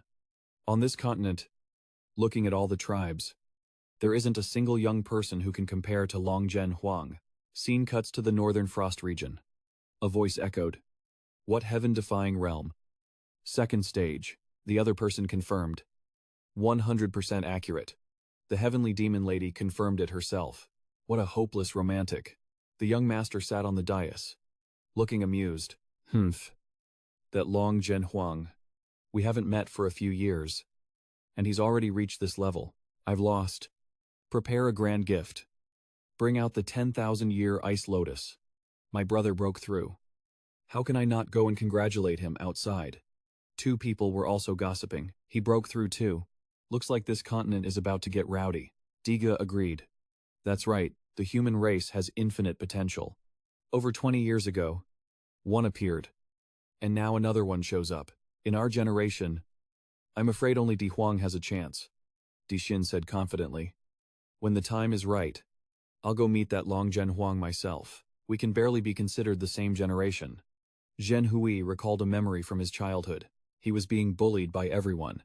Sweat beading on his forehead, he woke up with a start, panting heavily. Iron Egg saw this and asked, What's wrong? He frowned slightly and replied, "Nothing. Just didn't sleep well." "What was that weird image just now?" Iron Egg replied. "You kidding me? You're in the void spirit realm and you still need sleep," he answered. "I don't know either. I just suddenly had a strange feeling." As he spoke, a letter flew into his hand. He was confused. "Huh, seeing that?" it asked. "What is that?" He stayed silent for a moment, then replied, "It's a letter from Fire Lotus." Hearing this, Iron Egg asked immediately, "Fire Lotus, that aunt of Huo Linger, what did she say?" He opened the letter to read, "What Beast King Valley," saying that. His eyes widened in surprise. He stood up and destroyed the letter. "I'm heading out first." "Come on. I'll take you for a big meal." Scene shifts to Beast King Valley, an extremely powerful faction in the southern wilderness beast region. The master is a peak Beast King realm expert, the one-eyed Iron Bear. He is considered a top-tier powerhouse. Today is the bear's birthday. The Beast King has reached 1,000 years of age. For his birthday, he sent out invitations to friends across the 5 regions. A voice boomed. "Yellow Wind Valley has arrived, presenting 1 pound of yellow jade marrow." Little Monkey continued announcing, "The purple jade beast, king of the purple bamboo forest, presents a pair of 1,000-year purple bamboos." But when it came to the chaos ape, Little Monkey started stuttering, speechless. Hearing that, Black Bear asked, "What's wrong?" "Little Monkey Cat got your tongue. Under orders." Little Monkey whispered, "The Chaos Ape King presents a basket of peaches." The crowd saw the peaches and giggled. A basket of peaches. The Ape King's eyes glowed red, threatening. "You peasants, this king's gift is a treasure compared to the trash you guys brought. Compared to a generic rock, that bamboo is miles better." But still, the crowd panicked. "Yes. Yes. Yes," Brown Shirt grumbled. "Damn it.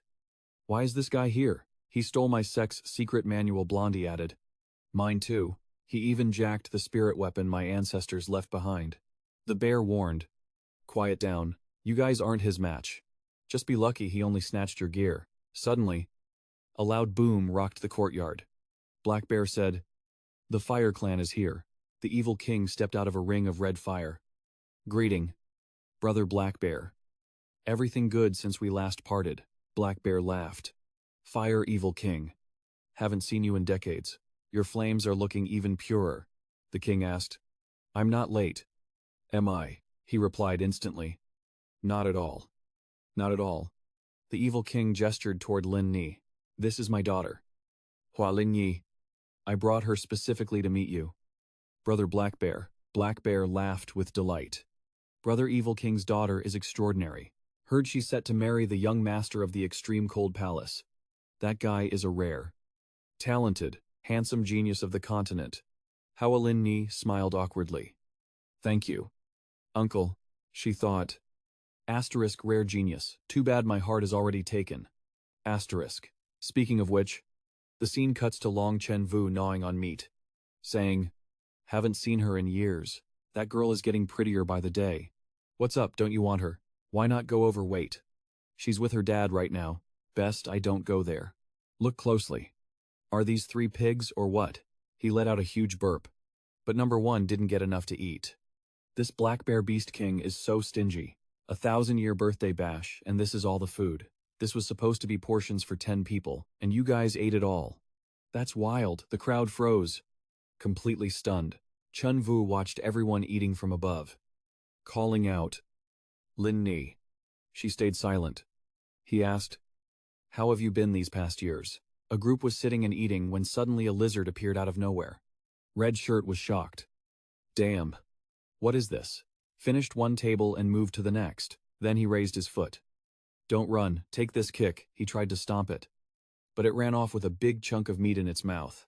But suddenly, his leg froze, unable to move. Then Red Shirt fell down screaming, "My leg, my leg." A hand caught the lizard. It was Tran Vu and the mischievous creature. "It's the little fella," he scolded. "Little fella, you really never give me a break. Just wait until we get back. I'm gonna sort you out," leaving the angry guys behind. Black Shirt rushed up and tapped Tran Vu's shoulder. "Don't leave, you hurt someone and think you can just run," Tran Vu calmly warned. "Don't touch me." He released a burst of power. knocking the guy back. Grayshirt watched and gasped. What his energy is massive. Tran Vu walked away, tossing something back with instructions. Eat it. Your leg will grow back in no time. Blackshirt was surprised. This is... Scene shifts to Tran Vu. Number 1 asked, "What did you give him?" He replied, 10,000-year spirit milk. A figure saw him and gasped. "It's you," he turned to greet them. "Hello, Ape King. Long time no see." The ape replied, "It's only been a month. Didn't think you'd make it out of the 100 Army's mystic realm alive. Want a drink?" The first was speechless. "Damn. What is this situation?" The Ape King slammed the wine jar down. He praised. "The taste is pure and smells fire. No doubt it's monkey wine. Haven't tasted this in ages. Still has that human scent though. But compared to this, my big bro's booze is straight up dishwater." Tran Vu said. Didn't expect the Ape King to be such a wine connoisseur. The Ape King laughed. This is nothing. I could drink a whole well of this, and it wouldn't be enough. This king is famous for never getting drunk. You know, he thought to himself, didn't think this monkey was such a booze hound. If I knew that earlier, I could have just baited him with a few jars of monkey wine back in the tyrant monarch realm, but this monkey's a scumbag too.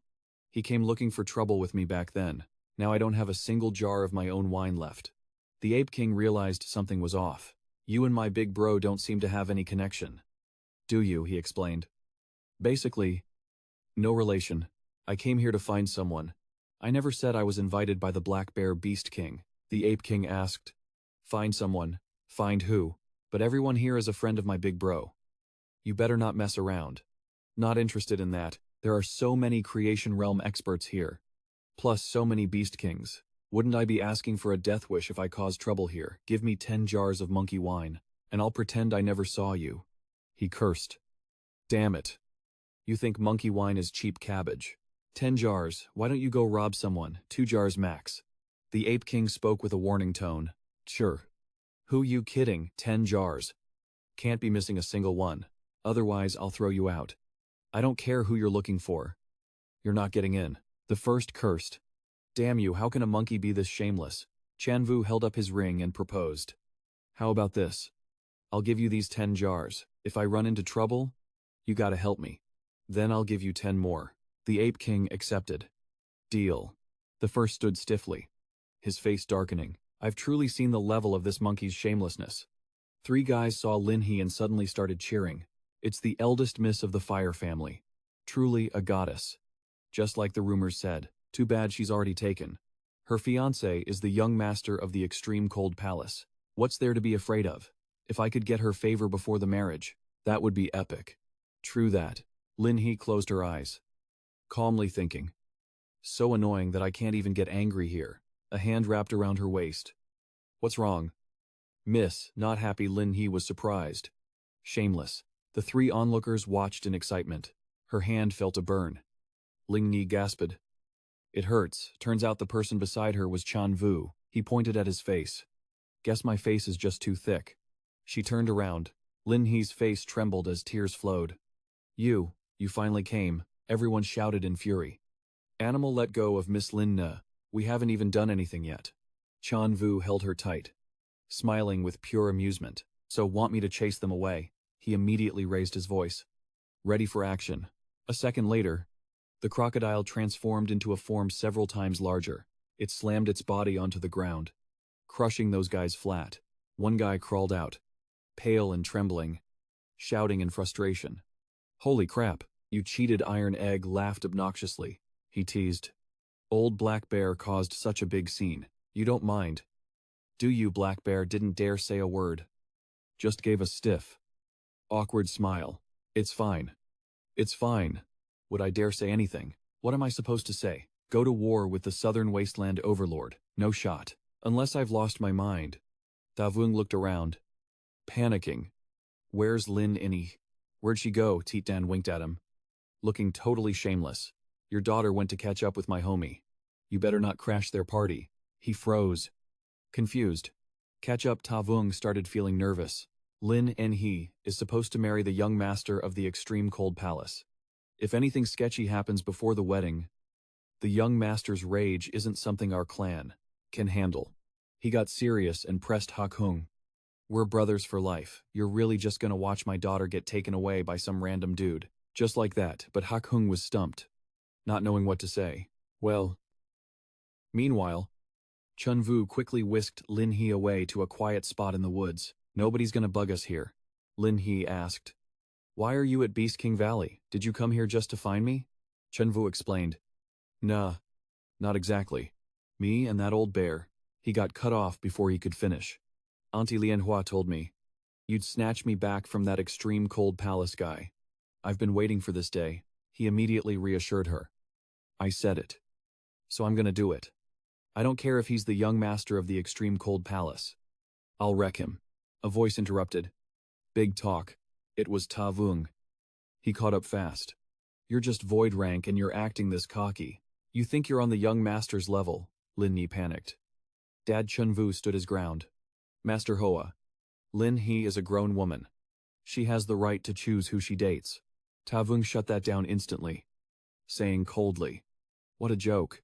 Since ancient times, marriage has always been decided by parents and matchmakers. I'm her father. I'm the one who calls the shots here. Tran Vu spoke up. So you're just gonna hand Lin Ni over to that extreme cold palace guy, Hoa Ta Vung warned. It's good to be ambitious, kid, but know your place. So what? You think you can just snatch her right in front of my face, Tran Vu admitted. Yeah. That's the plan. You got a problem with that. Master Hoa, he gathered energy around his body. You don't know who you're messing with. Fine. I'll teach you a lesson. I'll show you the gap between creation rank and void rank. Lin Ni shouted. No. Dad, don't hurt him. Tran Vu accepted the challenge and told her. Relax. Your dad can't touch me. Hoa Ta Vung wound up an attack. Don't get cocky. Kid. Tran Vu did the same. Bring it on. Old man. Then they charged at each other. Lin Ni screamed. Stop, his fire is blue flame.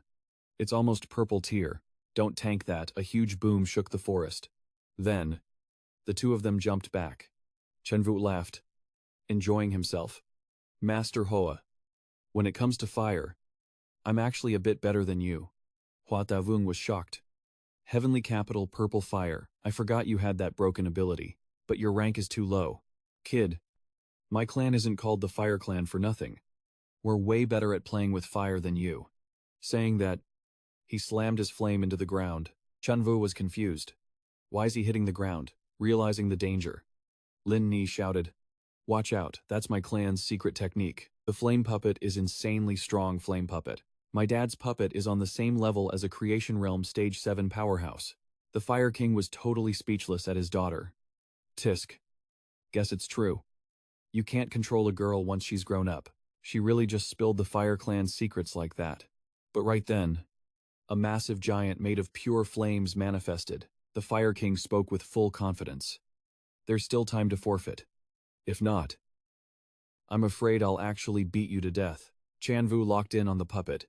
He charged up flames in his hand and fired back with confidence. Let's run it. Maybe that flame puppet of yours just looks cool but is actually trash. The puppet wound up for a strike. The next second, both threw hands at each other. The impact was insane. Even the Fire King was shook. His body cultivation hit this level. Just then, the fire puppet shattered right in front of Tran Vu. It was over. But the moment he turned away, it respawned instantly. The energy flaring off it was even stronger. Tran Vu realized, infinite regen. Seriously, nah. He didn't flinch. He got right back into his fighting stance. I want to see if you can regen after eating this punch. They clashed again. The puppet didn't take a scratch from that hit. Tran Vu gritted his teeth.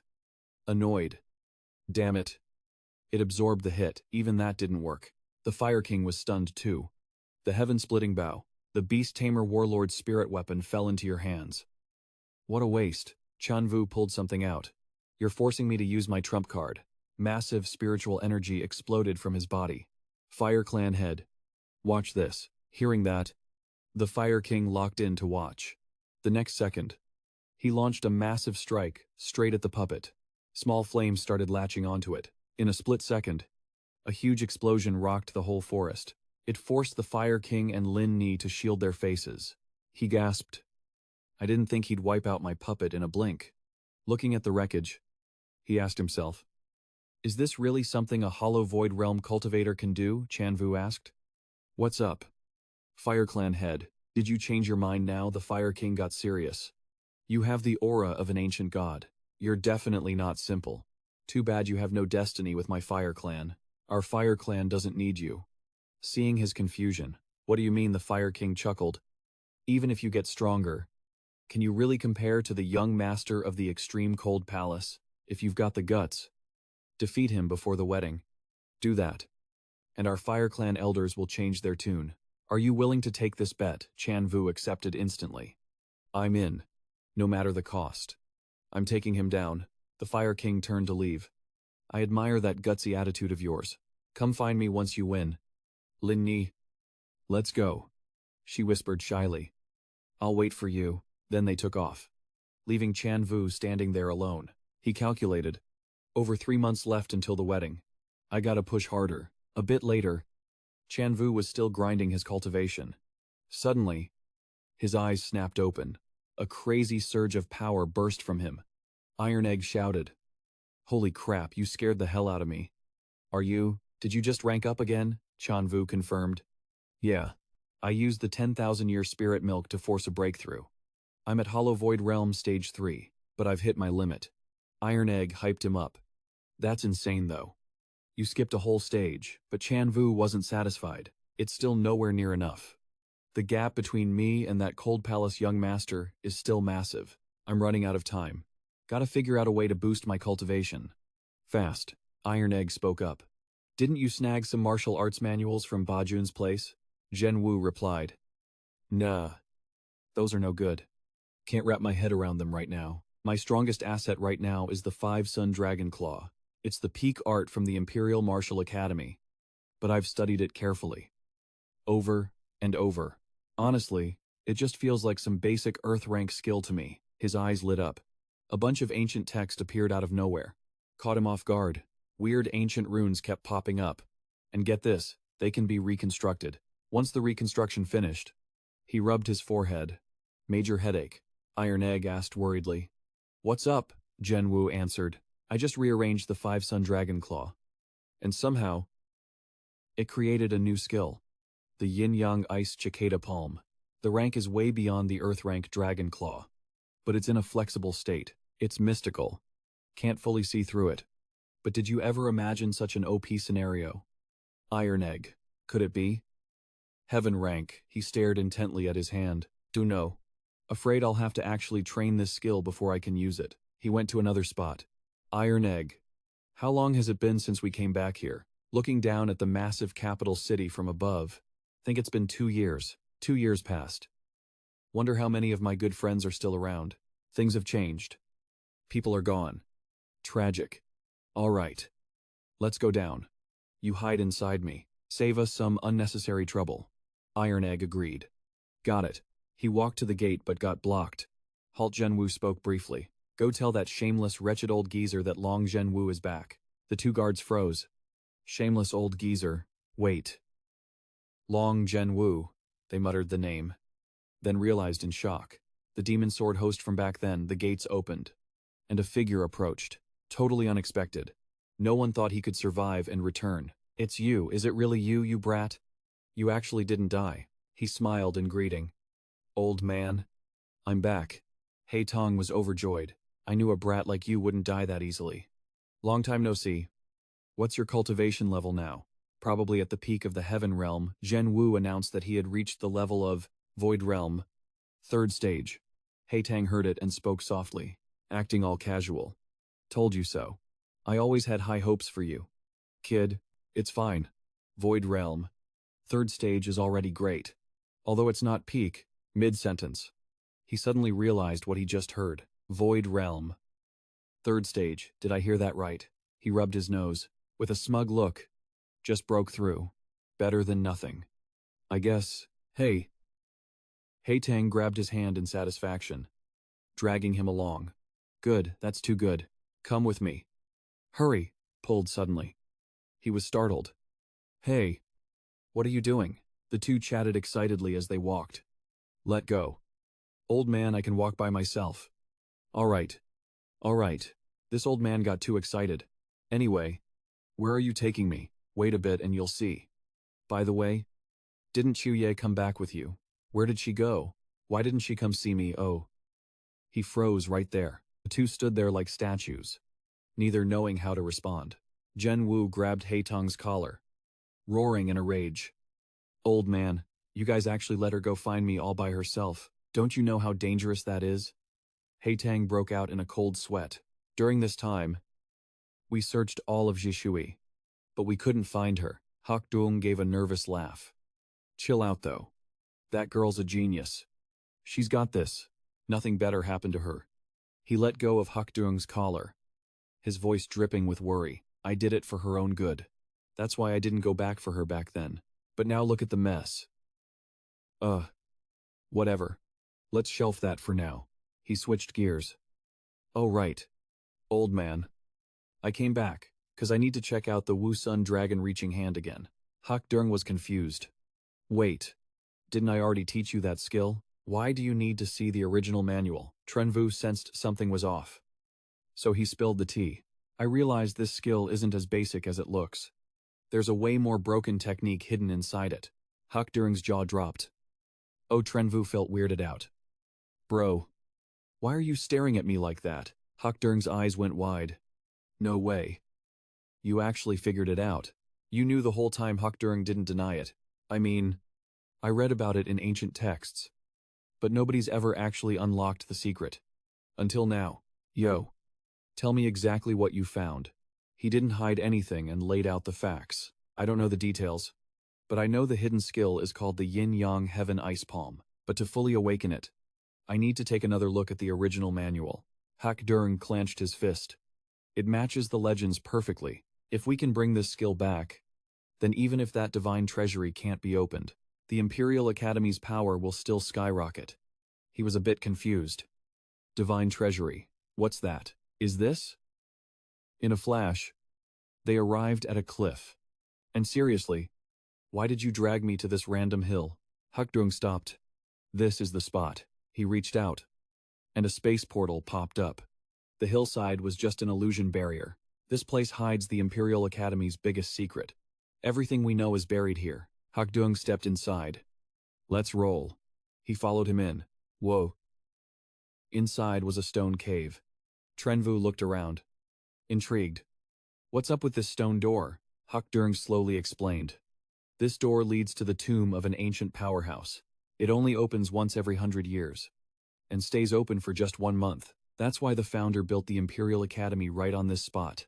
The Academy has sent people in many times, but we take massive losses every single run. Once, the entire squad got wiped out inside. Hak Duong looked serious and held up 2 fingers. 200 meters. That's the deepest anyone from our academy has ever made it. That time everyone died.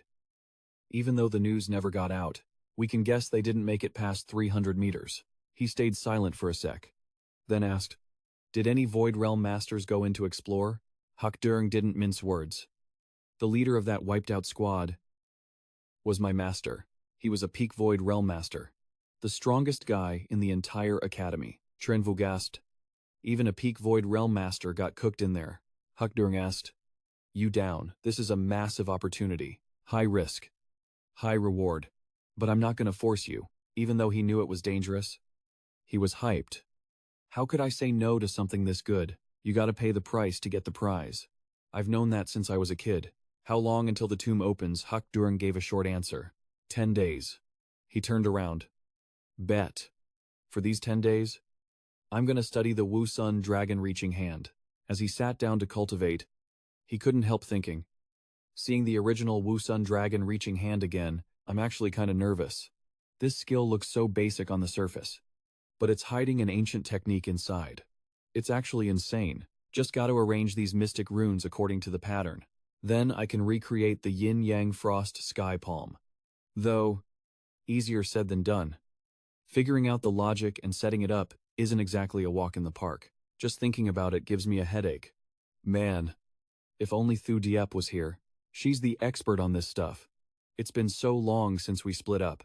Wonder how that little dummy is doing. Thu Diep stared gloomily in one direction. Young Master Grandma, Nuit, Sihid. Goddess. You've been standing there for 2 days. Grandma. I'm waiting for him. She couldn't stop worrying. Grandma yet.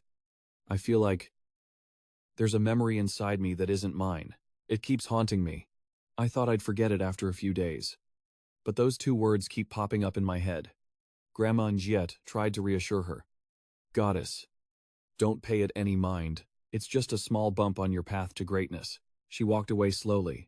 Is that so? Thu Diep's heart ached, her voice trembling. But why does my heart hurt so much when I think of those words? I feel like I've forgotten something important. Meanwhile, Tran Vu sat there cultivating for 3 whole days. After 3 days of grinding, I finally got it. Successfully reconstructed this skill. Wait. This skill is... He realized with a shock. A heaven rank low tier skill. Can't believe it's actually heaven rank. He stared at his hand. I've seen plenty of earth rank skills. But a heaven rank, that's ultra rare. Even back in the glorious ancient era, heaven rank skills were the most broken of them all. He clenched his fist. Determined. All right, I've got 7 days left. I need to fully master the yin-yang frost sky palm. He looked at the spatial gate ahead. Hak Duong signaled that the gate was open. Just waiting for the others. He was a bit puzzled. No natural phenomenon, that's weird. Last time I saw a tomb open, the sky went crazy. You could see it from miles away. Hak Duong glared at him. You think the Academy's formations are just for show? The arrays covering this tomb entrance were designed by our ancestors with their blood, sweat, and tears. They're incredibly complex. Without these formations, the spiritual energy released upon opening would blow this entire academy sky high. He finally got it. Oh. So that's why other elders arrived. Didn't think you'd actually come back. I thought these old perverts were just spouting nonsense. Hak Duong cackled, pointing at him.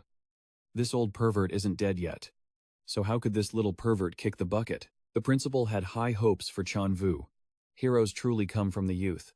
You're the most elite disciple the Imperial Martial Academy has seen in a century. Tran Vu bowed respectfully. Principal. I haven't met this teacher before. But they must be cracked to be here. Principal. Let's get down to business. Everyone's here. Let's go in. Hak Duong warned. Be careful. The entrance is leaking way too much spiritual energy right now. Quang Qian and I will go first. Once the energy levels drop, you guys follow. Before he could even finish, Tran Vu had already impatiently zoomed forward. Hak Duong shouted in panic. No way. The energy buildup in this tomb is insane. Even a Void Realm expert would struggle. Tran Vu didn't listen. He just opened his mouth and inhaled all the energy. Hak Duong was left completely speechless. Quang Qian couldn't help but laugh. What a tank.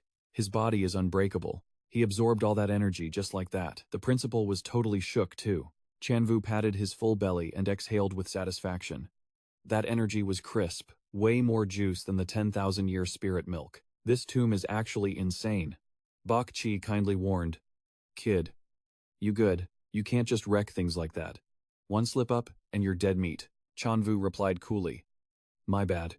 Was a bit reckless just now. Saw all that spiritual energy, and couldn't help myself. Hak Duong looked at him.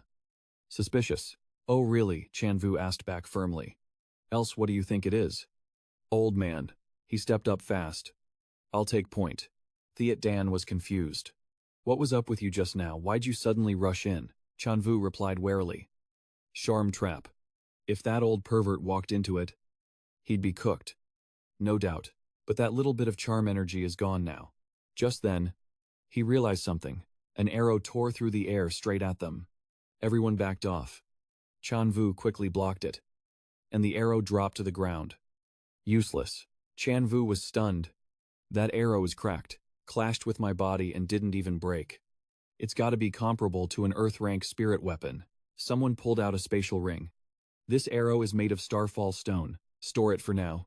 Suddenly, a massive boulder dropped from the ceiling. Everyone panicked instantly. Damn. You kidding? Run, the old guy shouted. Long Tran Vu. Don't just stand there. Run, but Tran Vu gritted his teeth. Determined. No, if that thing falls, we won't be able to get in. He decisively caught the boulder with both hands. Tran Vu's feet dug deep into the ground, summoning every ounce of strength. Thiet Dan was shocked. That's a gravity stone. Boosted by a gravity array. You're insane. Tran Vu shouted in panic. I can't hold it much longer, Thiet Dan. Use your spatial ring to take it in. No. Thiet Dan's jaw dropped. You're crazy. Never tried stuffing something that huge inside before, Tran Vu insisted. How do you know if you don't try? I'm about to get squashed here, he urged frantically. Stop stalling. Hurry up, Thiet Dan fumbled.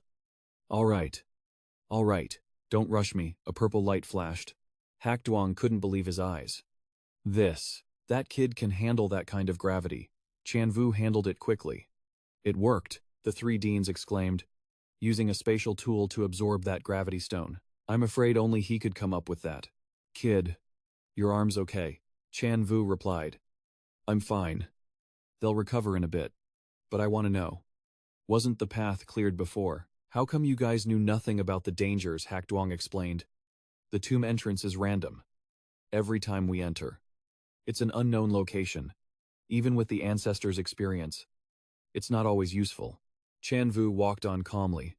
Fair enough. Let's keep moving. You teachers better be careful. The walls were riddled with hidden traps. Tran Vu skillfully took the lead, telling everyone to stay back. Right, he thought to himself. So far, apart from that gravity stone, we've only dealt with gloomy energy and traps. Plus, we've snagged a bunch of loot skills. And elixirs. Gotta admit, our luck has been insane. So why do I have this bad feeling? Tran Vu suddenly noticed something. Is that... By the stone wall lay a dried-up skeleton. The dean observed closely. This is the skeleton of a top-tier master. What's more, there's a faint sigil flowing on the bones. Must have been a regional overlord when he was alive. Bak Chi and Hak Duong looked delighted. Jackpot. We can use these bones to craft a high-tier spirit weapon. Both laughed and urged. Quick. Bag it. This trip isn't bad at all. Tran Vu sensed something and whipped his head around. Quang Chien was pierced by an arrow right before his eyes. Tran Vu was stunned. The arrow slammed into the ground. It's the Gale arrow. Tran Vu pulled out a vial of potion. Drink this. Quick. The old geezers were instantly shook. What the heck are you feeding him? The wound closed up insanely fast. No way. Tran Vu kept it short. 10,000-year spirit elixir. But it'll only keep Master Quang Chien alive. I'm afraid he won't be able to fight for the rest of the run. He analyzed carefully. That arrow was cracked. Only an ancient spirit weapon could pull off a shot like that. They only knew about the traps in the tomb. Better not tell them there's another living thing down here yet. Don't want them panicking. The director sighed. We were too careless. Tran Vu turned away fast. You guys stay here. I'm taking point. He secretly pulled out his thunder arrow. Looks like that ominous energy I felt when we entered was times at asterisk. Still watching us. If it's an archer, then two can play at that game. Suddenly, a wave of dark energy surged forward. Tran Vu glared. Here it comes. From the distance, a creature appeared, radiating massive pressure. It was a spider monster with a twisted, demonic shape. Tran Vu was stunned. What the hell is that? He immediately drew his bow. Eat this. The arrow tore through the air but hit nothing. Tran Vu was even more confused. Damn it. So fast. Human face. Spider body. And high intelligence too. What kind of abomination is this just then? Hak Duong seemed to realize something. This is... The old man shouted in panic. A Reaper spider. The Reaper spider screeched in rage. Hak Duong signaled frantically. Everyone. Run. Now Tran Vu looked puzzled. Reaper spider, weird name. He asked. Confused. What's the deal? Is this spider that scary? Hak Duong explained immediately. The spider itself isn't the problem. It's its friends. But the Reaper spider's eyes flashed with killing intent. Suddenly, countless spiders appeared behind it out of nowhere. Tomb Beast's Bak Chi widened his eyes in horror. It's the Tomb Beasts again. These things are a nightmare to deal with. They devour everything in sight. Tran Vu cut him off instantly. That's a lot of them. Watch me burn you all to a crisp. He unleashed a powerful fire blast without hesitation. Heavenly purple fire. The spiders were instantly engulfed in a sea of flames, but they kept charging forward like it was nothing. Tran Vu couldn't believe it. What? No effect. The old guys had already turned and bolted. Run. You brat. These tomb beasts devour energy. Any attack skill just becomes food for them. You just fed them, Tran Vu was startled. Old man. You should have said that sooner. The Reaper spider stood still, issuing commands. In a blink, the swarm was right behind them. Tran Vu glanced back. Insane speed. They actually caught up. The gate is right there, the exit. Tran Vu stopped abruptly. You guys go first, can't let them escape the tomb. He fired a powerful arrow. A blinding golden light engulfed the entire cave. The space went instantly silent. No movement. Is this? Tran Vu relaxed slightly. It's over. Rocks fell, sealing the cave entrance. Then suddenly, a strange aura wrapped around him. What the? The elders outside were frantic. The kid vanished. Instantly, he fell into another place, slamming his head on the ground. He was dizzy. What's the situation? Thiet Dan was crushed under Tran Vu. Bro, you're crushing me to death. Thiet Dan coughed dryly. Almost died there. Tran Vu looked around. All right. Quit yapping. We were definitely at the entrance just now. How'd we end up here in a split second? Thiet Dan replied helplessly. I don't know. But this place doesn't look like an illusion. He was on high alert. This tomb is too weird. We must have triggered some kind of trap, teleported us to this place. The air is totally stifling. So what's the move here? Do we just panic? Suddenly, an old man shuffles over. He clears his throat. Has this old body slept too long? My body is starting to fail. Tran Vu bows respectfully. Senior, where exactly are we? The mage answers like, it's obvious. Young man, don't tease this old man. Endless ages have passed. I have finally waited for the heir. Tran Vu freezes. Heir, the old man is stunned too. You didn't come to accept the legacy, he answers bluntly, breaking it down. I don't know anything about a legacy. I'm just an explorer. I got sucked into this space for no reason. The old man asks again. You say you were passing by? And don't know where this is? Tran Vu nods. That's right. The old man insists. Impossible. I've been here for countless years. No one wanders in by mistake. The mage realizes something. Looking serious. Could it be? The master's will chose you. The mage wonders aloud. Did master's consciousness actually pick you? Tran Vu is confused. What thing, master? The old man explains helplessly. Seems you really are clueless. My master was once the overlord of the continent. He fell, resisting foreign enemies. Though the invaders were repelled back then, they will eventually return one day. Before dying, master left a fragment of his will. I guard his remains here, waiting through endless years for the one to inherit his will. You are the only one here. Though you are very weak right now, master chose you for a reason. Tran Vu cuts in. Wait. Legacy. What choice? What is this? First, tell me, who is your master? The mage replies, Master had many names. I don't know which one your era uses, but in his time, he was the beast-taming monarch. Tran Vu is shook. Wait, it's him, the mage asks. You know, master, he replies. Check this out. Tran Vu gathers energy and pulls out an item. The mage gasps. That's master's heaven-splitting bow. Why is it here? Tran Vu adds. Long story. Let's call it fate. The mage laughs. Seems master really did choose you. The heaven-splitting bow has never been used by anyone else. Come. Accept the legacy. A surge of power shoots into Tran Vu. He panics. Damn it. I didn't agree to this. It won't take over my body. Right. Suddenly, his eyes light up. Tran Vu is surrounded by a formation. What is this? The mage explains. These are master's cultivation techniques. How much you grasp depends on your destiny. Hurry up and sit down. Absorb it all. Tran Vu nods, sitting to focus. All right. He trusts him. Young man, the duty to protect the Jade Orchid continent is yours. The mage stands guard while Tran Vu cultivates. Later, he opens his eyes. Done. The old man asks quickly. How was it? Tran Vu smirks. Memorized it all. Tran Vu adds. Hey. I said I never agreed to this. You forced the technique on me. Then talk about responsibility. And what the hell is the Jade Orchid continent anyway? The mage is confused. You seriously don't know your world out there.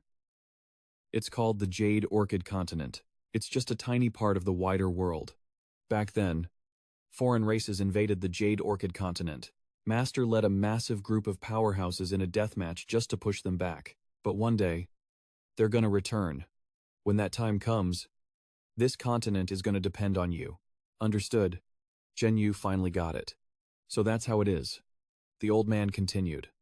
The entrance to the Master's tomb is closing soon. I'll teleport you out. Zhen Yu was shook. Wait. What? Doesn't it stay open for a month? How long have I been here? A mage explained. Time flows differently inside this space compared to the outside. You've only been here for 1 hour. But out there, a whole month has already passed. Long Zhen Yu got annoyed and swore. Damn it. What a scam, get me out of here. Now, the mage advised. Young man, if fate allows, we might meet again in 100 years.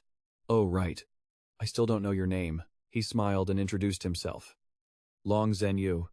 As soon as he said it, he vanished. The old man muttered the name.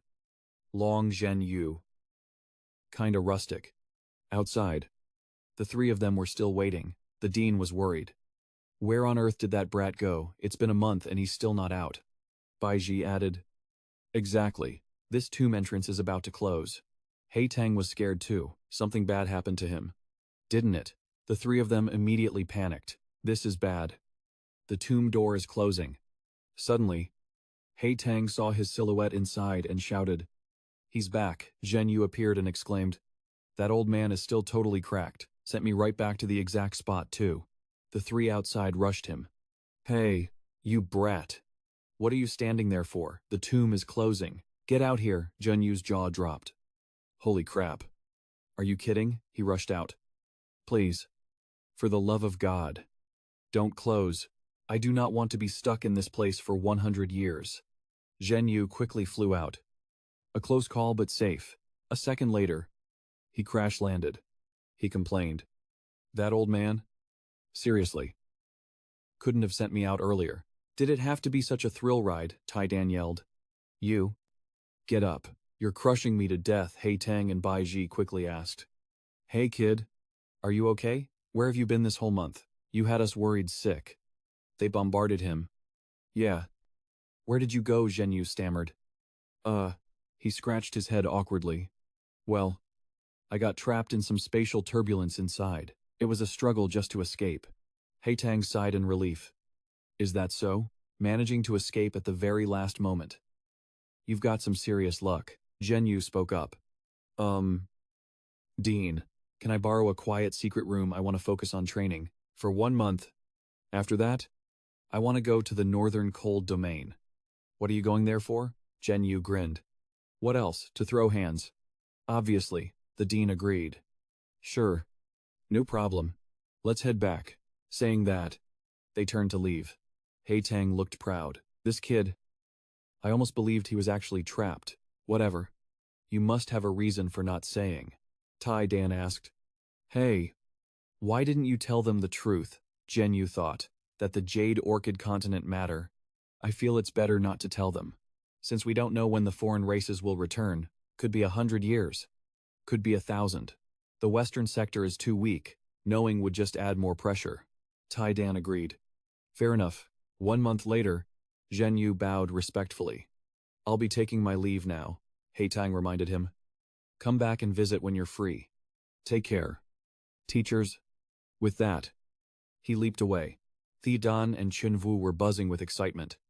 Northern Frontier Cold Domain. Here we come. Then they hit the gas towards the north. Northern Frontier Cold Domain. One of the 5 coldest zones. Locked in ice and snow all year round. Some dead zones. Temps drop below -200 degrees. Even powerhouses cultivating ice attribute arts wouldn't dare step inside. This is a city built entirely out of massive ice blocks. Every block was cut from ice layers hundreds of meters deep. Polished and stacked. Airtight. And incredibly solid. Suddenly, the guard shouted, We got movement. He thought it was an enemy invasion. Someone denied it. Nah. Not an enemy. It's the mystic ice turtle. The crowd instantly flipped out. Oh my god. I'm actually seeing the mystic ice turtle, that's the divine beast. From the legends, heard the first time it showed up was 10,000 years ago. Back then, it helped our wind ancestor break free, saved tens of thousands of people. Suddenly, they spotted something. Wait, why is there a human standing on the beast's head? That person was Tran Vu. The crowd on the wall welcomed them. Welcome, divine beast, the turtle asked. Is this spot good? Tran Vu replied. Yeah, this works. Hearing that, it immediately burrowed into the ice, leaving everyone shook. Hey, why'd the divine beast leave? And why did it look like it was fleeing? No. No way. The strongest in our city is only Creation Realm, level 2. The beast wouldn't even look at us. Let's get that guy inside first. A bit later, Tran Vu stood before the group. They spoke up. Young man, you're lucky. To be helped by the legendary divine beast is huge. Otherwise, you would have died on this ice plane. Tran Vu was blank. Divine beast helped me, they replied. That's right, didn't you get lost on the ice plane? And the beast found you and brought you here. He was even more confused. Lost. Then he nodded. Oh. Right. Yeah. I was totally lost. Truth is, 2 days ago, Tran Vu was flying in the air. This place is a wasteland. But the energy here is insane. We've been flying for half a day. Forget people. Haven't even seen a single monster beast. He was suspicious. I'm starting to doubt. Did you mess up the location? For the spatial jump? Don snapped back. You're framing me. You think you can spatial jump yourself. You asked me to guide you. You wouldn't go yourself. So what do you want? If I don't blame you, who do I blame you? How did I not realize you're this shameless? Suddenly, a noise from below caught Tran Vu's attention. He was puzzled. What's this Don? Gasped. Holy crap, that turtle is massive. Like a mountain. At least Beast King Realm. The monster below. It just jumped up from the ice. Tran Vu got hyped. This might work. A worthy opponent. He immediately used his move, causing 2 explosions. It tried to stop him. Human. I just came up for air. I didn't provoke you. It cried. I was sleeping under the ice. Woke up after hundreds of years for a breath. Suddenly you saw me and attacked. Plus, you're just a Void Realm level 9 junior. Tran Vu was speechless. You're a Beast King Realm monster. Why do you have 0 backbone? It retorted. Is backbone more important than my life? I feel like if I fight back, you'll immediately cook me. Don looked disgusted. Can't believe we finally found a monster beast. And it's a soft turtle. Tran Vu climbed onto its back. He demanded, take me to the nearest human city. It agreed. Bet. Just like that. They trekked through the thick snow. A while later, Tran Vu asked, Yo, do you actually know the way or not? Why does it feel like we're heading into the middle of nowhere? But the spirit beast was scared. I don't know. The last time I came out was like a few thousand years ago. Tran Vu was furious. Damn it, why didn't you say that sooner? It replied. Well, I was scared you'd beat me up, but spoiler alert, he still beat it to a pulp.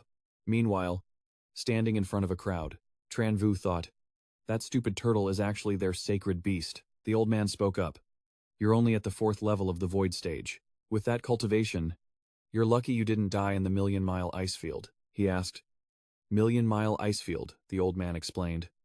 It's a forbidden death zone in the northern border. That place is totally desolate. At night, the freezing wind can make even a strong master at the void stage freeze to death. Tran Vu understood. Oh, so that's it. He thought to himself, it was a bit chilly at night. But freezing to death. Nah, the old man continued. You don't look like you're from the northern border. Your aura is scorching hot. Obviously. You cultivate something opposite to ice techniques. Fire techniques. Tran Vu replied. You got good eyes. Old man. I'm from the western frontier. The crowd was confused. Western frontier, where's that I heard? That's a ruined wasteland. The weakest part of the southern region. Oh. That place. I heard even a void stage cultivator can call themselves a king there. That cracks me up, Tran Vu thought. I expected this kind of reaction. It's all within my calculations. If everyone in the 5 regions looks down on the western frontier, then I'll just have to represent. Then, Tran Vu flared his aura and shouted, The crowd immediately covered their faces. Totally shocked. Just his aura pressure alone is this strong, that's terrifying. No way, isn't his cultivation only at the 4th level of the void stage? Who exactly is this guy? How is he this broken? Tran Vu warned. The Western frontier isn't a place you trash can run your mouths about. Suddenly a voice spoke. Friend. Don't go too far. The old man gathered energy in his hand. We were kind enough to take you in, but you're this ungrateful. This old man will have to teach you a lesson. Saying that, he fired a massive ice blast. Tran Vu excitedly took the challenge. Your people insulted my home first. The only creation stage expert in the city finally made his move. The two attacks collided. Boom. Huge explosion. The crowd was stunned. What a void stage, holding his own against a creation stage expert. I've only read about geniuses like this in ancient books. Never seen one with my own eyes. The next second, the whole city lit up in flames. A bit later, when the smoke cleared, the old man slowly walked towards Tran Vu. He gathered energy in his hand. You want some more? The old man bowed his head in defeat. Friend from the West. My ice city has offended you. I apologize. He couldn't help but wonder. That simple clash just now was enough for me to learn. This kid's energy is so dense. Is he really just at the void stage? Tran Vu praised him. At least you know your place. Hand over the complete map of the northern border. Now. The old man agreed. All right. Then he projected the map into the air for him to see. Tran Vu focused on one spot. He asked, Is this place far from the Extreme Cold Palace? The old man said. The Extreme Cold Palace is in the center of the Northern Cold Domain. It is the strongest sect in the northern border. It's very far. First, you have to cross the million-mile ice field. Then you need to fly another tens of thousands of miles to reach the Extreme Cold Palace. Tran Vu was furious. If I run into that mystic ice turtle again, I'm skinning that thing alive. It dragged me in the totally opposite direction. Then the old man made an offer. Hey friend, why not crash in the city for a few days before heading to the Extreme Cold Palace? What do you say? He replies. I'm afraid once you guys find out my real mission, you won't have the guts to host me. What mission? He kept it 100. I'm crashing a wedding. Stealing the bride. The old man was confused. Wait. You don't mean the event happening in a few days, when the young master of the Extreme Cold Palace marries Huo Linger of the Fire Clan? Tran Vu confirmed. Bingo, the old man gasped. You are out of your mind. The Extreme Cold Palace is an ancient powerhouse. No one knows exactly how many top-tier experts are hiding inside. Look, I admit you're strong, but barging into the Extreme Cold Palace is suicide. Plus, inside there's an entity. A powerful being that's awakening. Once he fully revives, the Extreme Cold Palace will be unstoppable. You stand zero chance against him. Tran Vu stood his ground. 10 years is too long. I'm taking my shot now. Everyone. Farewell. We'll meet again. Saying that, he flew off instantly. The old man sighed. Such a waste of a prodigy. He's walking straight to his death. Scene switch. Two figures are sitting on a cliff somewhere else. How are you feeling? He reassured. I'm fine. I've suppressed it. The other guy spoke up. I heard some interesting news recently. Want to hear it? Is it about the young master? He nodded. Exactly. It seems a faction is planning to marry the daughter of the Fire Clan from the Central Sacred Domain, and apparently, she has a history with the young master. He once wildly claimed he'd steal her back. With the young master's personality, he'll show up. I just don't know if his current strength is up to par. Plus, that old geezer, the Ice Emperor, is about to revive too. The Ice Emperor is just trash. The young miss beat him so bad he couldn't even fight back. He corrected him immediately. The young master isn't the young miss. She can handle it. But he can't. He scratched his head awkwardly. Forgot about that. So, what's your plan? He remained silent. Then after a moment, spoke softly. I can only... Scene switch to the Fire Clan territory. A servant asked anxiously. Miss, you're about to be married. Aren't you even a little worried? Huo Linger remained cheerful. Worried? Why should I be? She explained. The young master of the Extreme Cold Palace. You don't like him. Marrying someone you don't like. Won't that be miserable? She replied confidently. Won't happen. I'm definitely not getting married. The servant was confused. Why? Huo Linger explained. Because I made a pact with a certain idiot. He said he'd come steal me away no matter what. Her eyes went wide in shock. Miss, I don't mean to burst your bubble, but the extreme cold palace. Even the master wouldn't dare just waltz in there. Does that person really have that kind of power? Huolinger's eyes lit up as she said, I trust him. Scene switched to another location. A crowd was gathering. Someone reported, he actually left. Elder. What should we do? The old man scoffed. Tran Vu is just a brave kid with no brains. Even with his shocking talent, he's nothing before an ancient-level power. In the extreme cold palace, even ancient gods would fall. The wedding must proceed. This is our Fire Clan's one chance to ascend. If necessary, we will kill him ourselves. Scene switched to Tran Vu. He was shouting in frustration. Why does every inch of this northern cold domain look exactly the same? There isn't even a guide. Iron Egg snapped. Bro, don't you have a map? You still got lost. Are you stupid? He yelled. Damn it, if you're so cracked, you lead the way. Alright guys, that's a wrap for this video. That was the recap of the story. If you guys have any hot takes, drop them in the comments below. Don't forget to smash that like button. Subscribe and hit the bell to get updates on more fire videos. As for now, peace out and catch you later.